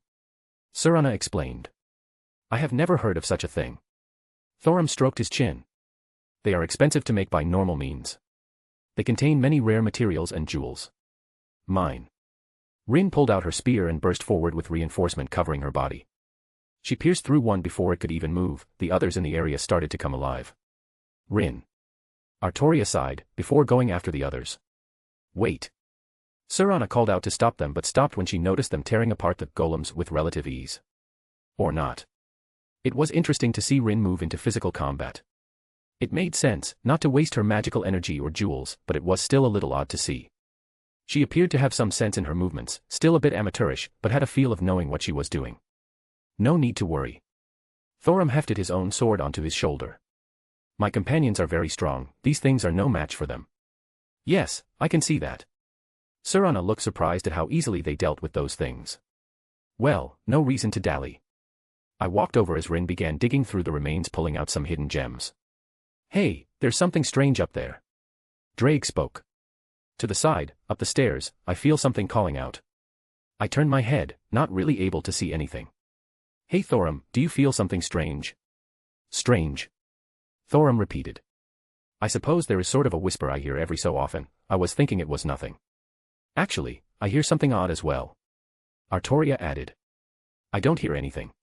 Rin looked confused. I as well hear nothing strange. Serana seemed just as unsure. Thorum started walking, Artoria behind him as we all followed. Walking up some nearby stairs, there was a strange stone formation with some words carved into it. Oh. Thorum exclaimed. The Greybeards told me of these. They are word walls. Masters of the Thursdayum could carve words and put their understanding into them to pass on to future generations. This is the second one I've seen yet. Thorum explained. Did you say the Thursday? Surana asked. You know the language of dragons? I know a little bit. Thorum smiled. I've heard that language is astonishingly difficult to learn. You are full of surprises, Thorum. Surana stated. Well, he is the Dragonborn. I helpfully added. Dragonborn. Surana was shocked. I guess the term was known to her as well. Ah, well. Thorum looked a little embarrassed. Don't worry, Thorum, I'll be your wingman. How interesting. Surana's lips curled up, giving him a strange look. I gave him a thumbs up when Surana wasn't looking and I think he started blushing. What a strange feeling, it's like I can understand this, but I can't. Artoria placed her hand on the wall. I do not think this was meant for me though. Yeah, we aren't quite the same as the dragons here. Thorum, how do you acquire the knowledge? Oh. He cleared his throat. I just have to place my hand on it, like so. He walked up, gently touching a certain word that seemed to brighten. A flow of light enveloped him as he closed his eyes. And like that I now know a new word. What shout did you learn? It roughly translate to Drain Magica. He muttered. Yes, that sounds about right. Fascinating, we'll have to test that later. To drain someone's magical energy, that could be useful. If you will train with it later, I am a little interested as well. Would you mind if I joined in? Artoria asked. Of course. Thorum said without hesitation. Thank you, Thorum. Artoria smiled. Funnily enough, Surana looked at Artoria with a frown. I walked up and wrapped my hands around her. We can all take a look later. I kissed Artoria on the cheek. Will. She muttered, still getting flustered from public displays of affection. God, get a room. Rin made a choking noise. Can we get going? This place isn't exactly fun to be in. I agree, I think I've stayed in this dreary place long enough. Surana agreed. Well, let's find the exit. I let go of Artoria. I do want to get back home soon. At worst, I can just open a portal outside, but I didn't want to reveal too much to this new girl before I got a better feel for her. Artoria didn't say anything, nor did she try to silently relay any message my way, and her instinct is usually on point. Not to mention Thorum seemed to have a good impression of her. Who am I kidding? Guy is completely crushing on her. I'll be open-minded for now. The vampires here weren't my favorite people so far, but Surana didn't set off any alarms. I just hope Meridia doesn't get upset. Second chapter for the day. Surana wakes up. Thorum has a little crush. Anyways, if you want to read 6 chapters ahead or support me, visit mypat.rayon.com/astriaforone. Chapter 147, Chapter 140. Hey Schweinorg. Rin leisurely had her hands behind her head as we walked down a cobblestone road. How exactly does the Thursday work? I read some books on it at the college, but they never really explained anything. Talfter originally told me something like, a dragon speaks and the world listens. I replied. Talfter, that old mage at the college? Yeah, did you meet him? I haven't seen him in a while, not since he was hurt. I really do need to make time and check up on everyone. Yup, he was nice, helped me and Saber get settled. Rin smiled. Indeed, Talfter was very kind to us and was very open with any questions we had. Artoria nodded at Rin's words. Even with how busy everyone has been, he was always willing to help. That sounds exactly like him. I ran a hand through my hair, looking up at the sky. To further answer your question, the Thursday bends the world according to the words spoken. In fact, you can equate them to casters' high-speed divine words if that helps. I glanced over to Thorum and Surana who were walking right next to us. They seemed to be listening, but otherwise didn't engage. I wasn't particularly hesitant to talk about vague things like this without giving any details away. So, it's not like magic where you force your own will upon the world, but the shout forces the world to perform certain actions. Rin muttered. Honestly, sounds a lot like a marble phantasm. It's a bit different. I took a moment to think my words through. A marble phantasm can only force natural phenomena to occur regardless of the likelihood. The Thursday bends the world as I said, forcing outcomes that otherwise could not be possible. For instance, Alduin is apparently turning back time and reviving dragons, something that is not a natural occurrence in the greater world. I get it, just kind of hard to wrap my mind around. Rin sighed. How hard is it to learn? I'm cheating and even still having trouble. I said honestly. Thorum over there is basically fluent. I jabbed my thumb over to my friend. My friend, jealousy is not a good look on you. He gave a cheeky smile, earning a snicker from Rin. I just facepalmed. Shouldn't have told that story. Basically, throwing my cheeky words I said to Rin right back at me. Rin broke out in a laughing fit. Thorum, you're the best. She threw him a thumbs up. Artoria, I'm being bullied. I complained. There. She pat my shoulder. Rin, please spare him, he is very sensitive. I can feel my fragile ego just shattering every time someone opens their mouth. I deadpanned. Going back on topic, I found the best way to learn the Thursdayum was through experiencing it. Don't know if that would work for you due to my unique circumstances, but if you wanted to give it a try. I trailed off. You know what? Hit me with something, let's see what happens. Rin opened her arms up. Rin, that is not a wise idea. Thorum stepped in. Most shouts I've learned, and thus helped Wilhelm to learn, are dangerous to use on others. I got an idea. I interjected, walking to the side and finding a good-sized stick. Here, hold this like a weapon. I handed it to Rin, who seemed confused. Oh, that is a good idea. Thorum praised. All right, Rin, you ready? Hit me, Schweinorg. She held the stick up like a sword. I took a deep breath. Zoon Hailvike, I shouted. The stick in her heart was dislodged, landing on the ground. Okay, that was creepy. Rin clenched her hand a few times. Like, I was holding it, then some force decided I wasn't. Yup. The world declared that you were no longer holding it, so reality bent to make it happen. I explained. That's so broken, I want it. Well, it's possible to learn, who knows, you might have talent in it. I shrugged. Will, I am glad to see you progressing with your Thursdayum, but you used it incorrectly. Thorum spoke up. Did I? It worked, didn't it? I questioned him. Yes, well. He rubbed his chin. I apologize, I am not skilled at putting this kind of stuff into words. It's fine. I reassured him. Just speak your mind. It was like, you were trying to scoop water out of a well with your hands instead of a bucket. Oh, are you saying I was inefficient in my application? Yes. He nodded at my interpretation. I'm curious now, how about you show me the right way to do it, big guy? Rin asked. If you wish. Thorum nodded happily. Rin picked her stick up again. Serana was content to keep quiet, looking on curiously, and even Artoria was quite keen to see this in action. Zoon Hail 7K, Thorum shouted, and I felt the difference immediately. The stick in Rin's hand didn't just drop to the ground, it went flying off into the distance and even made her stutter back slightly. Holy shit. She said absent-mindedly. Yeah, it goes to show how better Thorum is at this branch of magic than I am. I admitted. Thorum was truly skilled at the Thursdayum, I don't think I could ever match him. Don't sell yourself short. Thorum slapped my shoulder.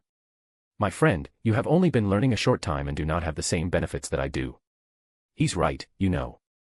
Serana spoke up for the first time in a while. It doesn't seem like you've been learning it for long, yet all the people I've heard about using the Thursdayum in the past were old men. Yet, here you are using it fully, if not as well as a dragon in the body of a man.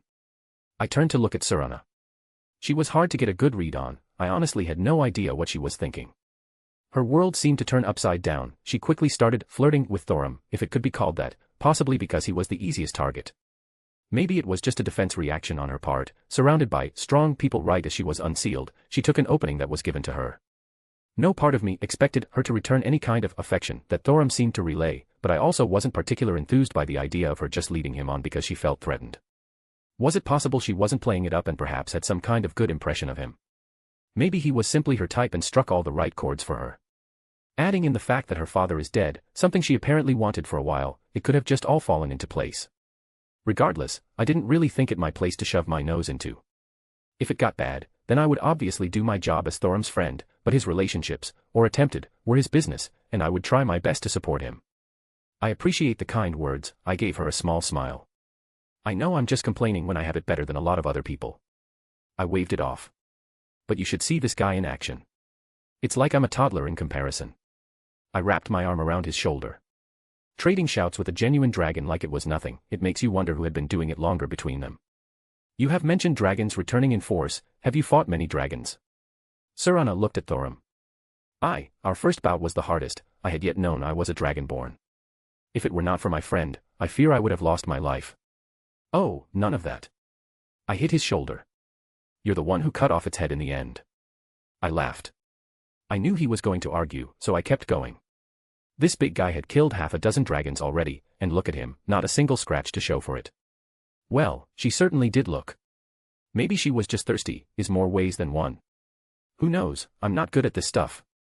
I'd rather just be extremely blunt about it and forego any ambiguity. Regardless, I got your back. Rin and Artoria looked amused by the whole thing. I didn't know their opinions on Serana either. We've barely known her for a couple hours at this point, but it was progress, I suppose. Well, Thorum started going into stories of his battles at Serana's insistence, and I stepped back to allow them their moment. We had a long walk back since I didn't want to show off my portals. I would see what happens later. Finally, my feet are killing me. Rin whined as Whiterin finally came into focus, the stables just up the road from us. Yeah, it felt like we had been walking forever at this point, almost an entire day if I were to guess, and we were moving very briskly. It's always a good feeling to arrive home after an adventure. Thorum happily added. A cold cup of mead would do me well. I swear, you all drink that stuff more than water. Haha, you'll have no arguments from me. Thorum laughed. What are your plans, Serana? I asked the vampire. I was curious what she had decided to do after having time to think about it without a perceived threat hanging over her head. Thorum offered to show me around. She glanced at him.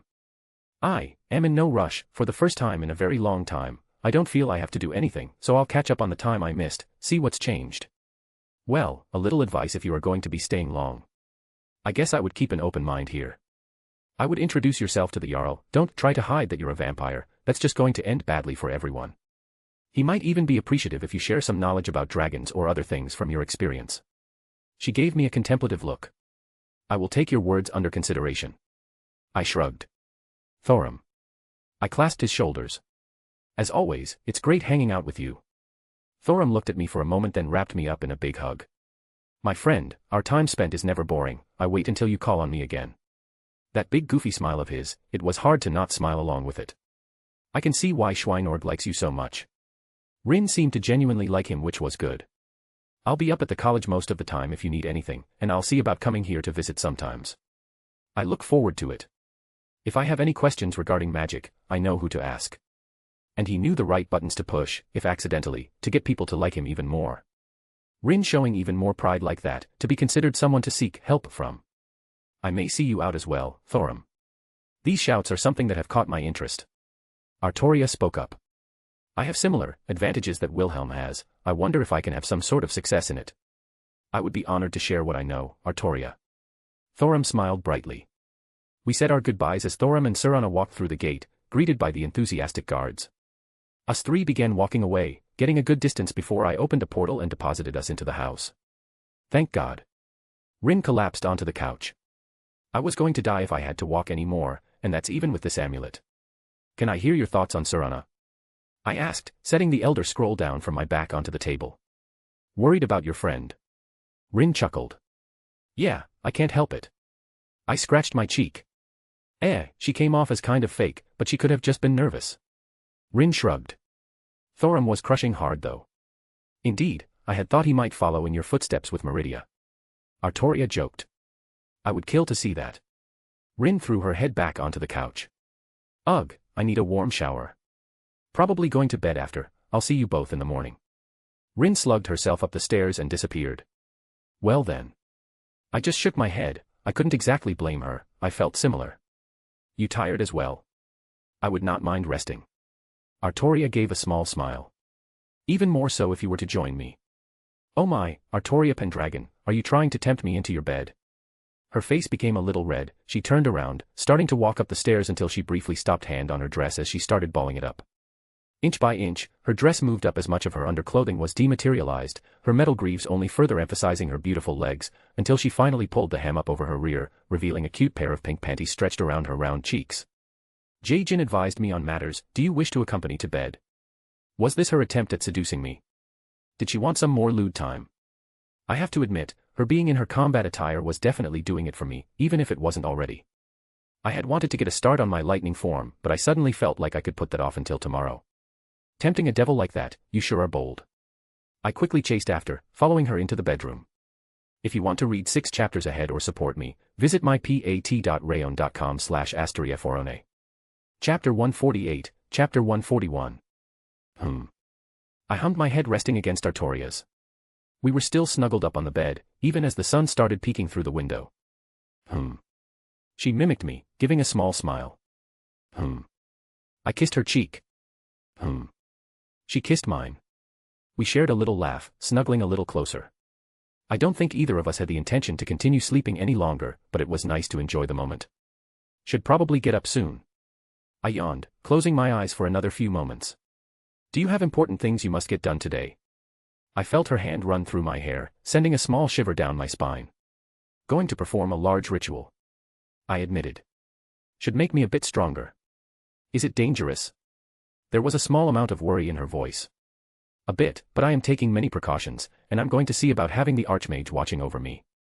You're not allowed to get hurt. She grumbled. I will be upset with you if something unfortunate occurs. I let out another yawn, fully opening my eyes again. I'll make sure to be whole and healthy when all is said and done. Her eyes shot open, then narrowed slightly. Will, how dangerous is this ritual of yours? It's only mildly dangerous, as I said, I will be making many preparations. And it will not harm you. Not permanently. She frowned. It will be painful then. A bit, yes. I feel as if you were downplaying it for my benefit. I let out a sigh. The biggest detriment to this ritual is the fact that it will be extremely painful, normally. I have aura, which will mitigate quite a bit, and other stuff, but even then, it's going to hurt. I do not like the idea of you harming yourself. She said quietly, gripping onto my shirt. Is this ritual that important? It will be helpful, and I need everything I can get before I head out. You never mentioned where you were going. If it is going to be so dangerous, then I shall accompany you. She stated. I guess this was coming at some point. I'm going to participate in a Holy Grail war. I wouldn't lie to her. You. Artoria had many expressions flash across her face. No. Absolutely not. Artoria. No. She said sternly. I have to. What is so important that you require? Scat-hack. I said simply. Her hands gripped me tight. It was clear she was holding in some choice words, and it made my heart hurt knowing it upset her. You must miss her a lot. I do. I sighed again. I keep trying to distract myself, but I can't stop missing her. I see. Artoria let go, turning around and sitting herself up on the edge of the bed. I ran my hands down my face, sitting up next to her. I would do the same for any of you. I reached out, lighting pulling her close. She allowed it, accepting my touch. Don't think for a second that I wouldn't force myself into Avalon to get you if anything happened. Her lips twitched slightly, like she wanted to be happy at my words, but held herself back. I can understand why you must go, but I will not be happy about it. And I will be speaking to Meridia and Jin about what you will be doing. Of course. I nodded. And you will return to me. She said flatly. The Grail, those Grail wars, I have fought in 2 now, Wilhelm. Both of them had left me hollow by the end, and they had taken things from me that left an everlasting mark. I will not allow it to happen a 3rd time. She turned to me, her face stoic. Are we clear? Yes, ma'am. Good. She nodded, pulling me into a deep kiss. I didn't take point, letting her lead and express some stuff she probably had a hard time putting into words. Mayhaps Scat-hack will be able to rein you in from doing idiotic things like this in the future. She broke the kiss in a huff. It's going to be dangerous, but I don't expect to die. If anything, I consider myself unrivaled in running away. I gave a cheeky smile. Stop that. She let out another cute huff, holding back a smile. I am upset with you, do not make me laugh. In seriousness, I'm making a lot of preparations, and I will be summoning a servant to assist me. I explained. I will accept your words for now, but this conversation is not finished. Artoria relented. Go, complete your ritual. I am less upset at you hurting yourself now. I'll come back once it's finished. I placed a quick kiss on her lips before getting up and grabbing my stuff. It shouldn't take more than a day. Good, I will be coming by the college with Rin, no doubt. So I will be checking in at some point, and I will relay a message to have both Jin and Meridia also check up on you. Artoria left no room for argument. She seemed a tad more worried now that I explained my plans to her. Well, I couldn't really fault her either. If her or one of my other girls was going to do something dangerous, I would worry non-stop. Not to mention I'm touching on a very sore spot for her, knowing how the 4th Grail War went, and the 5th was probably not much better. I still have a bit of time. I'll make sure I have many things prepared before setting out.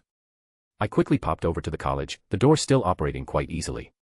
I went straight for my little training room, and it appeared to have not been touched, not that anyone could do anything with it since I hid the mechanisms to it within my own spell castings.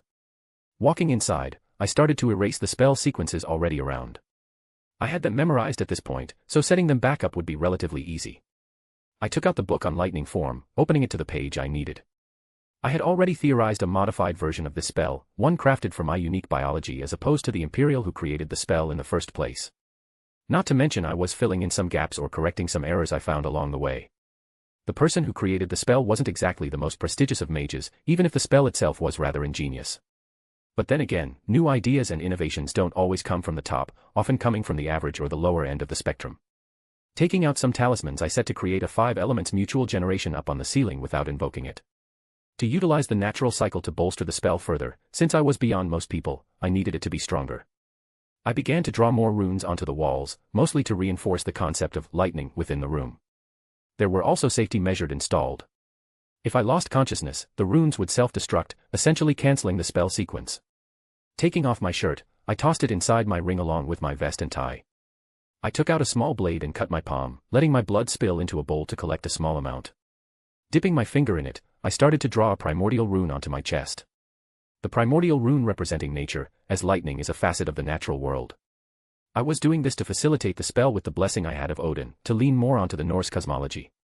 It should give this spell a little more oomph when all was said and done. The conceptual weight added of an entire cosmology as a foundation would bring my lightning form to a whole new level. Well, I keep calling it a spell, but that wasn't quite right. Technically, it was a spell, but it wasn't something to continuously cast on yourself.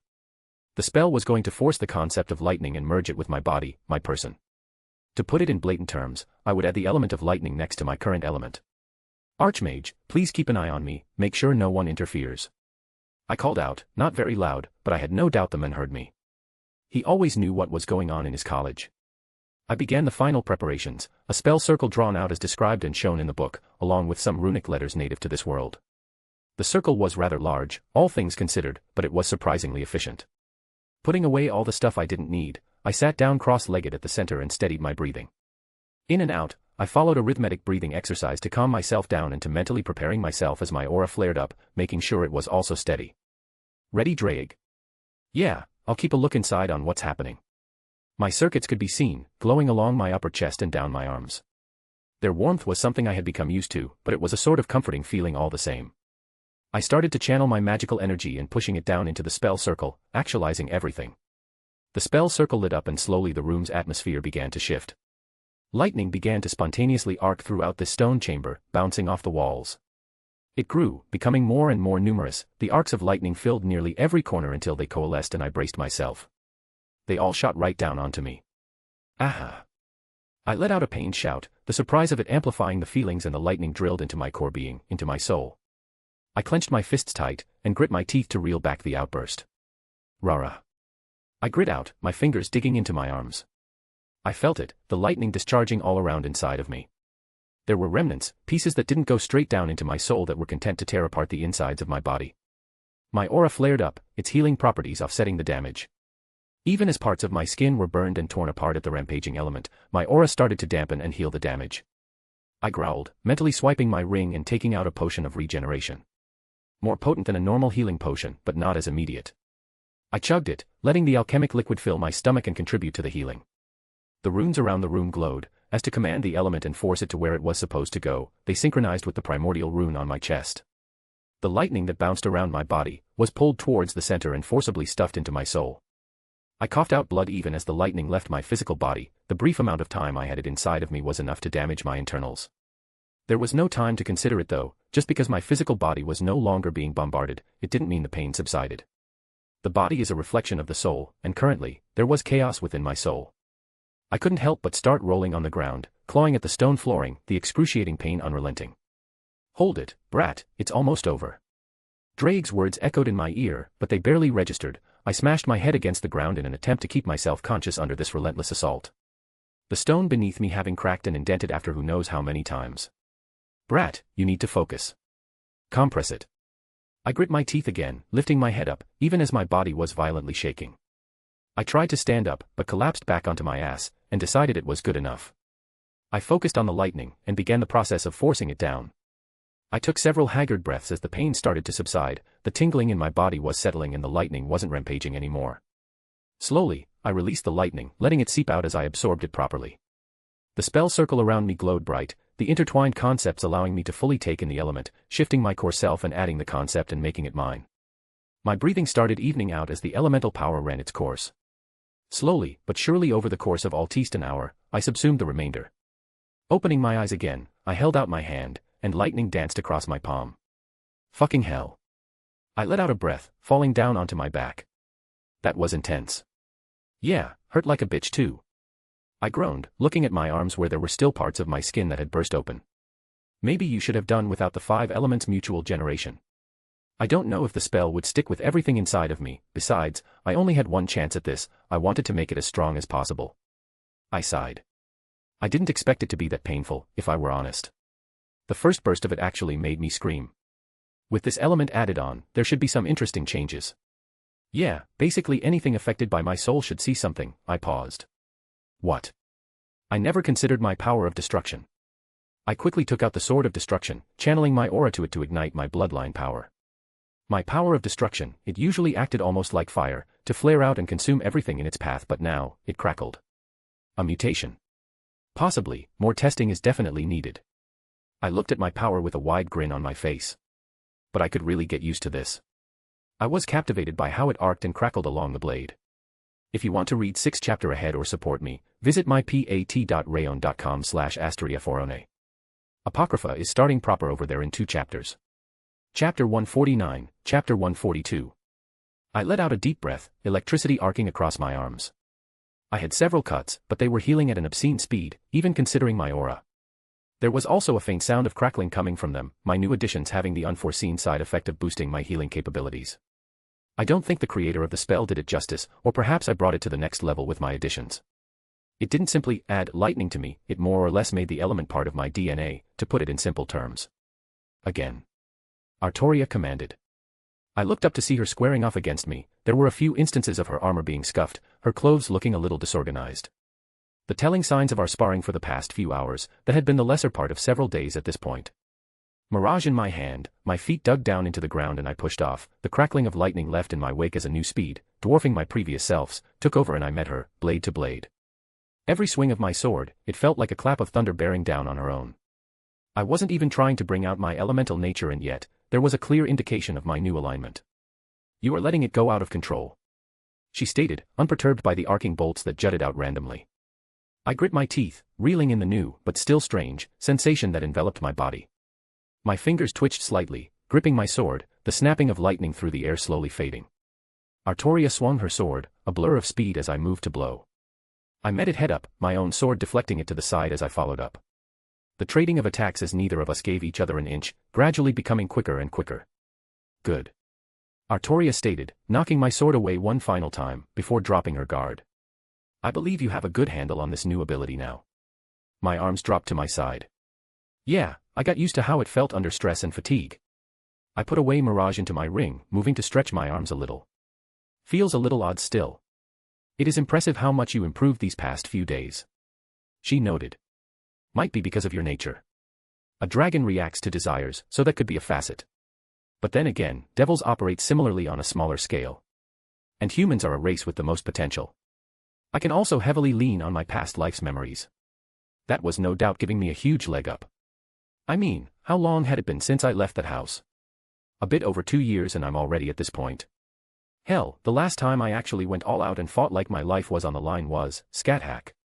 Even with Harkin, I could have ended it earlier, but I didn't pull out some of my bigger stuff. Of course, I didn't feel majorly threatened at any point until Molag Bal showed up, and then I was just on guard and didn't want to tip my hand.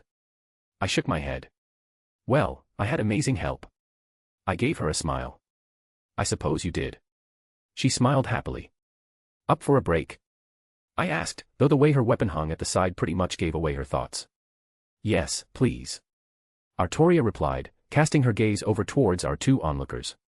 I admit, I am a mite famished. You're always hungry. I deadpanned. I am not. She puffed up. I merely required a certain amount of sustenance to fill my stomach. She looked away. Aha. I looked at her dryly. I need to take you on another date to the States. I want to see you have a go at an all-you-can-eat buffet. She paused her steps. Does such a place exist? She practically had stars in her eyes. So cute. Well, if there's something Americans do right, it's food. I would admit I'm a bit of a glutton myself. Come on. I gently pulled on her free hand. I think the others have been waiting for us. We began walking towards a little table set up behind the house. We had essentially been using the backyard as a sparring area. And by backyard, I meant the tundra of Skyrim that was wide open and for free use. "Hey girls." I greeted both Meridia and Jin chatting at a table under a tree in the shade. "Wilhelm." Meridia gave a smile, looking rather happy. Jin was catching me up on what I had missed. "I have been told you acquired an Elder Scroll." "Yup, didn't want to do anything with it yet, thought maybe you would have an idea." It was apparently very dangerous to use, and while I did act recklessly sometimes, that was more in a calculated manner. "You used common sense for once," she drawled. "I am honestly surprised." "Well, if I used common sense more often, would I have such a wonderful woman be my lover?" I shot back with a grin. "I am annoyed that this is a valid argument." She huffed, turning towards Artoria. "How was my sword?" "Oh." Artoria perked up, holding the sword in front of her. "It was my Dawnbreaker. It served wonderfully. I admit the quality of this weapon leaves me a bit jealous. I would have been delighted to wield such a fine blade at any point in my life and trust myself to it." She gave it a few light swings. "The balance is perfect, and the weight is very well distributed. While it is a bit wider than what I am used to, I can find no faults in it." She gave her honest words. We had been sparring for the better part of about 4 days now, and she had gone through several other swords in our bouts. For obvious reasons she didn't want to use Excalibur or Caliban, but using invisible air defeated some of the purpose of this training. Meridia looked pleased at the honest reply. "You are one of the few I allow to touch my sword," Meridia said simply. It was a way I think Meridia was using to acknowledge Artoria. "What about me, can I touch your sword?" Jin giggled. "Of course," she said plainly as if it were obvious. "Ah." Jin bent over giving Meridia a hug. It was still amusing, watching Meridia get affection and awkwardly return it. She was somewhat used to me, but having another person ignore her status and just do something like this, it was still odd to her. Not that she disliked it, I could tell she was enjoying the attention. "I admit, I've been tempted to look at my new Elder Scroll," Jin stated, sitting back in her seat. "I noticed you said, my new Elder Scroll, .. I pointed out. "I did in fact say that," she said shamelessly. "Just checking." I chuckled. Jin held out her hands and the Elder Scroll seemed to pop into them. "Can you read this for me, Meridia?" "I can," Meridia acknowledged. "I am not bound by the same rules, though I suspect the divines will be upset. They do so like to control where these little toys land in situations like this. So they can control them." "Interesting." I rubbed my chin, turning towards Jin. "You already took over my wards and defenses." She pulled it from the library where it was last kept. I can only assume she was piggybacking on my established bounded fields and other magical defenses wrapped around this place. "I have an entire world's worth of magical knowledge in my head, do you think I couldn't?" She looked amused at my surprise. "Fair." I accepted. "I admit, I forget how much you actually know sometimes. Magical, divine, all-knowing, spirit." She pointed to herself. "And if you only use me for..." All right. I held my hands up in defeat. "I will respect your magical prowess from now on." "I'm also interested." Artoria chimed in. "Are these Elder Scrolls used directly by these gods as a means to interact with the world?" "Sometimes." Meridia casually shrugged. "Most of the time, I believe they just bounce around time and space, randomly appearing. But the prophecies dictated with intent to draw the corresponding scroll to it. There are times when the divines give it a little push, or outright deposit them at certain locations." Did I ruin a prophecy? That could be potentially bad. Not all prophecies dictate the completion of their contents. Some simply reveal what will happen if something is done, not that it is going to happen. Meridia explained. "But it is entirely possible, I believe the term you used before was, outside context problem." "Oh, hope I didn't break anything." "It is unlikely you caused any significant harm. But if you'd like, I can take a look." She glanced down at the scroll in Jin's hands. "My curiosity is getting the better of me, but I believe we should wait for Rin. She did come with us on that adventure, she's just as much a part of this." I pursed my lips. I was really curious what was inside it, but I did care about Rin's feelings on the matter. "Speaking of, where is she?" Meridia had requested a kaleidophone to be created for her and offered substantial payment. Rin had commandeered an empty room for her workshop to craft one. Artoria replied. "And I am thankful you are thinking of Rin. Of course, she's basically my sister at this point." I smiled. "Oh, that means I can call her my sister too." Jin perked up. Artoria blinked in surprise. "Actually, I believe she would quite like that." I don't wish to reveal personal matters, but I do know she has felt the loss of her family much in the past. I will make a better attempt at socializing, Meridia said quietly, which did make me do a double take. Must be weird seeing mortals as something other than just mortals. Yes, but it is not a bad feeling. Meridia replied with what seemed to be an honest sentiment. I can appreciate the sentiment as well. Artoria chimed in. A different circumstance it may have been, but I enjoy not having to sit above those I am close to like I was in the past as a king. I'm just happy I have friends and family now. Jin smiled brightly. That made us all silent. I couldn't help but walk over and wrap my arms around her. You are precious to me, and I am infinitely glad you are here with us. Will, you're making me blush. She giggled. He speaks the truth. We have not known each other for long, but I am happy you are here, Jin. Artoria smiled gently. Indeed. I have not had a girlfriend, as you have put it, to chat with before. I enjoy the time we spend together. Meridia also gave her feelings. You both are so sweet. Jin continued to beam happily. But we didn't gather to talk about me. She looked towards me. You are correct. Artoria agreed. Yes, our mutual target of affection is going to do something foolish again. Meridia said dryly, and the atmosphere was quick to change. I guess we're having this conversation now. I sighed. All right, hit me with it. I will not try to dissuade you. Meridia was the first to speak. I am aware of how much you care for the scat hack. She paused for a moment. I wish to make sure you are fully prepared for such an endeavor. Artoria explained to me, briefly, the kind of foes you will face. I admit, many things she spoke of were foreign, but I could understand that you would be fighting foes that could even possess godhood, or other ridiculous concepts comparably. Well, that isn't completely accurate. I fought Heracles, Wilhelm. I fought Cu Chilin, Medea, Medusa. Artoria started listing off various heroic spirits. Gilgamesh. She said pointedly. Need I go on? Okay, that's fair. I acquiesced.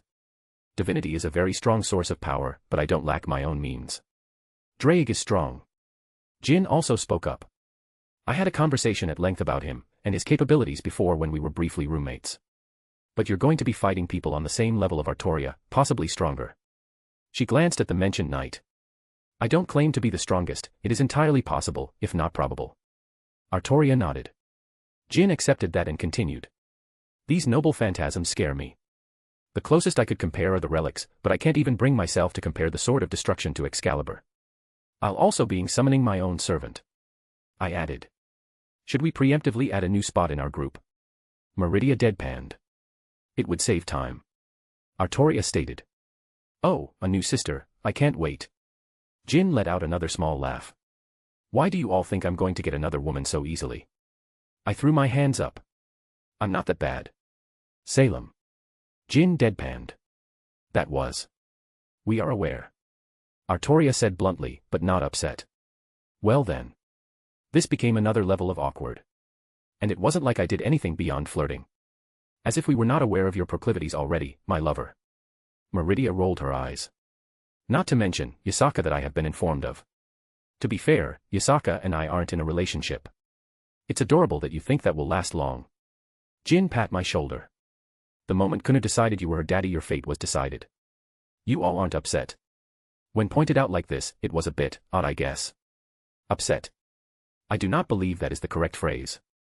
Artoria replied. Mildly exasperated would perhaps be closer. I was aware of what I was getting into when I agreed to this relationship, and you were nothing but open about it. I so far have no regrets even if I wish to smack you upside the head on a few occasions. She expressed my sentiments well. Meridia crossed her arms. I have no problems. Jin said plainly. But I think we're moving off topic. Yes, the Holy Grail war you wish to participate in. Artoria redirected the conversation. Do you have any idea which servant you are going to summon? I don't know. I was going to leave it up to chance, and allow the Grail to pick one with compatibility with me. I was honest with my intentions. I can see the logic in your decision. A partner that you get along with is important if you are going to be fighting together. Artoria nodded. What about supplies, strategy, do you have any idea what you're getting into? Meridia asked with a bit of concern in her tone. I have things I've been preparing, but I'll also make some more preparations beforehand. I haven't read the notes the old man had ready for me yet, I'll do that before heading over though. Preparations. Like what? Do you need any help? Jin chimed in. Potions, talismans, equipment. That sort of thing. I replied. I can do some stuff with dust if you want. Bombs are the most simplest thing, but I can make other things with my knowledge. Jin stated. If I have good materials, I can weave some into some sort of armor.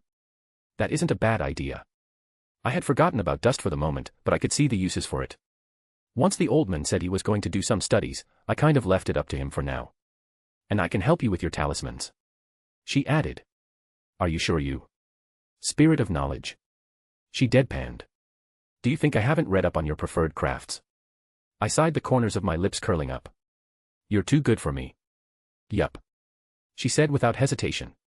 I will see if I can find anything to aid you as well. Meridia spoke up. I may have something, but I will have to retrieve it. Don't push yourself. Nonsense. She huffed. You are my men, I will not have you lose to some common rabble. Never have I heard heroic spirits be referred to as common rabble. I chuckled. I will help you train until you depart. Artoria also looked eager to participate.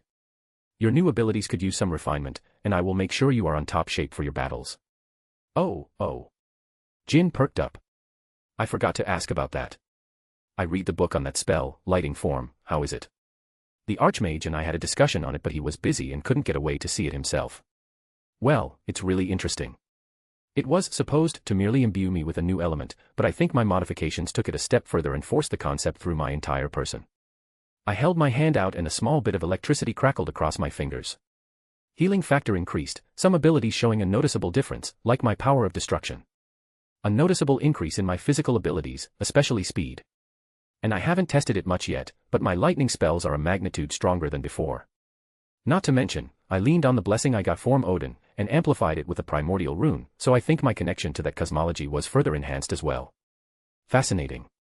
Jin exclaimed, eyes staring at me intently, as if trying to discover all my new hidden traits. I will make notes of everything then, you just worry about training. It sounds like you have become partly nature spirit. Artoria replied. I wouldn't go that far, but there are some similarities. I definitely took on many physical properties of the element I had imbued myself with. No matter. We have plenty of time to ascertain all the peculiars about your new status. She lifted Dawnbreaker up again. We shall spar for another few hours, then break for dinner. Afterwards we will spar again and continue the schedule until I believe you are at a sufficient level. You're choosing to wait before eating. I widened my eyes. Do not act as if that is a strange thought. She huffed cutely. While you are training, I will get started on my projects. I'll make sure that you have talismans of every type in large quantities. Jin stood up, heading for the house. I will also seek out a few things I believe will be beneficial. Meridia also stood up, but she quickly walked over and snuck a quick kiss. You may come into my realm when you desire. She disappeared. I think that was her way of saying she missed me and wanted me to come over when I had the chance. Geez, with them all acting like this. All right, let's do this. I have a bit before I need to go, we can get some intense training done. Very well, I shall not hold back. Artoria nodded. Good, I would need to be at my best. Grail war on the horizon, in fact, it just started over on Pat Rayon. That's right, you can read 7 chapters ahead, added another to the pool, and my goal is to get the highest tier up to 10 chapters soon. If you want to read 7 chapters ahead, visit mypat.rayon.com/astriaforone. We have a Discord, code is JBWKDNDT7F. Chapter 150, Chapter 143. Steady. I held my hands out as Jin carefully placed a chunk of ice dust on a table, right on top of several overlaid talismans, which also sat on top a spell circle. Begin thaumaturgical resonance. Beginning in 3. She placed her hands on the table, the spell circle began to light up. 2, 1, a visible phenomenon overtook the room, shifting the colors around us. Dust appears to be holding steady. I noted, a stopwatch clicked in my hand. Clocked in at 30 seconds, dust starts to begin showing signs of instability. Change is gradual, but visible to the naked eye. Begin second step or abort? Jin asked. There are enough shields around the room, may as well attempt even if all parameters aren't perfect. I quickly took out a notebook and jotted some thoughts down. There was a small crack that formed on the surface, a light shining out. Crystalline structure is failing, magical energy is beginning to leak out, it's only a matter of seconds until a reaction occurs. Or, it's going to explode in a few moments. I made a hand sign, actualizing the talismans underneath. They stiffened and surrounded the dust crystal, wrapping it up tight and sealing it shut. Time is 57 seconds, estimated a minute for complete failure. The timing is going to be tight. Yes, I'm sure you know all about tightness at this point. But I kept my horny thoughts to myself for the moment, as it was important to focus. We have about 3 breaths worth of time to figure out how to do this. I set the pocket watch down, putting my palms on the table. Cancel the ritual. I waved my hand. Jin pulled away, magical energy stopped flowing and the area began returning to normal. 3 seconds to capture the magical reaction. The concept of ice right at the start of an explosion where it would be in its purest state and sealing it to further enhance its properties. The most obvious thing to do would be just to carve runes on it and chuck at someone, but that is highly inefficient, especially if I'm going to be up against servants or other mages. I walked over to another table, notes scribbled all around and began looking over them again. Dust was the purer form of elemental magical energy I've ever seen. Well, I suppose the crystallized mana from my home world would be purer, but it was infinitely more rare. If I could somehow discharge ice from a spell and capture that, it would still be magnitudes less viable than the stuff from Remnant. It was the nature of dust. It was untouched, more or less, it wasn't intertwined with any other magical source other than the world's breath. This would be much harder if I didn't have such an amazing assistant. I smiled at her. Focus, you silly man. She giggled. We can flirt later. I'll hold you to that. I looked back at my notes, letting out a sigh. All the pieces are here, it's just getting them to fit. I groaned. This is only the 15th try, we haven't even gotten this far before. I'm not getting discouraged. I reassured her. Just slightly frustrated, like it's looking at me right in the face and I'm missing it. I've never heard of anything doing something like this before, so my knowledge is limited. Jin propped her chin up on the table, looking at me. Dust wasn't widely available until, she paused with a groan. Still can't reveal Remnant's secrets. Yes, it is very annoying, she pouted. Based on what I know, dust became prominent once magic disappeared from the world. I stated. Yup, that's right. She easy replied, basically confirming my thought. So, logically, experiments containing both magic and dust are practically non-existent, especially with what we're attempting. I began thinking out loud. But there are some things we can pull on, some general experiments, I'm sure of it. Is it so different from the normal application of dust? How people utilize almost like spellcasting, or in average combat situations. Jin pointed out. Why not use the powder form? She grinned. Powder form. I pursed my lips. It's much more solvent for obvious reasons. But it's also much less explosive. Not to mention its nature is changed somewhat, it's much less pure and would be hard to get the kind of outcome we want. That's not to say that it isn't extremely dangerous by itself, but powdered dust and crystallized dust aren't just different in physical state. There are distinct differences, like comparing a stick of dynamite and a hand grenade. They both blow up, but under slightly different circumstances. You're thinking of using the powder dust as the primary source. She corrected. But it doesn't need to be. My eyes widened. Oh. That is brilliant. I practically skipped over and scooped her up in my arms. You are absolutely brilliant. Using powder dust to act as a stopgap, an inhibitor.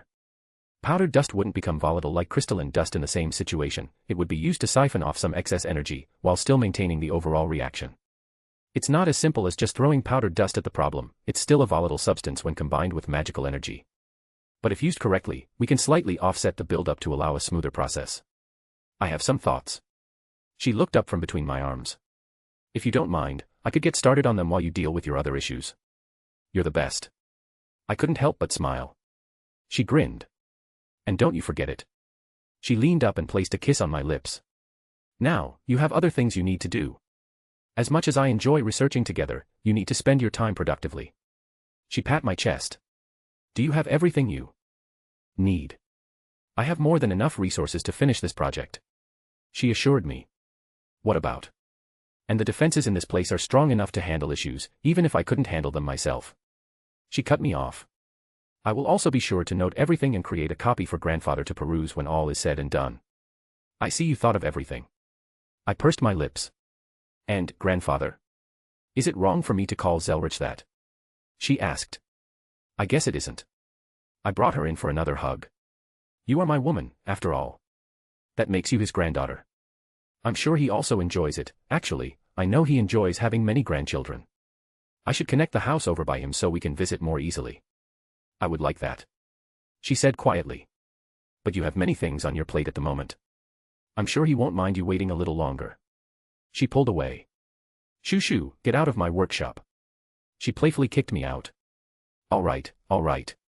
I held my hands up in surrender. I'll get started on my daily training with Artoria. Tell her, if she's heading to town soon to get some more ingredients from the list I gave her last time, she knows what I'm talking about. Will do. I waved her goodbye as I finally left, sealing the room up as I left to not disturb her working. I slid across the ground, the earth and tundra being charred in my wake as arcs of lightning flew off in random directions. It coiled around my body, enveloping my sword and crackling with each movement. As Artoria swung her sword and met my own, more of the lightning was discharged at each blow. It was as if I had a permanent lightning cloak over my weapon, each blow affixed with my new affinity. Blades locked, I looked up at her, my left hand come up, finger pointing at her. Lightning bolt. I cast the most basic of basic spells for the element. She jerked her body, turning away, letting the large bolt of lightning discharge harmlessly into the distance. The way her feet pivoted, regaining her footing with ease and following up her strike all combined into the dodging motion, it caught me slightly off guard, only reminding me how far above me her true skill was.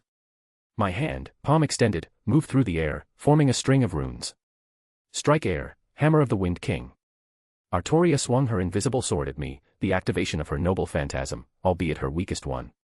The invisible air around her sword burst out at the edge, blowing apart my spells and knocking me back. I felt the impact, my aura mitigating a large amount of the force as I tumbled along the ground, quickly scrambling to my feet. Without a second thought, Mirage flashed out, sending several birds at her. The new extension of my elemental nature had imbued them also with the element, an unforeseen, but not unwelcomed, side effects. Her invisible sword blasted out behind her, propelling her up and over my sword phantoms, blade falling down on my head. Even with my own blocking it, the ground beneath me formed cracks in every direction and stray rubble was kicked up and blown away. We continued to trade blows, though there was never a true killing attack coming from either side, merely a spar on our ends. Ha! She shouted, spinning on her feet and putting all her weight behind an overhead slash, making me almost buckle under the suddenness. If this was me from before the land of shadows, I would have probably crumpled under the weight and broke several bones, but I only shuddered slightly. I gathered my aura, manipulating it around my palm and pushed it against the side of her chest plate. The action surprised her enough that she hesitated for a moment. My aura pushed out, bursting at the contact point and making her take several steps back from the force. That was a surprise. She commented, rubbing the spot where I hit her. I felt that, even through my armor. I've been practicing my aura. I grinned. Didn't look like it did any damage though. Mayhaps it just requires further refinement. She offered. It's possible. I breathed out, putting Mirage away. But these spars have been a great help. The speed at which you improve is astonishing. She stated. You have a much better handle on your lightning now and it has been barely 2 weeks since we started training. You have also improved on your use of aura, without me noticing. She furrowed her brow. Well, I wanted to surprise you. I chuckled, walking over to a tree nearby. I slumped down against the trunk, enjoying the cool shade. Artoria gave a smile, walking towards me. Her armor dismissed with a burst of light, leaving just her blue dress she wore in addition to it. She took a spot next to me, leaning in with a content look on her face. It was indeed a surprise. I feel that aura has much potential. I have thoughts about seeing the natives use it on Remnant if Rin will be acquiring it in the future. I took out a bottle of water from my ring, taking a long drink. It's too bad Jin's a bit limited on what she can reveal with regards to Remnant stuff, otherwise she'd be the perfect teacher. I handed the bottle over to her. The last time I tried to get her advice on aura, she could only huff and give me annoyed looks when I did something wrong. I couldn't help but laugh. It's been roughly 2 weeks since we've started this training regime. I was working on research and preparing for my time in the Holy Grail War, barely having time to keep up with other matters. I only saw Thorum once in this period. He had been understanding when I told him I was caught up in some training stuff. He himself was rather busy, running around with Serana. I hadn't seen them initiate anything I would call romantic gestures in that small time frame, but there were still some smiles exchanged between them. No idea what's going on, but I'm not going to stick my nose in it beyond my duties as his friend. Which obviously involved teasing and revenge. Artoria finished off the bottle of water, playing with it between her fingers. How much longer until you intend to leave? Few days, probably. I didn't hide my intentions from her. I feel confident. I see. She replied, closing her eyes, head leaning on my shoulder. Would you mayhaps attend to the market with me? I require a few supplies Rin asked me to fetch. I would love to go with you. I gently placed my arm around her. When do you want to go? This made things easier. Jin needed some stuff too. In a little bit.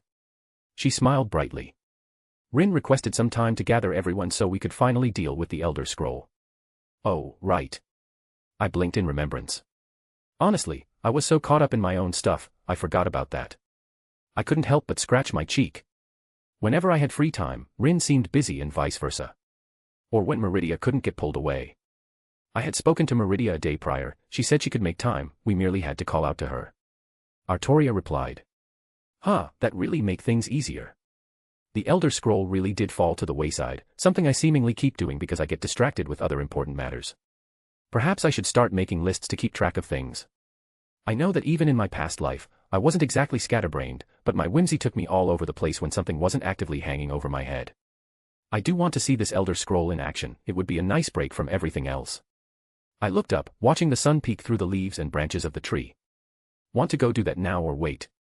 I would like to enjoy this for a little while longer. She said quietly. Well, I also wouldn't mind sitting here a while longer. A small time skip for training purposes and getting ready to head out soon. Anyways, if you want to read 7 chapters ahead or support me, visit mypat.rayon.com/asteriaforone, servant has been summoned. Chapter 151, Chapter 144. There you both are, I've been looking everyone for you. Rin greeted us at the doorway. We were out training. Artoria said simply. Rin glanced it down, her eyes going to our hands intertwined. Is that what they say these days? Her lips curled up. Rin. Artoria huffed cutely, as she always does when Rin teases her. Yes. I said shameless. Will. She shot at me as well. Me and Rin both shared a small laugh at our blushing night. It was all too easy to get her flustered, but always worth it. Artoria, you need to be more honest. Jin attacked Artoria from the back, wrapping her arms around the smaller girl. Just the other day you were asking me all about MMPHH.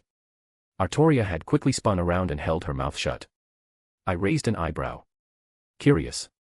There is nothing to be curious about, she said sternly, but her reddening cheeks begged to differ. Imma, get the juicy details later. Rin said without room for argument. There is nothing to know. Artoria quickly denied. Let us call Meridia and cease this pointless banter. She quickly tried to change the subject. All right, let's stop teasing the poor knight. Well, if she didn't want to talk about it, I wouldn't push it any more. Meridia, want to come on over? I spoke out into the open air. Seemingly moments later, the door opened again, my beautiful goddess walking inside. I'm here. Yes, you are. I moved to hug her, haven't seen her in a few days. How have you been? I have been well. She said with a content sigh escaping her lips. Merely dealing with some annoying issues, as always. Are we ready to ascertain the contents of the scroll? God, yes. Rin threw up her arms. Been waiting forever. I have been very patient. Jin added. But I very much want to know what's inside. Her nature was clearly showing here. She had an almost impulsive desire to know things. It only required a thought for her to be hugging the large scroll again. Here you go, sister. She handed it over to Meridia. Thank you. Meridia replied, still a little taken back by the nonchalant attitude that Jin had. From what I could tell, she didn't hate it though, more so was still adjusting to the idea. So how does this go, some kind of ritual or? Rin started to speak but Meridia just yanked it open without any fanfare. A cascading golden light burst out, threatening to envelop everyone in the room. You will cease your tantrum lest I destroy you permanently, you arrogant little parchment. Meridia growled and it began to calm down. Well, that happened. I muttered. Humph, arrogant things are not used to being commanded. Wistfully appearing and disappearing whenever they want across time and space. Meridia snorted. I have no idea how Hermias Mora can put up with these things, I can practically taste the disgust it has towards me because of what I am. A lot to unpack there, but thoughts for later. What's it say? Jin looked very eager. One moment, it technically does not contain any words, I need to peek at its existence, she stared at it, eyes glowing slightly. That is actually a bit interesting. She muttered. You're teasing me. Jin pouted. Maybe a little. Meridia smiled. It speaks of Oriel's bow, something I haven't heard about in many eons. Also with some nonsense about a Lord of the Night rising. That's it. Jin looked sad. More or less. Meridia pursed her lips, closing the thing. It did say more information was contained within 2 other scrolls, and that they should be somewhere here in Skyrim. Oh joy, I guess that's more tomb raiding we'll be doing. Rin sighed. Please, like you won't be the first to sign up to raid some tombs for riches. I rolled my eyes. Just because you're right, doesn't mean I can't be upset. Rin huffed. Artoria seemed to ignore us and faced Meridia. You spoke of a bow. Yes, Oriel, you may know him better as Akatosh. Meridia began to explain. His bow is, a rather powerful artifact. I believe the term you use is divine construct. I call dibs. I said immediately. Bullshit. Rin retorted. Respect the ancient rights of dibs. Fuck your ancient rights, I want a divine construct you already have like a bajillion. You make a fair point. I acquiesced. Good. Rin nodded. But I have a counter-argument. I stated. I want it. Are you not leaving in a few days? Artoria chimed in. Yes. Saber's right, so we can get it while you're gone. Rin threw her hands up in celebration. Damn it, I forgot. I sighed in defeat. All right, what were you saying, Meridia? Meridia looked, amused by our little argument. As I was saying, it's Akatosh's, Oriel's, bow. It has much history in the founding of Nirn and is extraordinarily powerful. She paused, looking towards Jin. I believe I may have some old records stored away in my realm somewhere. I can give you a better written account for your library. Kia, you're the best. Jin jumped at the eldritch goddess, grabbing her in a big hug. Why yes. Meridia accepted the affections happily, even if it was awkwardly returned. Would you like to keep this? Of course, this is getting put in a special place in my library. Jin grabbed it quickly, hugging it tight. And you say there are 2 more in this provenance? According to the scroll, yes. Meridia replied. Interesting. Jin had a big grin on her face. I shall make room for more then. It was kind of funny, when talking about a divine weapon of untold power, Jin cared more about the scrolls, or the records and knowledge. Question. I grabbed everyone's attention. Would Akatosh be upset that we requisitioned his divine weapon? Who knows? Meridia shrugged. I have not spoken to him in a very long time. But he generally was not very uptight, for lack of a better word. If you abuse its power and damage Nirn, he may take action. Though, it's highly likely that he may already be aware of what will transpire, being the god of time. That's true, and we haven't had any divine intervention yet, so I can only guess we're either in the watch and wait category, or otherwise ignored. I would say the former. You have garnered a not small amount of attention from higher powers. Meridia acknowledged. Shiagarath actually sent me a letter. She pursed her lips. A letter? Artoria asked. Well, I use the term letter very, very loosely. She sighed. What do you? It was a cheese wheel with words etched into it. She deadpanned. And a random bite taken out. I have several questions. Artoria spoke. There is a good chance you will only have more if we continue down this route. Meridia said dryly. Shiagarath's sphere of influence lay in madness. To decipher his mindset, I feel even I am woefully inadequate. What did that letter say? Rin asked. Was it about any of us? It was, unfortunately. Meridia confirmed with a light grumble in her voice. Though what specifically, I do not know. Only that it had some of your names carved with some other undecipherable nonsense. I am waiting until he inevitably shows up to make a scene. Will you be okay? I asked hesitantly. Oh, he isn't very aggressive, normally. We have learned to ignore his madness when it is more benign. He will get tired eventually and move on to the next random thing that catches his attention. She waved off my concerns. So, if we ever meet him? I asked. Play along, call me, run away if possible. She said bluntly. If you were going to run into any of the other Daedric lords, he is perhaps one of the better ones, relatively speaking. Of course it was implied that we were not to seek them out ourselves, especially me. She made it very clear she did not want me associating with them willingly, and I would honor her feelings. I am curious, have you good relations with any of the others? Artoria asked. Meridia looked contemplative. If you ever come across Azura or Nocturnal, I have a cordial relationship with them, I suppose. She pursed her lips. But even then, I do not advise you to seek them out, or spend time with them at all. I see. Artoria furrowed her brow. I had been taught by Merlin how to speak to divine spirits on the off chance I ever ran into one. I suppose it is not much different. Well, you can always threaten them with the Spear of Destiny. They can't manifest in the world fully, should give them pause since part of Big G is inside the thing. I pointed out. Yes, that is one of the last resorts I have at my disposal. Would probably cause a lot of chaos among the higher powers if that was revealed so blatantly. I think seeing another world's god would definitely throw everyone off balance beyond what we've done already. You should know, the Elder Scrolls also possess power if used correctly. Meridia spoke up. Alduin only just now reappeared because he was flung from a previous era, through time, into this one by mortals utilizing an elder scroll. Wait, seriously? I looked at her. Yes, have you not wondered why his re-emergence was so sudden? I hadn't thought much about it. I tapped my chin. Does that mean it could be used again? Unlikely. She shook her head. That scroll used was unique, as they all are. If you could possibly find the same one, but even then, he would be on guard against it. And I do not know if Akatosh would allow his domain to be infringed upon again, or if he would desire the prophecy to continue to be postponed. He. Jin started to giggle. My elder scroll. She hugged it. So cute. All yours. I kissed her forehead. I'll go get started on finding the others, might have a few previous leads to look into. Jin excitedly said, quickly departing back to her library.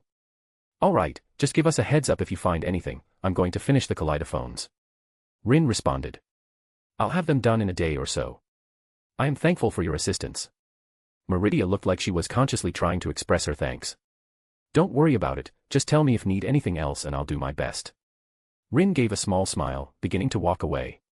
I see, thank you, again. Meridia said evenly. I too have things I must get back to, but maybe we can get together. I believe that it is normal for mortals in situations like this to eat meals at certain times. We can do dinner together, I'll whip up a few things for everyone. I happily accepted. I may not be the best cook, but I think I do all right. I will look forward to it. She walked up and placed a quick kiss on my lips. I will return, my lover. She turned to Artoria. Please keep him out of trouble in the meantime. She said with a small smile. I shall endeavor, but such a task may be beyond my capabilities. Artoria smirked. As I expected, but I felt the need to say it regardless. I'm right here. I pointed out. I am aware. Meridia said dryly, giving me a look as if daring me to deny her words. Before I depart. She turned back to Artoria. Would it be all right if? Meridia sort of held up her arms, but I could tell what she was implying. Artoria walked up and gave the goddess a hug. Of course. This was ridiculously sweet. Jin has been helpful in giving me advice on mortal interactions. Meridia explained, as they separated. I am told this is a step in familiarity for relationships outside of lovers. Yes, it's something those close do. Artoria agreed. Meridia just nodded. I shall return later. See you soon. I smiled and waved as she walked out the door. So. I looked at Artoria. Market. Yes. She smiled brightly. Allow me to go change my clothing, I have something I wish to wear. Take your time. Artoria excitedly hurried up the stairs with an amusing pep in her step. I sat down on the couch and waiting for a few minutes, mentally reaching out towards Sir Wiggles who was still in Whiteron. I had checked in every now and then, and from the link, I could tell he was having fun and I more or less asked him if he wanted to leave. He didn't wish to, so I let him keep playing. I briefly wondered if it was time I should attempt to awaken his aura. I had an idea of what I was doing now, and I was confident I couldn't hurt him. Worst case, it rebounds on me and I get the soul equivalent of being kicked in the balls from aura whiplash. If it all worked out, I could also awaken Thorum's and Rin's auras. I didn't know what would happen with Artoria, wasn't going to touch that until I had much more information. Wilhelm. I looked up, seeing Artoria walk down the stairs, my idle musings coming to an end. She was wearing a white dress, thought the materials and design looked like it came from this world. The general look of a normal woman you could find walking around Skyrim. But what caught my attention most was the fact that her hair was down as well. I found this while shopping previously, it reminded me of the fashion from my era. She awkwardly fiddled with her fingers. I had sometimes wondered about wearing such a thing when I was younger, I hope you don't mind. You look beautiful. I said sincerely, offering my arm. Would you do me the honor of accompanying me to the market? She gave a warm smile. I would be delighted to. She took my arm. If she didn't want to be simply Artoria Pendragon, not the King of Knights for this outing, then I would certainly not argue. If you want to read 7 chapters ahead or support me, visit mypat.rayon.com/asteriaforone. Chapter 152, Chapter 145. The guards waved to us as we entered the large gates to Whiteron. At this point, I think most of the guards of Whiteron could recognize me out of a crowd. I'm sure my hair color, while not being unique, was eye-catching enough, especially my state of dress. Where do you want to go first? I asked her as we entered the main road of the city. This was her idea, I would let her lead on this little date of ours. Jin required a variety of alchemy ingredients. There is a shop not far ahead that has everything she needs. Artoria replied, lightly tugging on my arm to lead me in that direction, her empty hand holding a basket. I have been here a few times in the past days as I have ran errands. It's kind of you to do these things for everyone. I do not mind. She smiled.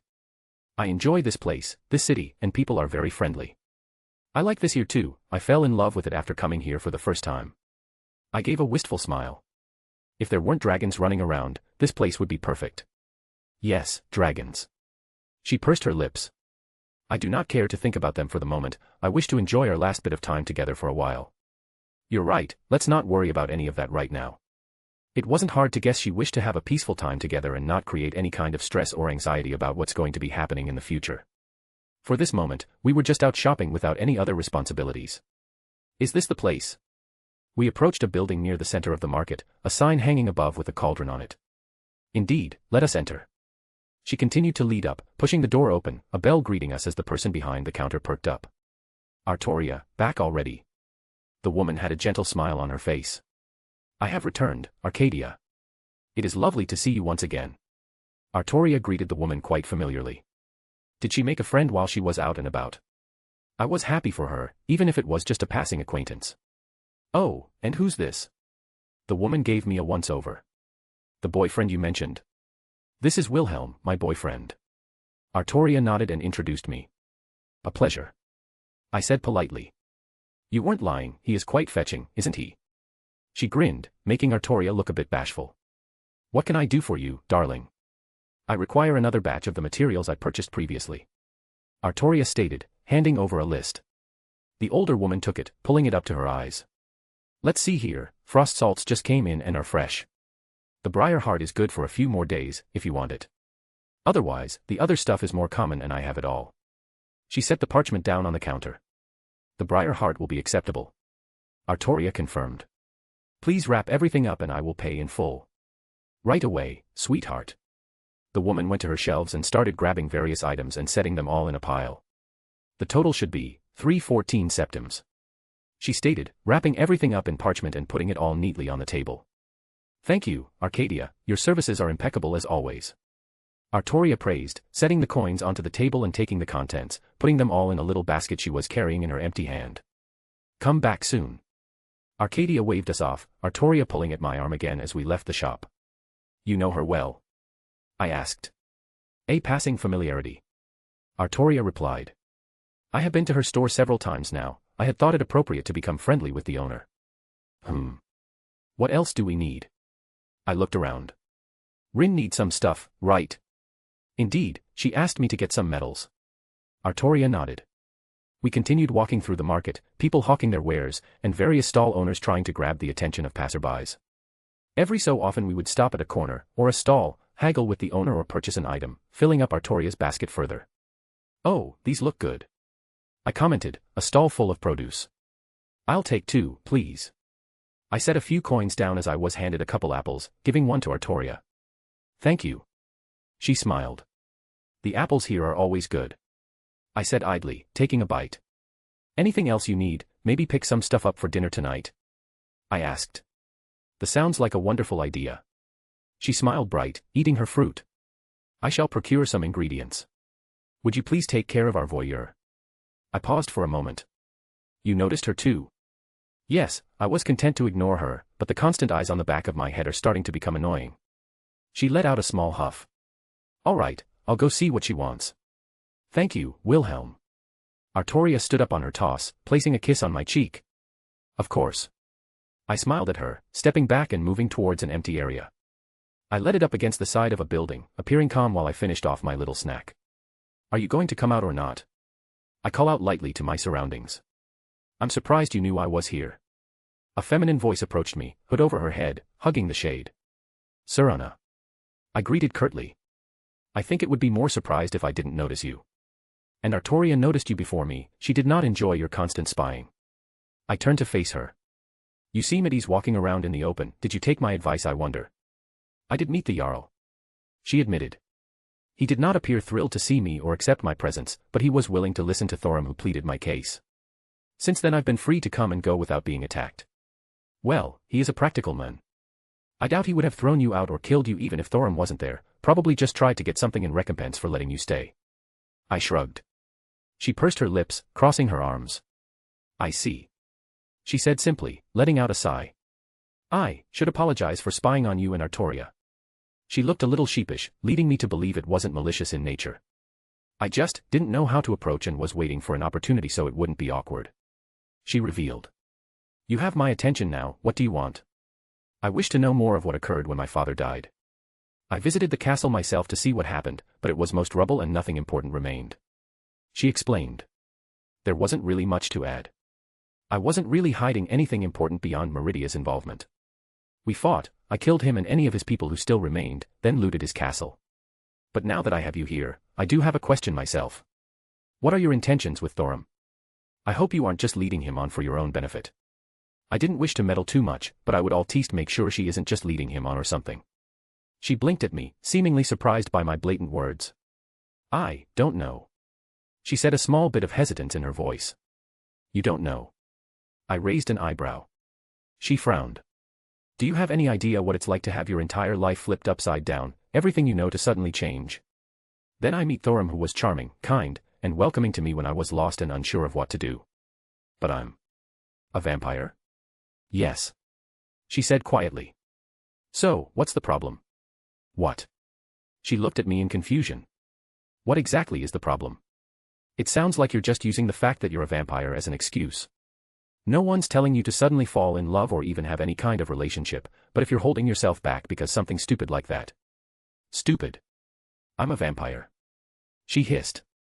I feed on people, drink their blood, how is that not a problem for someone like him? Have you seen how people around here treat him? He's a hero and he willingly comes and spends time with someone like me who is reviled just because they exist. I look straight at her, wings sprouting out of my back, giving her a raised eyebrow. I'm not exactly normal either. What? She looked surprised. I guess Thorum didn't exactly tell her. You aren't a monster, I stated. So what if you're a vampire? Hell, a lot of the companions aren't normal either. You know about that? Thorum said it was a secret. She muttered. Oh, so Thorum knows as well, that's interesting. I rubbed my chin. I never made a big deal about it because it doesn't matter. They aren't going around killing innocent people, why the hell should it matter? It isn't that simple. She scowled. Meridia, the Daedric Lord, is my lover. I retorted, making her eyes widen. It's only as complicated as you're making it. If it doesn't work out, it doesn't work out. I shrugged. If you don't want to return his feelings, then be upfront about it. Don't spout some bullshit about you being a vampire as a justification. I withdrew my wings, and turned around to leave. Once again, it wasn't my place to meddle. She just needed a bit of a reality check, whether something happens or not is none of my business. I let out a sigh, moving back towards the market area. Since when did I become the authority on relationships? I walked back up to Artoria as she inspected another stall of goods. Did you take care of it? She didn't look up. I did, she was just a little hesitant to come speak. I replied. Nothing to worry about, we can just continue our date. I took her hand into mine. She smiled brightly at me, the kind that could make my heart beat quicker. Yes, I have some more places I wish to visit. Lead the way. I chuckled. I didn't mind spending one of my last couple days here like this. I was going to be away for a while and I wanted Artoria to be happy when I left. Nothing big had happened yet, so I didn't feel stressed about leaving right now. I felt like there were still a lot of things to do in this world, but I wasn't pressed in any true way at the moment. Everything will come to a head eventually, and I'll be here when that happens. Talos POV. I watched upon the mortal realm, the various races toiling about their daily lives. It was a small joy in my immortal existence, a remembrance from when I too walked upon that land and lived among their number. Tiber Septim, Ismir, Talos, Dragonborn, and many more. They were all names, all identities I could claim, and they still were spoken upon the winds of Nirn even to this day. But for this particular era, there were only a few that took prominence as the world tilted on the axis of oblivion. An old prophecy which cast two sides against each other, the World Eater and the last Dragonborn. I had watched my brother, bearer of a small fragment of Akatosh/Oriel/Father's soul. Compared to their other brethren, it was but a small candlelight swaying in the wind. I could see all of my siblings as I watched from upon mine throne, but my youngest brother was perhaps my favorite to view. An intrinsic connection I could access due to our shared origin. Memories of when I was mortal, they did not have much bearing on my current existence, mine divine person, but that small tinge that remained still brought a certain fondness when I allowed myself the brief moments to submit to the nostalgia. Thorum, that was the name of the youngest. It was a good, Nordic name. My Ismir part seemingly nodding in approval. From the moment he was a babe, I cast my gaze towards him, his entire life but a mere flicker in my eyes. The briefest of moments I could allow myself the amusement of watching him grow, but for him it was the passing of many seasons. The little rascal, I admit there were a few moments I chuckled at his antics. A little dragon he certainly was, even as a little milk drinker as the Nords say. His life was not a happy one for much longer, his village having a run-in with a band of brigands and killers. He was among only a few survivors. There were many ups and downs in his life, even having been a thief for a time. Yet, he somehow grew up to be an admirable man, someone I would welcome into Somgard when the time came.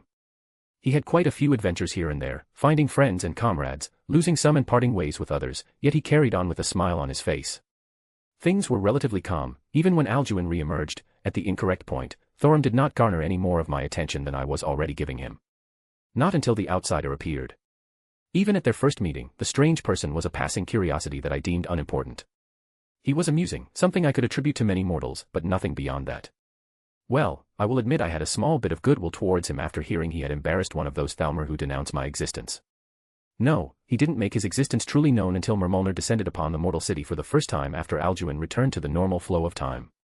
Just as Alduin was different than the others, I too was different than Father's pieces, yet I could know another dragon's name just at a glance, even without my divine might. Mermolner was one of the smallest pieces cast off by Father, one of the weakest. It would have been a good opponent for the youngest, perhaps the closest dragon in strength to him. A coincidence of events that led the weakest dragon to be the first to face off against Thorum, is what I would say if I did not have true knowledge of the world's workings. The threads of fate that intertwined the youngest and the other pieces of Father. Events would unravel in a way to give the youngest a fighting chance against the eldest. What should have been a battle that forced the youngest to grip victory by the jaws and relish upon his first triumph over another dragon was instead interrupted by the outsider. Why Dre Gotch? The name shouted by the dragon hidden in that strange red gauntlet. The Red Dragon Emperor he called himself, yet the image of him as he projected himself to anyone with the correct sense, couldn't deny the visage. There was but one problem. No dragon by that name existed upon Nirn, nor the realms beyond. Mermolner was right to call it an abomination, it held none of Father's essence, no piece of the god's soul. Yet, it could not be denied that the creature was a dragon. And a strong one at that. This strange person, this outsider. Not even Father knew from where he came, the strange creature in the skin of a man. His equally strange magics that seemed utterly foreign to any who beheld them as well. If that was not enough, Meridia was keeping a proactive gaze on him. Not the most vile of her brethren, but a Daedric lord she still remains. How amusing it was to hear that Meridia and the outside had become lovers. Beyond the bewilderment at the reveal, I cared not, for the Daedric lord did not seem to reach for the youngest. But it further emphasized the mystery behind the one called Wilhelm. The outsider returned after a small period again, when the youngest was face to face with more of his kin. At this point, Thorum was on his way to becoming a true dragon amongst Father's pieces, perhaps only equaled by a select few still flying in the world. Besides the oldest of course, Thorum was still no match for the World Eater. The outside returned, and with him, strange new things also appeared. Weapons I had no knowledge on, yet held the touch of divine, powers that he could not find the origin of. I had sensed it, during the battle. When part of Father's soul that resided in the dragon known as Gevadak had been utterly destroyed. Luckily, Thorum was able to absorb it before the outsider did any more damage. Since that time, I had subtly steered any more of Father's children away from the outsider. Even Father had been concerned about the implications behind his pieces being destroyed and not returning eventually. It had set a strange precedent. To actively usher dragons, through unconscious means, away from the last dragonborn that should have been hunting them as the outsider was waiting nearby. The uncountable number of threads that held fate together began to unravel around this strange creature. Things that should have happened never came to pass, others were forcibly overtaken, usurped, and by some luck, others were completed by their intended recipient. Thorum meeting the spawn of Molag Bal, yet not acquiring the Elder Scroll for himself. Hidden away in that strange building he calls a house, full of things not known to this world. The threads just continued to pull apart when the outsider's companions appeared. Another dragon unknown to these lands, unknown to the creator and father of dragons. That wasn't all, a golden light that shined within that smaller dragon's soul. Beautiful was a word that failed to appropriately describe it. The strange person/spirit that walked the world in a way that was similar to the souls of Somgard, yet utterly different. The other spirit, the one the outsider called Jinn. It was something touched by divine hands, yet we could not recognize its origin among our fellows. Was it possible that others had found a way to enter Nirn without our notice? No, such a thing wasn't possible under our notice, and it was unlikely they would willingly return to these lands. The outsider just continues to be an anomaly, one that had garnered the attention of others who know the threads of fate. Taken the Eye of Magnus, as the mortals have called it, and repurposed it into a sword of great power. The Staff of Magnus also falling into his hands, and there are his other artifacts of unknown origin. That sword Thorum was given, anti-dragon, the outsider called it, and I would believe his claims. It had a palpable dislike for my kin, enough that I could feel it through the link, not that it was anywhere strong enough to reach me. So many questions and too few answers.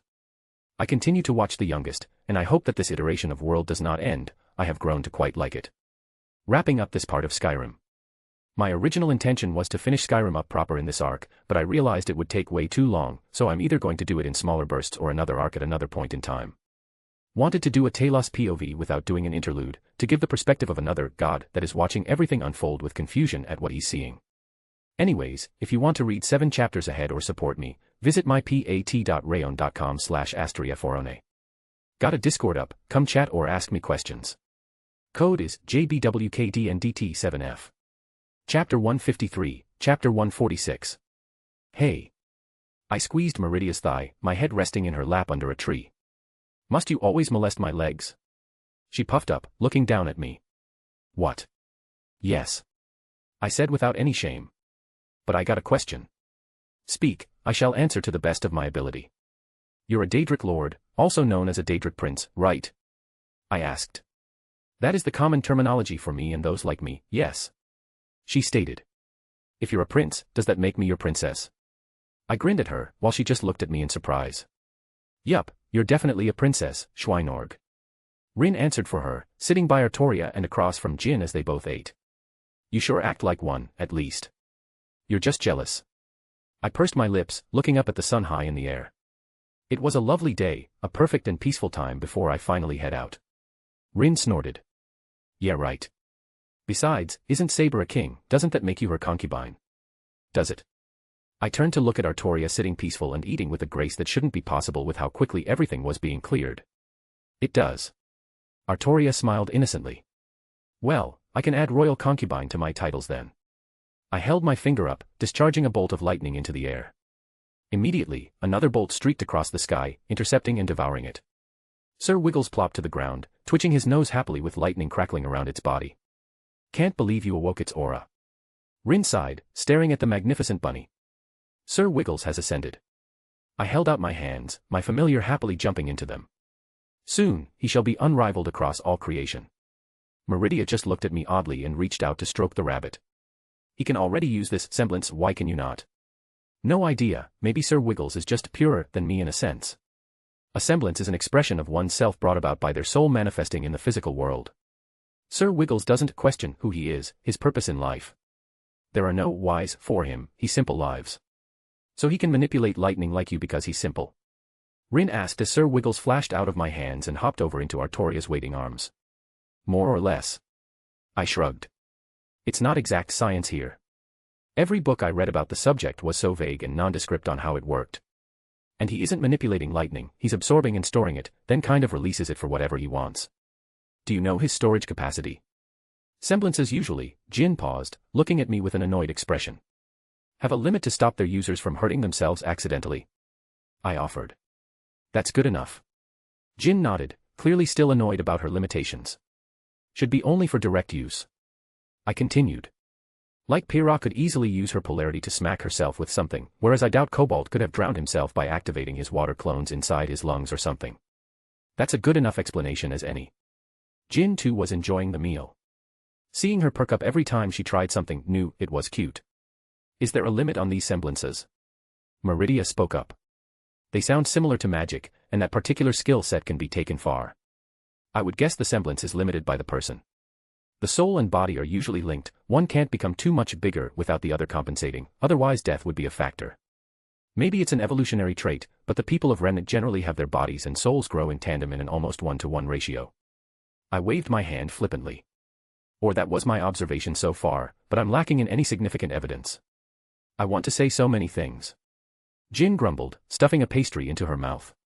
MMMHHGPHGH. Well, I didn't need to know what she said to understand she was still upset about her limitations. Well, how about getting your aura unlocked, Rin? Do you even need to ask? She deadpanned. Gimme that power boost. How does this work, exactly? Artoria paused in her meticulous eating to ask. We touch souls, the concepts of aura basically get copied onto hers and I can then pull hers out, metaphysically speaking. That was a very crude explanation, but it wasn't wrong. Jin confirmed. I assume you have created a chant. A chant, like a spell? Rin questioned. Sort of an in-between of an actual spell chant and an aria. It doesn't have much power in itself, but it resonates with the person's soul on a conceptual level to actualize everything. There's a reason that aura and semblances are heavily influenced by personal traits. So it's something personal and unique to each person. Jin gave the SOSO gesture. It has a little bit of structure to it. So it does have rules. Probably just stems from the first user, kind of like a trait passed down. I shrugged. Or maybe it's all bullshit, I honestly have no idea. Several eyes landed on Jin. I can answer no more questions this century. She deadpanned. If it bothers you, I can attempt to meddle with you, artifact. Perhaps I can loosen the restrictions. Meridia offered, blinking after a moment. Where is your lamp? It is stored away, I will need some time to fetch it. Jin had an obvious blush on her face and I couldn't help but grin, remembering where exactly it was at the moment. I'm curious, but my instincts are telling me I don't want to know the answer. Rin stated, choosing to ignore the obvious flustering Jin had going on. Is it in a place that is hard to access? Meridia didn't seem to understand. I suppose it is wise to make sure it is tucked away somewhere and hard to retrieve in the event that it is discovered and someone wishes to use it against you. I'm sure Jin wouldn't mind showing you where it is later. I smirked at my genie, her face a beautiful red. The way she shifted on the bench, I really don't think she would mind. Alright, Schweinorg, how you want to do this? Rin stood up, walking towards me. Just come and sit cross-legged in front. I gestured, sitting up. I am curious about this as well. Meridia also adjusted herself to better look. Alright. Rin replied, taking up her spot. I think I'm ready. Now, you're going to feel a bit awkward as I enter deep inside you. Don't worry, that's completely natural. I'm already regretting this. Rin sighed. Honestly, it's almost tradition to make it into a lewd joke. Jin snorted. Just, get it over with, I want to have a soul shield. Fine. I put my hand on her back and flared my aura. For it is in. It's red. Meridia admired, poking Rin's aura. That feels weird. Rin muttered. Don't mind me, just a little exhausted over here. I waved my hand, laying on the grass. Artoria had stopped her snacking and was also inspecting it. I believe it changes colors based on the person. Artoria also starting poking. The structure is very firm, very much like Wilhelm's. I feel energized. Rin looked at her hands, clenching them as the red energy flowed around her body. Definitely feel stronger. Yeah, you had above average reserves. Not as big as mine, but still pretty good. I explained. Above average, like how much above average? Rin looked at me. Jin. I called out. The genie threw a thumbs up.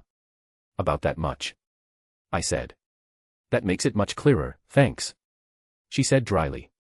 Can't wait to go fight that bitch again. Rin, are you thinking of using your new powers to bully your rival? I gasped. Yup. Well, if I wanted confirmation that you're one of the old mans. I chuckled. Make sure to extort her as much as possible. Rin scoffed. Of course, who do you think I am? Artoria let out a sigh. I don't know who's being a bad influence on whom. The answer is, yes.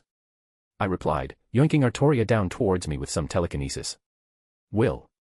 Artoria let out an indignant squeak, falling into my arms as they wrapped around her. I invoke my authority as the royal concubine. Mine.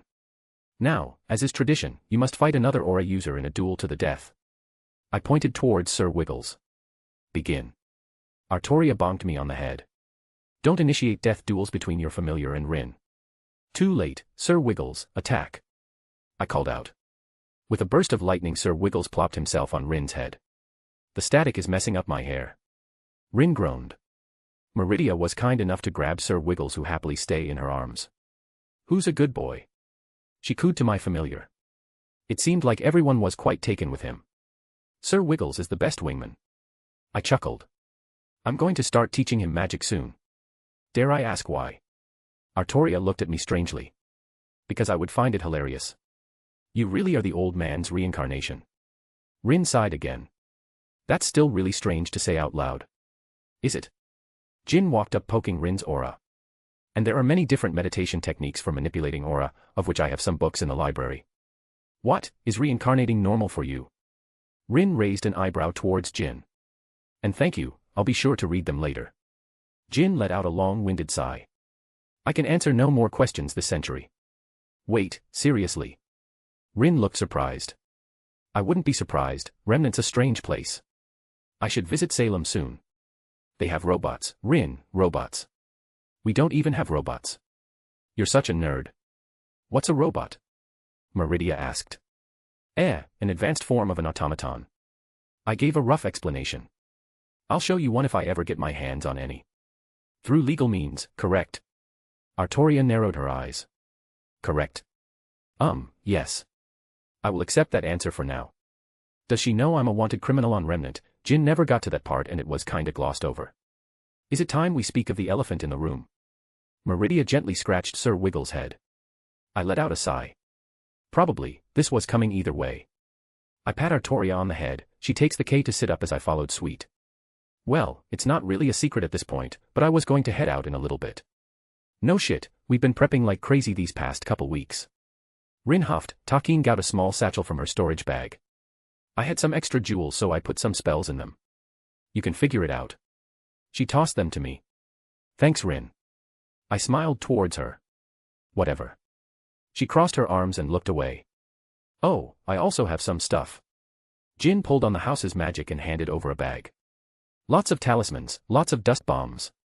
I'm excited to see how they do. You better bring back some notes. Of course. I chuckled. I too have something I wish to give you, Wilhelm.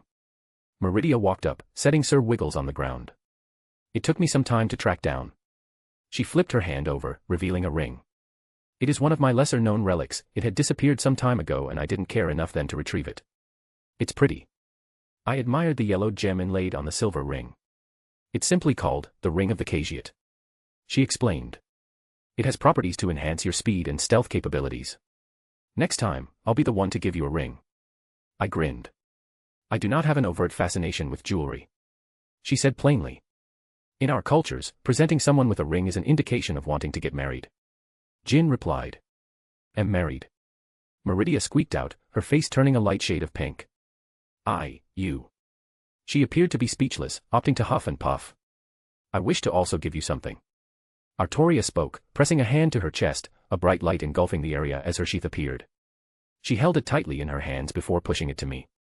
I didn't have time to protest as it went inside me.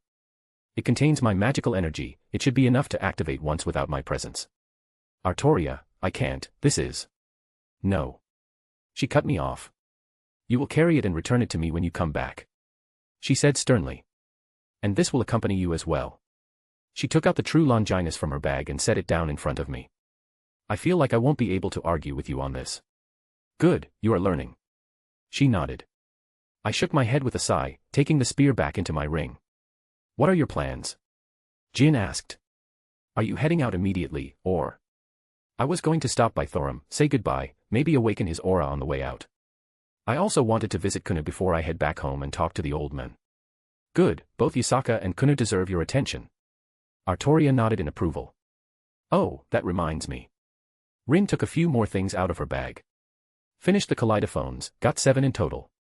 She started handing them out, giving the leftovers to me. Thank you. Meridia held the device in her hands, but didn't seem like she knew how to use it. Ah, thanks Rin. Jin wrapped up the shorter magus. And don't worry, I'll show you how to use it, later Meridia. It was no problem. Rin pat the genie on the shoulder with a small smile. I stood up, brushing myself off. I should probably start heading out. Ah, here come your mushy goodbyes. She flipped her hair back. Later Schweinorg, don't die or I'll go kick your ass. Rin waved her hand, walking towards the house. Rin, you're such a tsundere. Well, who's first? Meridia stepped forward. I expect you to return, whole and healthy. She poked my chest. And I mean it this time, I will be very upset if you are harmed. I held out my hands, letting her move into my arms. No getting hurt.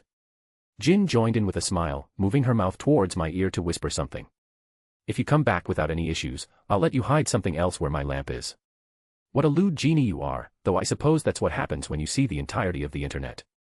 Artoria walked up and I pulled her in as well with my free hand. I look forward to meeting Scathack. She said evenly. Yes, new sister. Jin cheered. I can't wait to meet her. MMM, as they say. Meridia nodded. But your safety takes priority. Of course. I couldn't help but smile at their sincerity.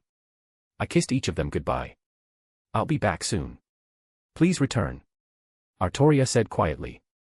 I briefly thought about anything else I would need to do. There were no pressing matters. Meridia would look over everyone. I had reinforced the house through every means I had available, even adding primordial runes. Inther had come through, and for a small fortune, I had armed this place to stand up to a veritable siege. I'll be back, just wait. I pulled out Mirage, giving them one last look before opening a portal to Whiterun. Will, Thorum shouted in shock, practically falling down. Yo. I greeted, appearing right in the middle of the training area. I looked around and saw several faces from the companions I was familiar with, and even Serana was hovering nearby in the shade. Is something wrong, my friend? Thorum regained his composure. You don't usually pop in like this unless there is a problem. No problem, but I'm going to disappear for a little bit. Going to get scat hack. I replied. There wasn't a need to cause him undue stress by explaining further. Oh, you are here to say goodbye then. Thorum looked, not upset, but somewhere close to it. How long will you be gone? Not that long. And if there is an emergency, any of the girls can get a hold of me and I'll come back right away. Oh, that is good. Thorum accepted.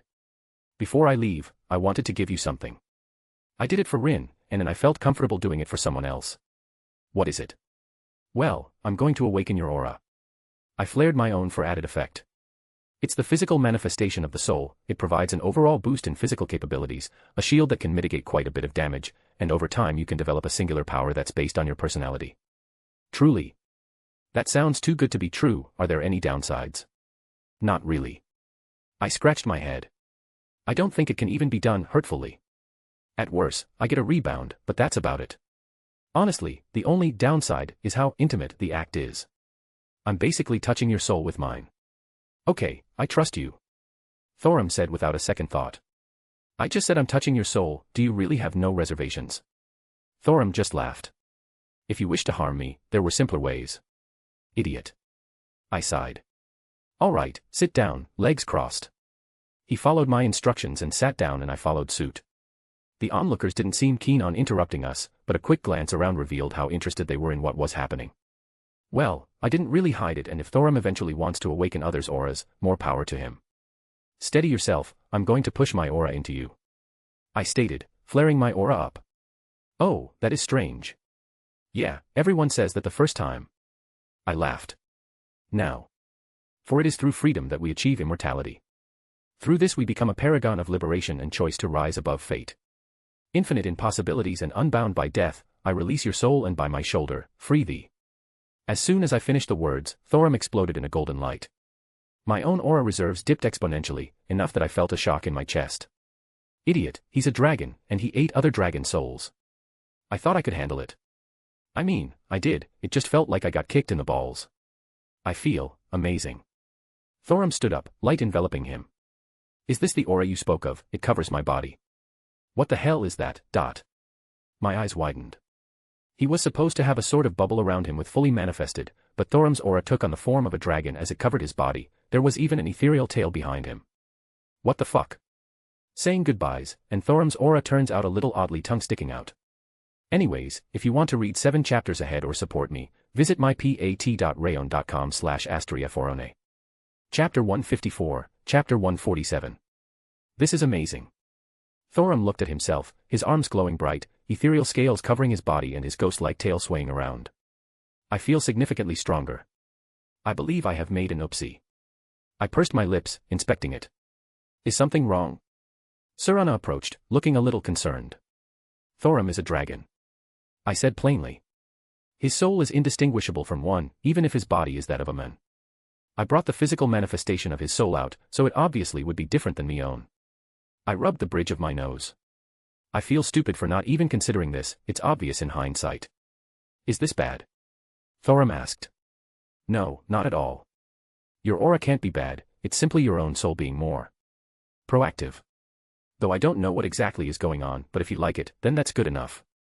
I shrugged. Aura was perhaps the safest mystical phenomenon I had ever encountered, as there were literally no detriments here. Back in Remnant, Grimm were much more attracted to those with aura awakened, and I guess an argument could be made that having your soul fluttering about could be potentially hazardous under the right circumstances. But in general, there was no overt danger to the person who had their aura awakened. I quickly withdrew a notebook and pen from my ring and began jotting down notes. Some quick thoughts, some things to be mindful of and some other miscellaneous stuff. Here. I ripped the pages out and handed them over to Thorum. I would advise seeing Jin in the next few days, give her that. She's more of an expert on aura than I am, so she should be able to make sure everything is working correctly. I trust you, my friend. He put the note away in a pocket. But I shall speak with Jin at a later date, even if it is merely to speak with a friend. He gave that big goofy smile. Well, I'm entirely sure there is actually nothing wrong, just merely something that should probably be sorted out by an expert. Get over here, you big idiot. I surprised him with a hug, usually him being the one to do so. He let out a mirthful chuckle, patting me on the back. I await more stories for when you return. And I hope to meet your woman as well. Of course. I nodded, turning towards Serana. Take care of him while I'm gone. I'll take good care of him. She smirked. I'm sure you will. Don't know how long I'll be gone. Remember, if anything happens, shout for you-know-who, or get in contact with the girls. I will remember your words. Until you return, my friend. He held his hand as I grasped it in mine. Later. I smiled as we parted, sweeping Mirage into the air again and departing the world line. I looked up at the fake sky of Kyoto, this small dimension created to house a large portion of Japan's yokai population. Well, I appeared nearby Yasaka's estate. Walking up the path towards the large gate, I took a moment to admire the view all around me. It was nice and peaceful, it didn't really carry the air of a subspace sectioned off from the world. It felt alive. The gate was the same as I recalled, guards were still wary from the previous battles that took place here. I could feel the eyes on me as I made my intentions to approach obvious. I was ready to explain myself, be polite and not just barge inside but... Young lord. Several Tengu flew down, greeting me respectfully. Pardon. I blinked in surprise. Young lord, we welcome you back. They spoke. Okay. That's new. Can I enter? I hesitantly asked. Of course, young lord. They immediately stood up, shouting all around as the gates flung open with a surprising haste. Young lord, may I ask what you need? Do you need to be escorted anywhere? The reconstruction has just been completed recently, there was much remodeling, I dare not allow you to get lost. The Tengu at the front, who I assumed was the highest rank, was speaking quickly. I scratched my head. I wasn't used to this kind of attention. Even as my time as Zelretch, there was a healthy dose of fear behind the reverence. Is Yasaka available? Of course, young lord. The Tengu bowed lightly. I can lead you to Lady Yasaka immediately. I let out a sigh. Sure, take me to her please. I gestured him forward. This way. He gestured to the guard who assumed their positions back at the gate, taking direction and leading me through the compound. I wanted to ask him a couple questions but... I apologize, I don't believe I know your name. This one is Soma, young lord. He replied without a hint of awkwardness. I am the third commander of the Blue Sparrows, a recent promotion as I had ascended levels a few days prior. He said with no small amount of pride in his voice. There was a little blue bird on his uniform. Some kind of designation for his platoon or whatever it's called. Ascended. I questioned. I think I may be misunderstanding the vernacular. Oh yes, you are a half-devil. He nodded. It's common these days to use their measuring system. I believe you would be more familiar if I recently became the equivalent of a high-class recent. Oh, I see. Thank you for the explanation. I nodded. It is my duty to see to your needs, young lord. He seemed a little less stiff as our conversation progressed. Well, I admit I'm not as familiar with yokai customs and social norms. I have a few questions if you wouldn't mind. I would be honored to help you in any way. If you don't mind me asking, I thought devils weren't particularly liked over here. I thought I would be receiving a lesser reception if I just appeared like this. I apologize for any negative receptions due to your heritage, young lord. The Tengu looked down. But any warrior who fought in that bloody battle wouldn't dare insult you for your devil bloodline. He turned around and slammed his hand on his chest. We are grateful for the assistance you lent in dealing with the terrorists. Lady Yasaka had revealed the extent of help that we received after everything had been settled. That makes more sense. I muttered. I guess she felt comfortable enough to announce a true conclusion to the events. Well, it was neither my place nor my desire to meddle with any of these affairs. Thank you, Soma. I have but one last question for the moment. Yes, young lord. Why am I being referred to as young lord? I don't understand, what else would we call you? He looked confused. It is common knowledge that the princess calls you father. Any other title would be an insult. Well, okay then. It was hard to argue with that logic when put in perspective. Young lord, Lady Yasaka awaits you inside. He bowed, gesturing to a door. She has already been informed of your arrival. Oh, I didn't realize how far we had actually walked. Thank you, Soma, your assistance has been most helpful. I am here to serve, young lord. He gave one last bow, and disappeared, a few feathers fluttering about in his wake. Impressive speed, I had to make an effort keep an eye on him if I wanted to see where he went. It was enough to escape my perception if I was being lackadaisical. Pushing the door open, I was greeting with a scene that truly made my heart thump. Wilhelm. Yasaka greeted me, sitting at a small table, tea in front of her and a spot across open for me. I took my shoes off, and walked over, taking a seat. Yasaka. I couldn't help but smile towards her. You look lovely. She clearly did something with the hair, and her makeup was quite well done. Not to mention it looked like she was dressing up. What's the occasion? Occasion. She tilted her head. You're here, isn't that occasion enough? She gave a small smile. And now my heart won't sit still. Wow, she really knows how to go for the killing blows, doesn't she? Shush. So, you're telling me, you did everything in the few minutes it took me to walk over here? I raised an eyebrow. Oh ho, I am quite skilled at what I do. She let out a small giggle. Would it be insincere if compliment you again? I would welcome it wholeheartedly. You look beautiful. I said with all honesty. Your words do make the effort worth it. She preened under the praise. Did you come back just to compliment me? I wouldn't be against it if you did so more often. Well, I did just come to visit. I lightly chuckled. Admittedly, I missed Kunu and you. The fingers around her teacup tightened slightly as she processed my words, though her expression didn't change. You're going to make an old woman like me blush. She quickly donned a mischievous smirk, perhaps something she's used to wearing. Well, this young lord is willing to take responsibility for his words. I raised an eyebrow. She let out a barely concealed snort before breaking out into a giggling fit. Would you believe me if I said I didn't start that? Nope. I deadpanned. It's true. She whined. Don't get me wrong, I would have done it without a second thought had the idea crossed my mind. Seriously. I was surprised by her admittance, and I could believe her here. She would totally take credit if she had done it. Who did it then? Our little Kanu has a little devious side to her. Yasaka smirked. That little, cute fox. I face-palmed, running my hand down my face. Well, she takes after her mother. Yes she does. Yasaka said with no small amount of pride in her voice. Yeah, kitsune are a really mischievous bunch. I'm assuming she isn't here at the moment. She's in school. Yasaka revealed. I enrolled her in the school that most of the noble clans and wealthy families in this small world send their children to. A recent development. Jin did help Kuna with her homework last time we were over.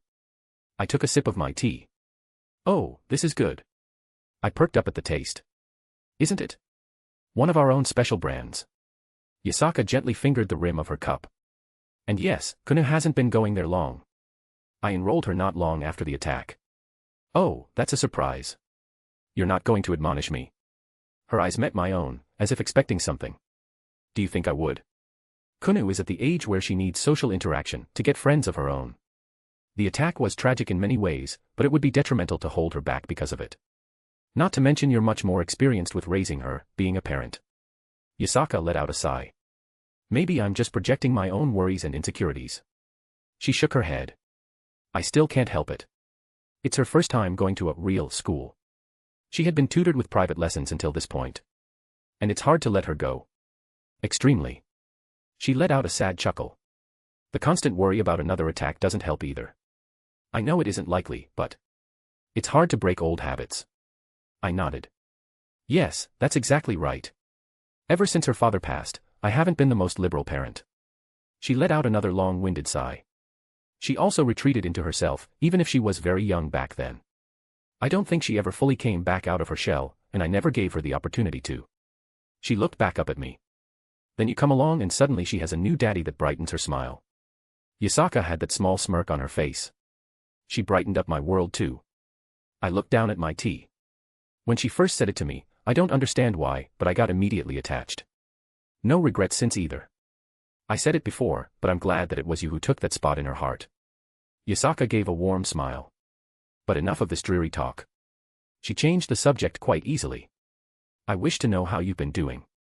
I've been good, learned a few new things.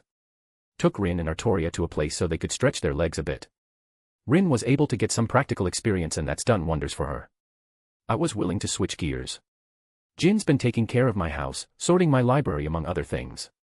Oh, Jin's at your home. Would it be inappropriate if I asked to visit? Of course not. I quickly denied such thoughts. Jin would love if you came by. I can't guarantee anyone would be there when you do because of some magic shenanigans, but you're always welcome in my home. Kunu absolutely adores her Auntie Jin, Yasaka giggled, cupping her own cheek. And I would like to get to know her better, she seemed like quite the interesting person. Yeah, Jin's great. I think she was taken with Kunu just as much. The picture of Jin and Kunu together still brought a smile to my face. Jin seems to latch onto the idea of family just as much as I do. She pursed her lips. You never did tell me how you two met. And you seemed really different the last time I saw you, and even now, there's something different again. She got up, walking over to me. Her nose twitched as she visibly began to sniff me. You smell good, like nature, really pure nature. Was it because of the dust Jin wove into this outfit for me? Dust was crystallized magical energy with an emphasis on the elements. Jin made me some special clothes with the elements intertwined in them. She got much closer, nose practically touching mine. There's something more prominent though, lightning. I think I smell some lightning on you and it's heavy, much heavier than the other scents. Who knows? I grinned. Keep your secrets, I'll get them eventually, she giggled, but for now, we should get going. Get going, where? I was surprised at her sudden shift in demeanor. To pick up our daughter from school, of course. She stood up again, holding out her hand. I'm sure Kunu would be ecstatic to have both her mom and dad pick her up. I took it, rising to my feet. Yeah, let's go get our daughter. I don't know what was in store for me when I entered the Grail War, but I didn't care for now, I just wanted to see my daughter. Should be one more chapter left before going to Apocrypha. On a side note, I don't really understand the hate for giving Thorum aura, saying stuff like MC is giving everything away. He's literally given him only a sword he couldn't really use, and aura, like what do you expect friends to do, not help each other? And with regards to power levels, MC is much stronger than Thorum. Without any enhancements, Thorum is physically stronger than MC, if they fought, MC would win hands down. Hell, Thorum would lose against Artoria even if she didn't use her noble phantasms. If you want to read 7 chapters ahead or support me, visit mypat.rayon.com/asteriaforone. Chapter 155, Chapter 148. Yasaka POV. When was the last time I felt this relaxed? One would think the aftermath of the attack would see things calming down, but it just made every annoying entity want to crawl out of their holes and cause trouble for me. How many times did I have to stop some kind of power play for my position? And poorly executed ones at that. I feel more insulted by the attempts than the fact they were done in the first place. Of course it was mainly the younger ones who hadn't seen much of the world yet. There was a reason why the previous attack having been orchestrated by one of the elders was such a shocking revelation. Simply put, they knew my position was inviolable. Did they think I was like that old geezer on the other side of the fence who ruled with a strong fist? Well, I do, but it isn't the reason I'm the ruler like him. My position isn't one that someone can simply acquire. The elders know this, which is why I've never had to worry about them.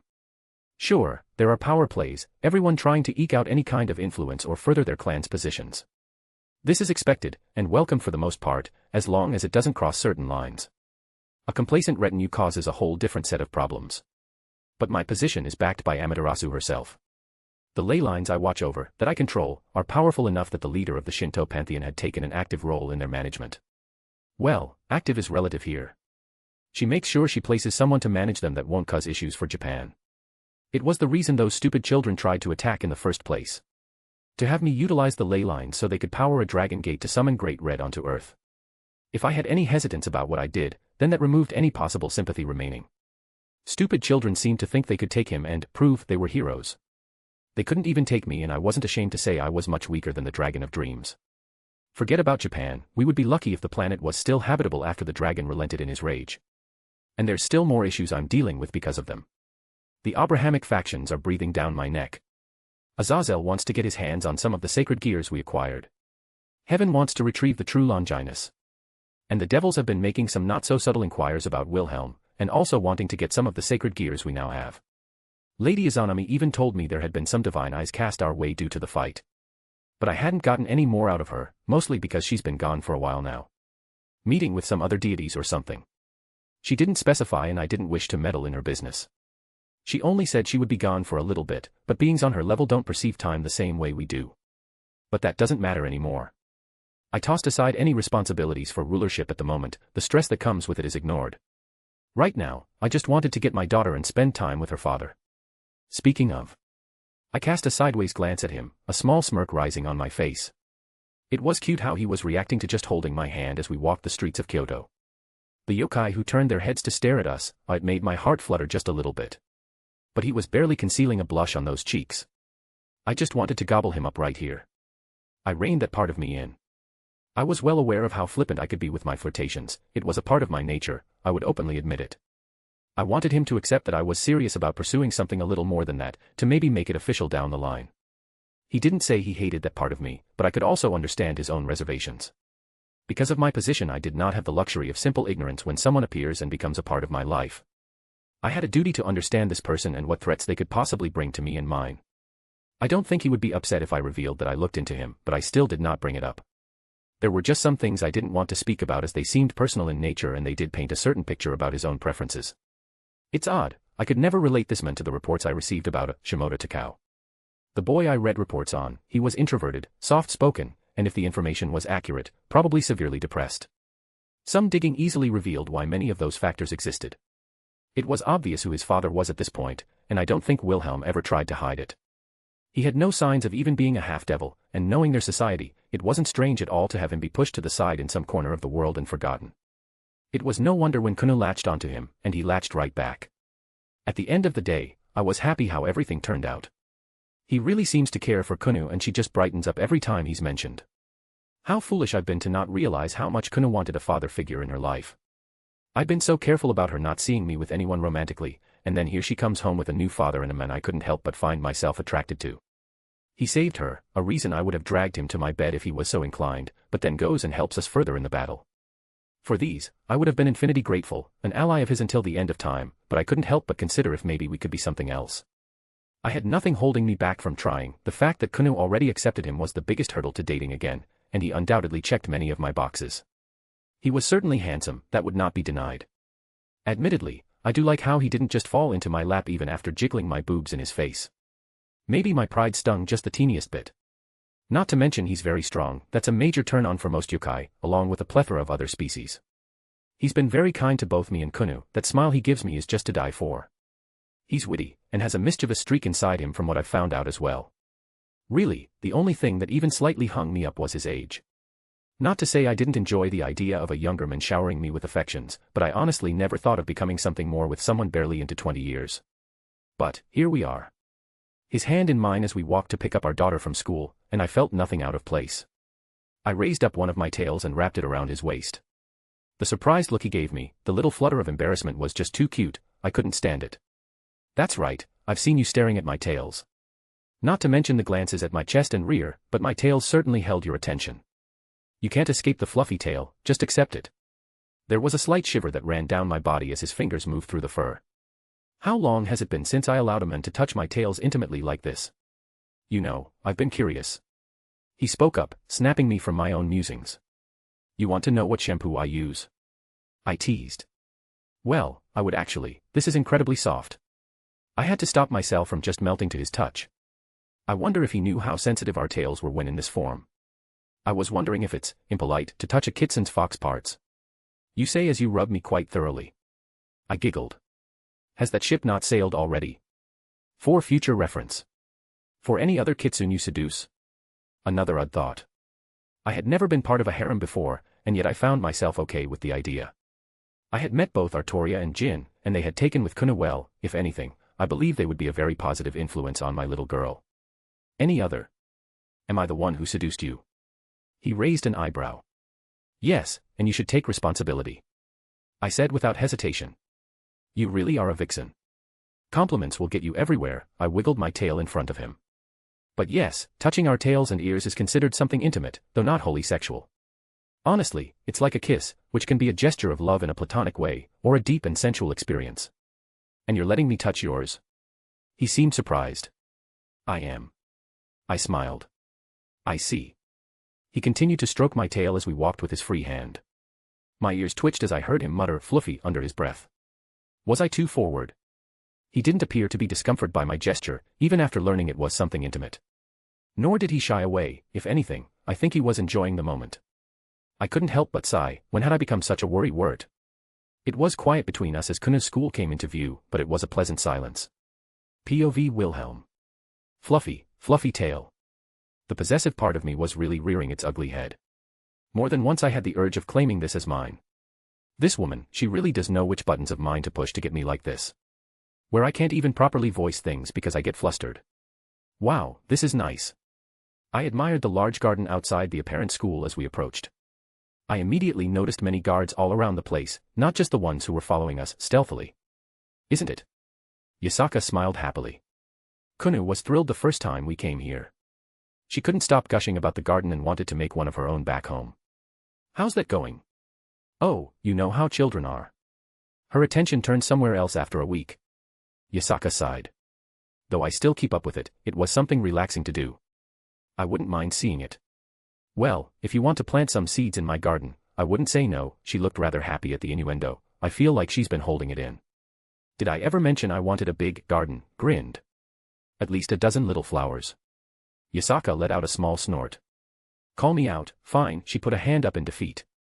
I can barely handle just one little flower. She smiled. Speaking of, I don't want to be late. She picked up the pace, lightly pulling me along. Security here is pretty good. I admired as we passed through several bounded fields, barriers. I counted over 100 guards. Along with these impressive magical defenses, it would be enough to at least stall someone strong until reinforcements come. I lent a hand and upgraded the defenses. Yasaka admitted with a little sadness in her voice. After what happened, we needed to make sure all of our children would be safe going to school like this. Every important clan and their descendants all go here. It was obviously going to need to be well defended after several attempts on Kunu's life. If it would make you feel better, I could add on to these. I offered. You think you can increase their power? She raised an eyebrow. Well, I know a thing or two. I said with a little pride in my voice. You should see the defenses around my house. A thought crossed my mind. If you're ever in a bad situation, you can always head there. It's very well fortified and I have a few strong people keeping an eye on the place in case anything happens. I'll keep that in mind. She gave my hand a little squeeze, letting go as we entered. Though, her tail was still wrapped around me, as if to tell everyone that I belonged to her. I didn't dislike it. Lady Yasaka. The woman at the front desk greeted her respectfully, casting an odd glance my way. Good afternoon. Yasaka greeted evenly. I would like to pick up my daughter, and also register her father as an acceptable guardian to be able to pick her up whenever he wants. She gestured towards me. Why yes, right away. She bowed, gathering some papers. I just need a little blood to bind you to the defenses. She held out a little needle and a magical circle drawn on a piece of parchments. I did not like giving people my blood if I didn't know where it was going, but I could let it go in this case. I took the needle and cast a quick reinforcement on it, otherwise it would never pierce my skin. A little drop of blood landed on the parchment, igniting the magical circle and actualizing the spell sequence hidden inside. I felt the defenses around a sort of tap on me, as if to tell me I was now allowed to be here. Almost immediately as it finished, I noticed something rocketing towards me. Daddy.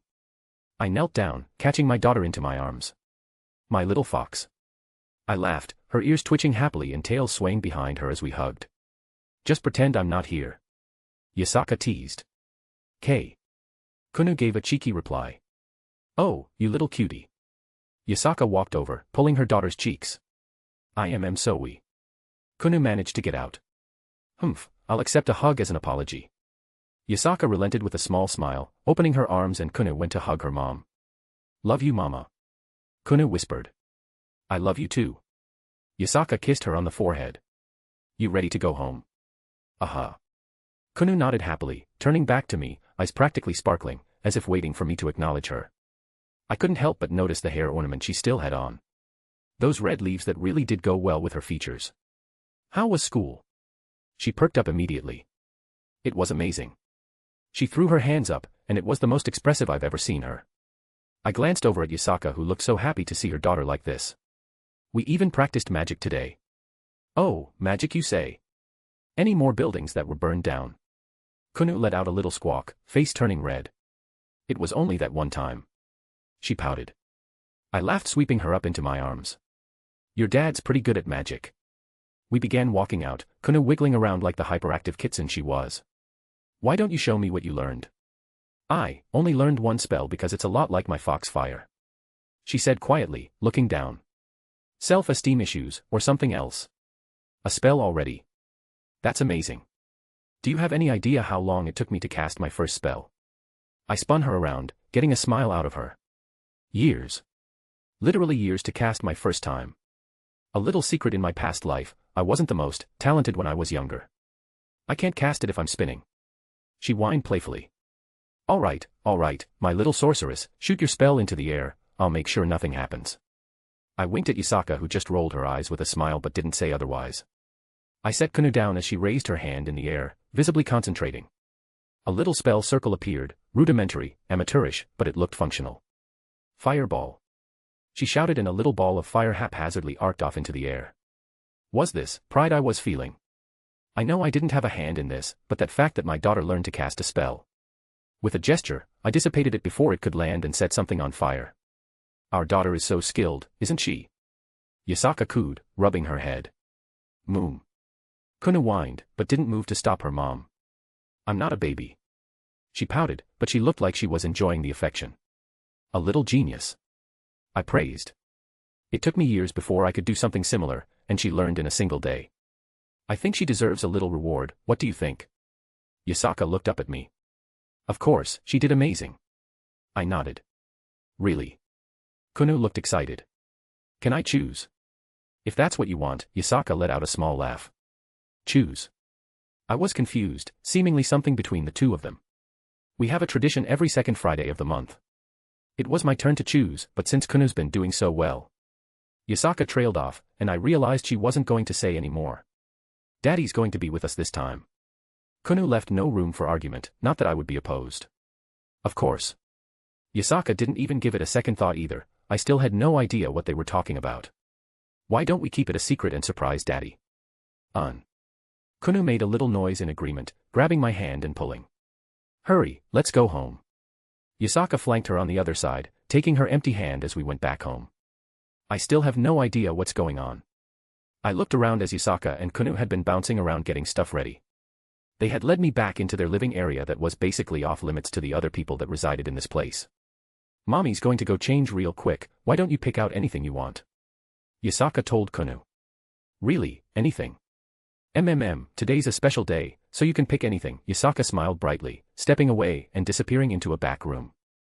Kuno quickly went into various cupboards, the nearby fridge, and started taking out various snacks and treats, setting them on the table. Oh, this too. She thought out loud as she kept adding things to the pile. I don't know what's going on, but it was an impressive pile of sweets and snacks all gathered together. Sweetie. Yasaka reappeared and I turned around, a bit surprised at what I saw. Gone was her regal appearance. Now she looked much more comfortable, sporting a pair of shorts and a t-shirt. I said anything, not everything. She deadpanned before letting out a sigh. Just this once. She relented, Kuno's eyes brightening up. Well, she changed rather fast. I am confused. I raised my hand. You haven't guessed it yet. Yasaka grinned, still not telling me what's going on. Mom, we forgot the most important part. Kuno exclaimed, holding up a bag as realization dawned on me.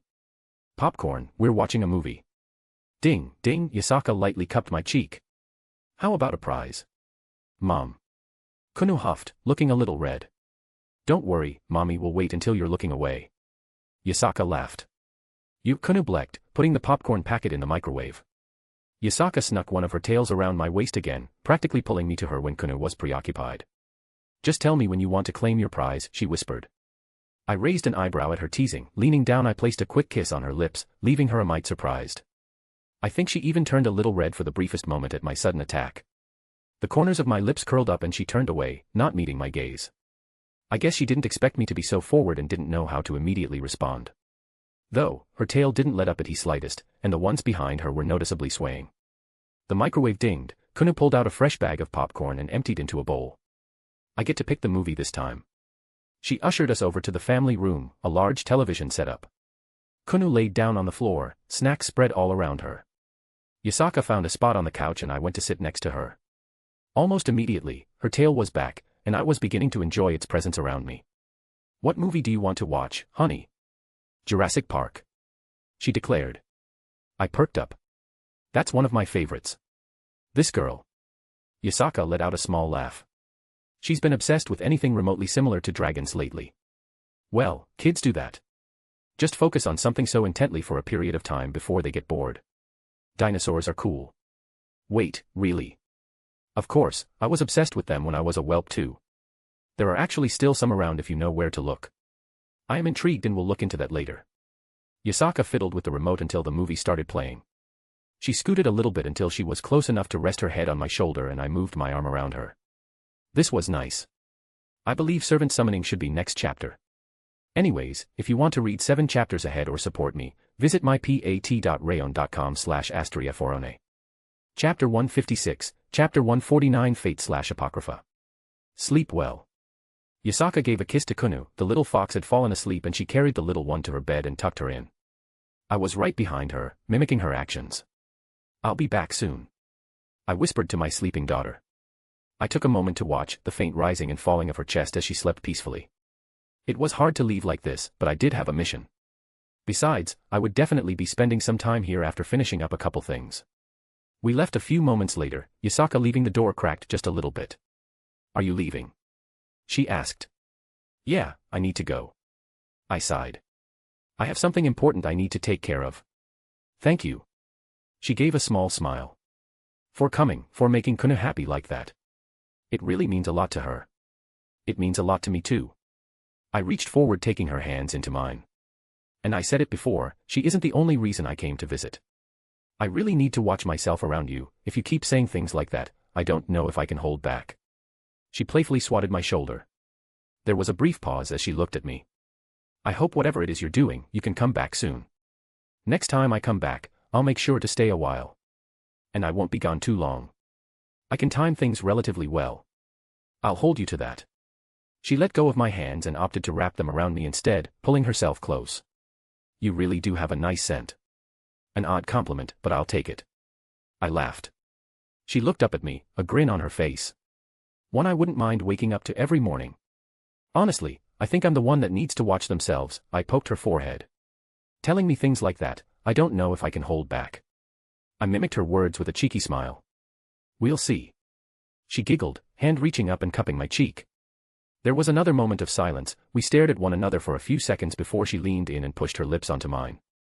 It wasn't very deep, and maybe a little quick, but the feelings were enough. You have this look like you're about to go off to war. She said quietly. Whatever it is you're doing, please be careful. I don't know if Kuna could handle losing her dad again. I'll make sure to come back safely. I reassured, pulling her in for one last hug. I won't be long. I stated, separating after another moment. We didn't speak anymore, a silent nod of agreement shared between us as I opened a portal and left. Well, look who decided to drop in. It's not like I haven't seen my grandson in months. Zelretch sat at his desk, a glass of something in his hand, if I had to guess, whiskey. Did you redirect me to your office? My lips thinned. Do you really need me to answer that question? He raised an eyebrow. It was mostly rhetorical. I groaned, slumping down in one of the chairs. Want an update? I hazarded a guess. It would be appreciated. I stopped myself from spying. Zelretch admitted. Rin's doing really well. I started. Honestly, she's a lot more confident now. She did a bit of dungeon diving, got a nice ancient artifact, learned some new magic. Oh, and she's on the trail of a divine construct, so that's something. I gave a brief overview. Good. He nodded, looking a little relieved. That's good. I got my house set up, I can anchor it to a room here so you can visit. Zelretch pondered that. I would need to add a few things. I figured.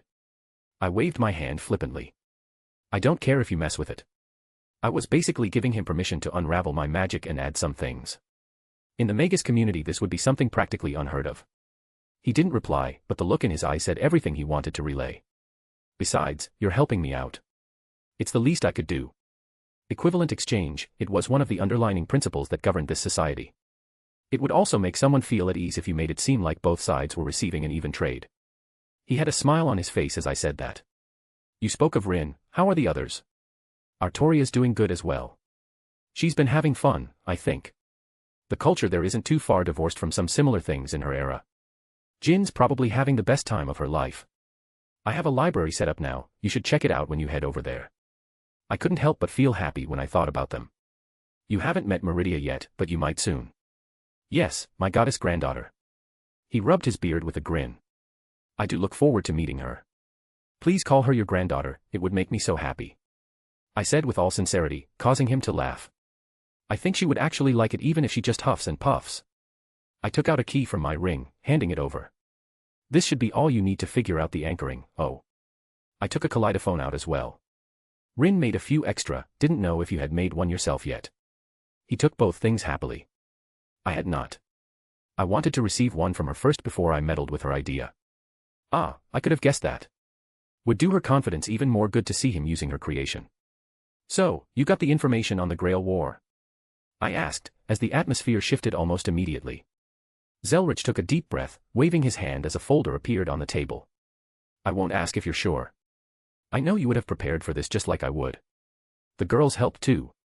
I sighed, a small smile on my face as I leaned back in my chair. They had several choice words to say about me doing this. Well, you got into this knowing full well what having multiple romantic partners would mean. He didn't show a shred of sympathy. I held my hands up. I'm not skirting any of my responsibility for taking this path, just voicing my thoughts. Oh ho, how many are you up to now? 4. He laughed a little at my expense. 5. I corrected, earning an unticked eyebrow from him. I may have closed some distance with Yasaka before I came over. I do miss my great-granddaughter, I hope you bring her around again soon. Zelretch truly didn't seem to mind that I was a bit of a playboy. I will. I'm sure Yasaka would love to come by too. She has access to my home, so you may see her pop in. I explained, reaching for the documents. I sorted through them, reading each line intently. I knew my expression was shifting all over the place as I processed each sentence. An apocrypha failsafe. I blurted out. Which dumbass thought that was a good idea to trigger? An acute choice of words. Zelretch snorted. There was a group of magi that sought to break away from the association. They used the Grail as a means to summon servants and declared their independence. I don't really care that they want to be left alone. They foolishly triggered the failsafe when the Mages Association responded rather aggressively, and now the association sent 7 more masters out to challenge them. I rubbed my temples in annoyance. The Apocrypha failsafe. It was a mechanism inside the Holy Grail to stop a faction from collecting all the masters and servants to a single side. If such a thing occurred, then the war would change. 7 more masters would be chosen, and it became a team versus team fight with a ruler servant, an extra class, being summoned to moderate. What an absolute clusterfuck. I tossed the folder onto the desk. I couldn't have said it better. Zelretch tapped his fingers on the desk. But it should give you an opportunity to run rampant. Yeah, the scale and scope of the battlefield has changed. I agreed, thinking over several strategies. What's my entry strategy? I managed to secure you a spot on the red team. The master who was going to summon Berserker of Red had passed over his command seals after some negotiation. Zelretch explained. Berserker, huh? I tapped my cheek. No way in hell I'll consider summoning her under the Berserker class. I shuddered at the thought. Any catalyst you recommend? No, you would be best to let the Grail find one suitable based on your own self, he shrugged. It was the default summoning method, to choose a servant that could best match the master if no catalyst was used. Where are the command seals? In the folder. I pursed my lips, flipping through to the back. Lo and behold, the command seals were grafted onto a piece of parchment. Makes me think of those temporary tattoos that kids get. Is it really that different? Huh, I guess it isn't. I took it and slapped them onto the back of my hand. I let out a grunt as they synchronized with me and moved onto my skin. Tossing the parchment away, I rubbed the spot where the red marks now stuck to me. I'll get going. I know I don't have to say this, but as your grandfather, it's my duty. He stood up. Be careful, run away if you have to. It did make me happy to know he cared. As I told Artoria, when it comes to running away, I'm unrivaled. I grinned, one he shared at the joke. Go win yourself a grail, bring me back another granddaughter. He declared. With pleasure. I nodded to him one last time before departing to the coordinates I read off the documents. I came into a field, an abandoned building to the side. I looked up, the stars shining bright under the night sky. Romania, this war was taking place in Romania. From the information I read, this part of the county was almost solely under the authority of the Igdmalenia family, the cast-offs who wanted to break away from the Mages Association. Red and black, those are the 2 factions. Black was the Igdmalenia faction's color, red is the faction for the Mages Association. I should be the only one who has yet to summon a servant. And the Grail War wasn't allowed to officially start until they were all summoned. While this could be skirted under normal circumstances, if a ruler servant was out and about, the rules would be followed to the letter.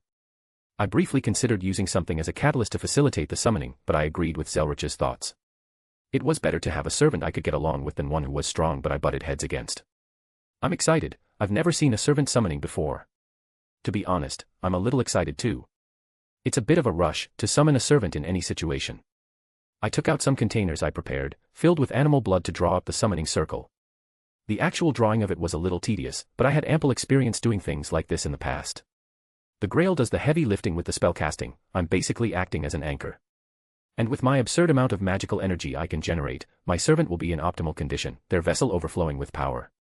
Putting my stuff away, I began. Raising my arm up, I started the chant. Let silver and steel be to the essence. Let stone and the Archduke of Contracts be the foundation. Let red be the color I pay tribute to.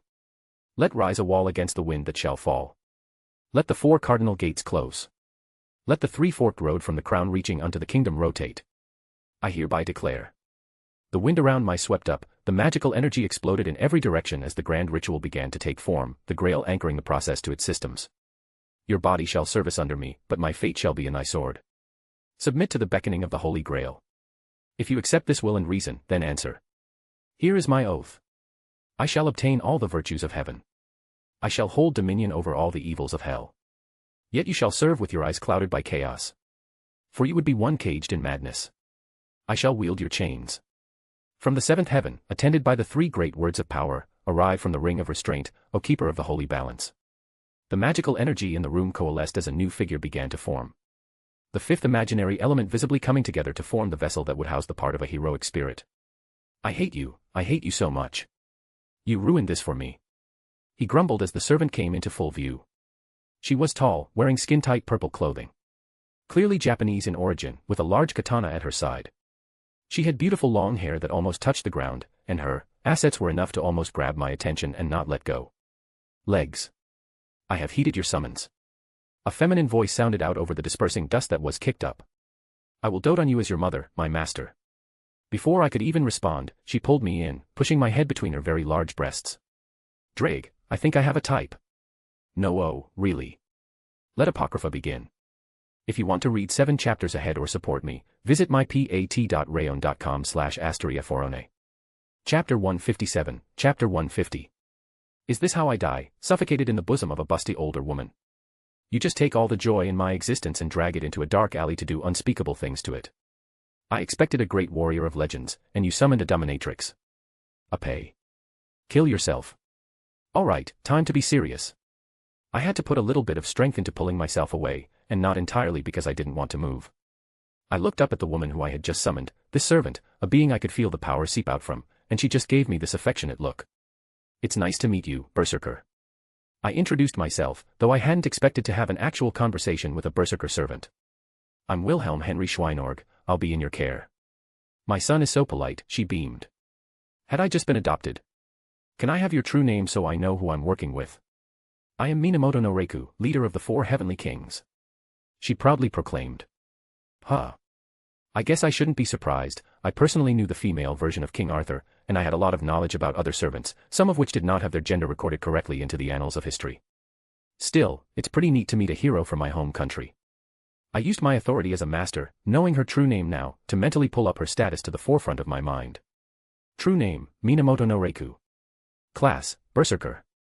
Alignment, chaotic good. Strength, A+. Endurance, A. Agility, B.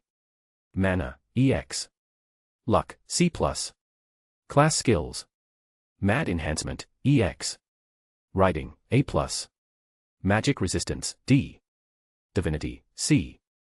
Personal skills. Eternal Arms Master, A+. Genji Arms Mastery, EX. Mana Burst, Lightning, A. Mystery Slayer, A. Noble Phantasm. Ox King Stormcall, the inescapable net of heaven, anti-army A++. Fascinating. The information of her abilities filled my head. Berserker, how are your stats compared to a normal summon? I asked. My mana rank is far beyond what I would normally have. Otherwise, my other stats are all higher to a certain extent as well. She happily replied. As expected, I suppose. My magical energy thoroughly enhanced her upon summoning, and she essentially doesn't have to worry about depleting my own magical energy through the bond. Her mad enhancement is X rank, meaning it surpasses any reasonable measuring system. Yet, she's standing here having a conversation with me, looking perfectly lucid. At least she is obscenely strong if these stats are anything to go by. She also has some interesting abilities, and I can see why she was summoned when I just opted for someone that could match me. If my memory on her story is correct, she's a half-oni or something like that, the son, daughter, of a god who had ties to Indra, or was Indra that had come to Japan. And her elemental alignment was lightning. I would have to be an idiot to not see the resemblances there. I rubbed my chin as I continued looking them over. Her Mystery Slayer skill was rather interesting, and it should give her a huge leg up against opponents who heavily rely on such things. She's probably the perfect counter to casters. Berserker. I paused my musing, looking up at her. What wish do you have for the grail? Wish. I don't have one. She said as if it was the most obvious thing in the world. Then why did you accept my summons? I looked at her in confusion. You were willing to reach out to a demonic being like me, how could I not accept? The way she looked both sad and happy at the same time, it was tugging at my heartstrings. I will do my best to support my son and dote on him as much as possible. She gave a little fist pump in the air, like she was encouraging herself. Cute. I let out a sigh. No wonder the Grail chose you as my servant. She looked at me. If we're going to be working together, I guess we shouldn't keep secrets. I ran a hand through the air. As far as demonic beings go, I think I have you beat here. I let my wings sprout out of my back, revealing my devil heritage. She looked at me in surprise, but oddly enough, there was no trace of hesitance nor scorn. You're not an Oni. She muttered, mostly to herself. Devil, actually. Bastard son of Lucifer. I said flippantly. Mom was a normal human though, so half-devil. Wasn't really a point in hiding it, she might see them in the dream cycle anyways. The bond a master and servant shared is an odd thing. It's strong enough that when sleeping, each dreams of the other's life, called the dream cycle. With a blink, I was once again being suffocated by her ample cleavage, a distraught berserker practically crying on top of me. Master. It must have been so hard for you. Don't worry, Mama is here and she'll take care of you from now on. I'm starting to think her mad enhancement has to do with her clingy personality. Despite the weirdness of the situation, this did bring back memories of my own mother, without the face and boobs part, obviously. I had to forcefully pull myself away again. It seems like she was intentionally using more strength this time. Do you know everything that's going on in this war? I finally asked. I need to get an idea of what she did and did not know to better plan out our next course of action. A great Grail war, 2 sides of 7 masters and 7 servants, I am Berserker of Red. She nodded. Good, that makes things easier. It was a bit odd how the Grail imparted knowledge. Even Artoria had some strange holes in her understanding due to the nature of the transference. I'm not here for a wish, like you. I stated, earning her apt attention. I'm going to take the Grail, and I don't plan on letting anyone stand in my way. Master, I'll help however I can. I have a general idea of where it is right now. I could recall the information that Zelretch gave me quite easily. The Black Faction, the Igdamillennia family, they're hiding it somewhere in their fortress. And I doubt I need to tell you how heavily fortified it is. I could easily sneak in, but I had no idea where I was going to find it, and I didn't like my chances with being ganged up on by 7 servants, and to a lesser extent some competent magi. Her mood shifted to something more serious. A frontal assault would be foolish. She paused in her words, looking a little in thought. It was truly strange to see a berserker servant with such high intelligence and sense of reason. Do you want to form an alliance with the Red Faction? I doubt they'll take kindly to me wanting to monopolize the Grail. I chuckled. The battle was a 7 versus 7, but once a side was destroyed, it turned back into a regular Grail war, so everyone had to be careful of their own teammates. Perhaps we should meet with our team before deciding our next move. Do you know where they are? She asked. I do not. I blinked in realization. They should be gathering in the nearby town, which sat a little distance away from the Black Faction's seat of power. I tapped my chin. I'll let my familiar scout. I pulled out my hat, and Sir Wiggles poked his head from within. Cute. Berserker looked at him, biting her finger as if to hold herself back. You can pet him if you want, he likes the attention. I picked him up. My familiar wiggling his cute little butt in the air. Kia, she happily accepted the rabbit into her arms, immediately loving on the animal. It never fails. Will he be all right?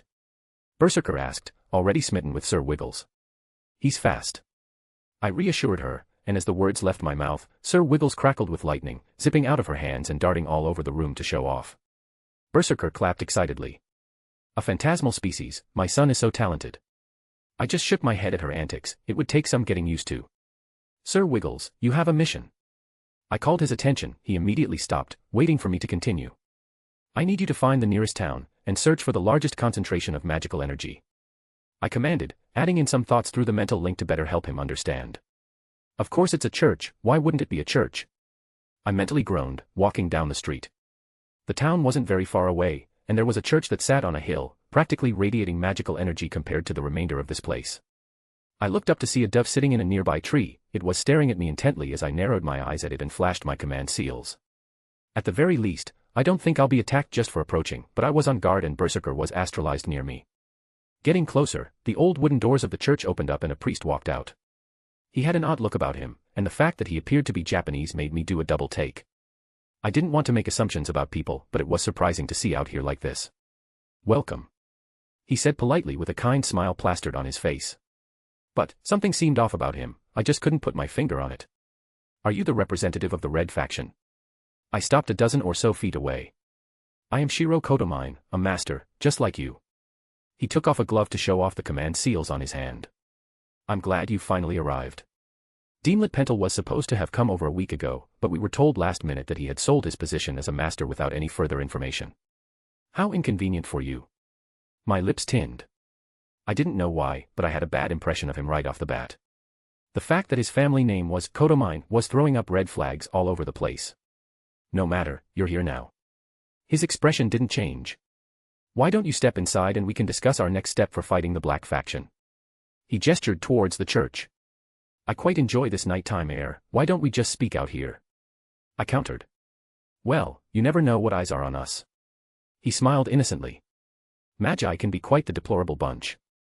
Ah, the thinly veiled distaste for those who use magecraft. Eyes. I questioned, feigning ignorance about the dozen or so familiars that were watching me from every angle right now. Oh, I see what you're talking about. Why don't I handle them if it's making you uncomfortable? I mentally called out to Sir Wiggles. Shiro was about to speak until a bolt of lightning zipped around everywhere, and he just started at me with a blank look on his face, Sir Wiggles now on my shoulder and chunks of doves falling to the ground all over the place. Birds are always an excellent choice for a familiar, but I prefer rabbits. I gave him a little pat for a job well done. Master, I believe there are several servants close by in spirit form. Berserker informed me over the mental link we shared. Astralization, or spirit form as it's often called. It was an ability of servants, almost being completely imperceptible to the greater world, requiring another spiritual existence to sense them. I'm curious. I spoke up again. Where are the other masters? They're busy. Shiro said bluntly, seemingly unperturbed about me taking out the obvious familiars. They deemed it below them to partake in such a task. He explained, taking a step forward. I would be pleased to have a conversation at length with you, but I feel a more private setting is appropriate. I looked at the church and a small shiver went down my spine. For being such a shabby little place, the holy presence there felt a bit too palpable. I'm quite fine where I am. Do you not trust the house of God? He raised an eyebrow. All are safe inside these hallowed walls. Oh. Tell that to all the children your priests have sheltered. I snorted. I don't know why I was being so combative, just something really irked me about this guy. I don't particularly like priests, but I'm not usually so abrasive for no reason. There was a visible twitch on his stoic face. Is there a reason you don't want to approach? Did he notice? Yeah, there's a priest giving me major, stranger danger vibes. I narrowed my eyes at him. I thought I would at least be safe since I was a bit too old for the average clergyman. I'm afraid, I will have to insist regardless. His smile dropped off onto something more neutral, and his whole stance shifted. I would prefer to do this without any violence. Wow, throwing away the charade already. Interesting. Here's my answer. I held up my middle finger. Saber. I called out, having Berserker materialize. Let them figure that one out. She in no way acts like a Berserker, and she uses a huge sword, if the glove fits. Archer, rider. The priest responded, 2 servants appeared by his side. Don't kill him, but make sure he can't escape. Sorry, kid. The apparent rider spoke. He held a spear in hand, green hair and a cocky smile on his face. I don't like being ordered by someone other than my master. The woman, Archer, shot Shiro a sideways glance, clasping her bow tightly. She had cat ears and a tail. I wondered if she was some type of yokai in life. Without another word, Archer already sent a handful of arrows flying towards Berserker, who easily deflected them. Rider moved, and he was fast. It was enough that I saw Berserker's eyes widen in surprise. He slipped by her in that brief moment when she was focused on the Archer servant. "It's fine, I got this." I mentally sent towards Berserker. I didn't know if her clingy nature would win out over her more rational side, but she seemed to accept my words and focused on Archer. I reinforced my body, and cast all the strengthening spells I knew. "It's nothing personal," the rider servant said, almost bored, as he got in my face, his spear arching towards me, and I could easily see it would be a non-lethal blow, but enough to take me down. Lightning crackled along my skin, and I sidestepped, the spear passing through the air and missing me. The utter surprise on his face said everything about the situation, and it shifted to complete shock when I gripped his face, and slammed him into the ground, cracking the stones beneath us. "Nothing personal." I smiled at him, summoning Dawnbreaker from my ring, and stabbed it down at him. "Well, the war begins. Sorry about missing a chapter yesterday, was having a hard time writing and just couldn't settle on something I liked. Then it was 2 in the morning and I just couldn't keep going at that point. Anyways, if you want to read 7 chapters ahead or support me, visit mypat.rayon.com/astriaforone. Chapter 158, Chapter 151. Dawnbreaker's light illuminated the dark night, its razor-sharp edge falling down onto the servant I had under my grasp. His widened eyes revealing the utter surprise at having found himself in this position. No doubt a servant would have never expected a master to get the better of them like this, even if they were lackadaisical in their approach. He muffled something under my hand that was grasped firmly around his mouth, my muscles tensing to keep him on the ground. I had a better position in this brief contest of strength, and I was able to hold him down as Dawnbreaker came down. A quick jab by him towards my face was only met by me quickly moving my head to the side. He was in no spot to throw a proper punch either. He growled under my grip as Dawnbreaker touched his armor, pushing through the magical steel that was his servant armament and struck true, is what I would like to say, but my sword would no longer budge even after puncturing through his armor. I blinked, looking at my sword, then the fuming servant. A passive noble phantasm, that's unfortunate. Errors have been made. His eyes twitched in anger, and I could make out a snarl as the magical energy around him visibly exploded. "Master!" Berserker called out as I was already a dozen feet away. I turned to see her deflecting several arrows, barely paying Archer any attention, much to the feline servant's annoyance. "Saber." I still decided to play that little joke as long as I could. "If any other servant activates a noble phantasm, immediately use yours on their master." I pointed towards Shiro who was watching off to the side. He seemed a bit frail at first glance, but my instincts were telling me he didn't join in not because he couldn't but because he didn't want to. Normally, I would relay information like that over the mental link, but I wanted them to know. Even Shiro frowned at my command, so it would at least serve its purpose. "You." The rider servant stood back up, the dust around him clearing as he flicked some dirt off his silver armor. "Sup?" I greeted, acting as if he was no one in my eyes. I was making some guesses that he was one to get riled up easily, which should be to my benefit. Despite what had just happened, he wasn't an opponent I could take lightly. And his defenses did give me pause for concern. I had to figure out the limitations or his identity.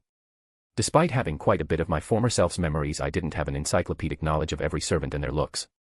I knew most legends and whatnot, but I couldn't identify most by appearances, but I was able to narrow the list down exponentially by our first encounter. "Bastard." Ryder growled, holding his hand out, his spear erupting in magical energy and jutting back into his hand from where it sat on the ground a few feet away. "I was gonna go easy on you, make it as painless as possible." I call bullshit. Can everyone do that? Why was it so hard for me to learn? Calm down, princess. It isn't like you haven't had another man stab you with his sword before. I grinned. Speaking of, want to give me a very detailed explanation on how you were able to no-sell my sword from piercing you? Oh, sure. His expression shifted, a nonchalant smile on his face, spear swinging over his shoulder. Wait, really? Ha. No. His eyes narrowed and the ground below him exploded at his steps, a whirlwind kicked up at his movements. It was my turn to be surprised, a very sharp spear only inches away from my eye. What insane speed. My aura flared up and lightning crackled across my skin. I jerked my head to the side and felt a chunk of aura taken as his spear passed by my head. I thought I had a moment to regain myself, but there were a half a dozen more spears covering my vision. I couldn't help but laugh. He completely abandoned the idea of catching me, each of these was meant to take my life. I forced myself to swing my sword, to meet each one even if I was barely to catch them all in time, either deflecting them just enough, or dodging by a narrow margin. He had me on the back foot completely with this obscene speed of his. It was either start losing ground, or reveal some of my cards, and I don't think he's even hitting his top gear right now. With a shout, I knocked his spear away with a full swing. As if he found an opening, his speed increased by an entire fold, and its sharp tip found my face again. There was a cheeky smile on his face, as if to tell me I lost. Instead of a desperate attempt to block or dodge, I took a deep breath. "Fus Ro Dah," my shout bellowed out. The invisible force rippled the very space in front of me. The servant's spear couldn't move forward an inch and he was swept up, blown back into the church behind him, collapsing the side wall.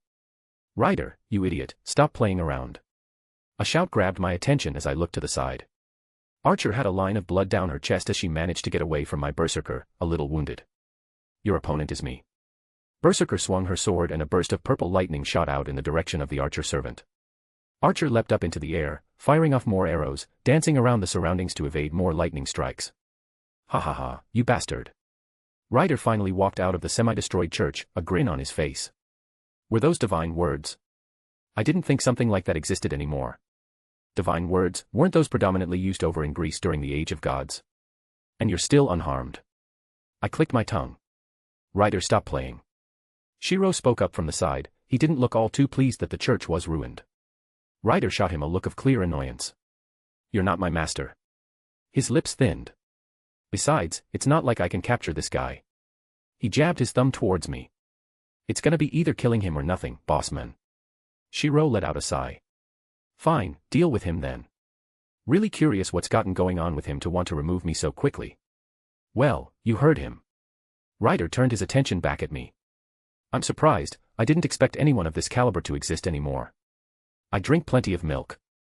I grinned, gripping Dawnbreaker tight. I'm not one for words, usually. I mostly like to just fight, everything else isn't important, but I'm curious. He cracked his neck and tapped his boots against the ground. "Are you really human?" His eyes narrowed.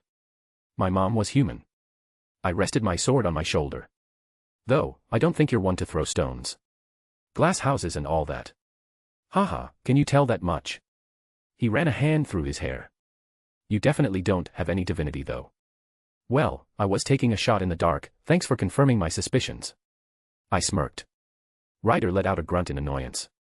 "This is why I hate fighting you wordy types, always trying to scheme something." And his comment about me definitely not having divinity, curious. I could put money on his armor correlating to divinity in some aspect. Well, putting all the pieces together, I think I can guess who he is. "Too late for regrets, I know your true name now." Ryder raised an eyebrow. "That kind of skill, not fully human, and a passive defense I can't penetrate. There's only one person I can think of with those characteristics." Ryder just let out a sigh, but looked pleased all the same. "I guess it'll make it more interesting, and I can't help how famous I am." He held out his arms with a "what can I do" expression. "You're Siegfried," I declared. He wasn't. Ryder paused, staring at me. "What? You're Siegfried? I have seen through your identity." "I'm not Siegfried." He looked rather annoyed. "Enough, your lies won't work on me. Who else could have such defenses like that? Why, you could call them the scales of a dragon." "I'm not Siegfried," Ryder said more adamantly, a subtle growl encasing his words. "Come, wandering knight of the Netherlands, face me." I held my sword up. "Why are you calling him Siegfried? He's clearly Achilles." "Because I find it hilarious." "Carry on then." "I'm going to stab you." "I don't know when I'll stop." His expression turned dark. You can try. I know your weakness now, I just have to find a spot on your back." I raised my sword leveled with him. "Die," he said without much emotion, disappearing from the spot he was in. My aura pulsed, as there was now a spear trying to push through it into my stomach. I looked down, then up at the face in front of mine, a sneer of anger only inches away from my eyes. How fucking fast is he? It was practically instantaneous. He didn't seem to stop, his free hand reeling back, clench fist coming for my face. "Berserker," I called out through our link, and my servant came barreling towards Ryder like a force of nature. The Ryder servant, being as fast as he was able to intercept my servant's blade, but his arm slightly buckled. I waved my hand in the air, summoning several rune circles, firing off bolts of lightning at an incoming hail of arrows from the archer servant who had been doing a good job of keeping Berserker occupied. "You can actually wound me." Ryder shouted in joy, a small bit of blood dripping down his arm as I turned my head for a moment to catch the last moment of their brief exchange. Ryder just continued to cackle as they traded blows. I was right, divinity is the key to getting around his armor, though I don't know the true limits. "Berserker, get ready, we're going to retreat." It wasn't an idea situation at the moment. I wanted to regroup to get a better understanding of what's going on. I believe there are several more servants waiting around us. Do you have a plan? She asked. Well, good enough reason as any to leg it. I was confident to take on Ryder, maybe even Archer added on by myself, but several more servants with noble phantasms. I wasn't suicidal. I do, wait for my signal. I mentally nodded, putting Dawnbreaker away and taking out Mirage. There was no point in hiding Mirage since I would be using it more often. 100 birds. I swung out my sword, the lightning-infused sword phantoms filling the space between me and Archer, as she quickly jumped off her sniping position to avoid my attack, giving me a moment's reprieve. It's pretty unfair that your master isn't participating, Ryder. I took out one of the little gifts that Jin gave me. I wouldn't want to leave anyone out. I pivoted and threw it towards Shiro. Shiro wasted no time taking out a black key. I felt a little shiver down my spine as the conceptual armament of the church was actualized. A holy weapon that could definitely give me a bad time. Why did this guy give me a worse feeling than Ryder? He threw the sword dagger rapier towards the dust bomb I had thrown a moment prior. No, you fool.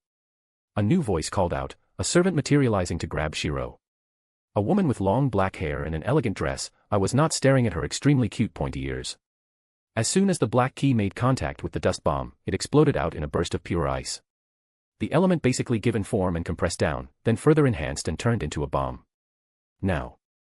I called out as Berserker astralized and Ryder turned to look, dumbfounded. Later, Siegfried. I sliced through the air and jumped through a portal while everyone was distracted, heading back to our initial safe house, leaving behind a massive, jutted sphere of ice that had almost instantaneously formed at the point of contact. I was saddened that I couldn't take the time to truly appreciate Jin's hard work. Are you hurt anywhere? Berserker was immediately on me, looking for any kind of wound. I'm fine. I grumbled out, letting her inspect me. It was strange how quickly she went from combat mode to doting mother. More importantly, we should go over what happened. I waved my hand, weaving an illusion in the air to show the images of everyone we had just met. Shiro, the master, though he doesn't appear to be the master of Ryder or Archer. Definitely some strange things going on here. It wasn't particularly hard to guess what was truly going on and why he wanted to capture me. What did you think of Archer? I would have defeated her, given more time. I feared if I pressed her too quickly, she may have taken the battle into the city. Berserker stated. I do not believe she is a yokai, but I don't know who she is. There have been many women in history with archery skills like she displayed. Yeah, and I can't think of any cat girls off the top of my head like that. I agreed with her thoughts. Ryder is Achilles. I said plainly. Berserker blinked at me. Why were you calling him Siegfried? To rile him up. He seemed like the type to tunnel vision when angry. I shrugged. I also thought it was funny. That was very dangerous, what you did. Fighting a servant all by yourself. She crossed her arms, like she was chastising me. I was fine. I waved off her concerns. I could take him if we kept going. I reassured her, though she still looked worried. Well, he wasn't either. I doubt anyone there was putting all their cards on the table, too much to lose this early on without any kind of decisive victory in view. Admittedly, my aura was running low. Any more and it would have burst. His last attack was very, very fast and I did not anticipate it at all. Something I'll have to pay attention to in the future.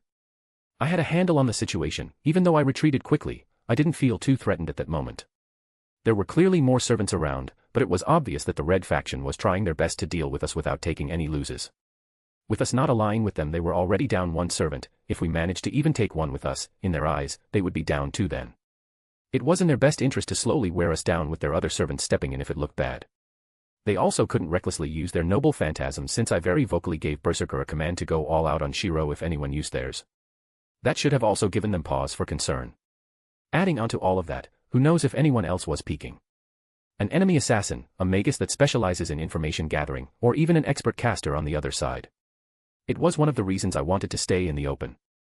It hurt them as the greater faction to reveal their cards than it was for me as a singular individual. I closed my eyes for a moment to check on Sir Wiggles. He was already almost back, having escaped as the fighting started. Good boy. With a thought, I created some illusions into the air, weaving them to based on my memories of the people we had just fought. Little screens that showed the servants and Shiro. We did good. I stated, tapping my chin. The situation wasn't as I would have preferred, but we made out with some valuable information. I pointed towards the screens. 3 servants identified, as well as the mastermind behind the Red faction. We have Ryder's true name, which is also good, so we know his weakness. Was this the servant who appeared at the end? Berserker was pointing towards the woman. Yup, I'm guessing assassin or caster. I nodded.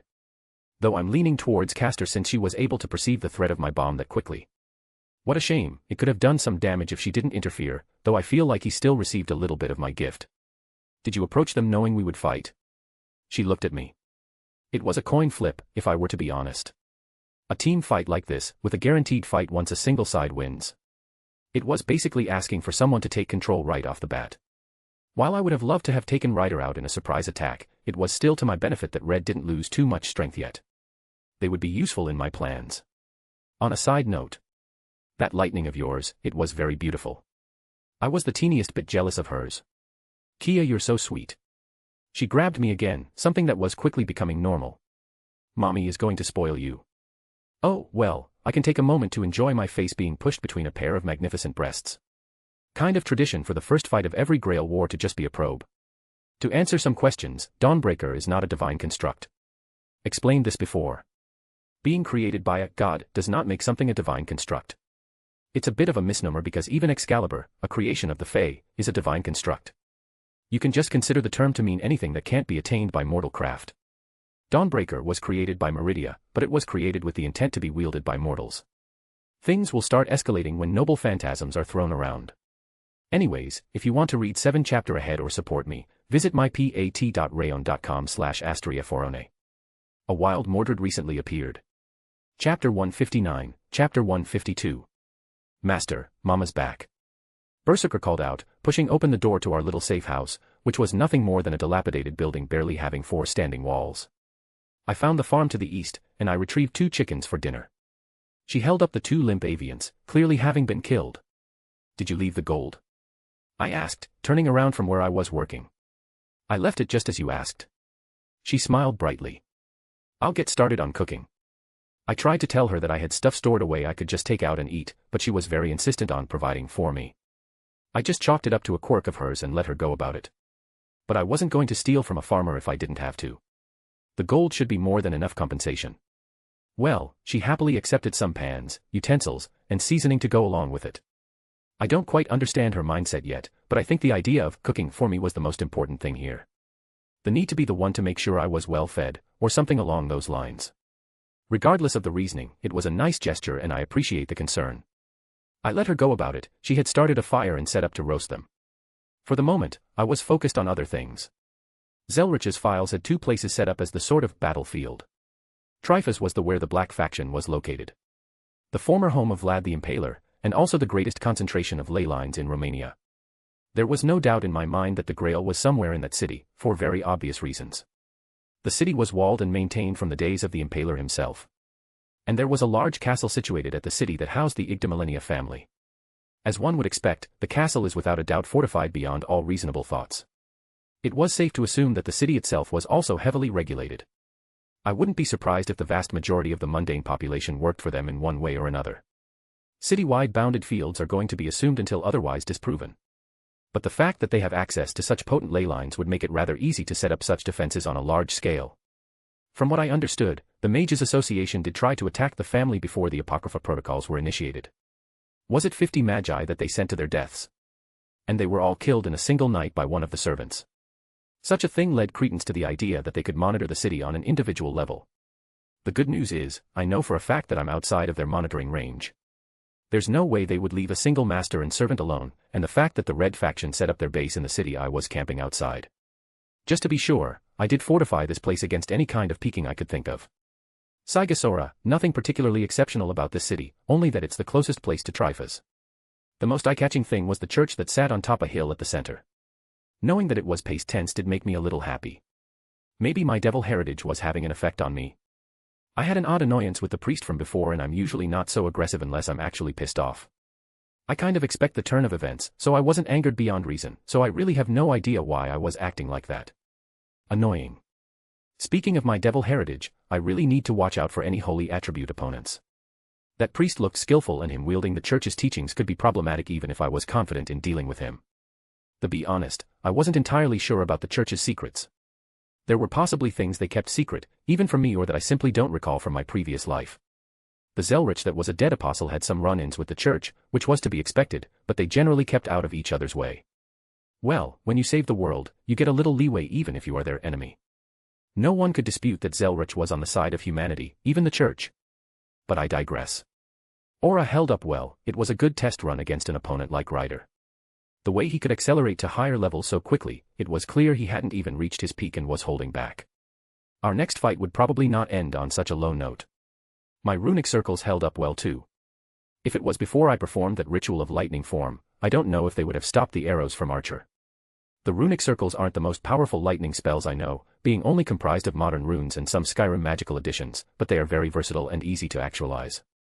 The fact that I was able to stalemate those arrows is an accomplishment in of itself. It really does put into perspective how far I've come. These were servants, even if they were reserved. Artoria in the past had kicked my ass without breaking a sweat, now look at me. I hadn't even used the boosted gear or my other trump cards and I was holding my own without issue, and I felt like I would have won. What do you think, Drake? Servants are really interesting. I wish I still had my body. To test my skills against these heroes that were able to carve their names so deep onto the world's history that they ascended after death to such an absurd thing. That a mere piece of them is this strong. You really think so highly of them? Don't dragons look down on humans and the like? Most servants had a human origin, or otherwise were close enough to humanity that they were able to become heroic spirits after their death. I've never hated humans. I don't care about race, background, gender, or any of that nonsense. I have pride in my dragon nature, and I judge others based on my own view of the world. I think the strong should do what they want, but also the weak should get strong if they are trampled on. These heroes are those who broke the mold. Out of the millions and millions of humans who came before and after them, they were able to be remembered, thousands of years after their deaths. Even for the short-lived humans who think a decade is such a long time, who forget eras a mere century after the fact. The likes of heroic spirits are still revered and remembered, even if they faded into obscurity. I didn't know you felt that way. What about dragon slayers? How could I not respect them? They were willing to face off against the likes of my kin and through sheer strength of will, managed to slay them. You learn something new every day. Master, dinner's ready. Berserker called out, breaking me from my musings. Well, I could eat. Actually, I could always eat. Thank God for my devil physiology, heh. I walked outside after putting everything away that I was working on. Berserker was there, waiting for me with a plate prepared and an expectant look on her face. It was as if this was a very important moment for her. I didn't wish to keep her waiting, so I sat down in front of the fire and took my first bite. It was just some roasted chicken with some basic seasonings, and was what you would expect, but... It's good, thank you. I said with a genuine thankfulness. I wasn't used to people cooking especially for me. Who among my group of people actually knows how to cook well? Berserker looked so prideful as I said that, doing a little fist pump into the air. Are you going to eat as well? There's plenty. I looked at the second chicken still on the skewer. I don't need to eat. She said simply. A growing boy needs lots of good food though. A smile adorned her face. Technically, I don't need to eat either. I pointed out, though still enjoying my meal. Half devil and all that. I could survive since my physiology was extremely resilient. Though the nature of gluttony that was basically inscribed onto my soul due to being a creature of sin meant that it would be uncomfortable if I did not eat for long periods. Sins are literally a core part of my being, for better or worse. While devils may only embody one or two more actively, each and every one are intertwined in every devil bloodline due to the nature of our inception. Oh, I see. She immediately looked dejected at my words and I felt a tinge of regret. I only eat because I enjoy good food.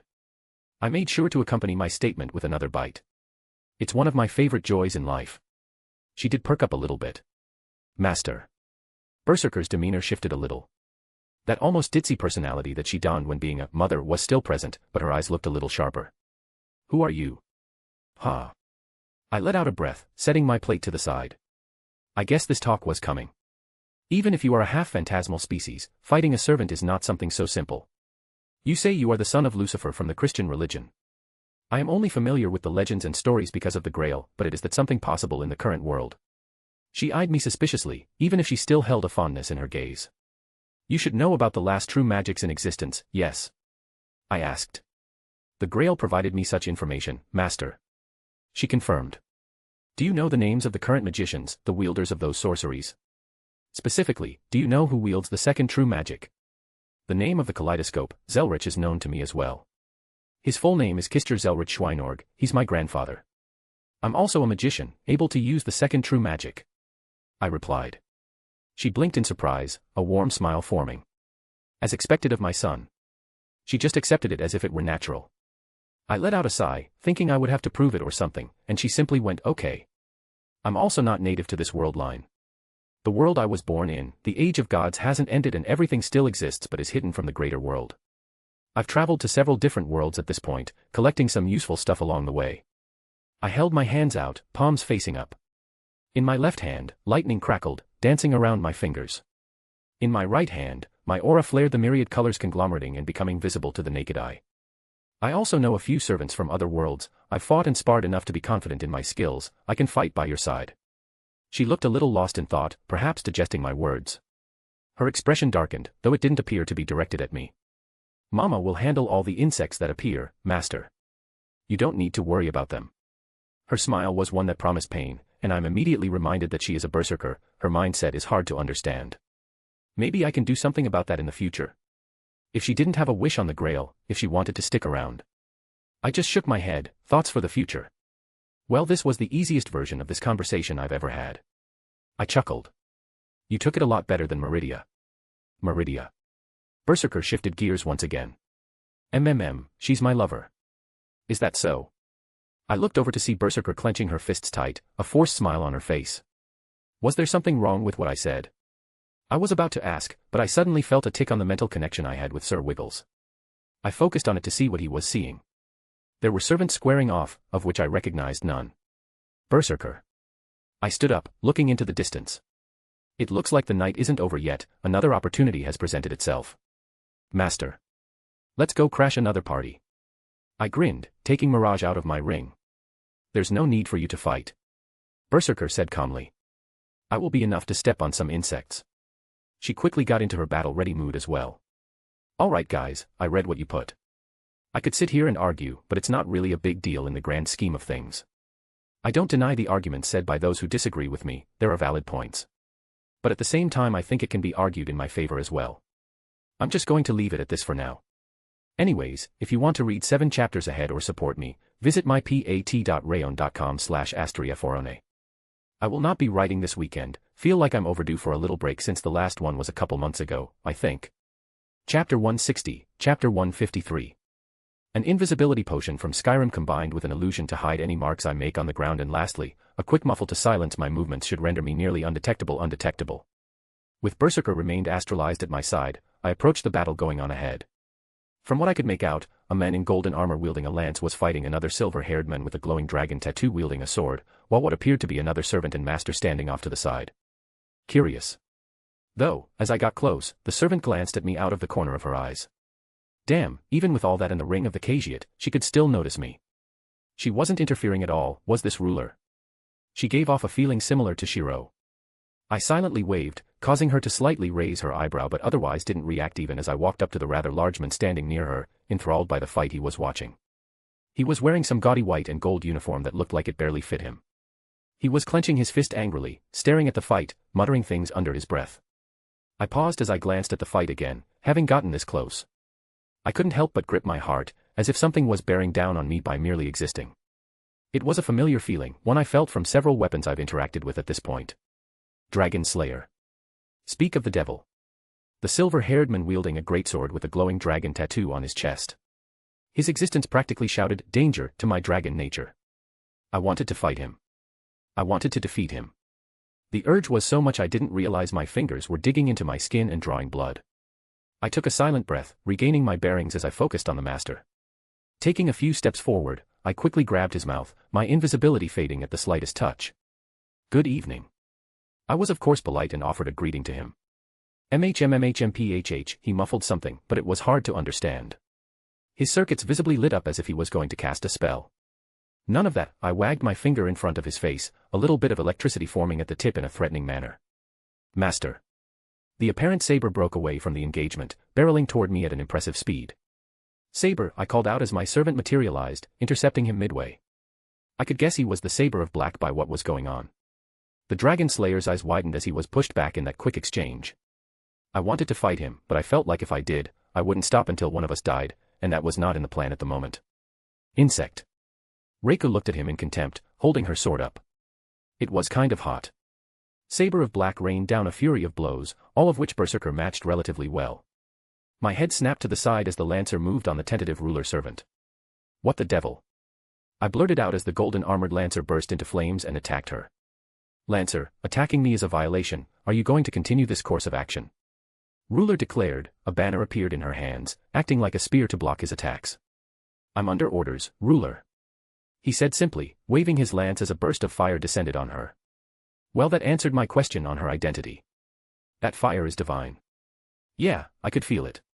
Was most certainly not normal fire, held a bit more oomph to its presence that screamed danger. Welp, I do believe I may have misinterpreted the situation. I acknowledged my mistake. For some reason the Lancer was attacking Ruler, and Saber of Black was defending her. Oi, Lancer, are you from the Red faction? I asked. He briefly turned to me. I am Lancer of Red. He deemed to acknowledge me at least. Neat. I nodded, pushing the master down and discharged a burst of lighting. He twitched but otherwise didn't move. I'm also from the Red faction. I grinned, turning towards Ruler, who looked at me with wariness. I withdrew Mirage from my ring. Let me give you a hand. I smiled, slashing my sword up, sending a dozen birds at Lancer. He slid his foot back, spinning his lance to disperse them on contact. Impressive. He now looked at me more intently. Do you intend to protect Ruler? Are you capable of it? He raised his Lancer towards me, not even bothered by my betrayal. Well, 2 against 1. I grinned, raising my sword. I will not interfere. Ruler declared, stepping back. I beg your pardon. If you wish to battle Lancer of Red, that is part of the war. If I am targeted, then it will be a violation and I will defend myself appropriately. She explained. I opened my mouth up, staring at her. The requirement for being qualified for the Ruler class is that you need to not have a wish, even one buried deep in your heart. And you must be capable of acting with complete partiality to moderate the war. Ruler seemed surprised by my statement. That is not common knowledge. I let out a snort. There are very few people in existence that know more about the Grail's operations than I do. That narrows down your identity quite a bit. Combining it with the weapon you're wielding, it isn't hard to know who you are. Not to mention she looked quite a bit like her reincarnation in my birth world. Well. I held my hands up. I guess it was my fault for expecting something from the French. My lips curled up, I glanced at her and saw a small twitch of her eye. Anyways, thanks for waiting, Lancer. I turned my attention back towards Lancer of Red. He looked amused by the whole thing. The presence I feel from you piqued my interest. It is rare to find someone in this era that is so capable. He took a stance. Come. My other swords flew out, straight at him. He appeared surprised for only the briefest of moments, his lance blurred with such speed and accuracy that they were all deflected with the barest of movements. My true attack didn't even gain me the initiative as he was able to meet me as if nothing happened. I slammed my sword down from above, he twirled his staff, blocking it and counter-attacking in all one motion. I narrowly dodged one of the protruding spikes on his weapon from tearing into my aura. His martial arts were very impressive. We barely started, and I could accept that his skill level was above mine without feeling ashamed. My swords took flight, lashing out from all angles, yet he continued to deflect, dodge, and parry each one with minimal effort. All the while he didn't allow me to gain an inch and even could push me back. Impressive. Lancer had a small smile on his face. Your attacks speak of a honed technique. In a decade, the outcome might have been different. Alas, I have received a new order. I must remove Ruler. Forgive me for cutting our bout short. I will show my appreciation by utilizing my true power. He looked a bit saddened by his own words. O Agni. The area around him erupted in divine flames. My aura flared to the peak, just to stave off the activation of his ability. Was it another version of Mana Burst? I looked around, and found the perfect cover. Protect me, Saintess. I dived behind Ruler's back as divine fire poured down on me. What? She blurted out, but her flag moved to defend. The flames bore down on me, but she held strong. I could imagine she had some impressive magic resistance due to her class. A necessity due to her role in moderating the war. Well done, partner. I gave her a thumbs up. That's not allowed. She glared at me. What are you talking about? You're standing here in the middle of a fight, it's not my fault you get hit. I feigned innocence. But I suppose it's time to stop holding back a bit. What point was there in continuously hiding my abilities in a fight like this? My swords returned to me, floating around slowly as I let go of Mirage and took the Sword of Destruction into my hand. It was appropriate to keep trump cards, but it wasn't wise to keep literally everything back. Lightning gathered at my feet, visibly crackling against the ground. My hand grips the sword tight, and I fed it my aura, the power of destruction manifesting along its edge, jutting off, arcing and jumping all around. Lancer didn't respond, looking at me intently before kicking off the ground. I responded, meeting him as his divine flames clashed with my power of destruction for the first time. I poured everything I had into it, to fight against the raging inferno of divinity. Lancer's eyes widened. My power of destruction began to eat away at his divine flames. Got home super late when I wrote this chapter the other day, so it's on the smaller side. If you want to read 7 chapters ahead or support me, visit my pat.rayon.com/asteria for a Mordred revealed properly. Chapter 161, Chapter 154. Minamoto no Reiku, Berserker of Red, POV. Insect. I scowled, looking at the trash that dared to raise his blade against my master, Sun. Our blades met. He was perceptive enough to respond the moment I revealed myself. His footing was steady, even as he retreated with each step. He did not forego the initiative as our battle began. He absorbed each of my blows into his own movements, to minimize the force. An endurance fighter. Annoying. I glanced to the side to see Master, Sun, start a fight with the other servant. The golden one with the strange spear. He made me feel something odd. A sense of rivalry that swelled up when I gazed at him. I did not know where it came from, and a part of me wished to fight him, to prove my superiority. I ignored it, following Master's, Sun's, commands, to engage this warrior. I would chastise him when the fighting was over. He should not be putting himself in harm's way to fight a servant, even if he is not a normal human. My Kintoki was the same too. The similarities are truly great when comparing the both of them. Perhaps I will have to dote on him in the same way. His mother is all he needs. Such strength. The saber servant commented, feet buried in the ground to block my attack. I clicked my tongue as he swiped his greatsword at me, his style swordsmanship not something I was used to, but I adapted rather quickly. Readjusting himself, he thrust with great power and speed, momentarily taking me by surprise as I twisted my body to dodge, my battle suit being torn, but no blood drawn. I summoned my divine lightning in return, discharging everything in a quick burst. Impressive. The saber servant waved his hand, clearing away the remnants of my attack as I took a step back. I could press him, but often discretion is the better answer, especially in a situation where we do not know what enemies may be watching.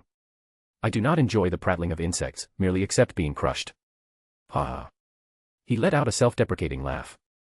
Well, if there's one thing I'm confident in, it's my durability. With a quick swing of his sword, the ground was torn asunder. I burst through the upturned earth, my mana burst enveloping me as I slashed down at him once again. His feet dug deep, and his blade still held true. I could only click my tongue in annoyance again, increases my speed by another level. Twisting my wrist, I changed the direction of my blow, slashing upwards after another deflection. He didn't react in time, my blade digging into his skin and my divine lightning churning out increased force. Instead of retreating, he grit his teeth, holding his sword up high and swinging down, and I was forced to sidestep, his blade destroying the ground beneath us. I was sure I cut you deeper than that. I looked at the blood dripping from his chest. I am positive my blade went in much further, yet, it was more like a paper cut than anything. The saber servant ran a thumb down his chest, wiping away the blood, revealing that the wound was already gone. As I said, I am confident in my durability. He paused, looking over to the side. I followed his gaze, landing on his unconscious master if I had to guess. The Lord of Amen should be happy that my master, Sun, didn't kill him. You take your eyes off me in the middle of a fight? I narrowed my eyes at him. An insect actually looks down on me like this. My sword shot out, piercing into his chest, his momentary lapse costing him dearly, or so I would like to say. No, it was barely 2 fingers worth inside him, his hand gripped around the edge and stopping me from going further. It's not that his strength is greater than mine, it was the combination of his strength and his overall durability. Berserker. Master suddenly called through the link. I forgot my foe and turned my head as a massive amount of magical energy suddenly enveloped the area, and I immediately disengaged to go after him. Wilhelm POV. What is this? Lacer's expression changed drastically for the first time. His flames, his divine fire was being devoured and destroyed. Our weapons locked, my sword of destruction pushing against his golden spear, his fire bursting out in all directions, and my power of destruction crackled and arced out, intercepting the flames that sought to harm me. They didn't stop, there were times it moved and wrapped around him, his skin destroyed at the mere touch before his flames snuffed it out. My aura visibly surged to feed into my power of destruction to fight against his relentless flames.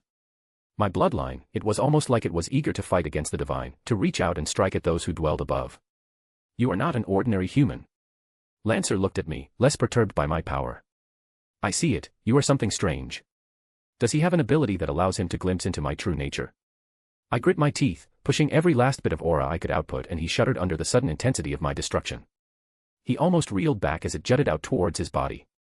I'm just a normal human, I grinned, mentally calling forth my other blades to swing down on him. The flames around him increased several-fold, the ground under us turning to molten rock, my swords forced away at the sudden explosive power. My eyes widened as my power of destruction was overtaken in sheer output. I held back a sigh, forcing whisper into the air. No, I shouldn't have expected to win a fight like that. If I had more practice, more time with my bloodline ability, then maybe. There were no ifs in a fight. Noticing my lack of reprisal, Lancer's weapon pushed forward, destroying my guard and slashing into my side. My aura had gone critically low, his weapon tearing into my skin, but it also triggered my defenses in my clothing. A divine weapon is a divine weapon. The dust that Jin had woven into my shirt activated, a burst of elemental power exploded out from the wound. What? Lancer looked surprised at the sudden retaliation, forcing him back. Is this the time to be losing focus? I smirked, holding my arms out, the sky having gotten a bit cloudy in the last few moments. The servant looked up, unable to keep that bewildered look off his face. Hammer of Thor. The massive lighting figure that conglomerate had raised its hammer into the air, lighting up the night sky. My new attribute, my additional element that I had been imbued with, had once again further increased the power of this spell. It swung down onto the unsuspecting servant as I retreated away with full speed, grabbing a shocked ruler servant with me. Iya. She sputtered out as I threw up several shields I could in that brief moment, and they all broke at the sudden cataclysmic force. The earth scorched, the ground sundered, and a huge gorge was now where a highway used to be. Magnificent, the voice of Lancer echoed out as everything settled. I held back a growl as he floated out of the new cavern I made. He was hurt, my spell had managed to reach him, that was something not many mages could boast about. If I did not have my armor, I would have been grievously injured. There was blood dripping from several places, and even charred parts of his body, but nothing I could call critical. The golden armor around his body.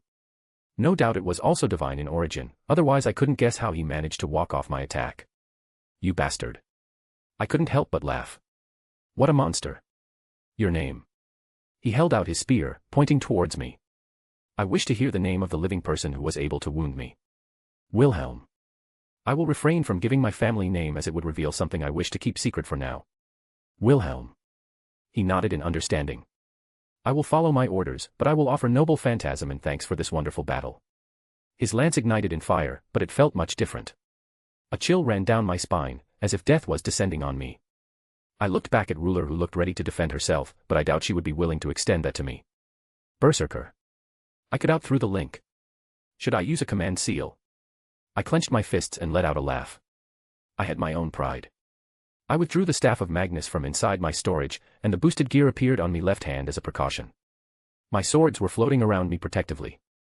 Obrama, curse me. The world shifted, as his spear ignited in a much denser flame. It dyed the entire area in a red hue, my throat burned, and even my skin began to dry at a noticeable rate. Runes spun around me. The strongest shield I could make, the completed form of it. I wasn't finished, my primordial runes appeared, interlaying with the spell itself. Forming a conceptual level of defense that further increased the bulwark, all amplified by my divine construct. Brahmastra Kundala. He threw his spear, and the space around it was burned away. Even as my vision filled with nothing but his divine fire, I slammed my staff down. Shield of Asgard. My vision became fire, as if the sun enveloped me, my shield. I could feel the initial impact, my spell shuddered under blow. I saw nothing but fire, of this heat that pushed down and threatened to burn me alive. My shield, it continued to hold, but cracks could be seen forming. Ha! I let out a shout, forcing more magical energy through me into the barrier, to maintain it. The strain was bearable, but I wouldn't be able to maintain this forever. The force of the attack was something else, the conceptual weight of a noble phantasm bearing down on me. My translucent golden shield fought back, my magical energy pouring in. My primordial runes shined bright, even under the intense light of his divine fire. Cracked, and barely whole, my shield still stood once his noble phantasm dissipated. I used the staff to steady myself from the sudden exertion, staring at the servant who didn't move, even as his gaze landed on me. You withstood my noble phantasm, he said with no small amount of awe in his voice. I let out a long breath, gathering my magical energy to begin once again. Master. I heard Berserker's voice through the link, followed by a crack of thunder, her signature purple lightning crashing down into Lancer's unsuspecting face. He moved his spear up to block, and my eyes widened as his arm holding his weapon went flying through the air, severed clean from his body. Arjuna.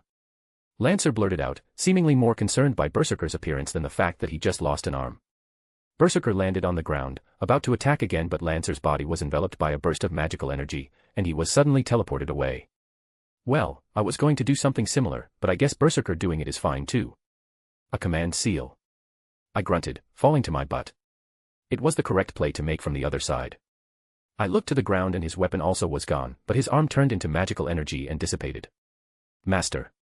Berserker was on me immediately. I'm fine.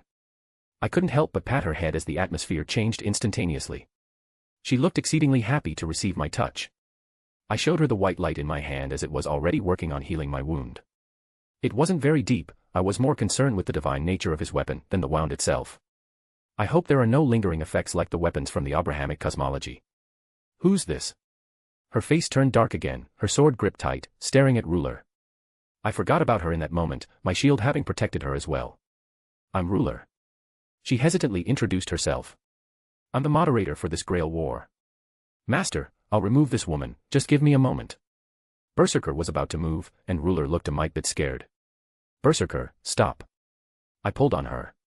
Her being alive is good for us. I briefly explained. And it didn't matter if I called her Berserker since a Ruler servant could identify any other servant by just a glance. But Master, how can an insect like that help us at all? Ruler's eye twitched slightly again as she stood up straighter. Attacking the moderator is against the rules. If you persist, I will have to punish you. Oh ho. Berserker let out a little laugh. Master, just let me crush this little harlot, it won't take long. Harlot. Ruler squeaked out. Reiku.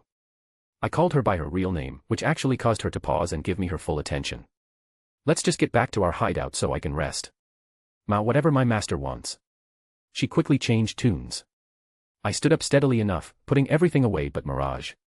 It appears that Saber of Black took his master away at the first opportunity. I looked at Ruler one last time. She was a bit on guard, but also looking at me as if trying to give me an appraisal. For some strange reason, I had the incessant need to bully her, and I just couldn't figure out why. With a sigh, I opened a new portal up and pulled Berserker through. The last look at this place was the sun peaking above a mountain range.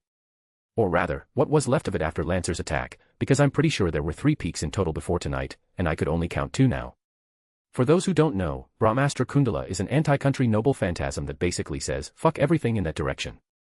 Not to be mistaken with Vasvi Shakti that he loses his armor from using. Sorry for the late chapter, took a nap when I got home from work.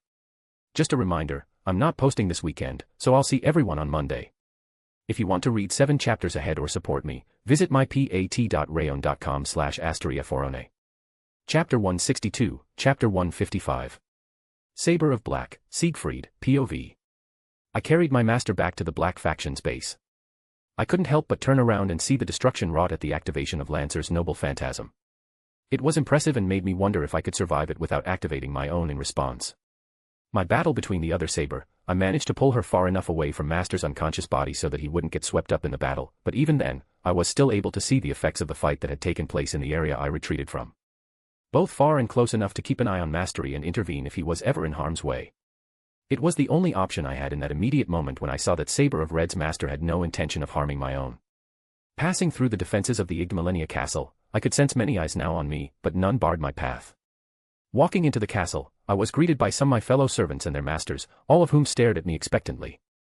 Saber. Lord Darnic Preston Igdmalenia, the head of the Igdmalenia family, spoke up. While he was not my master, he was my master's superior, so I would give him the proper courtesy. Lord Darnic. As I moved to set my master down, several homunculi ran over and began to check him for any injuries. I knew he was not severely injured, but I would not be against a more thorough check. Magecraft was never an art I could claim competence in, not to mention the inner workings of the human body and how to properly care for someone who had been hurt. He had some burns and cuts in some places, but I believe he will make a full recovery with ease. We lost communication and Castor's scrying was not successful. The master of the Magus family gripped his scepter tightly. What happened, Saber? I looked at my master who ordered me not to be frivolous with my words, but the situation was one I could not remain silent in. Perhaps I would be scolded when he awoke as I was also liberal during my fight. Another servant appeared, Saber of Red. Saber of Red. Lancer, who had been standing at Darnic's side, spoke up. Do you know their identity? A woman of the Far East. I shook my head. Saber, speak openly. What can you tell us about the servant? Darnic glanced at my unconscious master and back to me. If it was an order from the one who could hold authority over my master. She was physically my superior, and her speed was above mine. Her skill was undeniable. I voiced my thoughts. I'm sorry, that's all I know. Unfortunate, but not unhelpful. Lord Darnick did not appear to be annoyed with my minimal information. It's impressive that you were able to retreat against 2 servants, and even keep your master safe. He gave praise. I'm sorry, I did not mention that I was not engaged by both Saber and Lancer. I quickly clarified. I believe the 2 servants to be hostile to one another. And it was Saber's master who, I looked at Master Gords. Can you describe him? What magecraft did he employ? He had striking red hair pulled into a ponytail, and he appeared to use lightning magecraft. Lord Darnick tapped his chin. I don't recognize a magus by that description. He swept his gaze around the room. The Byrose family. A young woman in a wheelchair, whom was Archer's master, spoke up. They're known for their lightning magecraft. No. Another voice answered.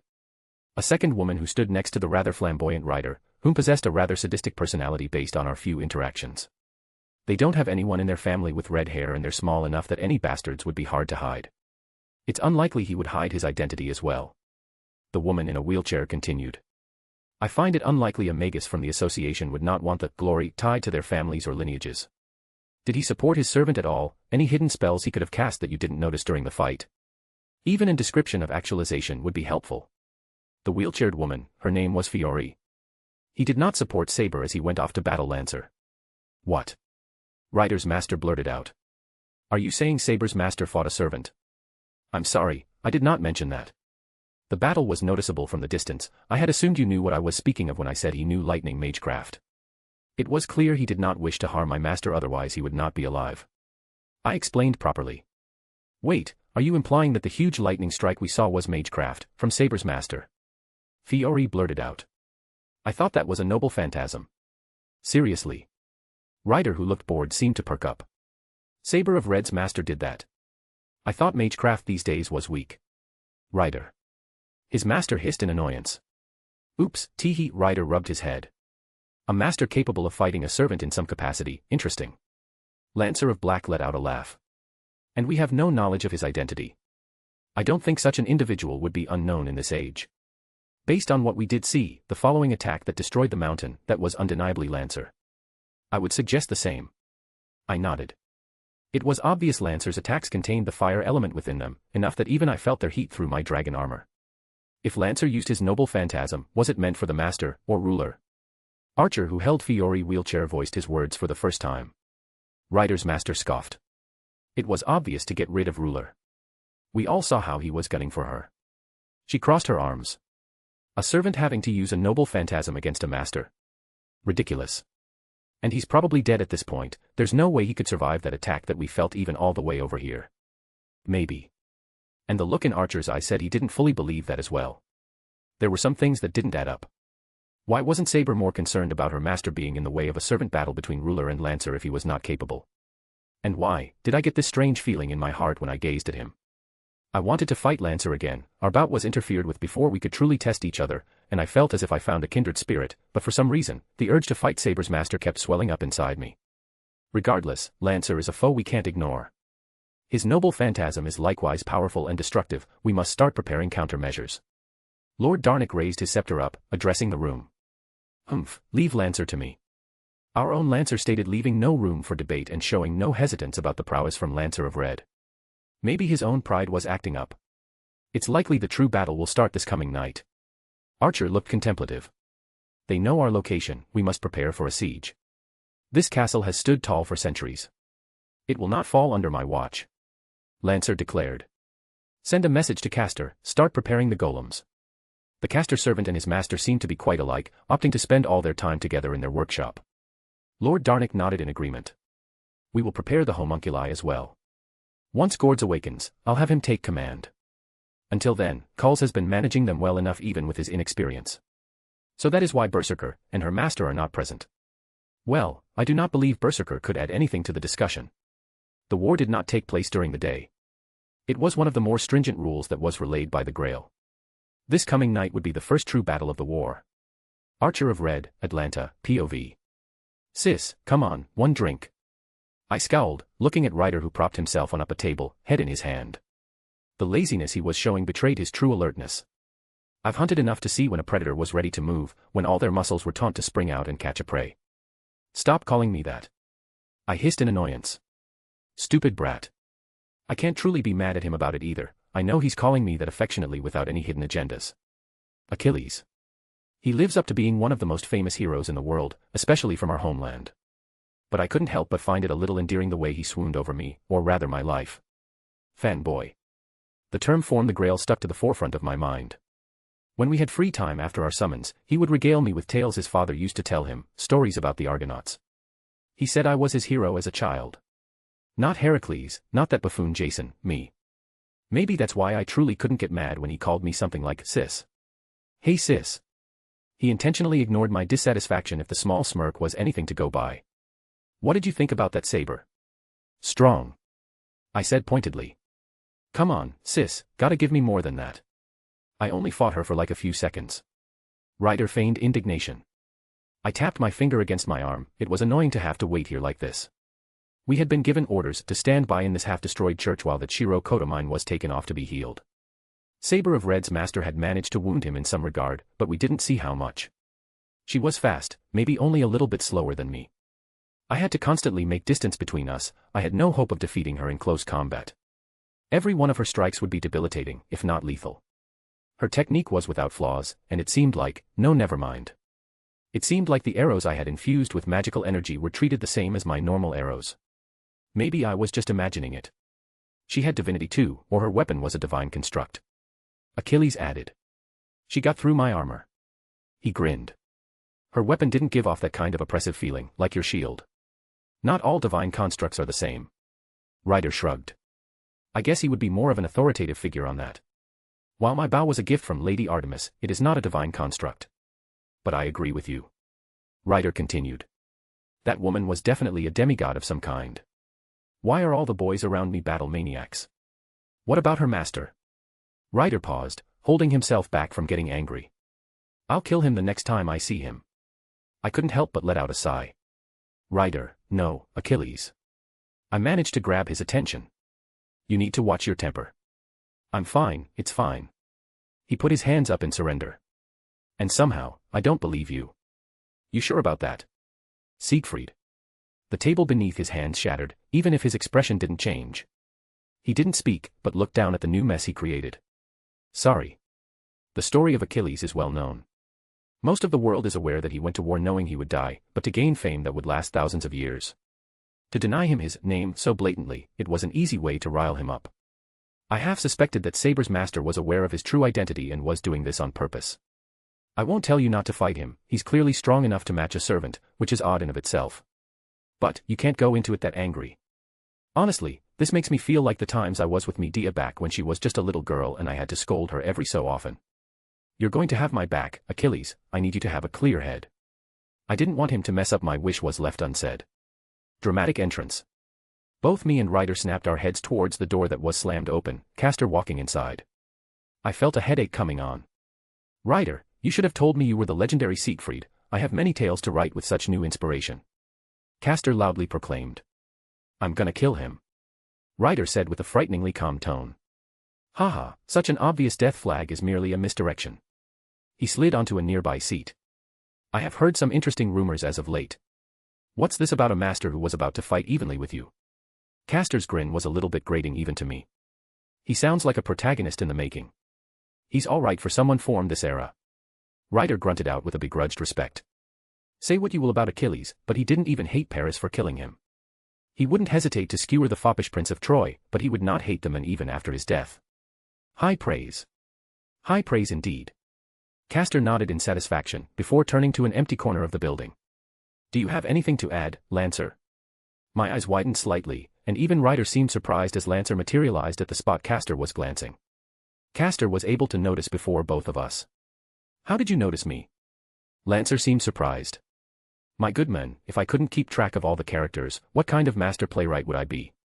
Castor arrogantly proclaimed with an exaggerated arm wave. Lancer. Ryder ignored the Castor servant. What happened to your arm? I would very much like to know as well why Lancer was missing his arm from below the elbow. Lancer glanced down, rubbing the stump with his good hand. I met a worthy foe. He merely replied. For someone with such a legendary tale, your storytelling leaves much to be desired, Karna. Castor let out a winded sigh. His name was not unknown to us, and that made it all the more unbelievable. Karna was a monster, to put it plainly. I knew I would have no chance against him, and I would be hesitant to give Achilles odds better than a coin flip. No matter. Castor stood up. I, William Shakespeare, shall regale you all with a tale of such. Who'd you fight? Ryder interrupted him, asking Lancer directly. I have a hard time believing a ruler did that to you. Kill you with a command seal or something, I would believe, but to take an arm like that. I don't buy it for a second. I believe you met them. Lancer closed his eyes, seemingly unperturbed about his missing limb. My master summoned me back with a command seal. Okay, just ignore me. Castor slumped back down in his seat, taking out a pen and began writing on some parchment. The brat or the woman? Ryder asked. Both. Lancer's reply was curt. I attempted to follow my orders, eliminate ruler. But Saber of Black interfered, and he was successful in keeping me away. He was someone I had to focus on. Oh. Sounds interesting. Maybe I'll get a chance to have a go at him as well. Ryder clenched his fist in expectation. Stupid boys, always looking for a fight. Lancer just hummed without giving an answer.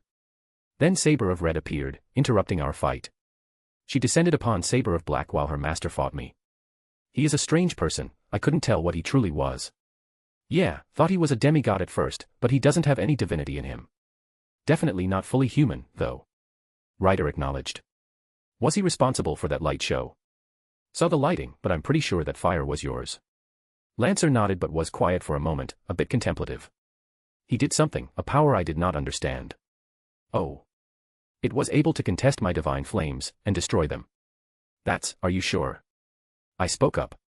The fact that a magus had a means to fight servants and destroy Lancer's divine flames, what in Hades' name was he? How can someone like that be unknown to the point where the Grail gave no information, nor do our masters know anything if their silence was indicative of the situation? He didn't reply to me, but he didn't need to. Lancer was not the kind of person to make false claims like that. I will give one last piece of information. You're in a sharing mood, I feel like there's a catch. Ryder looked at him strangely. What ya want? His servant, I will face her. Lancer stated. Oh, want some revenge? I didn't hear you say the brat took your arm, so I'm guessing it was that Eastern woman, eh? Revenge. Lancer whispered the words to himself. No. She is merely someone I cannot coexist with. He shook his head as if convincing himself more than us. I will not seek her out, but I will defend myself. I let out a sigh. Ryder just grunted as well. Yeah. I won't go fight her on purpose, but if she gets in the way, I'll take her for myself. Lancer didn't outwardly show it, but I think he was pleased with our replies. The master of Saber, I believe he is the more dangerous of the pair. Ryder snorted. He was strong, but he wasn't that strong. That saber of his packed a punch. Even if his magecraft is impressive, what can it do to us? Lancer shook his head but chose not argue. He survived my noble phantasm, unscathed. Ryder spoke one last time before going back into spirit form. Oi. You can't just say something like that and bounce, Lancer. Ryder stood up, looking around. Oh, he already left. Castor said offhandedly. One-armed ass. Ryder slammed back down into his seat with an annoyed grunt. Sis, what you think? Ryder, don't dismiss his words because of your anger. I chastised, but I think it wasn't needed. Ryder would huff and puff, but he wouldn't take Lancer's words as hot air. Maybe his pride wouldn't allow him to admit it out loud, but Ryder would take the fight seriously next time, or as seriously as he wants to. At the very least, he won't treat the living men as irrelevant. Castor, you know something else? I turned towards the playwright. I know many things, my furry companion. Do you know how painful it will be to have arrows sticking out between your legs if you call me that again? I narrowed my eyes. Well, exit stage left it is. Castor quickly got up, about to leave before Ryder put a hand on his shoulder. Such a famous playwright graces us with his presence. Ryder smiled innocently. Why don't you tell us a story or two? He visibly pushed the weaker servant back into his seat. Haha, well, I have many things to attend to. I am required to aid Lancer in healing his arm, then I must report. Ryder's eyes darkened. I insist. I think I heard Castor's shoulder crack, and a small smile found its way onto my face. Wilhelm POV. Take off your shirt. Reiko commanded. Moving a bit too fast for me. I sputtered out as her hands were pawing at the edges of the fabric. Mommy needs to see if you're hurt. She whispered, trying to work the buttons, but stumbling from an almost frantic worry. Reiku. I replied, grabbing her hands, making her pause. Look. I untucked the shirt, revealing where I had been stabbed. It's healing fine, just give it a little time. She looked at me, pouting and about on the verge of tears. What am I supposed to do in this situation? I was doing my best to not have Avalon heal me so I wouldn't waste Artoria's stored magical energy to go to waste, so that was taking some effort to maintain. So, my natural healing, amped up by both my heritages, my aura, and my lightning form, was visibly working its magic even if the wound was decently deep. It should only take a few minutes at worst. Hug. I offered. She practically threw herself into my arms as I awkwardly pat her back. I mean, it's not like I'm not physically attracted to her, in fact, in any other situation I would definitely be hitting on her. But right now, I was more focused on Scat Hack. And there was the fact that she probably wasn't in her right mind because of the mad enhancement. Just the teeniest little inkling that maybe her constantly calling me her son was not the normal thing to do. I felt really bad. She answered my summons, so I would try to do right by her. If she wanted a son, I would do my best. After the war, I would see about mitigating or outright removing this mental pollution, and go from there. Reiku, tell me about the saber you fought. She sat up, releasing me. A cute little smile on her face as she pat her lap. Mama wants to spoil her master. I shrugged, letting my head rest in her lap. It was nice. Saber was just a bigger insect than most, master. You don't have to worry, Mama will take care of him next time. I felt her fingers run through my hair. How about, just satisfying my curiosity? I offered an alternative. She looked thoughtful. I believe he's either Sigurd or Siegfried. The glowing dragon tattoo along with his physical resilience. Well, I'll just call that karma then. Is it because I was making fun of Achilles that this happened? I did feel that dragon slayer aura from him. Fight him. You sure? I don't ask for much, brat. But I want you to fight him, and use me when you do. Alright, I'll do so when the opportunity presents itself. Frankly, part of me wanted to fight him as well. Ruler should be Jeanne d'Arc, the Saint of Orleans. I revealed. Probably not good for me, but at least she won't do anything to me unless I break the rules. So I have some time before an angry saint comes and tries to kill me. Is that so? Reiku replied, almost uncaring. Insects don't need a name when you step on them, master. Yup, totally normal mindset. Lancer was, interesting. I survived his noble phantasm. I felt good about it, I could take pride in that fact. My spell, even when I added onto it, held up against his noble phantasm. My pride as a magus was stoked. Master. Berserker's expression turned dark. I wish to deal with Lancer. You took off his arm already, which was pretty damn awesome. I gave her a thumbs up. She did look happy at my praise, but it wasn't like before where she noticeably perked up. What's wrong? I don't know, this feeling in my chest when I met him, it's like, he's someone I can't bear to look at and I have to crush him. Strange, but not much I could do with that for now. Well, there won't be any fighting during the day, I'll take a nap to recoup some aura and stamina, then, why don't we hit the town and have a little bit of fun? I've already made all the preparations before the battle, not much I could do right now. I'd rather spend some time with Reiku and get to know her better, find out why she's the one who I summoned out of every heroic spirit. Oh. A date. Reiku squealed in delight. I'm excited, I can't wait. She happily exclaimed, shifting gears so naturally. Well, she's happy, that's the important bit I guess. Just a POV from both sides as we keep going forward. Anyways, I'm back and ready to go. If you want to read 7 chapters ahead or support me, visit mypat.rayon.com/asteriaforone. We have Mordred stuff, and a new interlude up over there. Chapter 163, Chapter 156. I took slow, methodical breaths. Eyes closed, I focused on my aura as it pulsed around me, following the rhythmic rising and falling of my chest. I lost track of time, how long I had been sitting here, cross-legged on the ground, but I could feel my aura reserves refilling at a noticeable rate. Aura was something that resonated with one's emotions. It's why meditation was a powerful means of increasing the rate that your aura recharged at. Being calm and serene, not allowing any negativity into your self. It meant that your aura was not impeded, your soul could flow back out unabated. That was the theory anyways, and Jin had helped me with a few things. Well, I could confidently say this worked, just based on my own practice. My aura reserves were relatively high after doing this for a few hours. That and I had gotten about 4 hours of sleep, which also helped refill them. I didn't even mean to fall asleep in Reiku's lap, don't really regret it either. Taking a deeper breath than usually, I let go of my aura, allowing it to just flow out naturally. I opened my eyes to see Reika sitting silently to the side, eyes never leaving me. She had so much patience, I don't think I could sit here for hours on end if I wasn't doing something. At least with my meditation, I had something to focus on. Climbing to my feet, I lightly stretched my arms, and felt the side of my stomach. There was no pain, just a tiny bit of tenderness. Any issues while I was busy? I turned to look at my servant. Reika shook her head. I had not sensed anyone approach. She replied happily. I pursed my lips. I had thought this place would have been found out by now, or at least be under watch. Closing my eyes again, I searched the link I had with Sir Wiggles, and he was standing near a pile of dead doves again. Ah, that explains it. Good job, Sir Wiggles. I was about to look away until I noticed something about my familiar. About his feet, what?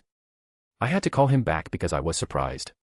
The rabbit burst through the door with an astonishing speed, faster than he was the last time I had seen him, and he hopped right into my arms. I lifted him up, to get a better look. I never thought of that. I looked at his feet, they were encased in a sort of lightning armor. In that, the lightning was so condensed that it looked like a completely solidified form. My rabbit is a genius, why am I even surprised anymore?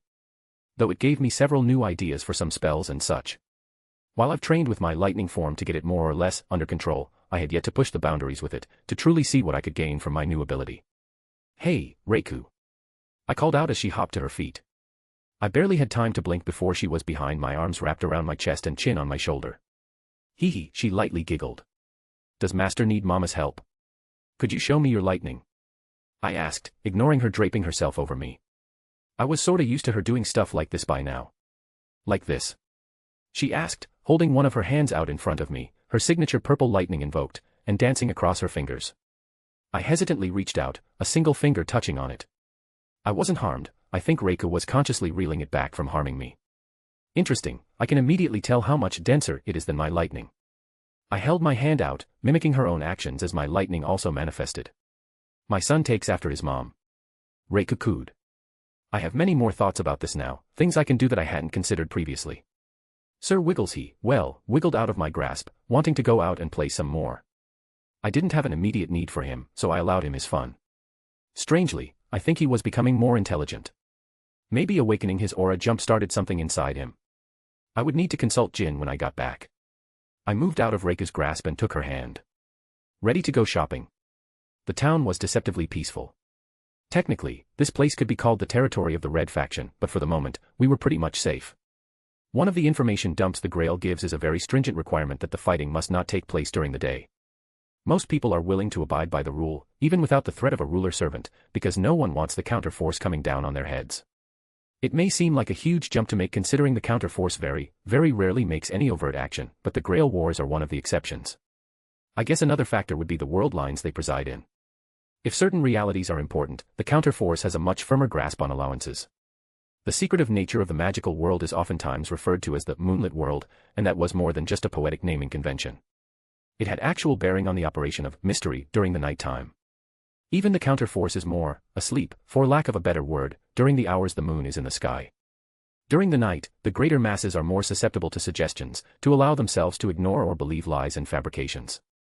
Conceptually, it's when things can be hidden with greater efficiency. Obviously, there would be no way a mountain getting removed would be ignored on a wide scale, yet there was no one talking about it or kicking up a fuss.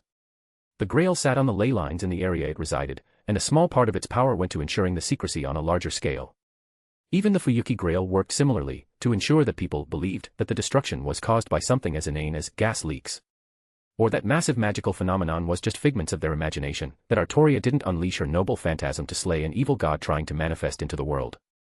That was one of the old man's contributions to the Grail's creation, and one of the few parts about it I remember vividly. But I digress. What about this one? I glanced over to Reiko holding up a sweater to herself, asking my opinion. I like it, purple really is your best color. I nodded in approval. She smiled brightly, hugging the piece of clothing like it was the most precious thing in the world. So sweet. She began looking through the rack of clothing again. I didn't rush her, allowing her to inspect it, to experience this culture that she was probably unfamiliar with. Is there anything else you want to do today? I asked her. Since we're not needing to do anything during the day, I wouldn't mind doing anything that took your fancy. I did wish to get to know her better. Ufufu, my master is caring about his mother. She giggled to herself. Though my place is on the battlefield, I enjoy spending my time leisurely, to spend it here with you, just like this. It is refreshing, to not be a general, but just a woman. Reiku, I let out a sigh. You said you didn't want a wish from the grail, but I'll do what I can to make sure you're happy. It was the least I could do. Master, she looked at me coyly. Be careful what you say to a berserker like me, I am a rather possessive woman. When you say things like that, it makes it hard to think of you as a berserker. Like she's completely aware of her own madness yet is still afflicted by it. How strange. She tilted her head cutely at me. Please do not forget that I am a demon, master. It may not be wise to keep me by your side. Did you forget what I am? I raised an eyebrow. I wouldn't trade you for any other servant, Reiku. If she was willing to fight by my side without a second thought, how could I ever betray that kind of loyalty? Oh dear. She looked flustered. It's embarrassing for me to say this, but I am quite happy to hear that from you. Well, I stopped mid-sentence, as Reiku looked to the side and I followed her gaze. This is a surprise. I greeted the newcomer that had come into this store we were patronizing. Hey there, Frenchie. I greeted Ruler. Ruler stood there, in what looked like a school uniform, watching both of us intently. Master, allow me to deal with the unwanted bug. Reiku's expression turned dark. Berserker, no fighting during the day. I called her off. She didn't argue with me, but still gave Ruler the stink eye. What do you want? I addressed the Saintess. She looked a little embarrassed. I sensed a servant nearby. And you were checking to make sure we weren't breaking any rules. I finished. Yeah, I guess I can see that. I can bet the other servants are holding up and preparing for the battle that will inevitably take place tonight, so we probably seemed really out of place just spending some time in the middle of the town. I apologize for interrupting. Humph, Reiku just huffed in annoyance. Quick question, why are you in a school uniform? I was honestly kind of curious. Oh, it's nothing. She said awkwardly. If it's your fetish, just say so. What? She squeaked out. I thought Japanese school uniforms were revealing, but those are practically booty shorts. I admired the view. They really do display your legs quite well. Iya. She turned bright red, like she was unsure of how to react to my words. Don't know why, but I continued to feel like I had to bully her. I guess it was lucky we hypnotized the store owner into taking a long break while we shopped in peace. Master likes legs. Reiku bit her finger, muttering to herself. I will find some better clothing. Well, I wouldn't talk her out of that course of action. I didn't wear this willingly. Ruler managed to get out, her face still a bright red. Curious. I took another look at her, a true look as I analyzed her properly. Were you even properly summoned? She stepped back. How did you know? Ruler said in shock. It was a guess, but you confirmed it. Actually, it was similar to how Artoria was summoned. How did it happen? You tricked me. She frowned, before letting out a sigh. I don't know, I wasn't properly summoned by the grail, so I had to find a vessel. She looked at her hands. This person was the best suited for me. I guess she wanted to keep the name of her body a secret. It made sense, I know plenty of mages who would want to dissect her after the war. But. She quickly added.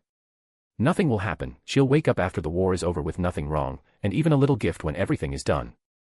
Huh. I rubbed my chin. The grail will be guaranteeing her safety, and probably do the equivalent of giving her some good luck as compensation. Neat. Again, there were very few in existence that had more knowledge about the workings of the grail than I did. But why a schoolgirl outfit? I lost my luggage when Lancer attacked. Her shoulders slumped.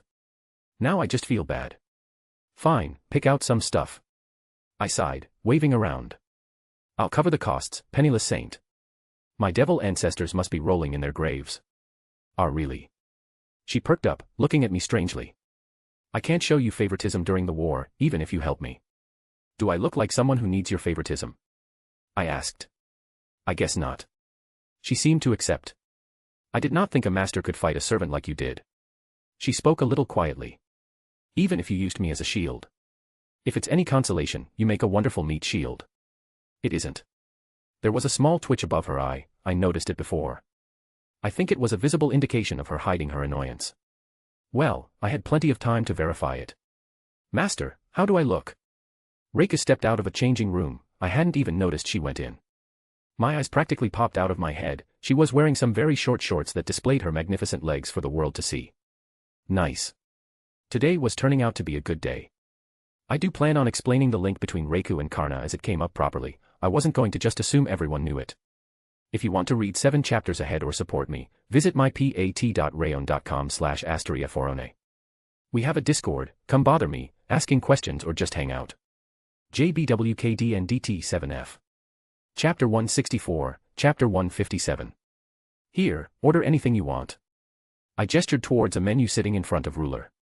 We did a little bit of shopping, and she picked out a couple things she found more appropriate for herself to wear.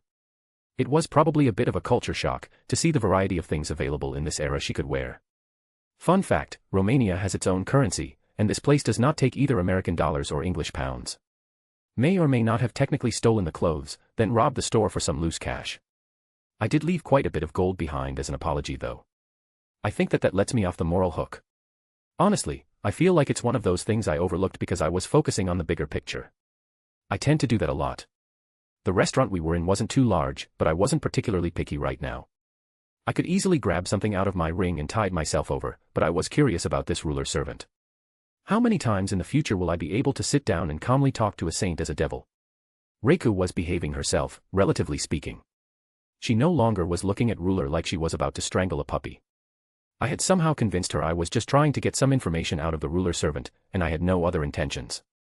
I was not oblivious to the red flags that Reiku had been smacking me in the face with. But there was not much I could do about it for the moment.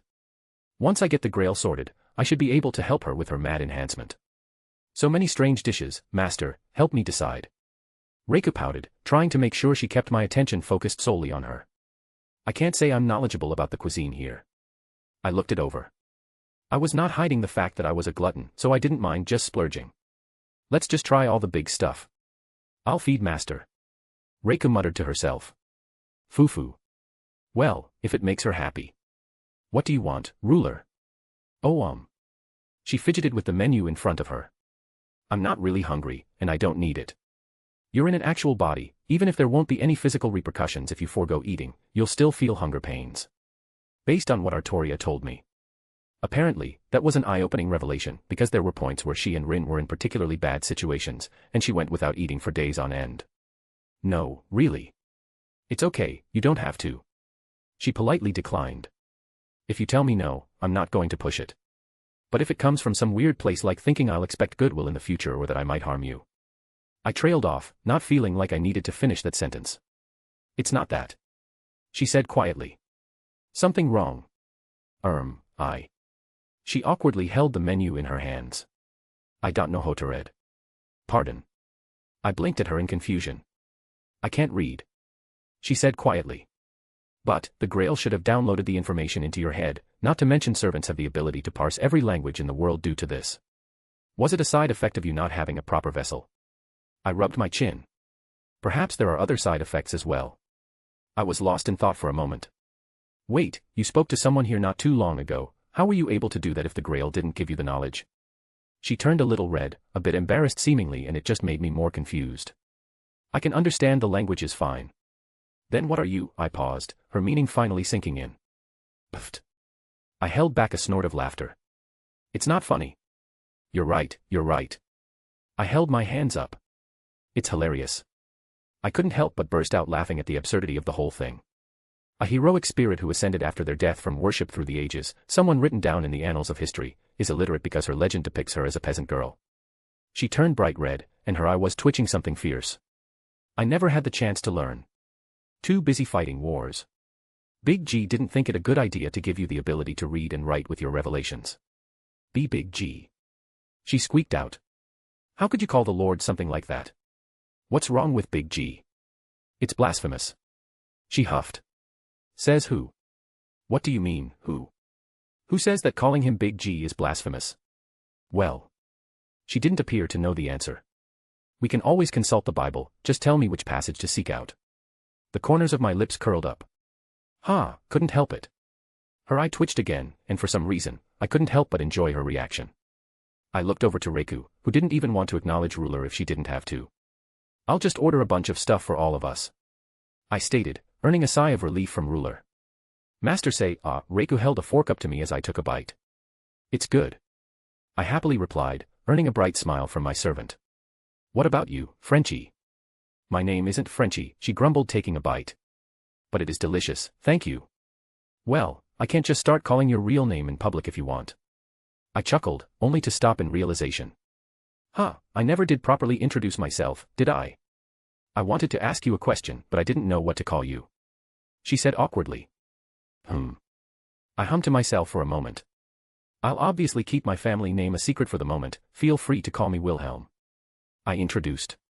I did have a bit of pride in my name, but I was fine to keep it hidden for now. Wilhelm. She spoke with a small smile. I cannot reveal my true name as the administrator of the... Even if you made it rather obvious. Her eye twitched again. It's a secret I must keep. Okay, Saintess. I twitch. Please call me Ruler. Whatever you want, Jean. Ruler let out a long sigh. I've been curious. She looked like she wanted to change the subject. What is your wish for the Grail? She looked at me intently. Curious? Why would you be curious about my wish? I waved my hand flippantly. Shouldn't you expect me to say something like, seeking the root as a proper magus? Maybe. She pursed her lips. But you don't seem to act like how I would expect. She admitted. My dealings with both sides so far have been stressful. I offered with a chuckle. That is one way to say it. She let out a sigh. Let me guess. Lancer of Red tries to kill you for some reason, Saber of Black comes to your rescue and his master tries to recruit you. I am impartial, I will not reveal any information to other participants in this war. She said firmly, not acknowledging what I said as either right or wrong. But I could read in between the lines here. She continued. You have been generous in providing me aid and haven't sought anything in return. I was merely curious about what you wish to achieve if you gained the Grail. What if I wanted to drown the world in death? I just thought of the most edgy thing I could think of off the top of my head to see her reaction. I have a duty to be impartial, your wish has no bearing on how I will act unless I'm forced to buy the world. She said without hesitation. But my instinct is telling me you do not wish for such a thing. Instinct, huh? Is that another way of saying that you're being pinged by Heaven's system, revelations as they're called? Heaven's system? She tilted her head in confusion.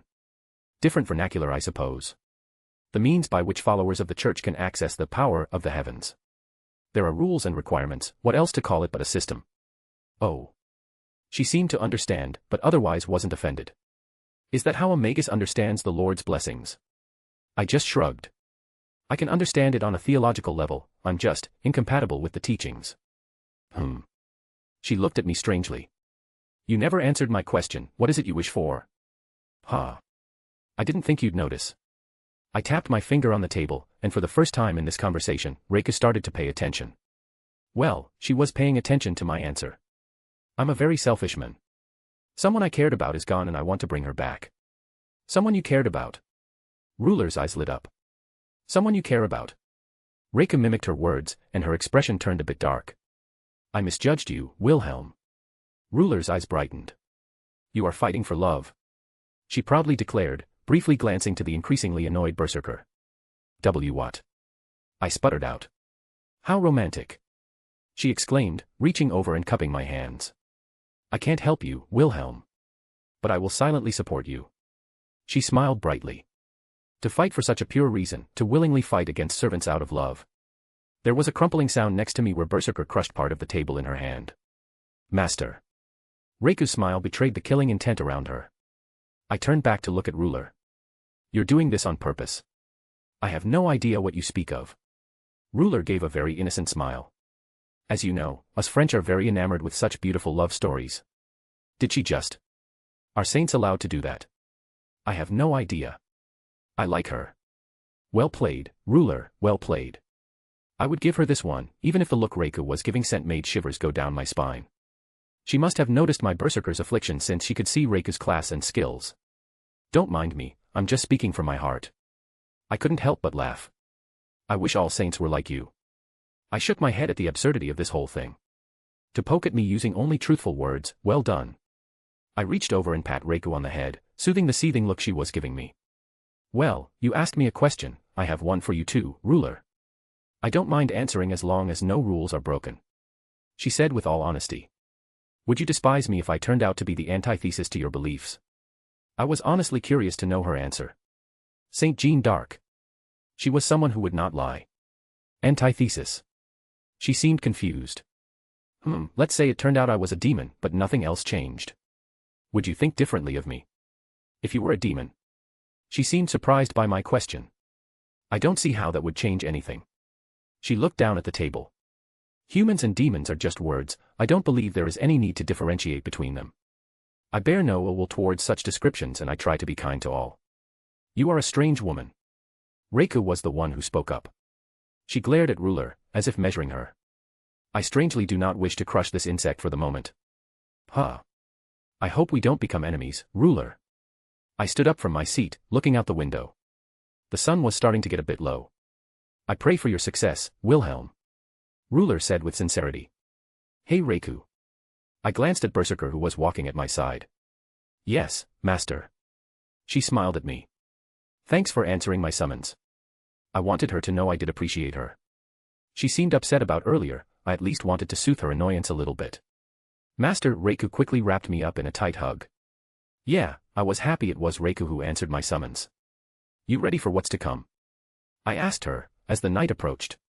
Have you devised a plan? She asked. Yes, we need to find where the grail is specifically held within the Igdamillennia castle.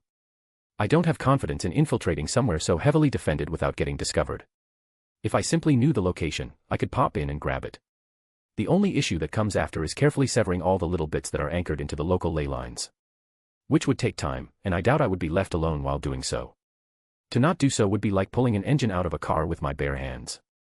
Things were bound to break in the process.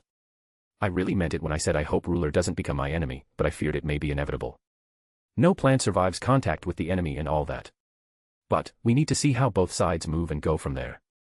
If there is a wide-scale battle, that's in our best interest. But we can make do with some small clashes as well. Are we going to prepare for the coming battle? She asked.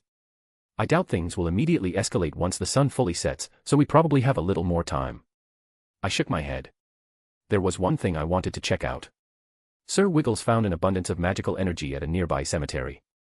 Based on what he transferred through our link, a servant summoning might have taken place there. Reiku's lips thinned. You believe a servant is still there along with their master? Worth checking out, may also find a clue or two on any servants we hadn't seen before. That priest was the only master of the red faction we've seen so far, and he doesn't seem like the type to do the summoning in a graveyard. Nor do any of the servants revealed appear to have benefited from such a summons, so I'm guessing we have an unknown here. If there is only one servant, then you will not need to fight, master. Reika stated, and the look on her face left no room for argument. I held my hands up in surrender. If there's only one servant, I won't throw myself at them and support you from behind. Oh, make the horrors of the kaleidoscope. Artoria POV. There, it's okay. I ran my hand through Wilhelm's hair as he laid his head on my lap. Any other time, I may have enjoyed the intimate exchange, but he was being rather unresponsive. I'll never sleep again. He cried out. I do not know what he saw, but it left him like this and I could do nothing but try and soothe him. He walked out of Zelretch's office and immediately planted his face into my thigh. Yo, what's up with Schweinorg? Rin walked into the room. I do not know, he apparently had witnessed something quite severe to be left like this. It was honestly a bit concerning. Mayhaps I would need to take drastic measures to cheer him up. Jin taught me a few things I felt comfortable doing. Oh, stop being a baby. Rin scoffed. What even happened? Wilhelm raised his hand up towards Zelretch's office. Another Zelretch dropped in to visit. Wait, the old man has another version of himself from a parallel world, here. How? I thought that was impossible. She looked utterly baffled. I did not know much about their magic, but such a thing sounded impressive to me. Hard, not impossible. Wilhelm mumbled into my thigh, of which he then squeezed, making me shake my head. I guess it wasn't as bad as I assumed if he was still willing to touch me like so. Oh, I gotta see this. Rin perked up. Don't go. Wilhelm shot his head up, staring at my master. You're being so dramatic. Rin rolled her eyes. Seriously, what's so bad about another Zelretch? Wilhelm huddled himself into a ball. The horror. He muttered. Yeah, okay. Rin said dryly. Going to ignore that. She began walking towards his office, and opened the door without hesitation. Hey, old man, heard there was another you around, wanted to see. She said plainly. Era, a very feminine voice answered back. If it isn't Rin-chan. I couldn't help but pause and stare at Rin's back. The angle meant I couldn't see, but a shudder went down my spine. You can call me Zelretch-chan while I'm here. Her giggle reaching even my ears. Rin, very wisely, closed the door and turned around, walking back to us. She didn't speak, but the blank look on her face said everything as she got on my other side and also curled up into a ball, resting her head on my other thigh. There. I pat her head, same as my boyfriend's. The horror. She whispered. Small O-make that popped into my head from chatting in Discord. So, guess which knight makes an appearance? And Jean being snarky without being snarky. Anyways, if you want to read 7 chapters ahead, visit mypat.rayon.com/astriaforone. Chapter 165, Chapter 158. Well, isn't this just lovely? Almost immediately as I walked into the cemetery, I triggered the bounded fields around the place. They weren't entirely defensive in nature, at least not to another magus. They were mainly used to keep away the mundane people. An illusion formed rather quickly, noticeably darkening the entire area. Then a fog rolled in, sparsely covering the ground. Reiko was in spirit form, walking close to me, and Sir Wiggles was running around just outside the graveyard. I looked around, noticing many odd and hidden things. The creator of this little trap was quite ingenious. At first, I thought the outer defenses were made to scare away mundane people, but the more I walked, I realized this was just another layer of the trap. Master, we've been walking in circles. Reiko called out in my mind. I know, don't worry about it. I replied, as I continued my steady pace. Several illusions layered on top of each other. It wasn't particularly hard to discover, even an average magus would realize what was going on after a little time. A genius though, one of the higher-ups of a long lineage. They would notice quickly, and what would someone with such an arrogant attitude and inflated ego think about such an idiotic little trap? Either have their servant destroy it or do it themselves. I mentally chuckled, looking through Sir Wiggles' eyes to see spell circles carved on many tombstones that were facing away from the path. If the bounded fields were disrupted, I was almost certain they would go off. 'Cause it's a thriller. I hummed, continuing my pace without a care. Really sets the ambience. I glanced to the left, at what should have been an empty space distorted. There was a man now standing there, leaning against a tombstone, wearing black leather and smoking a cigarette. Not many people appreciate the effort. He chuckled. What gave me away? Kind of hoped for some dancing zombies. I wasn't taken by his lackadaisical attitude, he was clearly still on guard. I could imagine his servant was nearby as well. There was only one spot without any traps, wasn't too hard to figure out. I shrugged. Oh, you were able to see through everything then? He took a drag of his cigarette. You're pretty talented then, huh? He flicked his cigarette on the ground before stepping on it. Here's a question, how come I've never seen your face before? Have you tried not wearing sunglasses at night? I asked, surprisingly he didn't make it look douchey. He just started laughing. Alright, you aren't as bad as those stuffy brats from the association. He noticeably looked down at my hand with the command seals. So, what are you doing here? Oh well, you know. It was a lovely night, I thought, why not go for a walk in the local cemetery? Wouldn't be the weirdest thing I've heard from another magus. I let out a sigh. Me too, unfortunately. So, I'm guessing you're a master of red. Maybe I am, maybe I'm not. He crossed his arms, but I noticed his fingers almost instinctively edged towards the sawed-off shotgun at his hip. I'm guessing you haven't reached out to the others then, considering you're still up and about. He was silent, staring at me from behind his sunglass, what I was starting to assume were a mystic code. Oh come on, work with me here. I flung my arms up. I walked right into your seat of power, at least give me the courtesy. It's not like you showed yourself to stroke your own ego. You want some information, I want some information. If it's that simple, why don't I just force you to give me answers then? He cocked his head. I let out a long sigh. Really, you want to keep doing this song and dance? I held out my finger, pointing to a tombstone in the distance and fired off a lightning bolt, shattering it, and the illusion around us flickered before it completely dissipated. Though, this man didn't look perturbed in the slightest, it didn't even register on his face. So, you found the anchor, you want a medal? I looked at him again, before pursing my lips. You're doing this on purpose to get a reaction out of me. I grumbled. Well, I can't fault you. How many magi are just batshit insane and hide it behind a thin veil of civility? He didn't comment one way or the other. At least this man wasn't throwing red flags like that priest was. Alright, I'll hear you out. Finally. But I want to hear about what you said of the other red members first. That's fair, I suppose. I was the one who came to you. I just nodded. Well, I approached a priest at the church in the city, his name was Shiro Kodomine. I spoke, watching for a reaction. That name is familiar, but I can't place it. He grunted. Go on. He seemed quite insist on getting me under his thumb and wasn't slow to remove me when I wasn't being cooperative. Fought with Archer and Ryder, and one more servant I couldn't identify made an appearance, and the priest was calling the shots. He didn't respond again, opting to reach into his pocket and take out another cigarette. Well, shit. He ran a hand through his hair. Guess it was a good thing we held off on reaching out.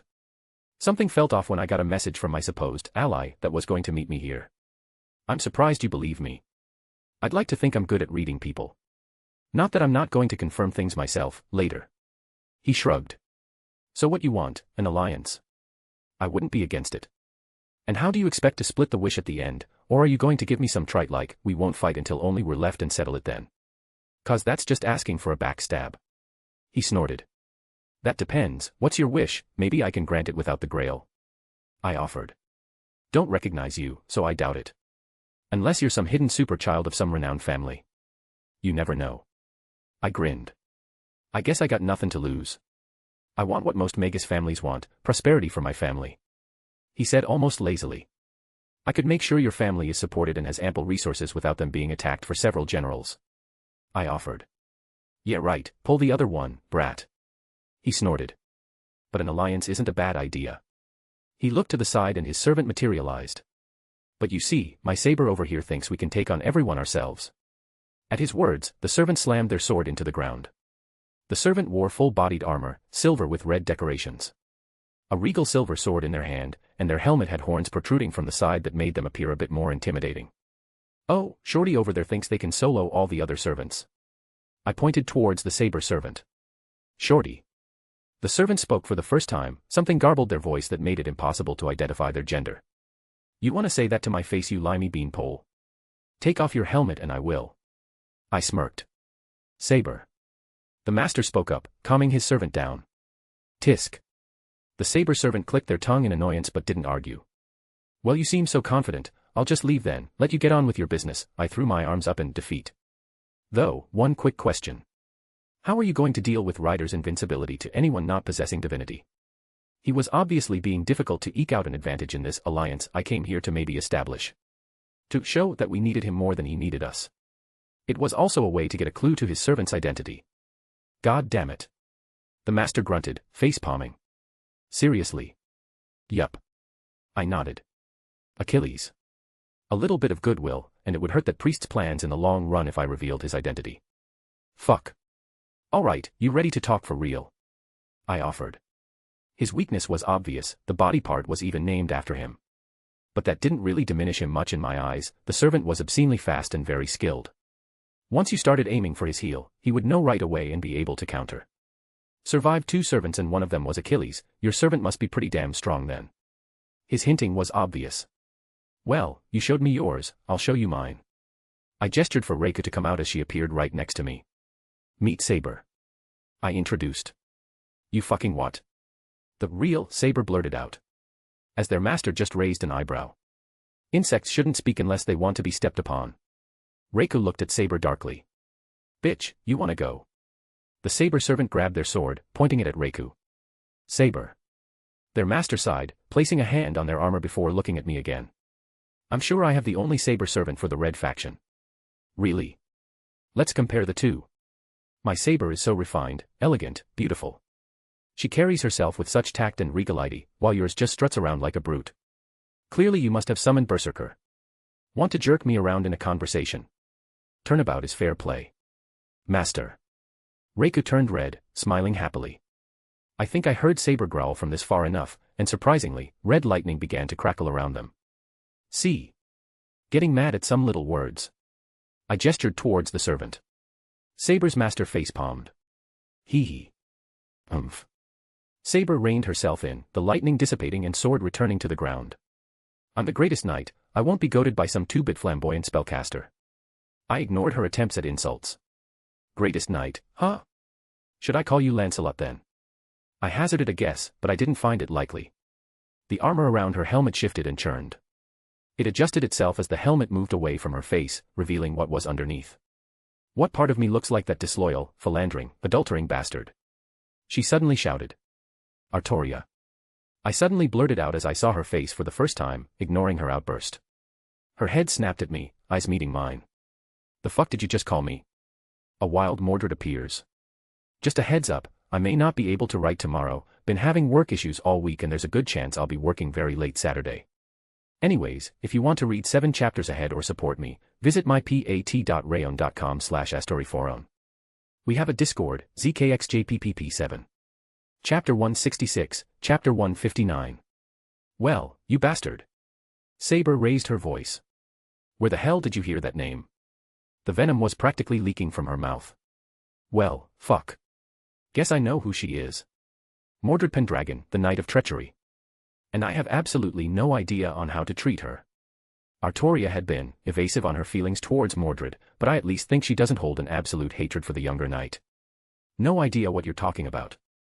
I glanced at Saber's master, who remained silent and had made no move to interrupt us. Well, I can't fault him. It was probably the wisest decision to get information, to let Mordred rampage a little bit. Bullshit. She jabbed her finger at me. You called me that name after seeing my face. She growled. I let out a sigh. You're surprisingly perceptive. Perceptive my ass, anyone would have noticed something so obvious. She scowled. That's why I called it surprising. That's it. Her gauntlet-clad hand crackled with red lightning. Really? One of Artoria's knights is acting like a common thug. I crossed my arms, staring at her.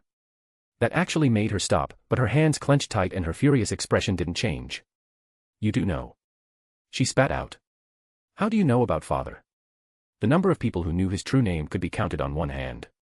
Actually, I'm surprised you knew. But I guess Morgan would have told you. I shrugged. Don't speak that witch's name near me. Mordred angry words reverberated in air along with a manifestation of red lightning around her. Well, don't touch the Morgan button, got it? That's fair, I've heard quite a few unkind things about her. Stop spouting bullshit and tell me the truth. She stomped on the ground, cracking the area. Reika made a move, but I held my hand up, stopping her. I let out a long sigh, and ran a hand through my hair. Was there a reason not to be truthful? It's not like this information could come back to bite me. Fine, what do you want to know? Where's father? How do you know him? At my house, and we're in a relationship. I said bluntly. She blinked. I guess she didn't expect me to be so forthcoming. What? She blurted out. She's at my house. I stated. Which was, technically true. No. The other part, the fuck did you just say? We're in a relationship. I said dryly. She's my girlfriend. Die. She said simply, raising her sword towards me. I closed my eyes and sighed. The swinging of her blade was caught by Reiku. Fuck off, you cow. Mordred roared, bursting with lightning. The insects sure are noisy tonight. Reiku smiled innocently towards the knight, as she too crackled with her own purple lightning, overpowering Mordred. With an explosive burst of power, I saw Mordred shoot off into the distance. Don't kill her. I sent towards Reiku over our mental link. But master, it's hard to not crush such annoying bugs. Her cheerful voice really did contrast the killing intent that was wafting off her, and I don't think it entirely had to do with Mordred. I should do something nice for her later. Neither of us can help her odd state of mind. Please. I will ensure I do not kill her. It sounded a bit strained, but I figured that was the best I would get. And I did promise not to fight for now. I had a thought though. That's Mordred Pendragon. She never had a proper mother. Reika didn't respond, but I think I touched a soft spot for her. At least, I don't think she would intentionally do anything to Mordred. Well, that escalated. I turned towards Mordred's master. I wonder how long it'll take Saber to realize the holes in what you said. The olderman mused, not upset at the turn of events apparently. Probably just needs to get this out of her system. I shrugged. Funnily enough, I don't think she would have actually swung at me if my servant wasn't there to stop her. The men grunted. So, King Arthur. He raised an eyebrow over his sunglasses. What? Nothing. Is it really that hard to believe? You got a female Mordred running around. I gestured to the fighting happening a little ways away. Nice try, you big cowtit bimbo. Mordred's jeering could be heard quite clearly. Ah, is the child envious of a real woman? Reiku countered. Rah. I turned away, focusing back on Saber's master. True. He nodded, seemingly accepting that. I hope my bounded fields last long enough for them to finish, otherwise we may need to move.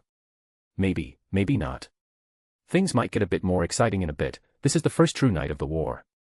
I looked up at the sky, the stars shining bright this far away from large concentrations of civilization. I guess you're not as naive as I thought. He grunted again. Never did get your name. It's polite to introduce yourself first. I pointed out. Kairi Sisigu. He replied.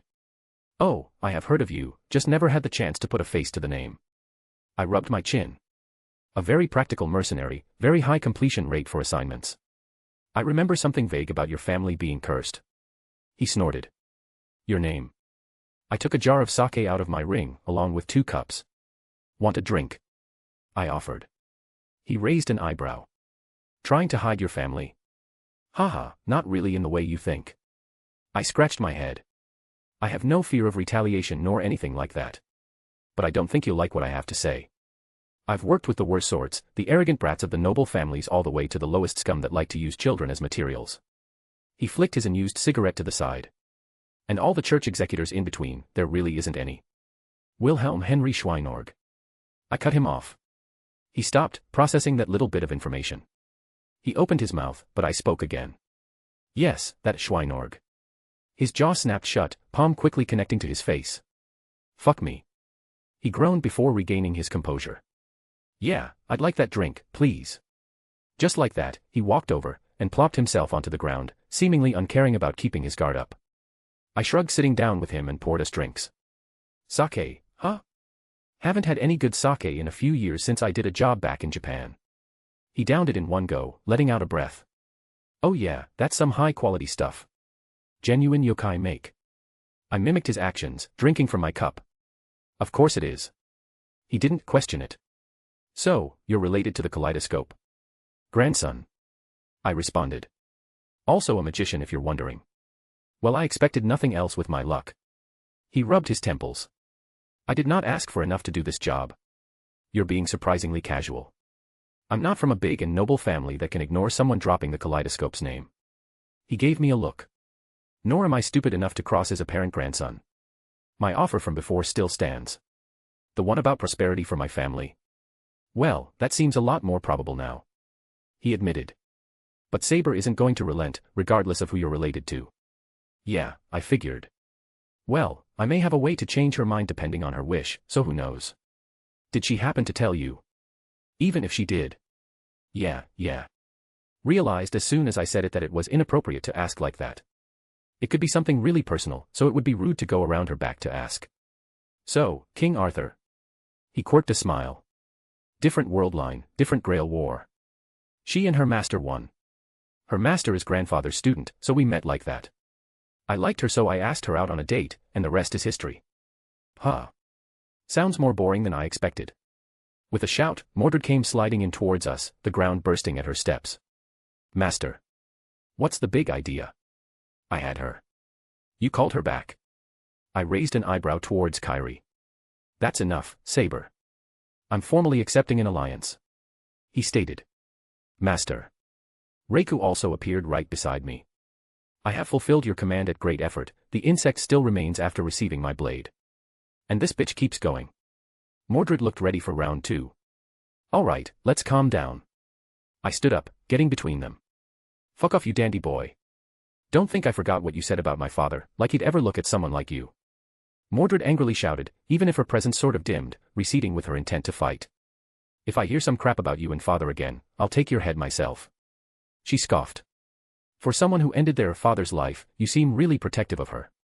Was kind of cute if I were being honest. Fuck you. Father is perfect, you don't deserve to even say his name. She scowled. If he was here right now, I would fight him and claim my right. My lips curled up, and I ignored her outburst. You can call me daddy if you want. I'll kill you. Kairi grabbed Saber as she flailed around angrily. You're just like that flowery bastard. Mordred continued. Saying a bunch of bullshit just to annoy people for a jest. I'm not buying it. I took out my phone, pressing on it a few times before holding it up to Mordred. What is that? Her eyes widened. It was a simple picture of Artoria.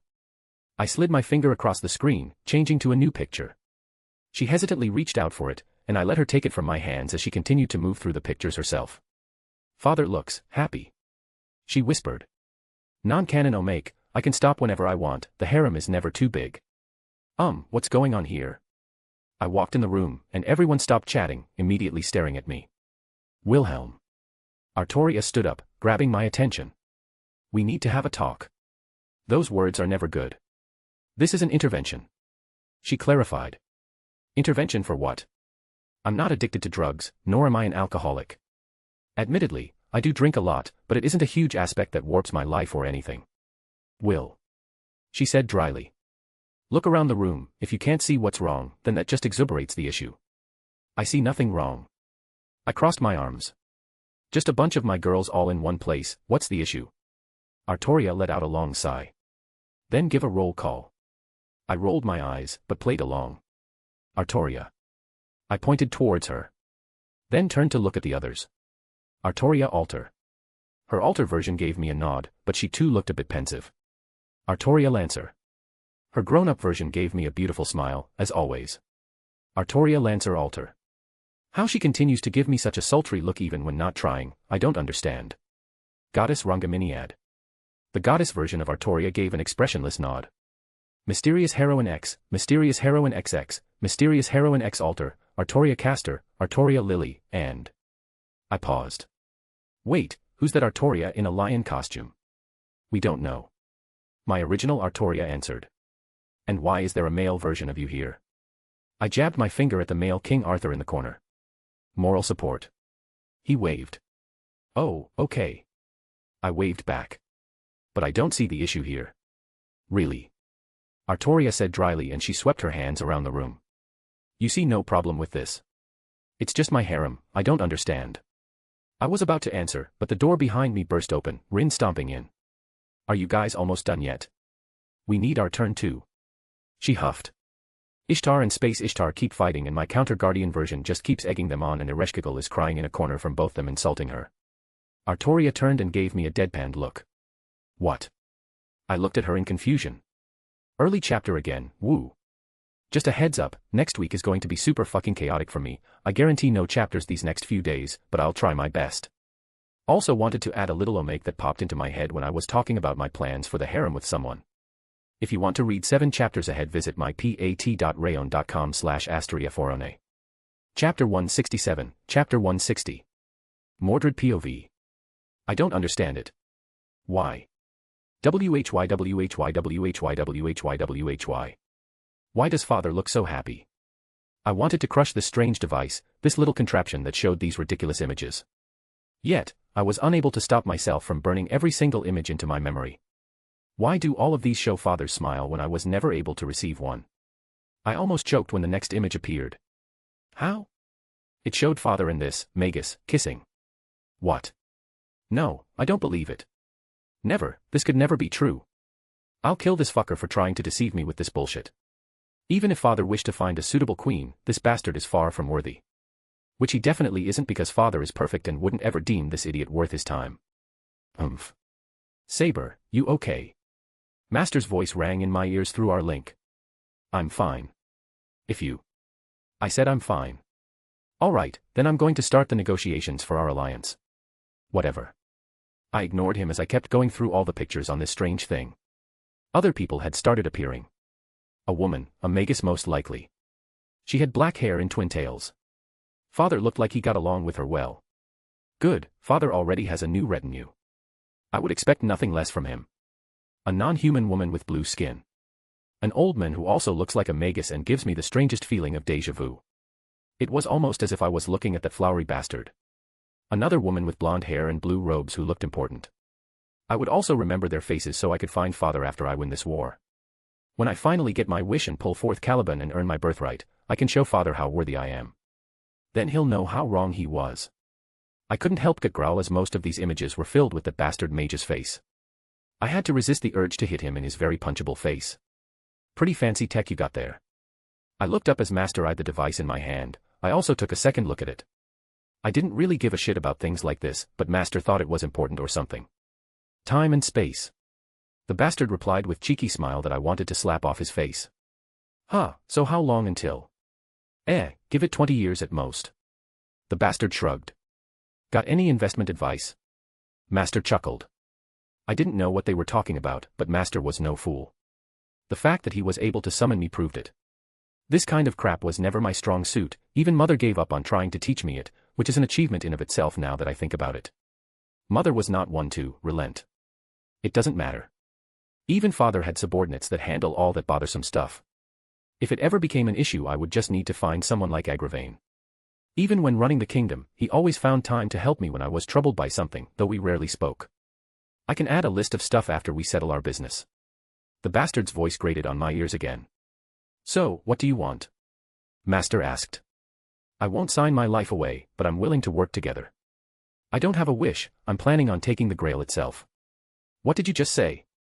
I snapped my head towards that arrogant lout. Would you just calm down and listen? He sighed. I swear, you're exactly like Artoria described. Father spoke about me. Not that I care. I know how great I am, I don't need anyone to sing my praises, especially not him. What did he say? Arrogant, rash, headstrong. He started listing off. Humph, I didn't care anyways. But above all, a good knight. Oh, of course.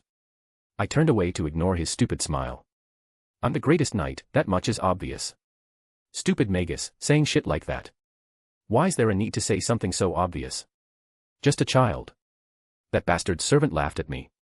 The fuck you just say? I couldn't hear over the sound of your cow udders slapping together. I sneered at the other servant. A little girl who doesn't know the charms of a real woman, she pushed up her breasts and I saw that bastard Magus sneak a glance. Hey you bastard.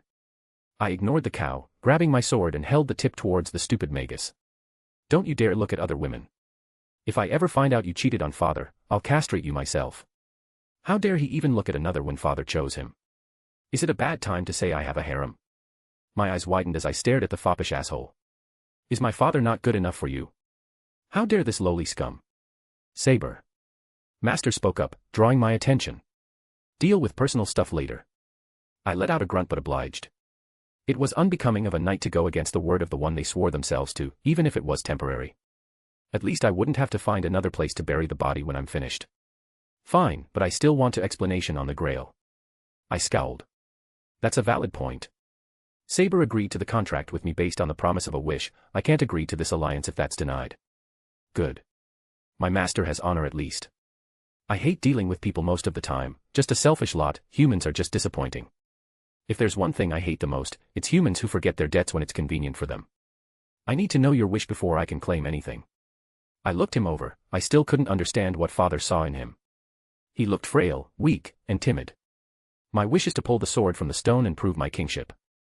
Oh. What? I snapped at him. Got a problem with my wish? On the contrary, actually. He gave a thumbs. That's a good wish, I approve. Fuck you, I don't need your approval. I snorted. Why would I care what anyone else thinks? I'm doing this for me. Would father approve? Why am I even think like that? It doesn't matter, I'll do it anyways and prove father wrong. Well, I have two thoughts. First, I know where Caliban is, and I could get it for you. The annoying Magus spoke, but his words drew my attention. Impossible, the sword was shattered. Even if some fool reforged it, the blade would never be the same. I scowled at the thought. Maybe only that flowery asshole could properly put the sword back together, but he rarely did anything useful. Well, the Caliban in this world, maybe. He smirked. It was the same smirk as the flowery asshole when he knew things others didn't. Or I could possibly send you back in time to before Artoria pulled it so you could have a go. I rolled my eyes at his bravado. Not even Merlin or my mother couldn't achieve something like that. And you, a magus in this era, think they can time travel? I was not a magus, nor did I have the inclination to consider it, but I picked up a few things being around mother for longer than I liked. Stupid. Do you think you're a magician? He interrupted me. I never did introduce myself. Wilhelm Henry Schweinorg, grandson to Zelretch, and master of the second true magic. Him, a magician. The grail gave my knowledge on the difference between magic and magecraft, filling in some gaps that mother never cared to tell me. I knew what a magician was, and what the second true magic was as well. The specifics were annoying and I didn't care to think about it, but... You're still not good enough for father. I'll get you to call me daddy someday. I'll kill myself before that happens. I glared. I think we're getting off topic. Master interjected. Saber, are these terms okay with you? I didn't really care where Caliban was, nor which one it was. As long as it was Caliban, and it still worked, that was fine with me. And as a bonus, maybe I actually can time travel, go back, get the sword, and kick Merlin in the balls. Fine. I accepted. You better not be lying to me.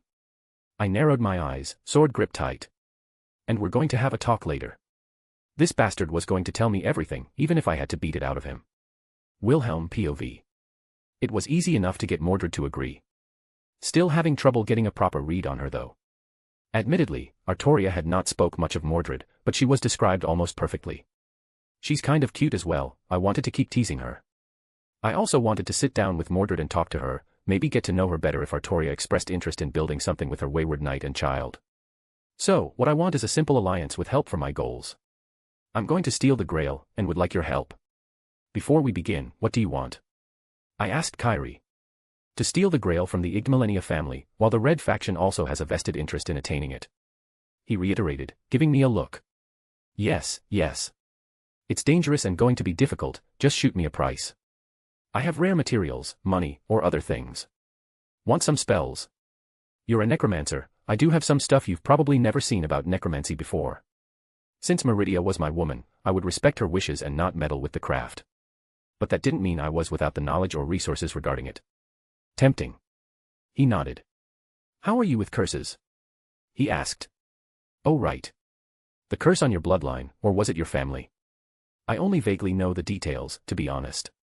But I have confidence in my ability to remove it regardless. I tapped my chin, trying to think of any scenario where I couldn't help him. Even if I couldn't do anything about it myself, I know people who could without a doubt. I can accept that.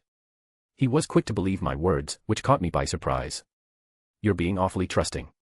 I eyed him suspiciously. I haven't even heard you mention a geas since we started talking. That should have been the first words out of your mouth as a proper magus. He didn't immediately respond. He took out another cigarette, putting it in his mouth. He didn't light it, leading me to believe it was more of a physical tic than anything. More of a spellcaster these days. He chuckled. But in any other situation, I'd have taken out one of a handful of geas scrolls I already had prepared. But to a magician, would that even mean anything? You said you could solve my curse issue without much hassle. Would a geas really bind you? No. I admitted. I had several ways I could get around it. And if I wanted to, I could just go to Meridia and have her remove it. I doubt it could stand up to the power of a goddess like that. What's the plan then? Play to my pride. He shrugged. Better than a powerless piece of paper. I would think you'd at least care about the Schweinord name being dragged through the mud. You are a smart man. I praised. I'll be sure to drop your name to my grandfather in case he ever has any jobs. I can't tell if that's a punishment or a reward. Yes. Kyrie chuckled. Well, an in with the wizard marshal couldn't hurt me at this point, I guess. So, curse taken care of. Can we talk about money? 4 times your payment for accepting this job initially. He whistled in surprise. Done. And if possible, can I get some protection for my family? Some vultures have been circling ever since it's been made public that I was going to be the last generation. The lackadaisical way he said it, I don't know if he was being sincere about his desire or not. I'll make sure the pests are taken care of. Wouldn't be too hard. Zelretch mentioning a casual word would have them running for the hills. I'll accept this deal and formally the alliance. Kyra declared. So, what's the plan? Non-canon Omake, The Secrets of Shursho's Training, Part 1. Well, this is fucking deplorable. I looked around at the wasted city of Fuyuki. So this is a singularity. Yeah, it's pretty scary. The other master, Ritsuka Fujimaru, stood beside me. Senpai. Mashu the demi-servant spoke softly. We'll get through this together. Right, Mashu. Ritsuka smiled brightly, only for a white furball to jump on his shoulder. Fo. He squeaked out. You too, Fo. He laughed. And how the hell are we supposed to get through this? We only have one servant, and she doesn't even know the name of her noble phantasm. The last member of our little group spat out the director of Chaldea, Olga Marie Animosphere. Well, not quite without any servants. I looked to the side. How about you come out, you damn mutt? Oh. A man walked out from the shadows, long blue hair and robes, carrying a wooden staff. That was a pretty specific insult there. It's almost like I know who you are. I grinned. He laughed. Seriously? I didn't think I was famous enough to be recognized at first glance. He shrugged. And what makes you think I'm not your enemy? Please, like you could hide your bloodlust when facing someone in a fight. He burst out laughing. You really know who I am. All right, I'm curious, how? Same teacher. I said bluntly. He almost choked as the words reached him. Are you fucking with me? Nope. Shit. Yeah. Huh, I guess that makes us brothers or something. He scratched his head. Well, guess I'll introduce myself proper. See you chillin', caster servant. What the hell is going on? Olga screamed. Got a new servant. I shot her a thumbs up. She let out a sigh, rubbing her temples. Okay. This is good. Now we just have to form a contract with Caster, and we have 2 servants. She bit her thumb. But this idiot has no idea what he's doing. She huffed, looking at Ritsuka. Sorry. He apologized. Don't apologize, be better. Olga shouted. Director. I put a hand on her shoulder. Let me handle this. Between me and see you over there, we can get Ritsuka up to fighting shape in no time. What nonsense are you speaking? We're in the middle of a singularity, what could you possibly do? Oi, brat, you think about doing the thing. See you looked at me. Yeah, with your help, I think we can pull it off. I nodded towards him. I've never done it before. He scratched his head. Yeah, but we both experienced it with her. Experiencing it and doing it are 2 different things. The corners of his lips curled up. But shit if this ain't something I wanted to do for a while. He laughed. What the hell, I'm in. What are you 2 talking about? Olga shouted in frustration. Me and CU shared a look. Training montage. We said at the same time. So something people need to remember. Mordred is only like 10 years old or something like that. Her growth was accelerated by Morgan, so she isn't exactly the most, I don't want to say unstable, but she definitely has a weird thought process. She doesn't know how to parse her feelings towards Artoria. On a side note, I didn't expect to be able to get something out today. Work is really fucking bad right now. I work 12 hours and expect to do the same the next few days, so I'm just going to say not to expect a chapter tomorrow or Wednesday. Anyways, if you want to read 7 chapters ahead or support me, visit mypat.rayon.com/astriaforone. We have a Discord for questions about the story or just to hang out, JBWKDNDT7F. Chapter 168, Interlude 7. Izanami POV. Izanami, you made it. I walked through the veils of reality, and was immediately greeted with Persephone grabbing me into a hug. Hello, Persephone, it's a pleasure to see you again. You look lovely, is that a new dress? I kindly greeted the younger deity back. Am I the first to arrive? My hubby had it made for me for the occasion. Arachne barely accepts commissions from our side of the world these days, but he somehow managed to get this made in time. She beamed with pride. And a few came early, come on. She eagerly dragged me through the Greek underworld, easily navigating the layers of this sub-reality until we stepped to the area she was hosting us. With the brief pleasantries, Persephone disappeared again, attending to other duties while the other guests arrived.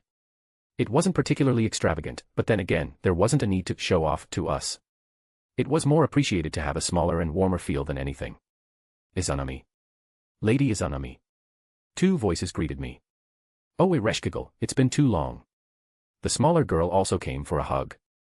This girl had always been a loner, even by our standards. It didn't help that much of her pantheon was gone, faded into oblivion or otherwise killed. A quick greeting and I faced the second person. Lord Yama, it's always a pleasure. One of the few deities that attends this little event that could claim to be my peer in age. Are we strangers? I thought you were calling me just Yama. The men laughed.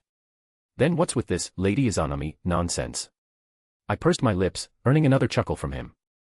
Sorry, been having the bigwigs visiting my little corner so much these past few years, it just slipped out. He held his hands up in apology. Speaking of big, that big-headed, bald buffoon isn't here, is he? I took a glance around. Yama scratched his head awkwardly. Aha. No. Xidigarba isn't here. I wasn't going to invite him again after the last time. Izanami. Ereshkigal happily tugged on my sleeve. You'll never guess what happened. Something good happened in Core. I questioned. I got over 100 new souls since our last meeting. She did a fist pump into the air. I looked up at Yama who looked away, a little red on his face. I held back a chuckle at the predicament. It was a not-so-subtle secret that Yama kicked a soul or 2 back to Core every now and then for the younger deity. Yama's bosses would get very upset if they found he was doing something like that. Souls for a pantheon means power, none would willingly give up a single one without benefits or a fight. Despite his intimidating appearance, he was a big softy at heart. I'm happy for you. I patted the girl on the head, and she smiled brightly. I remembered when she came into existence, such a cute little thing. Accidentally stumbled into Yomi in her younger years, it was quite humorous to see her throw out so many apologies. She came to visit several times after that. I could still recall when she was covered in tears because her sister had spread rumors she married that stupid bull. How's the turnout look this year? Yama asked, moving towards a table set out with refreshments and snacks. Haven't spoken with the others in a while, I have no idea. To be honest, I almost forgot about this meeting until just recently. I shrugged. Aroun isn't coming. He's going with Luff and some other Celtic gods to a meeting with the angels. Ereshkigal spoke up. Ah, I had almost forgotten about that little relationship. I swear, it's like watching two teenagers try and flirt. The Celtic god of death, his wife died many centuries ago when the world was pulled into the Great War that took the Lord of Heaven. Him and Ereshkigal had gotten a little bit close since then, and it's a bit cute how those two kids act. I'm here. The area exploded in a burst of darkness as a jackal-faced man walked into the room. Anubis, good to see you. Yama greeted. The Egyptian god shot a thumbs up. It's great to finally get a break, been looking forward to this for too long. He grinned. Izanami, Ereshkigal, you ladies are looking great. Damn it, you beat me. Another voice filled the room. Hell, the Norse goddess of death walked out of her own little portal. She sent a glare towards the Egyptian god. Better luck next time. He grinned. I wasn't quite sure on their relationship, but they were friends and had been for a long time. I heard they used to play when they were children, but not much more than that. Hell, you're looking good. I gave the Nordic goddess a look. Her hair was done up, and her wardrobe was changed. You think? She looked down at herself. She'd always been a bit of a tomboy, but she was wearing a dress this time. Thought it was time for a change. Girl, you lookin' fine. Anubis gestured with some finger guns. There was a small silence before Anubis and Hell broke out into fits of giggles. Nerns, that was horrible. Couldn't help it. The jackal-faced man laughed along. But what's up? Do I need to go kick Baldur's ass? Hell let out a tired sigh. I'm done with him, he won't bother to even look my way even after everything I've done. Honey, you need to find a man who treats you right. I pat her shoulder. Hell was infatuated with Baldur, but the latter never returned her affections. She's right, you deserve better. Ereshkigal was quick to offer comfort. As antisocial as the Sumerian goddess was, she could apparently read the room well. Oh ho ho, just give the word, I know a few kids who would be right up your alley. Yama added, stroking his beard. If you suggest horseface or oxhead, I'm going to shave that beard off your chin. Hell deadpanned towards the eastern death god. Yama cleared his throat and turned away in embarrassment. Anubis burst out laughing and even Hell started to giggle. Takamagara above. I face-palmed. At least you didn't bring those two again as well. I like them. Anubis spoke up. Oh, you would, doghead. Hell joked. Hey. He ran a hand through his fur. Don't diss the head, you know how hard it is to keep my fur this gorgeous. Besides, they're good deities, even with their eccentricities. Feel free to take them then. Yama said without hesitation. Heavens know they constantly annoy me about getting a vacation. The older god grumbled. I give them vacations. Why do they always complain about work? Don't listen to them, you're a good boss, old man. How many other gods offer vacation time, sick days, and time off like you do? And the pay is well known even over in Egypt. Anubis pat his shoulder. Maybe I should take a page out of their books and just be always drunk. His shoulders slumped. Rough few centuries. I asked. Don't even get me started. Yama groaned. I have to juggle several pantheonic underworlds and their respective heads. The Jade Emperor at least gives me respect as the manager of Huangquang, but Indra just turns his nose up at me whenever he comes down, as if I'm so far below him that I should be happy he even showed up in my presence. I don't envy him having to deal with Indra, while also appeasing the Buddhists and the heavenly bureaucracy. There's a reason he's the most senior among us and I wouldn't even dispute that title nor want it. That reminds me. Lightning Head came down the other day, looking for the soul of one of his playthings or something. Apparently one of his latest toys died over in Japan and he's a little miffed. He turned towards me. He couldn't find it and left in a huff, so be warned he may come over and cause trouble. I let out a sigh. Okay, so I should expect him to arrogantly drop into Yomi and demand a soul from me, Joy. I said dryly. Sorry. Yama lowered his head. Not your fault. I gave him a small smile. If you're looking to take some stress off, ever consider getting an animal protector? Even just a familiar might breath new life into the place. I thought of Wilhelm Sir Wiggles, and I considered getting myself something to keep me company as well. Oh, I agree. Hell exclaimed. Garmer is such a good boy, and I couldn't even think about him not being there with me through everything. I have no divine guardian myself, but I keep many different dogs in my own corner. Anubis added. It does brighten up the place to have them all around. Even Hades has his Cerberus. Ereshkigal looked contemplative. And all this talk makes me want one too. I heard my name. The realm shuddered, voice booming as the last person entered the area. He took on the appearance of a skeleton, but still looked rather regal. Were you waiting for someone to mention you? I deadpanned. He was. Persephone answered. The regal skeleton slumped his shoulders, the atmosphere returning to normal. Dear, why must you ruin the mood? Hades let out a sigh. Leave the posturing for those lesser gods, sweetie. She playfully pat his shoulder. Can we still talk about that? I still feel kind of bad. Hell silently waved towards Persephone, getting one in return. It was so awkward, they wouldn't stop trying to show off or grandstand. Hell waved her hand flippantly. And when we didn't respond to it, they just kept doubling down like they thought they were winning or something. We've tried to expand this little circle in the past. Death gods from lesser pantheons and such. But they acted just as she said, continuously trying to one-up one another, or show off in some way. We come here to get away from all that, so it was very much not welcomed. Ugh, I don't even want to remember that. Yama groaned again. With how much you drank, can you remember it? Anubis laughed. Unfortunately. Yama huffed. Anyone else have some of them try to reach out afterwards, trying to win some kind of favor? Wait, really? Anubis looked shocked, and we all shook our heads. Of course it was only me. Why do I always get the crazies? Yama slumped his shoulders again. Let me guess, you were too polite to tell them to go away. I asked. Haha, you know me too well. Yama laughed. Well, I found a use for those two idiots at least. They never did return after spending some time with Horseface and Oxhead. Forget my torments, just let me borrow those two and I wouldn't need anything else. Hades shook his head before perking up. Now that I think about it, it might keep my brothers from just popping in whenever they want. He looked at Yama with a gleam in his eye sockets. Hey there, bonehead, hands off. Yama chuckled. Those two are my idiots.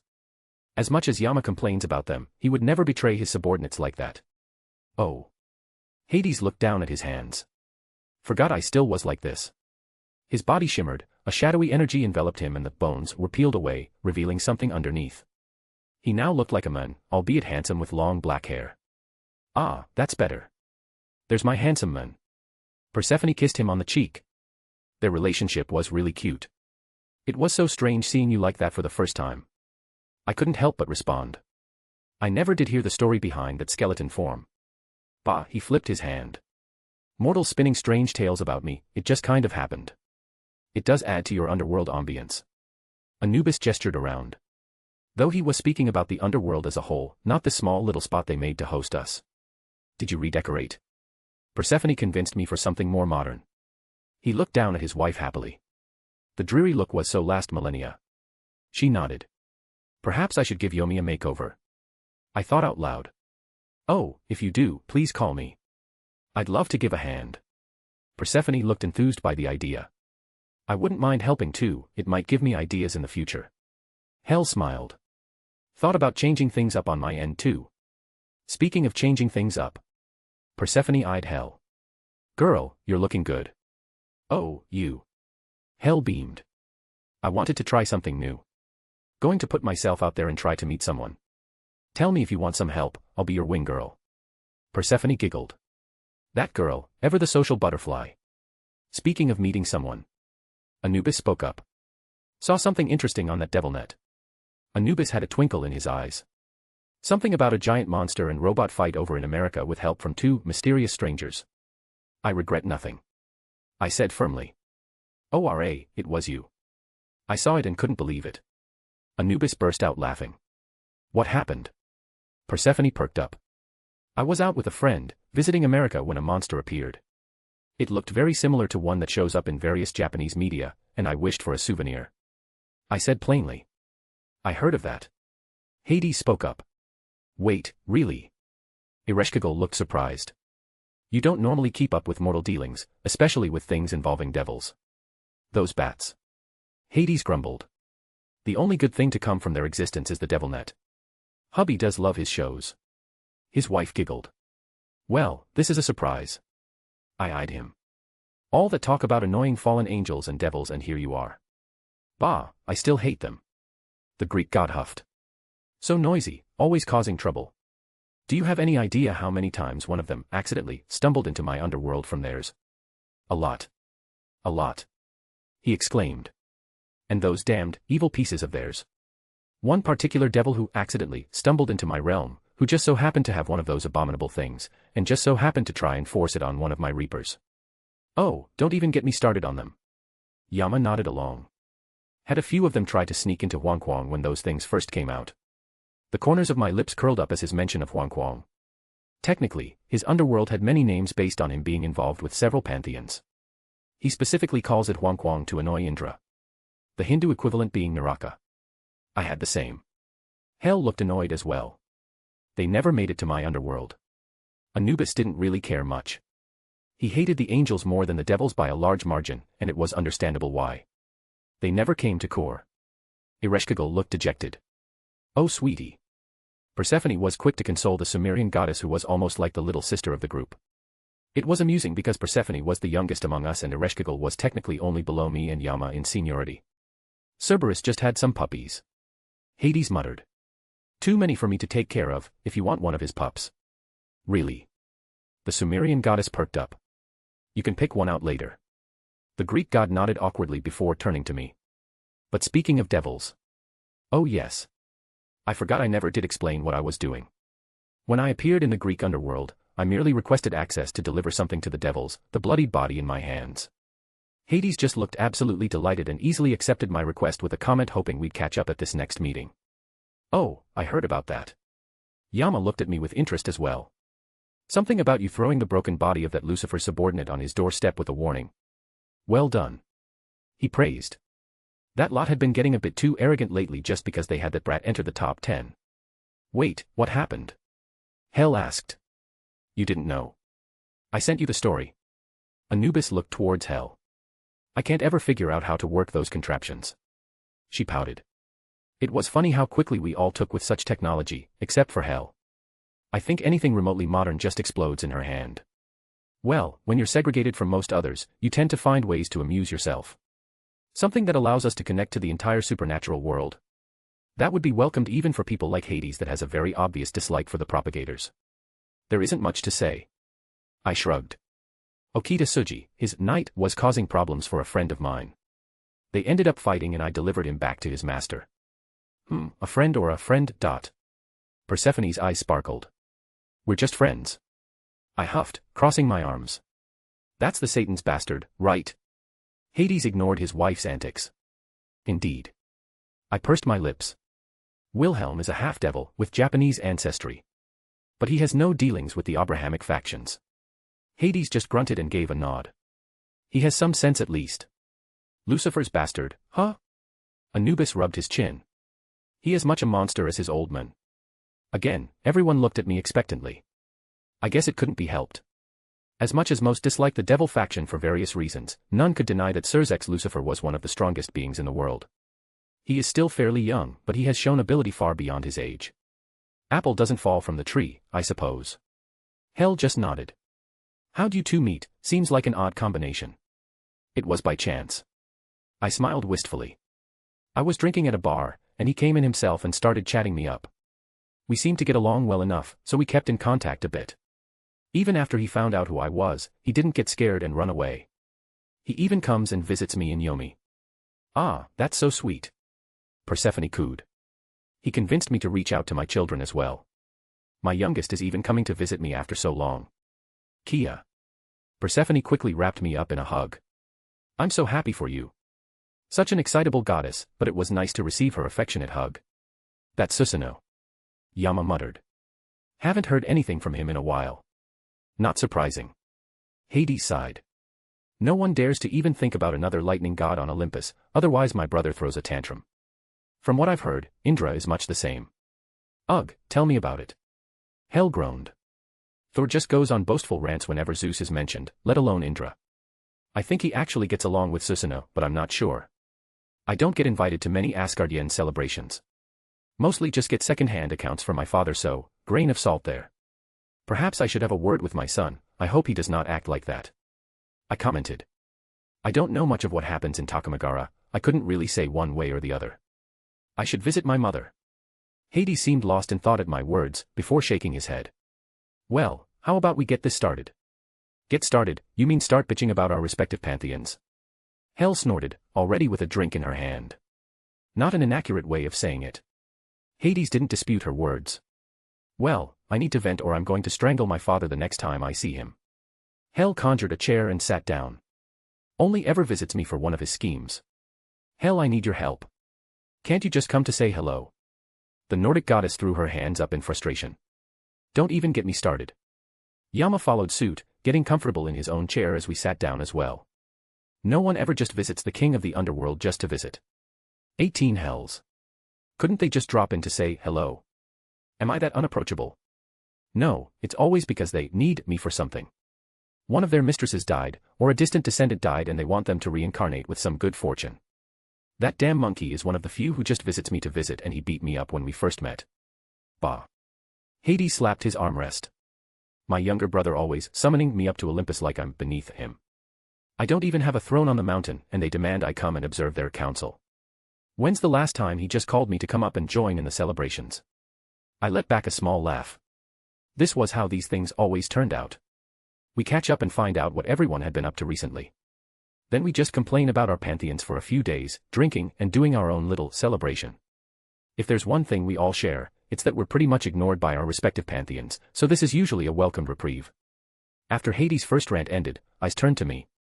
I haven't seen my children in centuries. Forget Takamagara, couldn't they just come visit me once in a while? I huffed. They all nodded and offered words of encouragement. It was nice to be able to let it out every now and then. And we're back. It's been a very tiring week, and it's not even over yet. Woo-oh, sad face. Had a lot of people asking me about Izanami and where she was. Well, here's what she's been up to for a while now. If you want to read 7 chapters ahead or support me, visit mypat.rayon.com/asteriaforone. We have a Discord, come talk if you want to discuss the story or maybe want some spoilers or just hang out. We talk about a lot of other things as well. Discord code, JBWKDNDT7F. Chapter 169, Chapter 161. This should be good, right about here. I made a mark on the ground, and I surveyed the area. In the distance I could see the Igdemilenia castle, and it was an impressive sight. Not the greatest, nor the most visually magnificent, but it definitely invoked a feeling of foreboding just by gazing upon it. If I wanted a castle myself, it would be one I took inspiration from. Oh well. I dug a little bit on the marked spot after mentally calculating the distance from the other spots. Without a second thought, I dropped a dust bomb inside. This was one of the fire dust variety. My inner pyromaniac was quite interested to see how this one turned out. I of course trusted in Jin's genius to know this would be quite a stunning sight to behold. What is that? Mordred looked over my shoulder, gazing down at the dust bomb. She'd been watching me doing this at several locations now. I turned, giving her a look of confusion. Did you not listen to my explanation? Like we spent an hour or so just going over the plan and working out everything important. I got bored after you started rambling about annoying shit. She waved her hand flippantly. Sounded too much like that flowery bastard for me to keep caring. I facepalmed, dragging my hand down my face in exasperation. I'm planting magical bombs right outside the territory of the Black Faction. It wasn't hard to gauge the distance of their bounded fields. They kind of forewent subtlety for more power in that regard. And navigating everything else they threw up around the forest surrounding the castle wasn't little difficult. Won't do much against a servant. She yawned, still looking bored. Well, they aren't normal bombs. I rolled my eyes, hiding the spot I dug up and making sure it was set properly. I actually found the perfect little spell back in Skyrim. A remote detonation spell that will trigger the mechanism. Jin was the one who showed me it, actually. You'd be more of a disappointment if they were. She replied. I have the distinct feeling you're going to be difficult while we're working together. I sighed. Hang on, let me pretend to care. She cleared her throat. Oh gee, what do these magical bombs do? She said flatly. Huh, I like her snark. What a sharp contrast she is from Artoria even though they look so much alike. I would say I'm not going to stoop to your level, but I don't think it's possible to go that low. I gestured to the top of her head and where she compared to me. Height joke, scathing. She didn't seem fazed. Mordred is short, I haven't heard that one a billion times from the other knights already. Huh, I guess once the initial shock wore off, you aren't acting like a... I tapped my chin. Like a what? My lips curled up. A berserker. Fuck you. Fuck you. I replied without a second thought. Fucking fine. She threw up her hands. Tell me about your stupid bombs. And this is my life now. The things I'm willing to do for Artoria. They contain a concentrated elemental reaction, the closest to each pure concept that could be acquired within short notice. Then they went through a second refining process to turn them into proper bombs. It was a decent enough explanation. That's kinda cool. She muttered. You understood what I said. I was a bit surprised. While it was somewhat dumbed down, I thought she would say something snarky again. I didn't think she would parse my words properly. I'm not an idiot. She scowled. I did pick up some shit from my mother. Instead of explosions, it's going to be elemental effects. This one is red, does that mean it's going to shoot out fire or something? I perked up a little bit. Yeah, it comes from crystallized mana that took the form of the elements. This one in particular is fire, so it should erupt into a sort of firestorm when actualized. She actually started to grin. That's fucking metal. I threw an ice one at the priestmaster I met the other day. I gestured with my hands. Blew up into this big jutted icicle conglomeration. You at least get M? She asked. Ugh, probably not. Made another servant appear though. She kind of flipped when it exploded in his face, so there's that. I grinned. Oh, that reminds me. If you see Rider of red, green hair, uses a spear, and wears a scarf, call him Siegfried. Why? Didn't you say that was Achilles? Oh, he tried to stab me while doing this nonchalant, nothing personal, attitude. Pissed me off, so I intentionally started calling him the wrong name.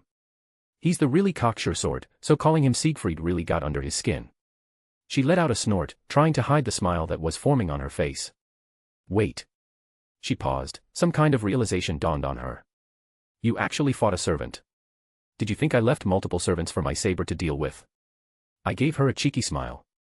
She scowled, but otherwise didn't react to my saber comment. Puffed, yeah right. I'd be surprised if you didn't wet yourself when Ryder raised his spear towards you. I've taken shots at literal gods, like Ryder would scare me. I rolled my eyes. Actually, it's how I got Artoria to go on a date with me the first time. What? Her eyes snapped up, listening intently at this point. I took out my phone, looking at the time. We were making good progress. I guess it wouldn't hurt to have a small chat. I did kind of want to maybe find some common ground with Mordred. We fought and I offered a wager for the fight. If I won, then I was going to take her out on a date. Well, it was more complicated than that, but I didn't want to air Artoria's issues in public like this. Bullshit, you defeated my father in a duel. She grit her teeth, a visible anger overcoming her. Puffed, no I didn't. I laughed. She kicked my ass. Still a fond memory. But I was also a lot weaker back then. She accepted anyways. Master, we've completed the work you requested, and we are returning now. Reika's voice sounded over the mental link. Mordred also went stiff ever so slightly, as if she too received a message. Kyrie tell you he's on the way back. Mordred grunted in confirmation. Don't understand why I had to stay here. She kicked a nearby rock. Wait, were you really not paying attention? I looked at her incredulously and she didn't otherwise react. I let out a long sigh. I thought you were just fucking with me. I rubbed my temples. If you had been paying attention. I made sure to be verbose about it. You would have heard that your master and I did not have a way to keep in contact with one another at such distances while on the move. My servant goes with him, his with mine, so we can communicate. Not only that, while we finalized an alliance, but there is also no doubt in my mind that Kyrie is still a true magus. He most definitely gave Mordred orders to take my head the moment it looked like I would try and betray them. And it would be no surprise for me if he prepared other contingencies, it was just the smart thing to do. The weight and promise of my name aside, he would be an idiot to just blindly trust me that much. I felt a twitch over the other mental link, the one I shared with Sir Wiggles. I briefly noted how it was strange they didn't overlap, and I made a small promise to investigate it later. But otherwise, Sir Wiggles came shooting through the forest at blinding speed. The fuck is that? Mordred already had her sword in her hand, ready for fight, only for my familiar to dart out of the brush and into my hands. What? She started at the greatest rabbit ever in pure confusion. I went over this. I let out another long sigh. I said my familiar would be running around the northeastern side of the castle, closest to the town. He was running interference, taking out familiars and triggering the furthest magical detections away from us. Good job, Sir Wiggles. I made sure to send it over the link as well. I think he returned a sort of happiness at my praise. He's getting stronger, I'm happy to have picked him up. I slipped the ring of the caveat onto his horn before he left, it really did wonders for his speed and stealthiness. That's your familiar? She looked at me with a strange expression. Behold. I held Sir Wiggles up into the air. Sir Wigglesbottom Fluffytail Octavius Benedict III, Crown Prince of Emerald Kingdom. Duke of Carrot Island, General of the Northern Armies, the Lightning-born. I introduced. Or just Sir Wiggles for short. That's fucking stupid. Well then, I guess you don't want to hold him. Bastard. She scowled deeper before turning her head away and holding her arms out. Sir Wiggles took that as a K to leap towards her from my grasp.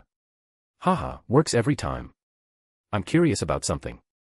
I found a nearby rock and leaned against it, earning her attention, at least to some degree. She was happily stroking Sir Wiggles' fur. Your master was kind of uncaring when we negotiated price for the alliance. What about it? I don't know. I scratched my head. You sure that's what he wants?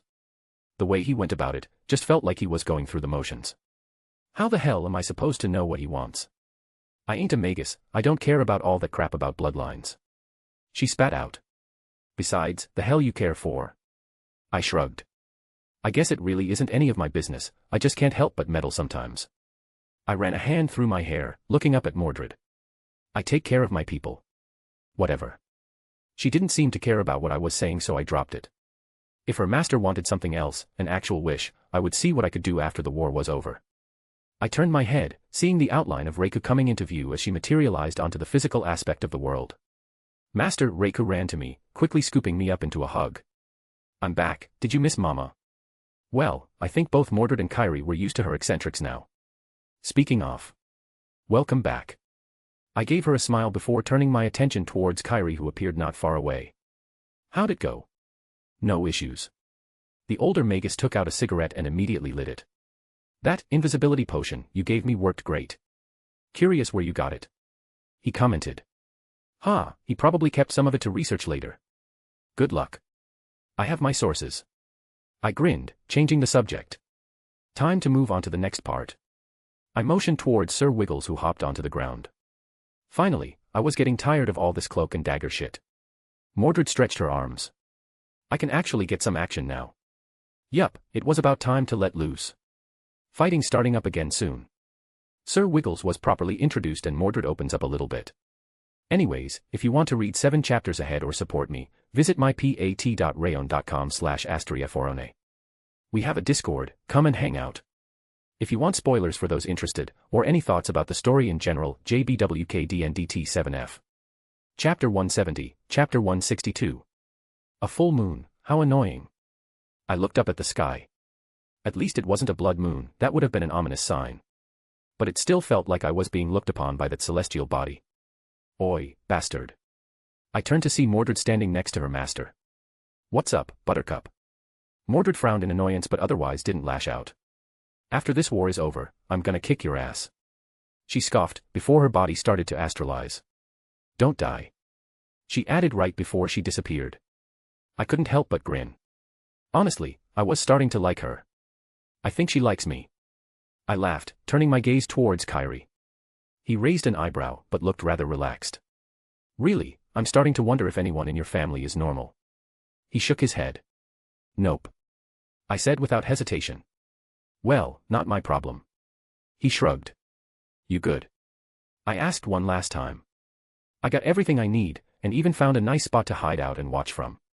He patted his jacket. And your mystic codes were appreciated. I hope you don't expect me to pay you back for them if they get used. I gave him a dozen or so talismans in case he came across trouble. While not having the same knowledge of the Onmyoji arts that I have, he could still use them, if a bit amateurishly. To him, they were just one-use mystic codes that packed a decent punch.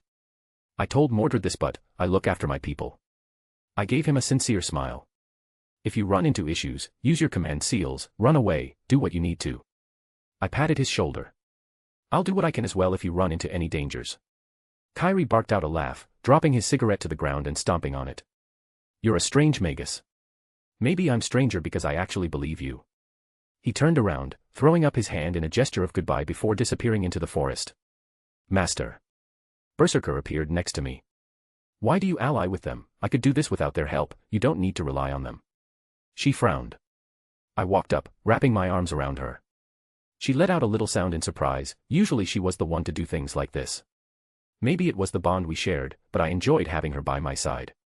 To say I felt a kindship with her wouldn't be a lie. It's true we don't need them, but it doesn't mean the help wouldn't be appreciated. Honestly, I didn't come into this thinking I would have anyone on my side besides Berserker. To find Mordred and Kyrie was a boon I was willing to utilize. Not to mention I had a good impression of the Magus, a very pragmatic man, but he didn't have that same ruthlessness that the Magus killer carried around with him. Adding Mordred onto the equation, well, how could I not? My life is really strange. I don't like relying on others. She muttered, but sounded a bit content. We're not. I smiled, looking up at her. I'm relying on you, you're relying on me. They're here to help, but it's you I trust to have my back without any hesitation on my part. Ah, to hear you say those words, Mommy is happy. She smiled so brightly, it was hard not to get taken in by it. If all goes well, this will be the last night of the war. The plan wasn't difficult, the best plans generally weren't. We just needed the location of the grail within the castle, and a big enough distraction to pull their attention and servants away. Once we're done, would you like to stick around with me? Of course, Master. She said without hesitation. A son need their mother always. The happiness was radiating off her. I let out a small laugh. Get ready, we're going in hot. Sir Wiggles pinged me, he saw an army moving on the Igmalenia castle. Servants, I was confident to take any of them on. In a fight, I don't think I'd lose to anyone here, but they're noble phantasms, it would be a lie to say they didn't frighten me. Yet, this feeling swelling up in my chest, this excitement, I wanted to fight them regardless. I summoned Mirage into my hand, my familiar blade easing my beating heart. It was time to begin. Lancer of Black, Vlad LLL the Impaler, POV. Lancer. Darnik addressed me. Our spies have reported in, the enemies are upon us. Ho. I sat upright on my horse, a fine stallion that my master had procured. A nostalgic comfort, mounted as I surveyed my troops. If they're so bold to openly march on us, it would be rude to not meet them halfway. I couldn't help but grin. They willingly want an open battle such as this. Do they take me for a fool? One of their number attempted to assassinate the ruler, such actions would not line up with this attack. A distraction, or something more. Regardless, I can't say I dislike this kind of battlefield, it is where I thrive the most. 500 homunculi I counted, another 200 golems of impressive quality. Do we have numbers, troop composition, and eyes on the enemy servants? I directed my question towards Darnik. He bowed lightly towards me, answering immediately. We've located 3 servants moving along with their forces. It appears as though their numbers comprise completely of some kind of skeletal constructs, as for their numbers, over 10,000 is a conservative guess. Quite a bit. Skeletal constructs in such number. Likely to be dragon-tooth warriors, a common deployment method of the caster class. Or so says the Grail. It was a common enough method of the casters that such information was not hidden behind identities. And the servants showing themselves so blatantly. This could be nothing but a provocation, and one we had to accept. It doesn't matter, in the face of absolute strength, their schemes will be for naught. Not that we did not take many precautions for various avenues of attack ourselves. The castle is a fortress even a servant would have a hard time penetrating. I frowned, thinking of the assassin that went silent in another city. We didn't have time to figure out what happened over there. Ryder. I called out. Yash, I'm here. The pink-haired man appeared. Take to the skies. I commanded. Okie dokie. He did a mock salute, summoning his mount. As majestic the creature was, it seemed to possess a disposition similar to its master. It liked to pose when summoned. He shot off at a blinding speed. If nothing else, Ryder was capable, even with his eccentricities. Saber, remain hidden for now. I glanced at the Dragon Slayer. He was a powerful servant, he would be crucial in battle. Berserker, you're with me. I turned towards the other melee combatant. The woman thing that wore a wedding dress. Rah. She nodded, aware enough to accept orders. I turned my head upwards, to the tower sitting aloft the castle. Archer glanced back at me, his gaze meeting mine.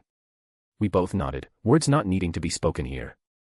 Knowing who he was, I did not feel the need to command him.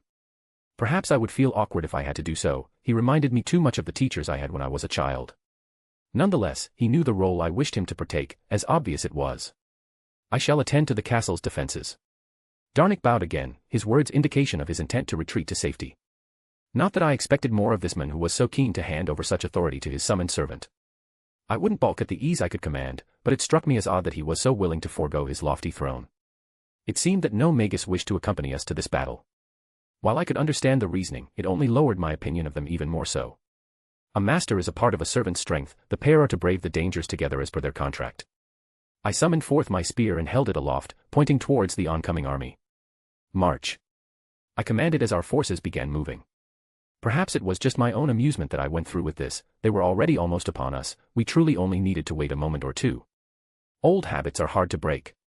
The rattling of bones, and cumulative footsteps upon the earth that made the land tremble, my blood started to boil at the thought. The enemy servants, I could see them accompany the haphazardly organized skeletons, these, dragon-tooth warriors. A single of our homunculi could defeat a few of those, and our golems would need just as many homunculi to be defeated as well. While the numbers were not in our favor, we were not on the losing end of this exchange. In the distance, I spotted a green blur, dashing through the air. A chariot pulled upon 3 horses, I could guess who commanded such a contraption. Our rider would have his work cut out for him. And the lancer servant that Saber described, he skulked the left side of the army, prepared for battle. He had a good look in his eyes, I was excited to cross my spear with his. Finally, there was the archer servant, bow in her hand and strange animal features, but I cared not about her circumstance. Unique all 3 appeared, but first guesses at their identities would be fruitless. I held my spear up, gesturing for my forces to cease movement. Let's see what their first move shall. A sudden crack of thunder filled the area, and a bolt of lightning struck the ground between our 2 armies. My eyes widened at the sudden arrival of 2 individuals, a red-haired man that had the same description Saber also gave previously as well as the woman who stood with her back to his, the servant no doubt. Red faction, black faction. The magus addressed us, his voice carrying more than it should, a sure sign of magecraft in use. If you want to fight, we'll take you all on. He declared, raising his hand up in a beckoning manner. Arrogant boy. Wilhelm POV. Arrogant boy. The servant riding a horse, spear in hand, shouted from the black faction side. Well, looks like I have their attention, now to keep it. Let's see, how did Sir Wiggles do it, something like this. I gathered lighting around my hands, condensing into an almost armor-like form. Haha, tingly. Would need to practice this a little bit, but I had an idea. I raised my hand up towards the thousands of skeletons coming towards us, unperturbed by our sudden appearance even if the red faction servants hadn't reacted yet.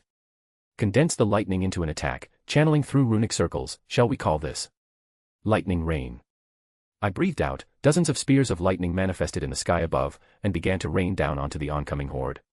Each one that struck the ground discharged the accumulated power, they unraveled and erupted at the point of impact, creating a storm of electricity at each point.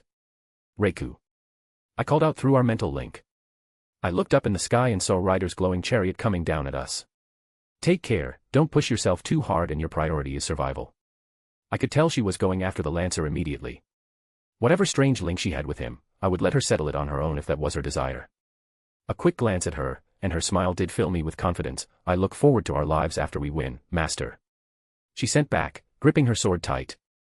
I turned back towards the killing intent in the distance. A force slammed into the ground, Ryder abandoning his chariot that was in the sky. Wilhelm, he let out a roar, magical energy erupted from where he stood, a whirlwind following in his wake. He didn't seem to care about the minions that were utterly annihilated as he pushed right through the army towards me. A noble phantasm. I couldn't help but smile, and I sent a quick thanks to Thorum for what I was about to do. Would not KEST, my voice bellowed out, the air shifted around me, and I kicked off as well, a second whirlwind firing towards his with me at the center. My sword flash out, meeting the tip of a spear aiming for my heart. The surroundings were utterly blown away, the ground ruptured at the sheer impact. The magical energy cascaded off the struggling weapons, each edge not budging from their spots. You bastard, you're mine now. Achilles had a maniac grin on his face, a mixture of exhilaration and anger. I've been waiting for this rematch, Siegfried. I smirked. Round 2. Sorry for the late chapter, I didn't like the first rendition of what I had done so I rewrote it. Anyways, if you want to read 7 chapters ahead or support me, visit mypat.rayon.com/astoryforon. We have a Discord, come hand out, ask questions, etc., JBWKDNDT7F. Chapter 171, Chapter 163. My Mirage struggled against his spear, neither giving an inch. Haha. Ryder of Red began to laugh, a wide grin on his face and killing intent pouring out onto me. I knew it, bastard, you were holding back before. I couldn't help but match his expression. Like you're one to talk. I pushed his spear away and slashed at his body, he didn't even bother to dodge, raising his arm and my blade pushed against his skin without budging. That shit isn't gonna work. He shouted, grabbing onto the edge of my sword, his spear reeled back, the air distorting as it pushed towards my heart again. Zoon Hail Vike. I shouted, the words vibrated in the air as they enveloped him. The muscles on his arm bulged as his eyes widened. He did his best to remain a grip on his spear, but it was forced out of his hand and flew to the side. Still not a shout I was particularly adept in, but it did its job. To his credit, the moment of confusion was brief. His knee was already sailing towards my stomach. I slapped my hand down to block it and his fist moved towards my head, my aura flaring to shield me from the blow, and his hand still gripped tight on my sword. Tricks. He spat out, eyeing the shining barrier projected from my soul. I held my free hand up towards his face, the lightning still clinging tightly to my arm like armor. Burst. I let all the lightning uncoil and burst out of my hand, right into his face. I felt the grip on my sword lessen enough that I could pull it free. He took a step back, regaining his composure quickly. As I thought. I tapped my sword on my shoulder. Your noble phantasm prevents damage, not the physical force behind my blow. Ryder cracked his neck, holding his hand out to retrieve his spear. The fact that you know that, and still call me Siegfried. He let out a sigh. You're doing it just to piss me off. Come, Dragon Slayer. I called out with a cheeky smile. And it's working more than it should. He lost his grin, going into a stance. He was about to attack before hundreds of the skeletal monsters began to swarm on me. Their battlefield lines had finally been restored and I was quickly reminded where exactly we began our second fight. How many eyes were on us right now? Annoying pests. Ryder shouted, magical energy coalesced around him as he thrust his spear. Hundreds of thorn-like blades made of his mana stabbed at everything around us, including me. My other swords shot out of my ring at blinding speed, arcing and swinging in every which way around me. Ryder's gaze met mine and I merely raised an eyebrow at his attack. Cute. I replied, waving my hand to have my swords hover around me slowly. Well, you do make this more interesting. He tapped his foot on the ground and retook a proper stance. Again right as he was about to attack the sky filled with arrows, coming right towards me. Sis. Ryder shouted, an annoyance in his voice. Well, I guess we're doing this. I muttered, but I couldn't really fault her. I did step out in the middle of two armies and challenged everyone. It was no place to expect a duel. 100 birds. I swung Mirage. The overlaid slashes comprised of magical energy to mimic the sword phantoms found in Eastern ideology. I could recall when doing 10 of them was straining for me. I tilted my head slightly as a few arrows pierced through my attacks. The penetrative power was surprising enough that I had to have my sword shoot up and block. Ryder.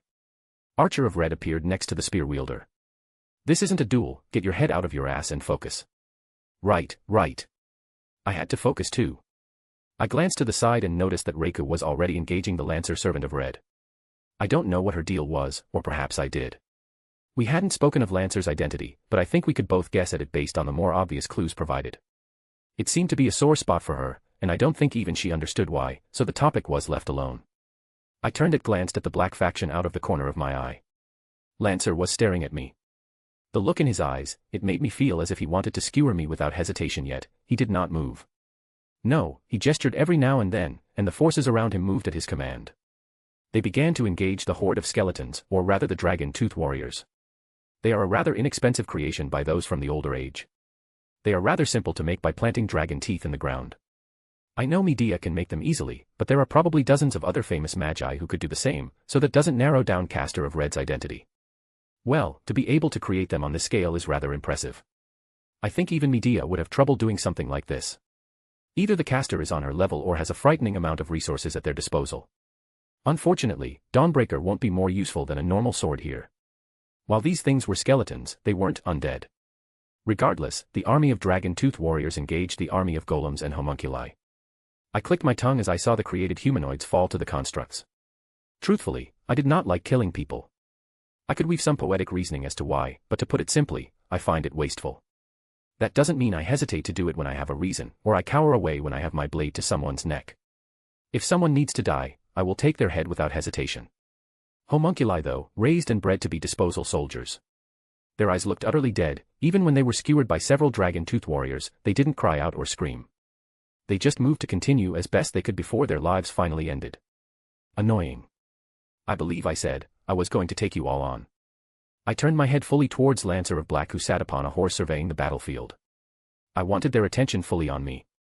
Taking 3 talismans between my fingers, I flung them at the servant. They became shooting stars, crossing the battlefield at amazing speed towards their target. The Lancer servant held out his hand, a baleful aura gathered around, a grin rising on his face as he jerked his arm up. Stakes shot out of the ground, piercing through the paper spellworks, stopping them in their tracks. Impressive for a master. Lancer spoke for the second time this evening. To think a living being dares to act so arrogantly in front of so many servants. He stepped off his steed, giving it a pat as it started trotting away. I slid to the side, lightning arcing across the ground in my wake as I looked at the green-haired rider who resumed our fight. "Don't ignore me," he said with a cheeky smile. "Bindings of Gaia." I pressed my hand to the ground, forming the runic sentences to actualize my spell. The roots sprung up around the rider-servant as I swung my sword, destroying another hail of arrows. The archer of red shot at me. She had already disappeared into the crowd, arrows continuing at me from the shadows. Whisper flashed through the area, carving out runes, spells forming and shooting off at every appearance of the cat-like woman. My attention was on Lancer of Black though. I flicked my hand to cast my own spells. My runic circles floated behind me, discharging lightning at the spear-wielding servant. Surprisingly, he didn't move at the coming barrage. "Berserker!" he lazily called out. A woman wearing a wedding dress with strange limbs jumped in front of him. She crackled with her own lightning. The big mace in her hand erupted to disrupt my attacks with ease. "Rhaera!" she shouted, the ground bursting beneath her as she ran at me. My bindings of Gaia wore off, Rider staring at me, spear in hand as he thrust it forward, covering the distance within a blink of an eye. Arrows filled the sky, some even given me a dreadful feeling, packed full of magical energy. Even Lancer swung his hand out, stakes jutting out of the ground as they threatened to impale me from below. I let out a sigh. I guess this is what I get for challenging so many servants at once. They are a prideful bunch and would make me regret this course. But still. That's more like it. I couldn't help but grin as the dragon-slaying blade flew into my hand. My magical energy erupted as I gripped the noble phantasm and invoked its true name. Ascalon. Their surprise was obvious. My sword moved in inhuman ways that defied the conventional laws of the world to block every attack that was aimed at me. A nearly perfect defense. Mace was deflected to the side, spear was blocked, arrows shattered, and stakes rebuked. As my noble phantasm's effect ended, I reached out and grabbed Berserker's mace, the lightning dancing up my arm. I forcefully repelled it by recovering my own arm in my own lightning element. Slamming my foot onto the ground, I hefted her mace up, which she refused to let go of, and threw her towards the last spot I saw Archer. I slid my foot against the ground, casting an earthen spike spell towards Rider to obscure his vision. In that moment that he was caught off guard, I took out the staff of Magnus, pointing it at the Rider servant. A spell circled formed at the tip, actualizing a rather simple spell. Thunderbolt. It was a stronger variant of a lightning bolt, packing a bit more punch. Adding on my lightning affinity, it discharged with an impressive force. The spot he was standing on was scorched, my own earthen spikes had been utterly reduced to ash. "You bastard, you have something like that." The dust settled, Achilles stood there, arms covering his face. He had good instinct to Altice do that in that brief moment. One of his arms had been charred black. A divine construct. He narrowed his eyes. So I was right, divinity is the key. I tapped the staff on my shoulder before pointing it towards Lancer of Black. Fires of Muspelheim. Whisper wasn't inactive this time, weaving the spell for me to use. The intense flames came together and erupted in the direction of Lancer. I thought about firing it at Rider, but with his speed, even at this distance, I knew he would be able to dodge it now that he knew not to trust his own protections. Rider didn't seem to care, his face was eerily calm. A noble phantasm, and a divine construct. His arm was black, armor having been destroyed, yet he didn't look fazed. I could only praise his martial ability in these circumstances. "Who are you?" I would very much like to know that as well. Lancer's growl reverberated across the battlefield, the smoke and fire died down to reveal his untouched figure, stakes falling away and disappearing into ashes in the wind as they acted like a shield at my attack. No, that wasn't quite right, he was burned a little bit, but nothing writing home about. Still, my spell harmed him and he had to defend against it, that was something. Rhea. Berserker's growl also sounded out, accompanied by an explosive burst of lightning in the crowd of skeletons. She didn't look all too pleased with me. Maybe it was the arrows sticking out of her back. Couldn't see Archer anywhere, but she was a wily one, hard to pin down even with my perception. Shall I properly introduce myself then? I chuckled. I guess I fully earned the attention of everyone here instead of just being an annoyance. Well, the battlefield clearly warped around my presence, it was hard to ignore me at this point when I was going after everyone and anyone. It would be the smart thing to just deal with a chaotic entity like me before looking at each other. Wilhelm Henry Schweinorg, at your service. At my words, the sky above crackled ominously. Chaotic battlefield with MC properly introducing himself. If you want to read 7 chapters ahead, visit mypat.rayon.com/storyforon. We have a Discord, JBWKDNDT7F. Chapter 172, Chapter 164. POV Caster of Red, William Shakespeare. Wilhelm Henry Schweinorg, at your service. I sat up as he announced his name, the dramatic introduction, the delivery, the ambience. Wonderful. I gave a small clap. Ah, how I wish I could pick his brain. I bit my thumb. Oh, how I wish to go learn of his thoughts, to understand this character that entered the stage, front and center. Declaring he'll take on both factions, simply marvelous. If you keep speaking, I will be more than happy to toss you off the edge of my garden so you can head down and see for yourself. A venomous voice rebuked my appreciation. I am surrounded by critics. My dear assassin, I am but a humble writer. I'm afraid the mere fall will force me off the stage for good. I bowed. We can only hope. She drawled, flicking her finger to enhance the long-distance magecraft viewing spells she had cast. Schweinorg. I turned my gaze towards the one who spoke. Our master, so to speak. Not the person who had summoned me, but the one who now held my leash. Well, I did find him more interesting than that boor who performed the ritual. Does the name hold significance, my master? I grinned, and twirled my pen. He turned to me, his eyes lit with a small fire within. This was a true main character. I was excited to see how this play unfolded before my eyes. Schweinorg, it's the name of the second magician, Kister Zelretch Schweinorg. Master looked at the men who had wounded him, intently. I was not aware that the Kaleidoscope had any family members. Oh ho, his character becomes even more interesting. A possible relation to such an illustrious figure. How mysterious this new addition to the stage is. Irrelevant. Assassin spat out, tapping her fingers on her throne. Inside my garden, even a magician can't move freely. She stared at his face, the master that was fighting against multiple servants, and scowled deeply. I'll teach him a lesson if he has the courage to step foot here. She had been quite irritable after healing up our master from that little meeting. Well, more so than usual. Shiro Kotomine suffered no major wounds, but he was still injured and the scars lingered. I suppose her arrogance is well earned. My artistic flair started and ended with the written word, but I could appreciate other avenues of expression. And to deny her noble phantasm was a work of art would be the height of foolishness. The Hanging Gardens of Babylon. Would this flying fortress be a stepping stone or an unassailable wall for our performers? As a caster class servant I could understand this place more so than any another class, even if I never practiced magecraft in my life. Not only was it a fortress high up into the heavens, it was Assassin's workshop. A plot twist it was, to have our assassin also be our more traditional magus of the group. I will believe in your ability, assassin. Our master said without any hesitation, making our dear assassin puff up happily.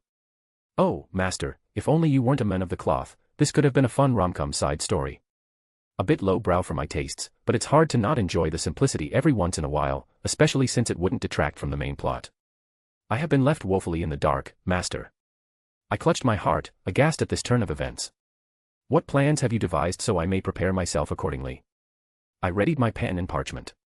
Master had a small smile on his face, looking at the viewing of the battle.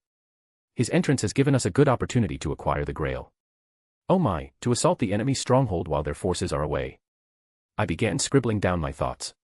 Do you wish to sneak in or openly attack the front? I looked up, waiting for an answer, then paused. Wait, don't tell me. I stopped myself. I wanted to see how this would play out without any spoilers. You can always come along, caster. Shiro gave a small laugh. I am but a humble playwright, my master. The battlefield is no place for me. Gods forbid he does something useful. Assassin added, offhandedly. Assassin, I am wounded by such harsh words. I clutched my heart. Did I not apply my talents in healing Lancer? I did most of the work. She scoffed in annoyance. Ah, but it would have taken at least another day to fully heal him had I not intervened. I pointed out, much to her chagrin. And I shall apply my efforts once again. I declared, turning back towards our master. I shall provide you with a fine blade to fight for your ideals, master. So, struggle. Attempt to prove your ideals to the world and I will watch it all. POV Fiori for Veg Ig Millennia, Master of Archer of Black. This location is suitable, thank you. I politely dismissed the homunculus that was navigating my wheelchair. Fiori. Darnik spoke, his voice was not loud, but it carried across the entire room we occupied. How is the situation with Archer? His last report noted there was no movement around the perimeter, and he was focusing on the battle and waiting for an opportunity to intervene advantageously. I replied. Archer, rather Chiron, had taken the highest point on the castle and was relaying information to me. Good, well done, Fiori. Darnik praised. Thank you, Lord Darnik. I bowed my head slightly in appreciation. Is the long-distance scrying ready? I inquired. It's done. Gourds, the master of Saber, slammed the door open, apparently answering my question. Behind him, Seal Nike sauntered in. Is this it? He looked around with an annoyed expression. I'm here too. Calls arrived late, as per usual. I swear, if I didn't keep on him, he wouldn't ever show up. Everyone else is busy with their own duties. Darnik raised his scepter, and screens appeared at the center of the room, giving us a long-distance scrying of the battle. We'll take you all on. The master that Saber had spoken of appeared on the screen. All of us seemed surprised at his arrival and sudden declaration. That brat. Gord slammed his fit on a nearby table. Oh ho. Seal Nike let out a haughty laugh. Is this the one who attacked you? He snuck up on me. Gord snapped. If he didn't sneak attack me, I'd have easily taken him. He had conveniently forgotten that this master had fought with a servant, per Saber's words. Call seemed to ignore them, staring at the image. So that's his servant, any guesses? I do not see any clues besides her being from the east and wielding a sword as a woman. That should narrow it down a little bit, but it still leaves us hopelessly in the dark. I said quietly. Indeed. Darnik nodded towards me again. It may prove more fruitful to focus on Saber of Red's master instead. We continued to watch, mostly in bated silence. Insofar there was no need to assume command over out servants. Lord Darnik's servant, Lancer, was leading them well enough. I was not a military expert, so I could not comment beyond what I saw on the surface. The army of skeletons was a bit concerning, but they didn't look very strong. But they seemed utterly insignificant when the master and the rider-servant clashed right in the middle of the army. He's attacking his own faction. Gord sneered. Let them kill each other, we can clean up the rest. That didn't last long as he also took on Lancer. I didn't understand this master's mindset, why he looked so confident to fight so many servants by himself. His thaumaturgy was beyond impressive. I've never heard of a magus with such control over lightning magecraft before. Is he really a nobody? I whispered. There's no way. Seal Nike crossed her arms. No way in hell a guy like that is unknown. He must be disguised or something. I glanced at her, but I think she spoke the words on everyone's minds right now, judging by the looks on everyone's faces. It was common knowledge that a magus couldn't match up to a servant, yet he was fighting several at the same time. The surprises continued. A noble phantasm. He possessed a noble phantasm that was not his servant's. That would have turned the entire Mages Association upside down if it came out. The Fraga clan is the only known owners of a noble phantasm, and they are a very unique situation. No, if that wasn't enough, Ryder declared the staff the master pulled out to be a divine construct. How was I supposed to react to that? This war was already something I had a hard time coping with, and now there's someone like this running around. Wilhelm Henry Schweinorg, at your service. The name of the master was finally revealed, and what should have turned into discourse to plan our next course of action instead continued in utter silence. Like the wizard marshal. I said quietly. Does he have any family? Calls, my younger brother, sighed, sitting down. Selenik's hands balled up tight. Is there an idiot in this world who would dare to use the Kaleidoscope's name like that otherwise? She spat out angrily. Gord's just looked lost. We all turned towards Lord Darnik for direction. I felt at ease when his reaction didn't change, his aristocratic expression still hardened and unwavering. There was a reason he presided over the family, why we were all willing to be under him and go against the Mages Association. Truly he is. Fuck. The uncharacteristic word left his mouth. Oh. Wilhelm POV. Well, based on what Reika told me, my last name isn't really noteworthy as the name Zelretch had taken much higher precedence. Oh well. Anyways. I looked up at the sky, the memory of fighting that dragon had come back, and I smiled brightly. Strunbakuo. Storm call. The moon was immediately covered, and my storm enveloping the sky. It was smaller than the dragon's, but that was expected, I suppose, and it wouldn't last very long. I had less experience with this shout than it did, so it was impressive in its own way. I held out my hands and laughed as lightning bolts began to fall from the sky, targeting the servants. What the hell? Achilles was the first to look confused at the sudden turn of events. Even to the other servants that didn't have the same protections, this wouldn't do much, but it was a good harassment strategy. Rhea. Berserker roared, getting hit head-on. Annoying. Lancer scowled, throwing his arm up, summoning stakes to intercept the blasts. Speaking of harassment. I saw Archer hopping around, avoiding them entirely. I took that moment to grab Mirage and shift the space around me, appearing dozens of yards away and right next to Archer. I could see the fur on her ears stand up, her head turning to me with shock. I revealed my name, there was no point in hiding my magic. Her bow was already facing MYE, arrows knocked and pointing towards my head, but I was quicker. Even as the arrow passed by, barely grazing my aura, my Mirage pierced into her chest. Sis. I heard Ryder's cry and the battlefield erupted at his sudden movement. I described his movement before as instantaneous, and this put that to shame. His spear came like a meteor as I adjusted myself to defend, my aura flared to its max and my other hand, which held my staff, moved to block. The fury he displayed only exemplified the force behind his spear. The force pushed my staff back to my chest, his strength impressive with the force of his speed behind it. I let go of Mirage, instead grabbing his spear with my free hand, and a spell circle formed at the tip of my staff of Magnus. You think I'd fall for something like that? Ryder howled, as something appeared in his other arm and swung at me. A shield, my vision was consumed entirely by the sight of a shield. It was like the world went silent and my heartbeat stopped, my breathing ceased. I summoned my boosted gear onto my arm and held it up like a shield. My vision went momentarily dark as his shield hit me. I blinked and the next moment I was hurling through the air, skipping across the ground. My aura was shattered by the blow, not able to absorb everything, about half of it gone from that single shot. I rose to my feet, a little shaky, as I looked at what happened, the distance I was from where Ryder stood, fussing over Archer. I'm fine. Archer hissed, removing my sword and tossing it to the side. My spirit core is intact. Look at the gauntlet. Drake's words echoed in my ear. I did as he said, and my eyes widened. There was a crack on it. That's not good. It's not as bad as it looks, it'll repair itself over time. But you should know what kind of ridiculous thing would be needed to damage the gauntlet like this. Yeah. I looked up at Achilles who seemed rather pleased with himself. I wiped away the blood flowing down my nose and the corner of my mouth. It felt like I was hit by a mountain, maybe something more. Well, he's already out, no point in hiding it. I put the staff away, holding my hand out to bring Mirage back to my hand while my other swords returned to my side. Our eyes locked, I held the gauntlet up. Boost. I called out, doubling my physical capabilities. The rush was always insane, intoxicating.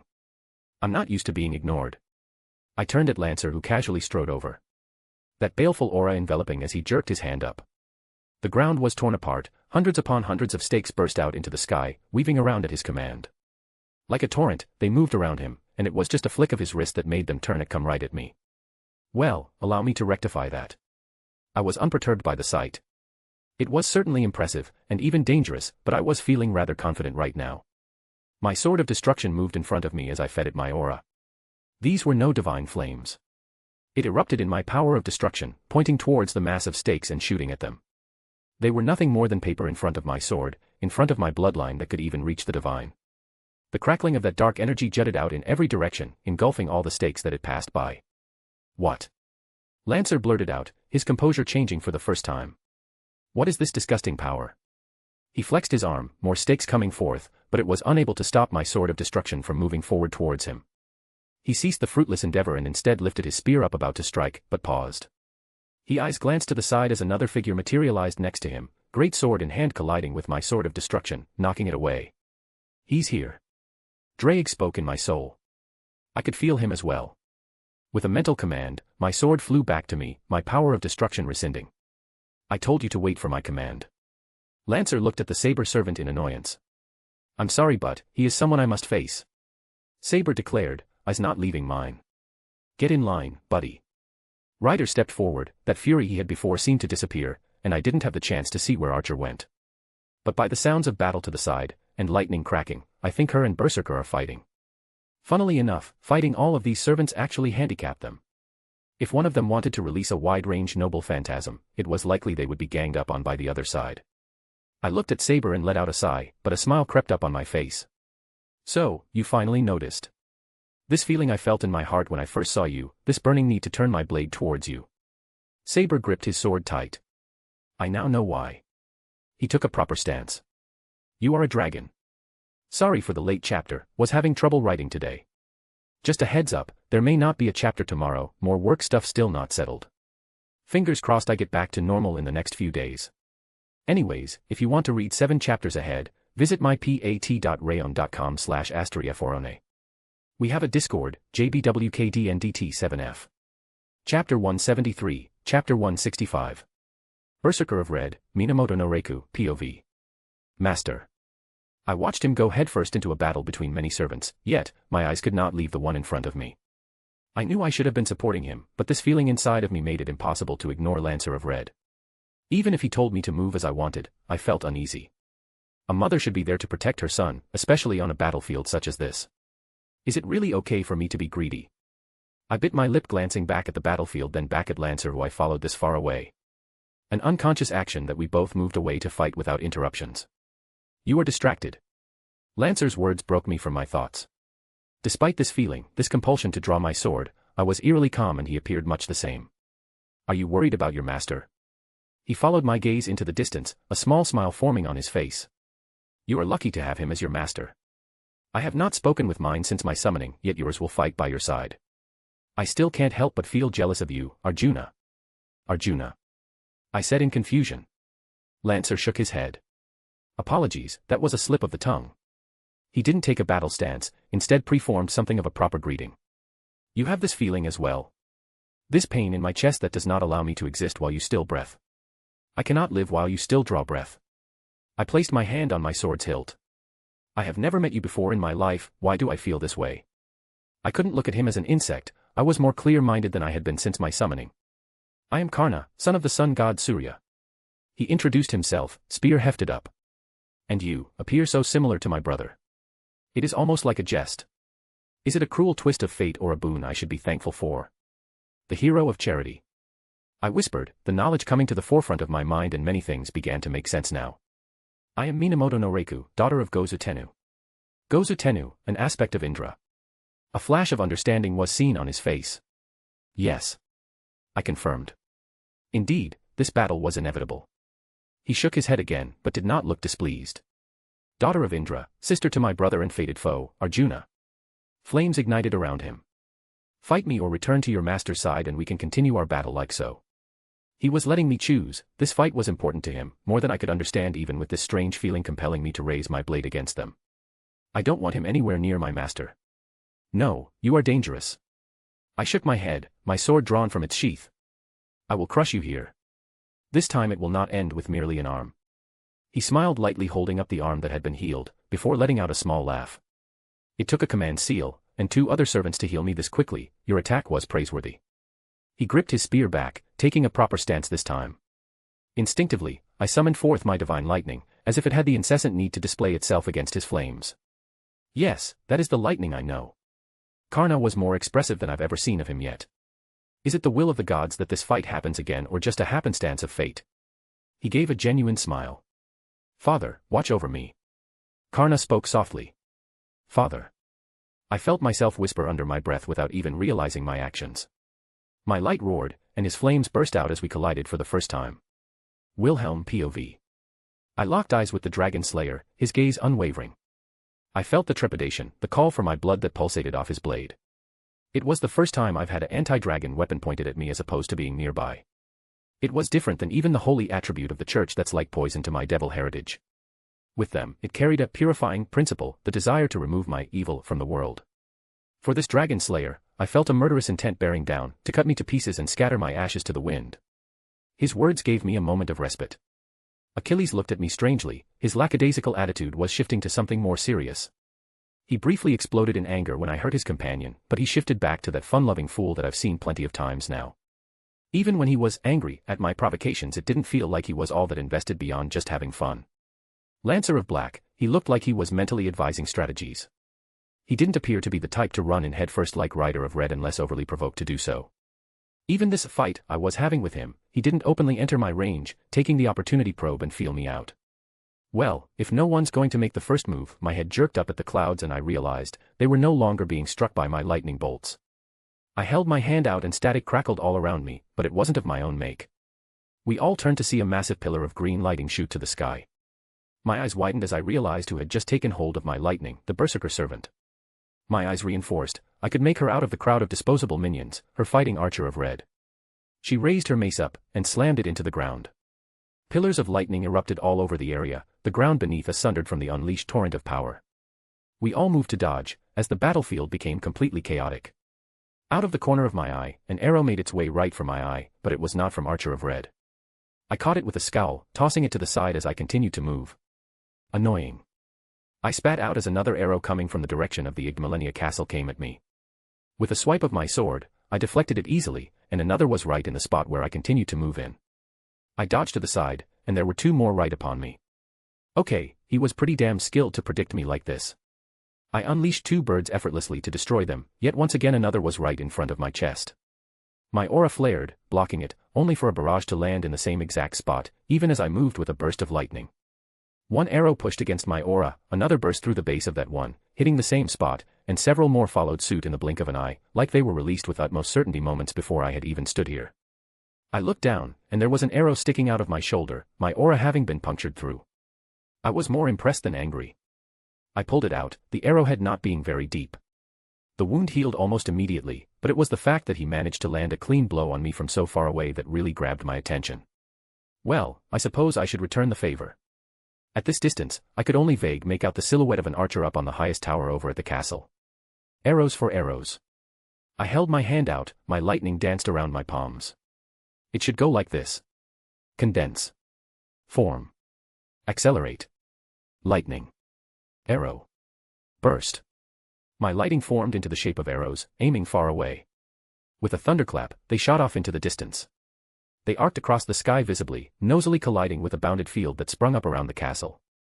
The defenses didn't budge, and I just clicked my tongue in annoyance, but I think the archer already abandoned that sniping spot, so the effort wasn't wasted. Well, for a hastily made spell, it wasn't bad. I pivoted, foot digging into the ground as Mirage swung up to meet a bloodthirsty blade coming down on me. Well, you're first I suppose. I grinned at the dragon slayer. I didn't react, but I was hesitant about being hit by that sword. Forget me already. I snapped to the side and held up the boosted gear as a shield to block the familiar spear of Ryder, as it struggled to move against my gauntlet. You're blocking me with one arm. Ryder said with confusion. The strength of a dragon, I don't know how, but he's intertwined with one. Saber spoke up. Oh, both sides working together against me. I'm flattered. Tisk. Ryder clicked his tongue. I don't need help to beat you, bastard. He said, but didn't dismiss Saber. Saber pushed down on his sword, and I buckled slightly. His strength was no joke, but I wasn't even at my peak yet. The strength of a dragon, well you're not wrong. What do you think, Drake? He has good insight, I can see how he was able to slay Fafnir. The jewel on the boosted gear lit up, his voice projected out. What? Ryder looked taken back. Even Saber's blade hesitated. You can speak. Of course, do you think I'm incapable of it? Drake scoffed. Don't put me on the same level as that greedy dragon you killed. You know who I am. Saber still seemed utterly shocked that this conversation was happening. I've met that dragon in the past, do you think I wouldn't recognize the person who carries his scent? Siegfried. You've got to be fucking kidding me. Ryder scowled and I held back a laugh. I stepped forward, pushed his blade away and swung in a wide arc to force both Saber and Ryder back. It's as you say. Siegfried hefted his blade up again.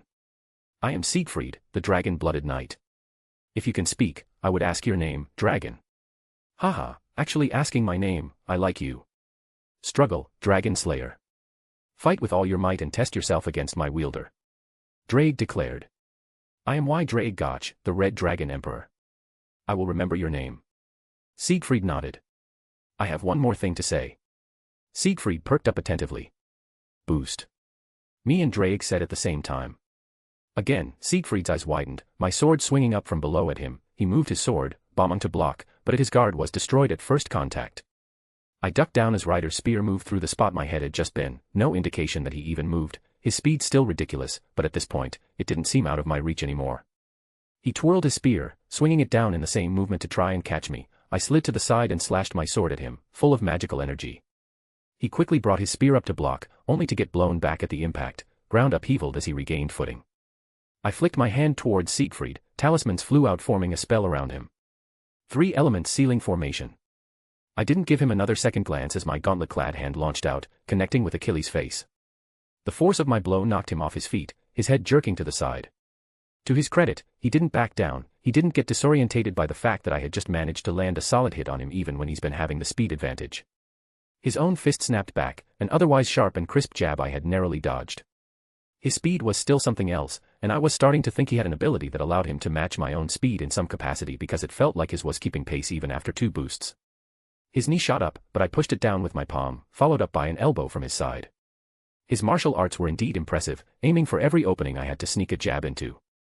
Pancration, I believe it's called, the most famous bare-handed fighting style of the ancient Greeks. This didn't mean he abandoned his spear, it tried to sneak in, but was continuously rebuked by my sword, which had the advantage at this distance. He was losing ground, quickly. At this point, my physical abilities trumped his, each of my blows forced him back, and he buckled under the strain. I glanced to the side to see Siegfried already tearing through my seal after only a few breaths worth of time. His physical prowess combined with his innate magical resistance did short work to my hastily applied spell. He was already charging at me in a single blink of an eye. His overhead slash tore apart the ground, but I held firm as Mirage was brought up to block. With a single hand, I pushed his sword back to his chest as he struggled to fight against me. Achilles' spear shot out again. This double teaming was a bit annoying. I guess it was time to do something about it. My other sword flew at him. While not doing much, it was enough to give me a moment as my gauntlet-clad palm opened up towards the rider-servant. Penetrate. I called out as a beam burst forth, tearing through his chest. Achilles let out a pained shout, perhaps mostly filled with surprise at his defenses being overcome so abruptly. I gripped Mirage with two hands, and knocked Siegfried's blade away. Following up, my free hand opened up and Ascalon flew down into it as I slashed down his own chest. You're not the only one with an anti-dragon noble phantasm, dragon-blooded warrior. I grinned, my sword cutting deep into him. Rider. It was Archer this time who shouted, arrows flying at me from the distance, my swords darting out to meet them in midair. Saber. Another voice joining the fray, the Lancer of Black decided to rejoin after backing away in the initial chaos. I guess he couldn't sit still after I just wounded two servants simultaneously. Woohoo. A shout erupted from above as my head snapped up. A person came flying down on a strange creature, lance in hand as he tried to stab at me. I swiped my hand, shattering the space around me, appearing a little distance away in a few steps, only to be bombarded by a hail of arrows, this time from the Archer of Black, whom I had yet to get a proper look at. I dodged easily enough, but that just opened me up to new problems. Rhea. A massive torrent of lightning was discharged my way. Stabbing my swords into the ground, the staff of Magnus appeared in front of me, and I cast a greater ward to defend. The residual blast scorched the earth around me for dozens of meters in every direction, but I was otherwise unhurt. Letting it go, I allowed it to float around me just like my swords, easier to call upon. A loud whistle filled the air, and a chariot flashed through the air in a speed that made even Achilles look a bit slow. The three-horse noble phantasm sliding in under everyone's noses to pick up the rider-servant as Archer of Red astralized and disappeared. The chariot zipped through the air in a way that was extremely hard to track. In a literal blink, it had already disappeared from sight. Unfortunate, I was hoping that blow would have taken him out, but there was good money on him having some variation of battle continuation. Some servants in their legends had survived having their hearts gouged out, and conceptualized into the ability to fight through such things. If they could heal Lancer's arm, it was entirely possible that wound was not as debilitating as I would hope. But now, I was surrounded by the entirety of the Black faction, though I've seen nothing of their assassin, which kept me on guard. How long are you going to stand around? I called out, the servants look at me warily. Humph. I was watching you flail around like a novice, it was fun to watch. Mordred's voice flowed into my ears, her vibrant armor materializing next to me. I couldn't help but grin, sweeping my gaze around at all the enemy servants. This is my berserker servant. I introduced. Fuck you, I'm a saber. She shouted in return. See, a berserker. I laughed. Growling. She just growled, but didn't keep arguing. You're outnumbered, surrender, and we may work something out. Lancer leveled his spear towards me. It took me a moment to figure out your identity. I replied, looking right at him. It's obvious in hindsight, but I was caught up with other things admittedly. Your Majesty, I should have expected the Black faction to summon you since this is your territory. Oh, you have good eyes. Lancer looked pleased. No, Vlad the Impaler. You are a king. I nodded. It was expected that you would try to gain the advantage without any losers on your side as well. To bring us over to yours would be the best outcome. I couldn't fault him, nor did I feel particularly offended at his attempt. Your answer. My answer. I pursed my lips, holding my hand up. Here it is. I snapped my fingers, the dust bombs all around the castle exploded as one, the bounded field shuddered and burst as the numerous elemental effects cascaded in every direction. They all snapped their eyes back to their base of operations. I would be the first to admit that their defenses were impressive, it could even keep servants out without relying on noble phantasms to brute force in for the most part. Mirage swung up, resting on my shoulder. Should I repeat my answer? I said with a cocky smile. Work is finally starting to normalize, now I just need to catch up on everything I missed. Anyways, if you want to read 7 chapters ahead, visit mypat.rayon.com/astriaforone. Chapter 174, Chapter 166. You. Lancer, Vlad the Impaler looked furious. What have you done? Whoops, was that important? I feigned shock. You're such an ass. Mordred actually chuckled. Well, they don't seem happy. I flex my fingers, getting a good feel on how fatigued my body felt with the adrenaline pumping through me. I was still good to go. I wonder why. Mordred's dry tone was noticeable even through her helmet. Hee hee, Master keeps screaming in my ear. The pink-haired Rider servant said with a giggle. So, quick question. I looked at Rider. I don't mean to be offensive, but are you a boy or a girl? Why don't you find out?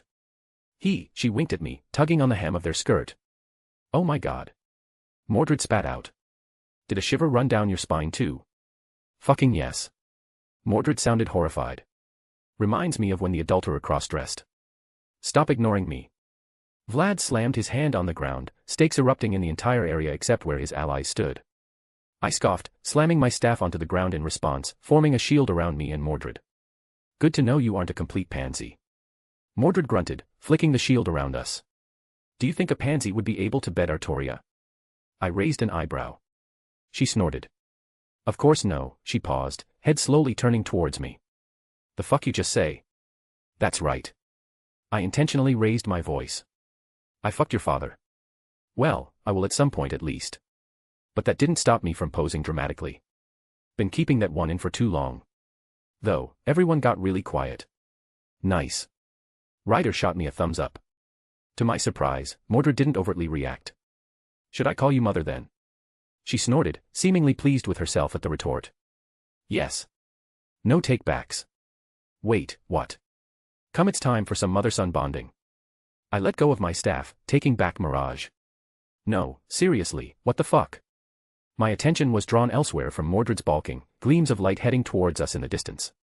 I cast condensed lightning over my limbs again, and reapplied all my enhancement spells. Lightning, arrow, burst. I raised my hand over towards the forest, a dozen lightning arrows shot out, intercepting arrows firing right at us as the barrier fell. I would need to work on the casting sequence when I had time later, but it was actionable for now, I suppose. As if on K, they all moved on us. I grinned as Mordred erupted in her own red lightning, mimicking my own as it crackled around me. The ground was utterly destroyed as she burst forth, sword smacking into Ryder's large lance. Sparks flew as they traded blows, Ryder being deceptively nimble with that large weapon. Oh well, I guess I can support her. She'd been patient this long and really wanted to fight apparently. Holding out my hand, I cast my lightning arrows, dozens upon dozens of them filled the air. The other servants around me appeared hesitant and ready for battle, but instead, I pointed towards the forest and fired them off to keep that archer pinned down. Boost.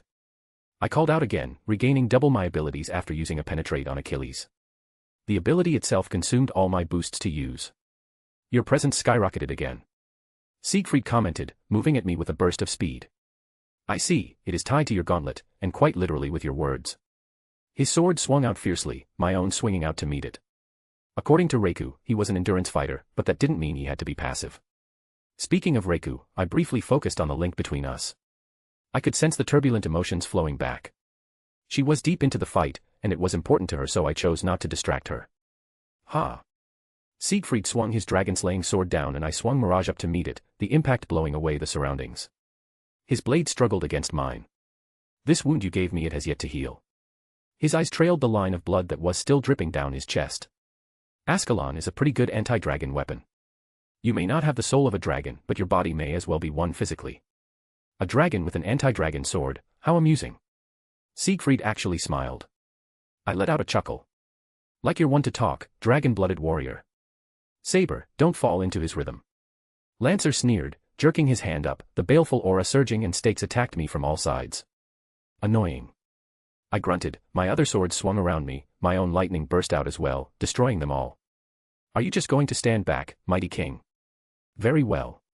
His spear swung at me, the distance closing with a blink of an eye. My eyes widened as I blocked with my gauntlet, the force of it actually made my arm shake. He only grinned savagely as the two servants pressed the advantage. I tumbled slightly, but quickly regained my foot, deflecting attacks from both foes. A physical boost from your legend being intertwined with the land we're fighting on. No, this is more than that. You are significantly stronger than a lancer should be. I snapped my fingers, runic circles summoned in the air, but not aimed towards me. Mordred. I looked towards her, she was taking on two servants, no three. Archer was really screwing with her, there were some arrows sticking out of her armor, even if she was overpowering the berserker and rider servant. They began to discharge lightning bolts towards the oncoming barrage. Humph, with my demonic defender of the state, as long as you remain within my territory, my abilities are unmatched. He waved his arms out, grandstanding. Impressive, but how about, boost? I called out, shifting through the kaleidoscope, appearing right in front of him. My mirage swung at his neck, only to be deflected by Saber. They made a good combo, makes it hard to get a deciding blow without leaning more into my gauntlet or magic. I've had enough of this foolishness. Lancer's aura exploded out, the ground shook, and even the sky turned red. My eyes widened, the release of his noble phantasm was obvious at this point, and I felt a large sense of danger. The lightning around my legs burst out and I moved towards Mordred as fast as I could. Come, savages who trample over my territory. It's time to discipline you. I'll turn my compassion and rage into red-hot steaks and skewer you all. And these steaks are not limited, but truly infinite, so despair, and gorge on your own blood. The aura around him reached its peak. Khazikli Bay. Mordred POV. Guess I'll get you Pinky, and the monster over there. I gestured towards the obvious berserker servant who just growled and roared without speaking. And if that wasn't obvious enough, only a mad fool would wear a wedding dress to fight in. Rhea. Berserker shout, running towards me without an ounce of martial prowess. Compared to that cowbitch, this servant was weak. I knocked her mace aside with ease, even her discharging of lightning I could ignore with my own mana burst. Grabbing her face, I tossed her to the side. Don't forget me, woohoo. Ryder jumped off his strange mount, the bird creature going back up into the sky. He ran at me, the tip of his lancer aiming for the joints of my armor. The fool at least knew what he's doing. I stepped to the side, dodging his thrust. His speed was decent on ground, but nothing worth noting. I swung Clarent up, a casual swing at his side, and he brought his lance to block it, an annoying grin on his face. Dangerous. I stomped the ground, my lightning bursting out before kicking him in the side. Rahaha. Berserker made herself known easily, her annoying shouting giving away her position every moment. I charged my sword with my magical energy and swung it in her direction, blowing her away. Ducking my head swiftly, several arrows sailed past me, my head jerked towards the forest where the archer of black from before was targeting me. Take this.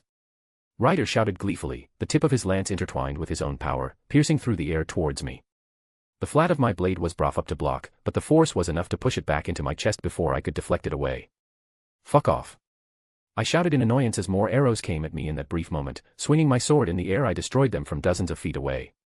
Grrrr Berserker was on me again, mace slammed in the ground and discharged a burst of lightning towards me. At the same time, several more arrows came at me, and Ryder's lance shot towards my face. I slammed Clarent into the ground, activating my mana burst again. Ryder and Berserker were blown back, but a stream of arrows hit my shoulder, tunneling through my armor. I was about to go after the archer, but suddenly magical lighting fired into the air, destroying another volley of arrows. I turned to see who cast the spell, though I could have guessed. Asshole, I didn't need your help. I spat out, but it was nice to have backup. He wasn't as much a pushover that I thought. I thought he was some smooth-talking magus that tricked father, but he's decently strong. I turned back to Berserker and Ryder, a grin forming on my face. I broke the arrows still sticking out of me. Well, how about round 2 without the bastard hiding in the back? How about we talk this out? Ryder offered. Yeah, no. I flicked Clarent to the side, carving the ground apart. I was ready for another round, but something suddenly felt off, and the sky turned red with the ground shaking. What the hell? I felt someone grab me suddenly, fast enough that I didn't notice in time. Khazikli Bay. Avalon. A golden light surrounded me, a warm light I hadn't seen in a very long time. All around us, stakes shot out of the ground, but failed to penetrate this barrier around us. This is... I was at a loss for words. Made it in time. That was dangerous. The bastard magus laughed. This is why servants are scary, noble phantasms are just hard to deal with. The light took an ethereal form around us and it was something I would forever recognize. Father's sheath. I whispered. Yeah, she gave it to me to keep me safe. He smiled, holding it up for me to see. You really are together with father. It was hard to imagine, but why else would he have this sheath? It only worked with father's magical energy as well, he would have to have given it to this basta, this person. She's someone very important to me. He pat my shoulder. Talk later, fight now. Alright. I quickly dismissed all those troubling thoughts. I was a knight, I had no business being distracted by such things on the battlefield. I looked around again, the red sky started to fade and even the uncountable number of stakes that blocked our vision began to disappear. I gripped my sword tightly, and I couldn't help but glance at this man who was beside me. Move quick, I'll support you. Fine. I replied. You better keep up. What kind of mom would I be if I let my son play without any supervision? He grinned. But for some reason, it didn't feel as annoying like it had been before. Father's sheath faded just as the other noble phantasm returned the world to normal and I burst out, targeting the berserker servant, who looked surprised at my sudden appearance. Not so fast. Ryder jumped after me. Trap of Argalia. The feeling of his noble phantasm activated, his spear lit up with an ethereal light as it stabbed towards my lower body. Bindings of Gaia. That. Magus's voice called out, and massive roots sprung up to wrap the rider servant up and bound him. Berserker swung her mace, but I sidestepped it easily. I poured a chunk of my magical energy into my sword, and my mana burst exploded out. Die. I shouted, swinging Clarent with all my strength right at the berserker servant, cleaving her in half and utterly destroying the area. The father's lover appeared at my side. That's one down, well done. I don't need your praise. I huffed. Of course I could take that servant down, I'm the best knight under father. Wilhelm POV. Mordred was acting strange, but I guess seeing Avalon might have dredged up some buried feelings. That noble phantasm, Khazikli Bay, was dangerous, the entire area, as in literally every square inch, was covered in stakes for its activation. And these weren't like the normal ones he can use as he wished, these ways gave off a foreboding feeling of death. Noble phantasms are dangerous. I had to use primordial runes, a divine construct, and my strongest shield spell to block that Lancer's noble phantasms from before. You continue to be pests. Vlad shouted, his face snarled in rage. I felt a twinge in my link with Sir Wiggles. Following the link, it looked like he found the grail. I had him sneak in while we were distracting everyone and find the grail. I looked at Mordred then back at Lancer. Well, my feelings are hurt. I put my hand on Mordred. Good day, sir. I pulled Mordred through a portal opening up within the castle grounds. The hell? Mordred blurted out, landing on the ground from the sudden shift. The area was practically in ruins because of my bombs, elemental effects were still seen everywhere, but there was no one running out to attack us. Sir Wiggles found the grail, one moment. I closed my eyes to follow his senses. I wasn't done. She threw her hands up. I watched you fight for like forever and I barely got a turn. She whined. You can fight later, let me focus. I tuned her out. Let's see, he should be at the right side, a few stories below the ground. Smart, putting it closer to the ley line, it should be quick to. My eyes shot open. And then Mordred stopped, looking at me. What? Which bitch dares? I shouted to the surroundings, feeling a ping from the familiar link. My face immediately morphed into an expression of rage. Ho ho. A haughty laugh answered. My, when things happen you don't foresee, is this how you react? Imagine how we felt this entire time. A woman with long black hair appeared. I recognized her from before with the priest. She stood upon the castle walls, a good distance away. In any other situation, I may have made a cocky remark, or even flirted, but right now all I felt was unbelievable anger as she held Sir Wiggles, gripped tightly in her hand. He didn't move, his eyes were closed. I could only faintly feel him through the link, he was still alive. Is this rodent yours, An evil grin grew on her face as she squeezed a little bit tighter. Assassin. The priest's voice echoed out, he stepped up right behind her. There's no need to be cruel, we've got what we came here for. As soon as the words left his mouth, a large skeletal beast touched down from the sky next to them. You. I took a step forward but she raised up Sir Wiggles. Ah. She looked at my smugly. Careful, I may accidentally squeeze it too tightly. I stopped in my tracks, only able to glare. There, that's the perfect look for you. She laughed, mounting up with the priest who just stared at me without emotion. As they took to the skies, she tossed Sir Wiggles down. I moved as quickly as I could to catch him. I immediately called up on the power of Avalon, letting its light wash over him. There were spots on him, green and black. He had been poisoned. Come on, buddy, this is nothing. I ran a hand through his matted fur. Oi, you gonna let them get away with that? Mordred retracted her helmet, giving me a look. This is more important. I didn't even harbor the thought. You really care about that rabbit? He's family. Was all I said. Wilhelm. Vlad's enraged voice filled the area, already having come back to the castle. Where is my grail? I guess he had been informed on what happened by someone. I don't have it. I spat out, cradling my familiar. You're too late. Mordred clarified. Those other guys stole it. He let out an angry grunt. This is your fault, if you hadn't. Quiet. Reiku appeared next to me. Speak one more word and I shall crush you, insect. Lancer. Siegfried also came to calm his companion. Flanked by Ryder, and whom I believe was Archer since I didn't recognize him, and he had a bow. I ignored them for the moment. You're back. I sent towards Reiku. With a glance, I could see her condition. She had been fighting with Lancer for a while now, and it definitely showed. She was sporting many wounds and looked exhausted. Lancer was forcibly recalled. Reiku didn't sound too happy. Another command seal. Yes, but he said that he needed one to regrow his arm in such short time. That means 3 had been used. That doesn't sound right. Something was definitely up there.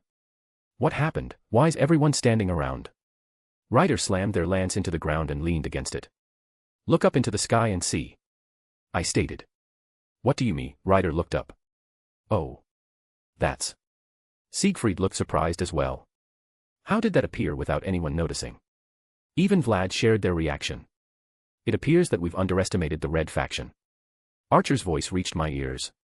Being able to bring something like that out, it would not be simple. For them to do it under our noses, it speaks of detailed planning. I noticed it when they flew away. High up into the sky was a fortress. There was no doubt in my mind that it was a noble phantasm. A noble phantasm that existed in the normal world, not a single-use ability, and it was a flying fortress. Things were not simple at all. Sir Wiggles opened his eyes, the foreign colors leaving his body. Good boy. I'm going to bring it down. I declared. What? Mordred looked at me. You're going to take down that thing?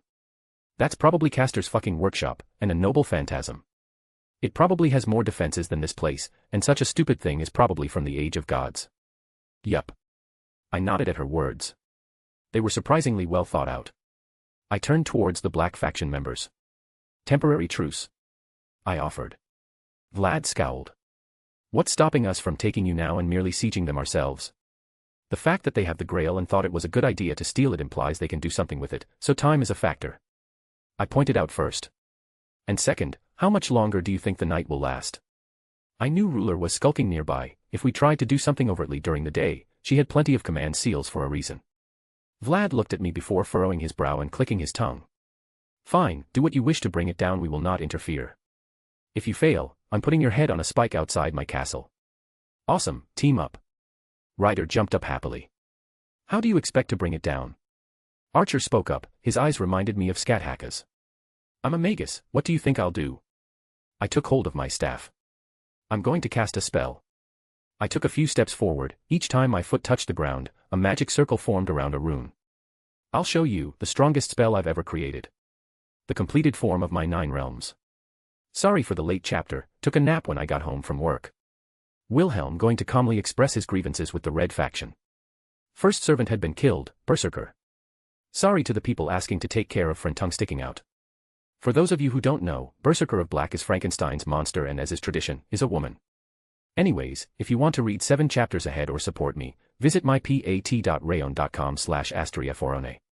We have a Discord, JBWKDNDT7F. Chapter 175, Chapter 167. I continued my steps. Sir Wiggles watched in my arm, not fretting over the situation. He was a strong rabbit, he would easily recover from this little setback and be stronger for it later. My staff glowed bright, the accumulated magical energy a constant outpour onto the surroundings. Behind me were dozens of spell circles on the ground, each spot I had passed by briefly until coming to a stop a little bit away from the others. What's going on? A voice shouted, coming from a large entrance deeper into the castle. He held himself upright, a cane in his hand as he swept his gaze around the area. Flanked by his sides were people in somewhat matching uniforms and behind him was the familiar figure of Siegfried's master. Vlad shot him a look. We have agreed to a ceasefire while we retrieve the grail.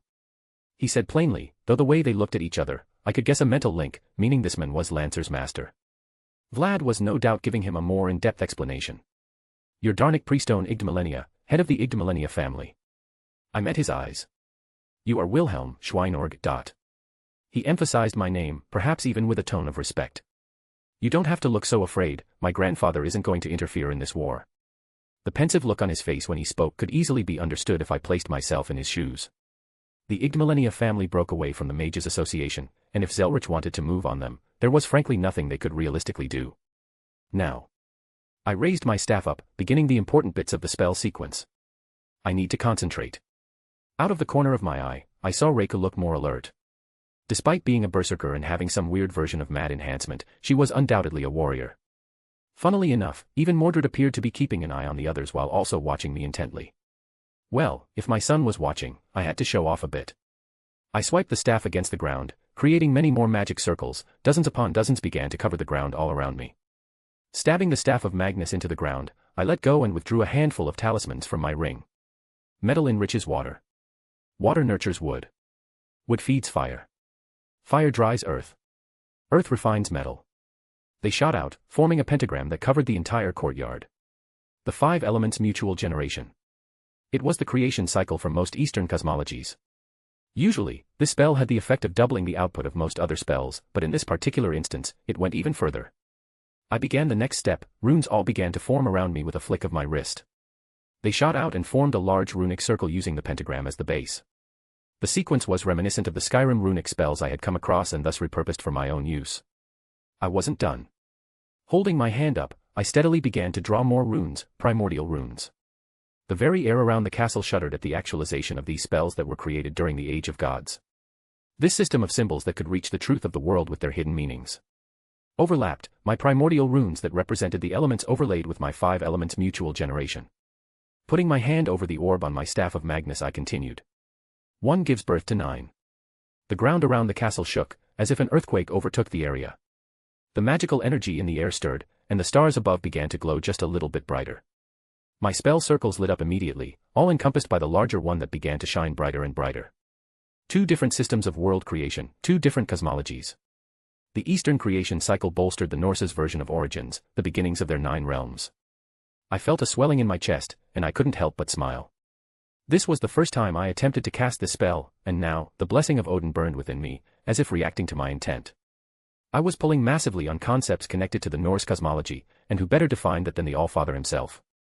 Who hung himself upon the branches of Yggdrasil to gain wisdom. The blessing synchronized with the casting, adding weight to my spell, pulling further upon the concepts. And 9 embraces 1. I held my hands out, something began to grow out of the ground. At a visible speed, they came together, merged and expanded. A tree. The world tree. It grew, shooting up towards the sky, immediately eclipsing the height of the castle, towering above everything within 100 miles. I finished and the final pieces of the tree sprouted, its form taking a solidified shape unto the world. Something not seen in millennia, not born of this age. It was fake, a broken image of the past, but for a moment, it would exist again. Blessings of the world tree, Yggdrasil. Still, the flying fortress sat above the clouds, continuing to look down upon us. What is that? It was Saber's master who spoke, pointing at the new addition to the landscape. The air. Archer spoke. It's nostalgic. I feel good. Mordred said idly, holding her hands up. The tree just existing is a boon to those who I choose to shelter beneath it. That is impressive magecraft, to call upon the sacred tree in this era like so. Siegfried spoke with praise. I had forgotten that he grew up in a time where the Norse were still adhered to, their teachings followed. Master, I feel energized, and my wounds are healing rapidly. Reiku spoke through the link. I feel stronger as well. I wanted to respond, but something caught my attention up into the sky. The flying fortress shifted, and I saw colorful symbols alight around its exterior. Even with reinforcing my eyesight, I could just barely make out massive spell circles charging up. You. Do something. Saber's master shouted, pointing towards the sky. Can this stupid tree stop that? Did you think I cast this spell just for aesthetic purposes? I scoffed, withdrawing Gibalg from my ring and stabbing it into the ground. I call upon the realm of gods. The halls of immortals, and the Allfather. The tree shuddered and 9 figures appeared around it, located at the same places they existed along with the tree. These symbols, each representing their realm, glowed bright, but the one up top glowed the brightest. A floating city of gold, the symbol of the godly realm. Asgard. I commanded, tossing Gibalg up into it. Gibalg, it was a spear crafted by Skathatch, who was taught her runic prowess by Odin himself. But that wasn't all. Gibalg could be said to be descended from a certain spear, one wielded by the Allfather, a symbol of his authority as the king of gods in this particular worldview. Gibalg that always strikes the heart, it made for a wonderful anchor to call upon the image of another spear, supported by my fake Yggdrasil. The spear which strikes anywhere within the 9 realms. Reveal yourself. My Gibalg filled with power, overlapping its existence with another phantasm, another memory and legend. Odin's blessing thrummed within my body, the spear solidified, a golden sheen now adorning the night sky, scaled up several-fold from its normal size. The power of Asgard upon my spell, it gave everything to form the spear. This was the final form of Asgard as represented in my 9 realms. I looked up, completely unafraid as I watched the flying fortress gather power. It was clear it thought my spell was a threat, perhaps unknowing of what it does, but the absolute amount of power it radiated probably causes them to worry. And I'm sure whoever sat upon the throne within that fortress assumed they held the advantage, that they didn't even consider themselves in danger. I smiled while running a hand through Sir Wiggle's fur. The spell circles reached their peak above the clouds, and a handful of beams of destruction fired down upon us. Each one would be enough to vaporize the castle in full. I heard shouts behind me to bring back up the shield, to use what spells they could to defend. Mordred cast a glance at me. I could tell she was a bit hesitant, but I just winked her way, earning a scoff, but she settled down. Reika did not fret one iota, her faith in me was a warm welcome. Strike with absolution, Gungnir. I commanded. It moved, faster than one would perceive normally. A golden line ascended to the sky, jutting out in directions and moving in ways that should be impossible under the normal laws of the world. My spear and the fired magical beams collided with an explosion of magical energy. There was no epic stalemate, no fighting between spells. A golden spear returned to my side without resistance, the night sky becoming serene once again. My 9 realm spells, they take an aspect of the corresponding realm I imbued them with. I chose Asgard for defense, to have a shield to defend within using the basic application. But here, Asgard takes on its true principle, the best defense is a good offense. What better defense was there than Odin's spear that strikes anywhere and never misses? I could use the spear to strike at them, but it perhaps would not do much. It was not something for wide-speared destruction. No, I had something else in mind. While I called this my final form of my 9 realms, the truth was, there was still much left to do to complete it. At the moment, I was comfortable calling upon 2 of the realms within. Asgard was the first, the manifestation of Odin's spear using Gibalg as an anchor and Odin's blessing to help facilitate the fake phantasm. The fires of destruction, Muspelheim, I called out, the second symbol ignited, quite literally. I didn't require anything to bring forth my concept of Muspelheim, I could do so with everything I had provided into this spell. But at the same time, I was a bit worried because this next one would be a bit aggressive. I withdrew the sword of destruction and tossed it into the raging fires. My sword that held the concept of destruction synergized with my spell that practically shouted with joy. My original application, the lesser version, the fire of Muspelheim. It was meant as a purely destructive force, and this completed form would not be much different. The flame swirled around my sword, changing shape, overlaying it like Gibalg and Gungnir. It took a moment for them to solidify into the shape I desired, the false phantasm that I would be drawing upon. Sun-like sword that becomes a calamity. I called upon the new sword, the bane of all Norse gods. The sword which seared away the textures that was the Norse cosmology from the layers of the world, the sword which brought about Ragnarok. Wielded by the fire giant, Surtr.